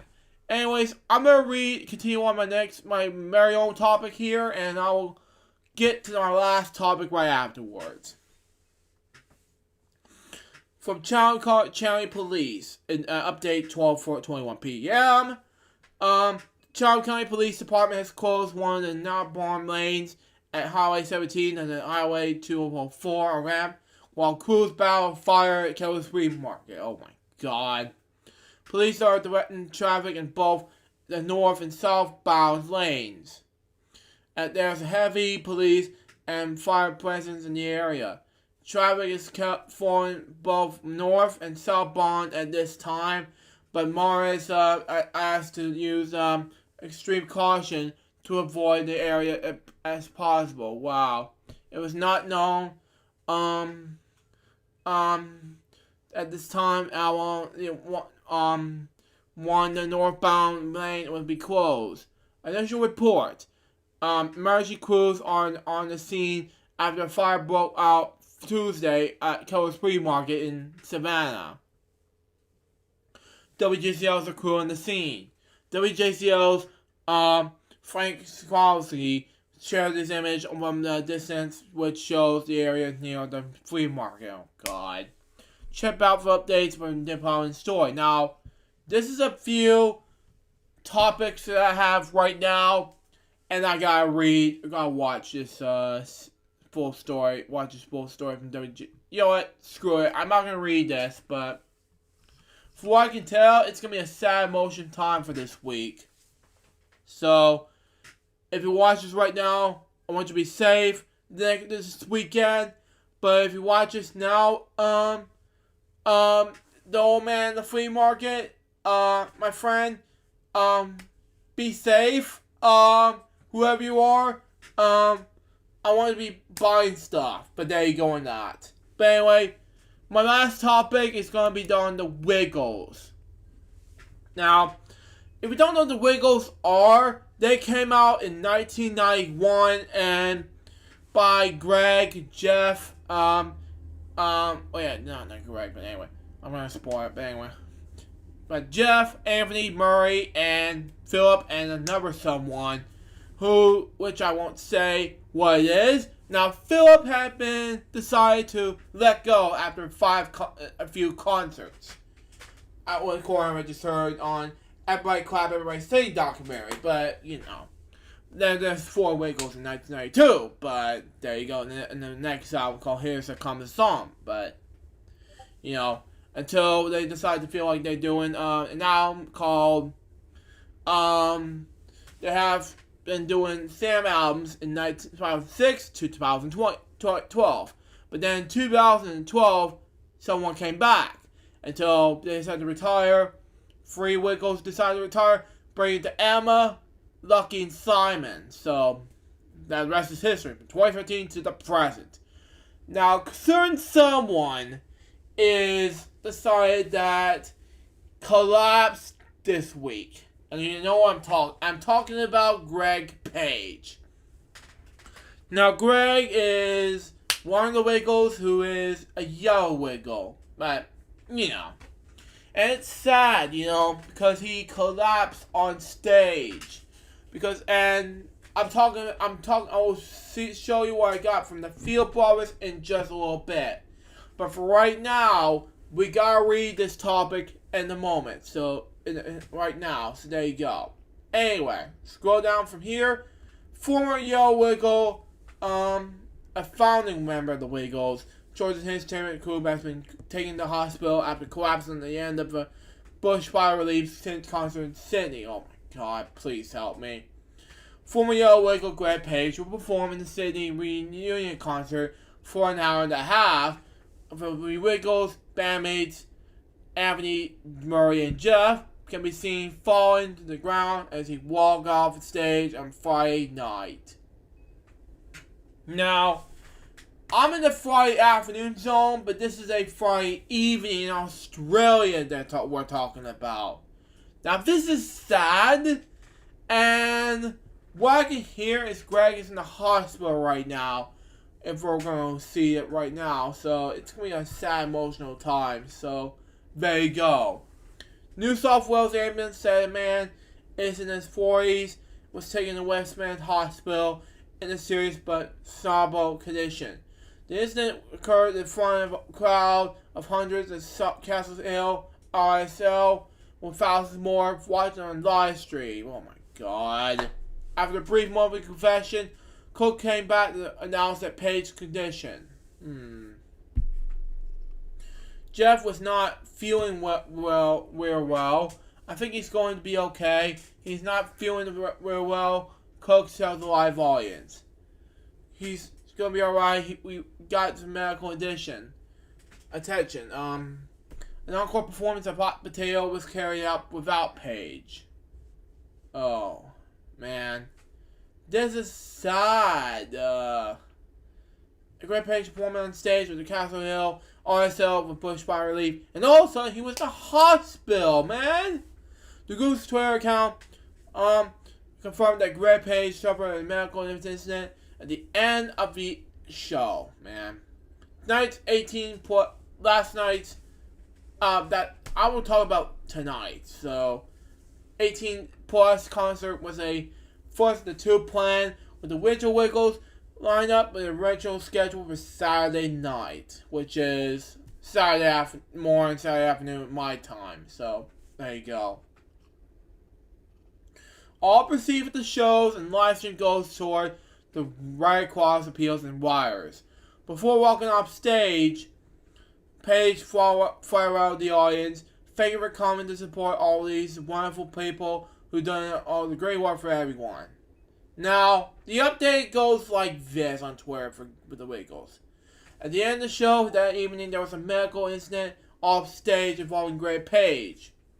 Medics were called immediately and was taken to the hospital where he received treatment. We will provide you more information as it comes to hand. Now, this is sad, emotional time, but this is a sad time for all of us. But anyway. Page reformed the Wiggles with Field, Cook, and Fat in 1991, but he retired due to illness in 2006 and was diagnosed with organ-retentive intolerance, which caused pain and blackout. But he returned from the role as the Yellow Wiggle in early 2012. Page, Cook, and Fat retired together later that year, paving that the way the current representation of the Wiggles, Field, Emma Watkins, Lachlan Gillespie, and Summit Price. Okay?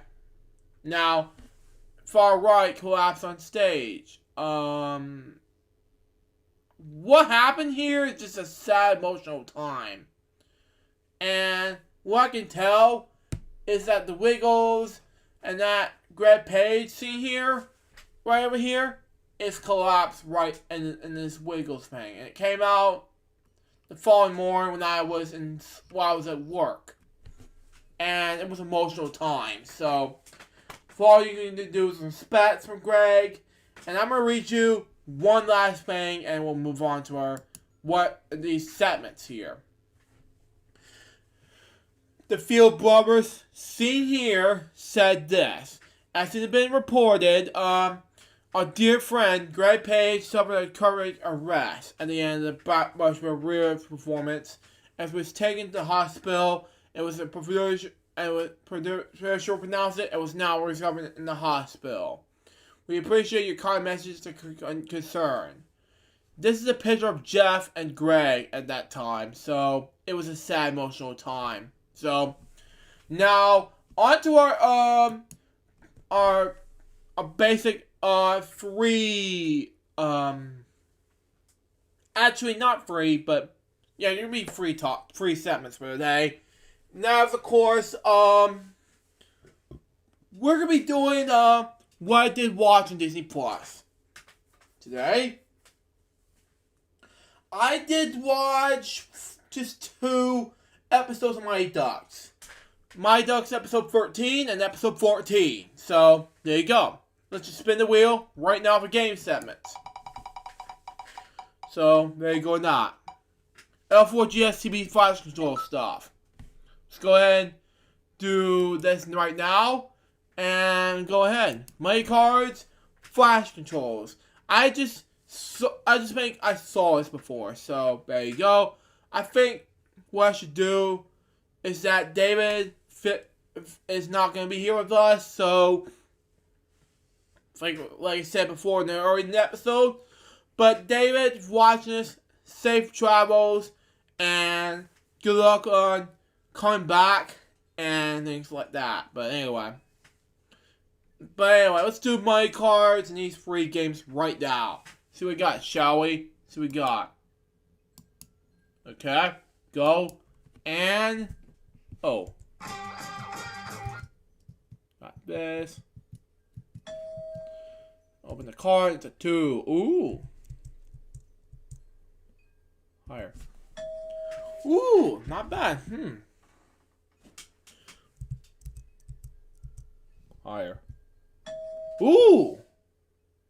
Change it to a 5. Ooh. Higher. Not bad.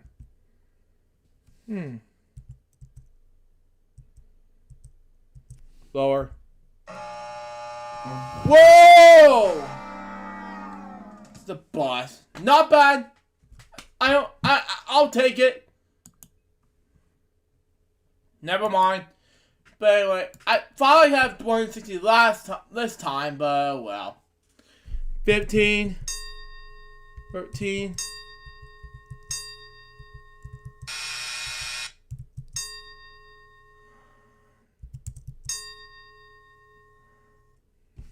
Sucky 7. Oh, did not happen. 9. Not bad. Card was $150,000. It's not bad. But anyway. Danger color here. Here is. Oh, it's nice. I'm gonna use green for this one.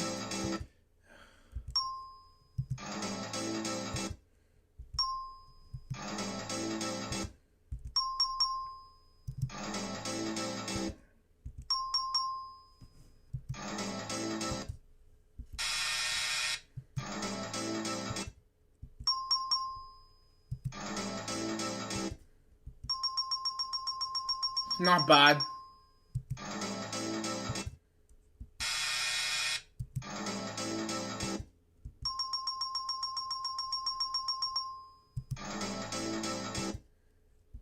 Oh well. It's not bad. Not bad. By the way, home stretch now. And we got 3. Come on, 3. It's not bad.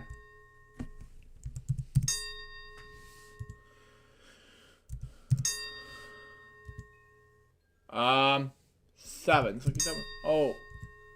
We're almost there.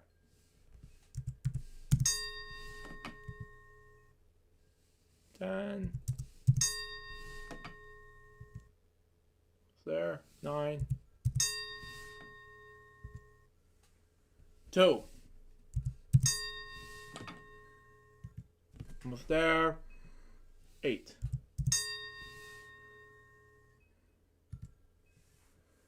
6. It's not bad. $10,000. But anyway, guys, spin the wheel, and we got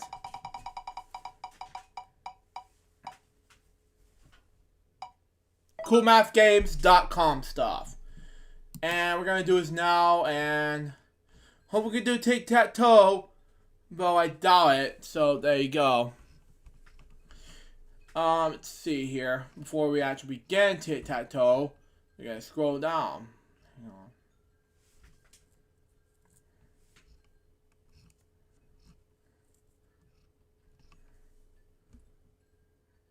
I don't want to do bought the pig. That'd be silly. But anyway, we gotta do this right now. So there you go. Just a moment while your game loads. And I'll just figure out what's going on next. So there you go.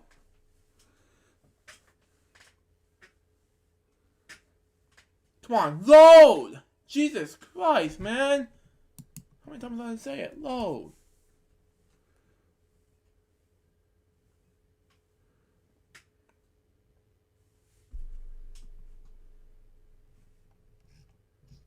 Oh well.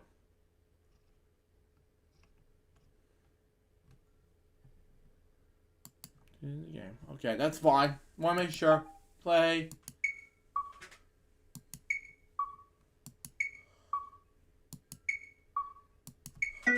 That's fine. That's cool.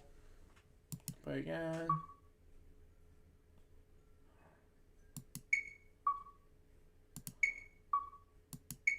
Yes!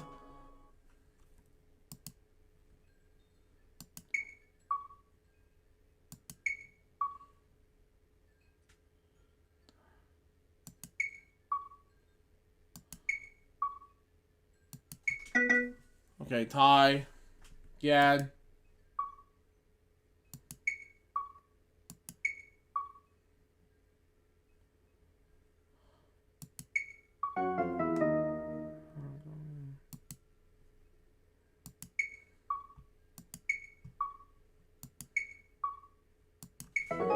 Here we go. And we gotta spin this wheel for the next game.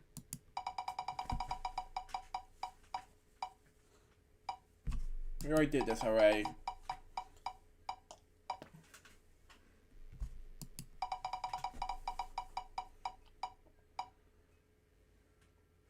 Pat do game stuff.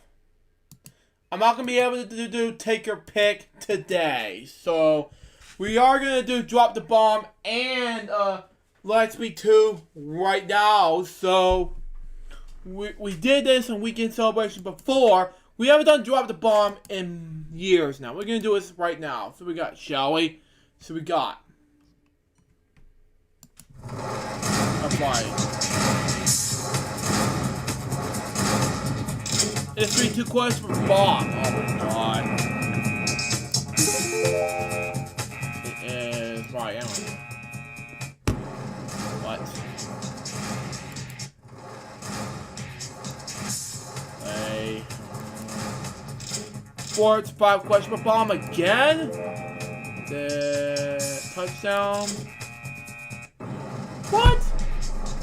Field goal. Wow. I have to try this again. 5 questions for 700. I'm good at this. Suey's McGuire, real name is McGilligan? I don't know. Got it. What bar game is a British Subway? I don't know. Alright, dang it. Music free question for 100. Is it C band? It's E. Oh well. Question 300. I don't know. Bits, I don't know. Fuck! Okay, the $1,500 is not that bad. Well, at least we're gonna try, though. Lightspeed 2, and we're done. So, there you go.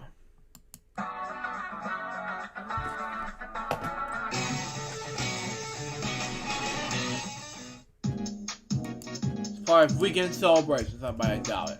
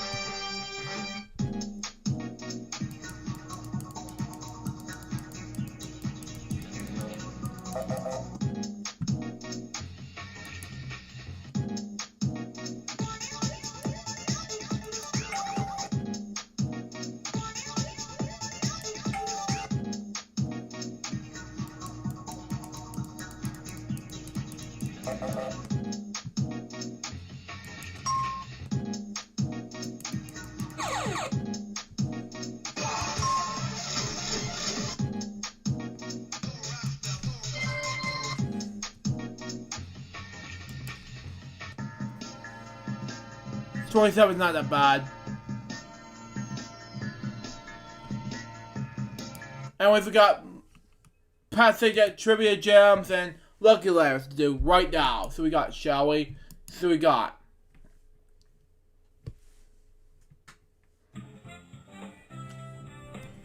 Oh man. Hi, I'm Pat Sajak. Welcome to Trivia Gems. Welcome to today's Trivia Gems game. The categories for today's game are food, movies, about television, sports, business, and general. Ooh, this is very interesting. Got the movies now. Here's your first set of questions. I don't know. The future and phrase. I got this. Now, let's see the answers.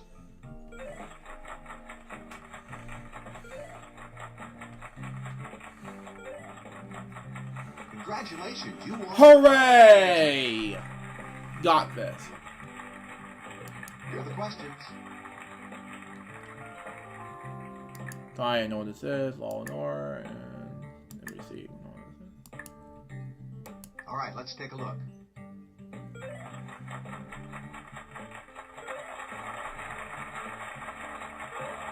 Dang it.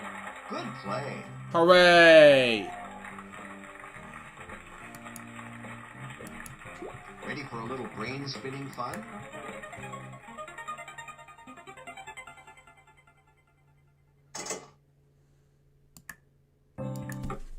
Yes! Congratulations! Well, there goes our company's Christmas party. Pat, come on! Seriously. Okay, get ready. Here they come. Yep.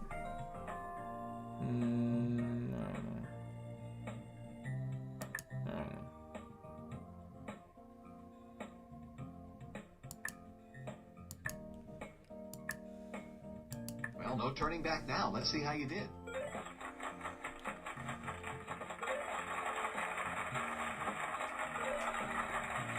Hey, you're all in wager. Hooray! Got it. Okay, get ready. Here they come.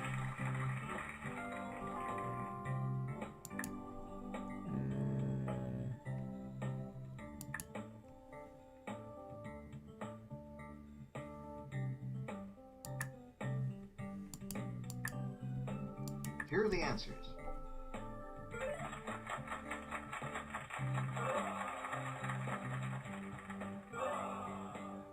Sorry, those were tough. Dang it. Here are the questions.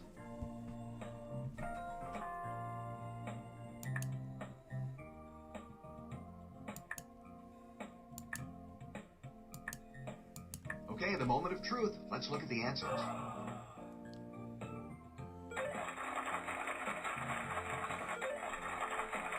2 out of 3 is not bad. 2 out of 3 is not that bad, Pat. We got you. Here's a gem of a question. Now you have an opportunity to double your money. Congratulations, that gem is yours. Hooray!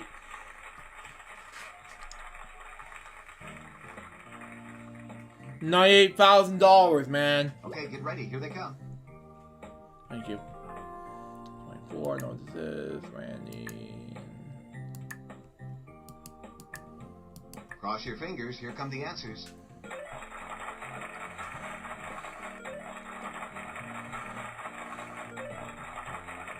Wow, that all-in wager. Hooray! Her $10,000, man.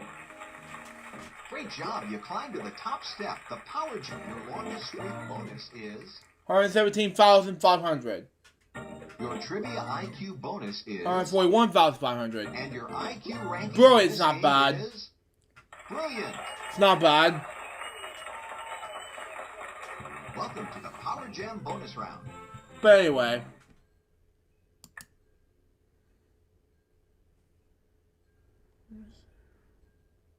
That one was difficult. 7. Dang it. Oh well.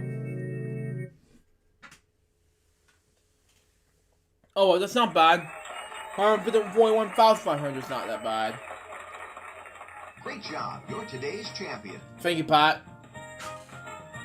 Thanks for playing our online game. For even more fun, I hope you'll try out the download version of Trivia Gems. The download version has lots more features, more gameplay choices, championship games, full screen display, exciting options, and free ice cream. Please click the download free trial button and give it a spin. Although I was only kidding about the ice cream. Pat, come on!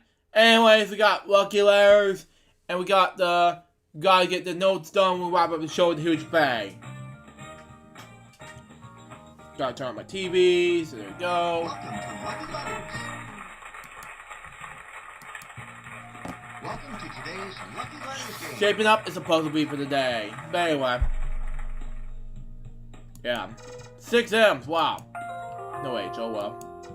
1 F. 2 W's and... Ready? Here comes the puzzle round. 5 U's? Oh my god, it was a PG, something on there. But anyway.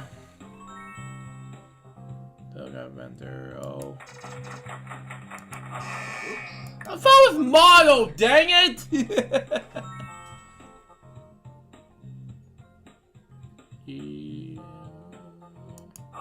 Nice try. Bad try, but nice try.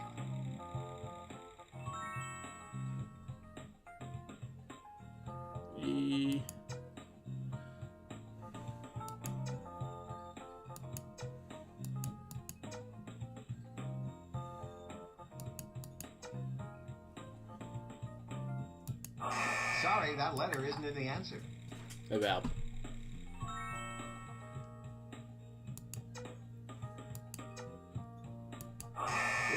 that wasn't one of the correct letters.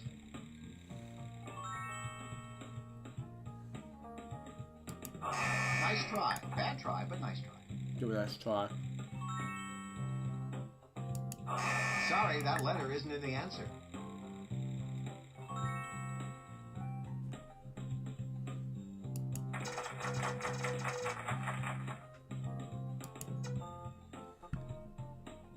Oops, that wasn't one of the correct letters. Here's a chance to double your money with a lucky chance. If you decide to wager, you'll have 30 seconds to answer. Being a little cautious. Nice try. Menlo! Dang it!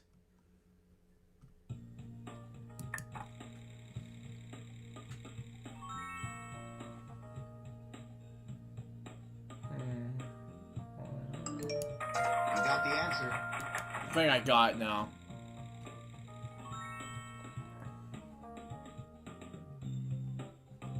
Okay. Sorry, that letter isn't in the answer. Oh wow.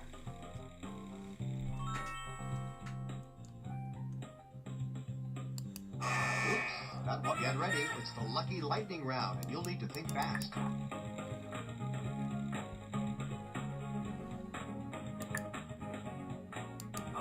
Nice try. Bad try, but nice try. Sorry, that letter isn't in the answer. Oops, that wasn't one of the correct letters. Nice try. Sorry, that letter. Oops, that wasn't one of the correct. Nice try. Bad try, but sorry, that letter isn't in the answer. Oops, that wasn't one of the. Nice try. Bad try, but nice try. Sorry, that letter isn't in the answer.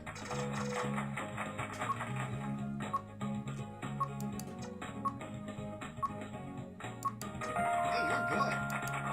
Oops, that wasn't one of the correct letters. Wow, good going. That's it. Nice job. Nice try. Bad try. Sorry, that letter isn't in the answer. Oops, that wasn't one of the correct letters.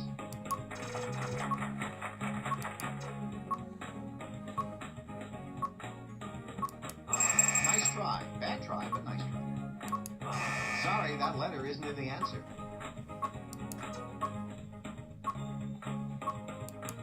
Way to go. That's correct. You got the answer. Oops, that wasn't one of the correct letters. Nice try. Bad try, but nice try. Sorry, that letter isn't in the answer. Oops, that wasn't one of the correct letters. Hey, you're good.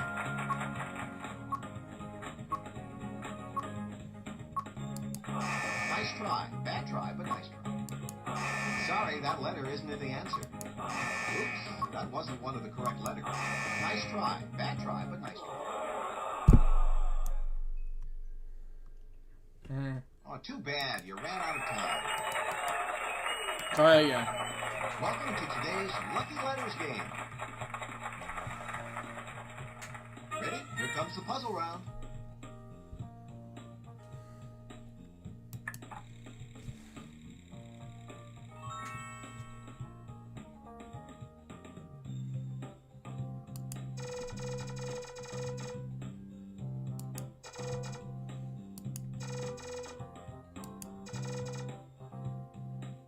Ready? Here comes the puzzle round.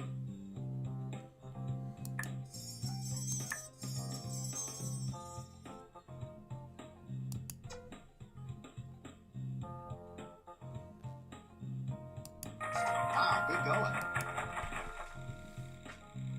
Here's a chance to double your money with a lucky chance. If you decide to wager, you'll have 30 seconds to answer. Whoa, you're putting it all on the... That's it. Yes! Got it!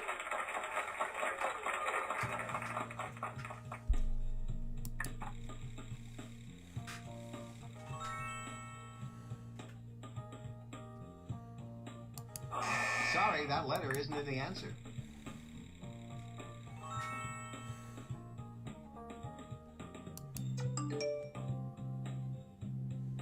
Oops, that wasn't one of the correct letters.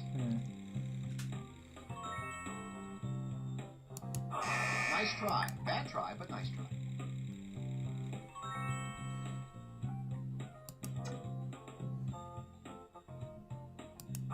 Sorry, that letter isn't in the answer.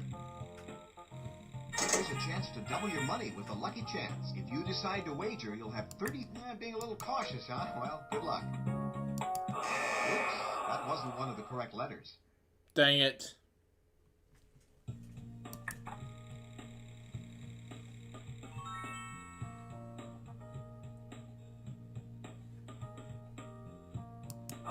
Nice try. Bad try, but nice try.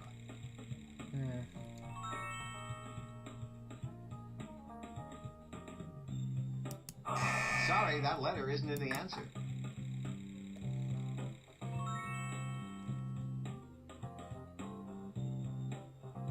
Oops, that wasn't one of the correct letters. Nice try. Bad try, but nice try.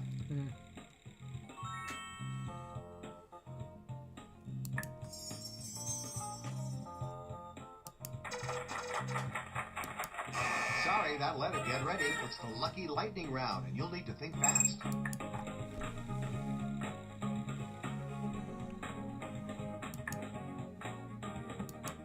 Oops, that wasn't... Nice try. Bad try. Sorry, that letter isn't in the answer. Oops, that wasn't one of the correct letters.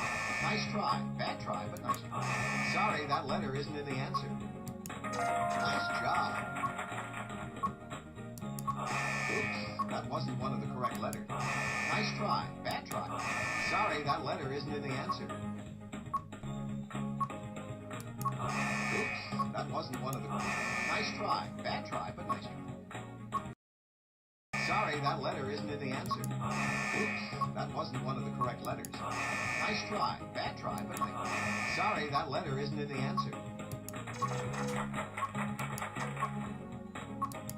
Way to go. Oops, that wasn't one of the correct letters. Nice try. Bad try, but... Sorry, that letter isn't in the answer.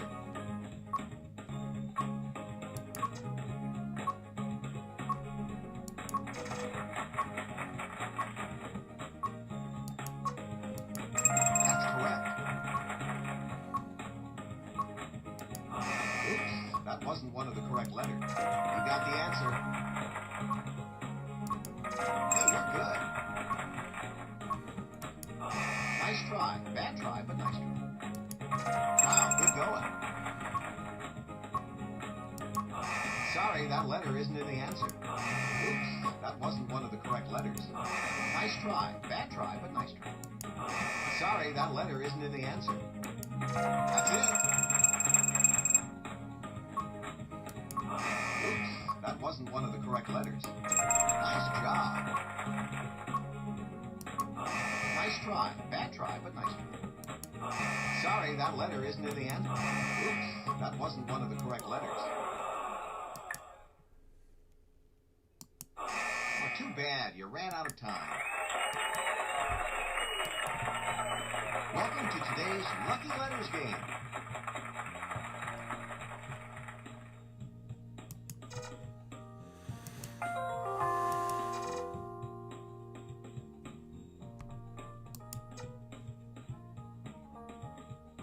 Ready? Here comes the puzzle round.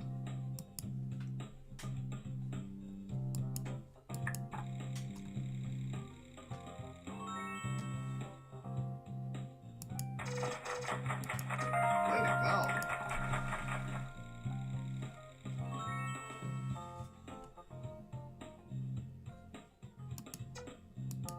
That's correct.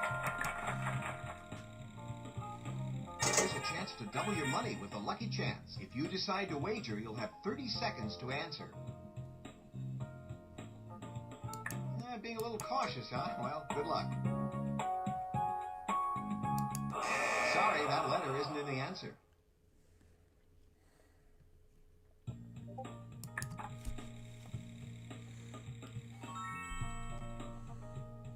Oops, that wasn't one of the correct letters.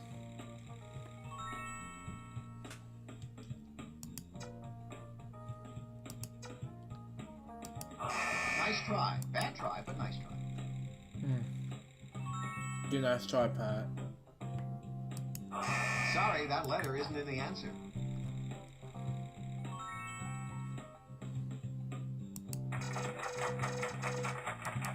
You got the answer.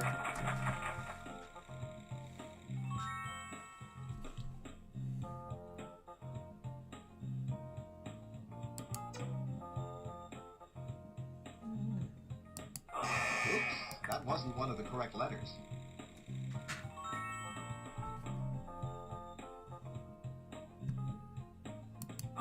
Nice try. Bad try, but nice try. Oh, man. Hey, you're good.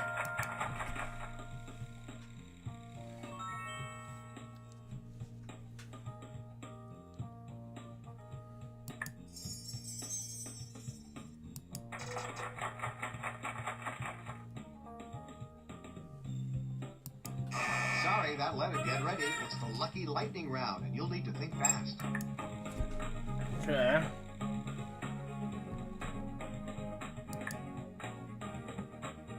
Oops, that wasn't one of the correct letters. Nice try. Bad try, but nice try. Sorry, that letter isn't in the answer. Oops, that wasn't one of the correct. Nice try. Bad try, but nice try. Sorry, that letter isn't in the answer. Oops, that wasn't one of the correct letters.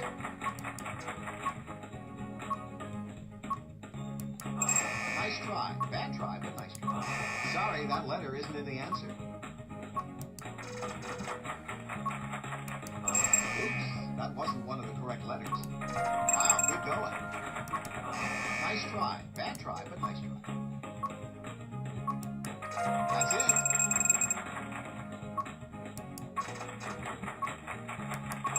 Sorry, that letter isn't in the answer. Oops, that wasn't one of the correct letters. Nice job. Nice try. Bad try, but nice try. Way to go. That's correct. You got the answer. Hey, you're good. Wow, good going.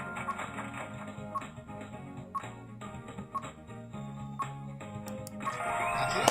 Finally! Congratulations, you solved the puzzle. $75,548. Man. Oh, man. That was really, really, really, really awesome here.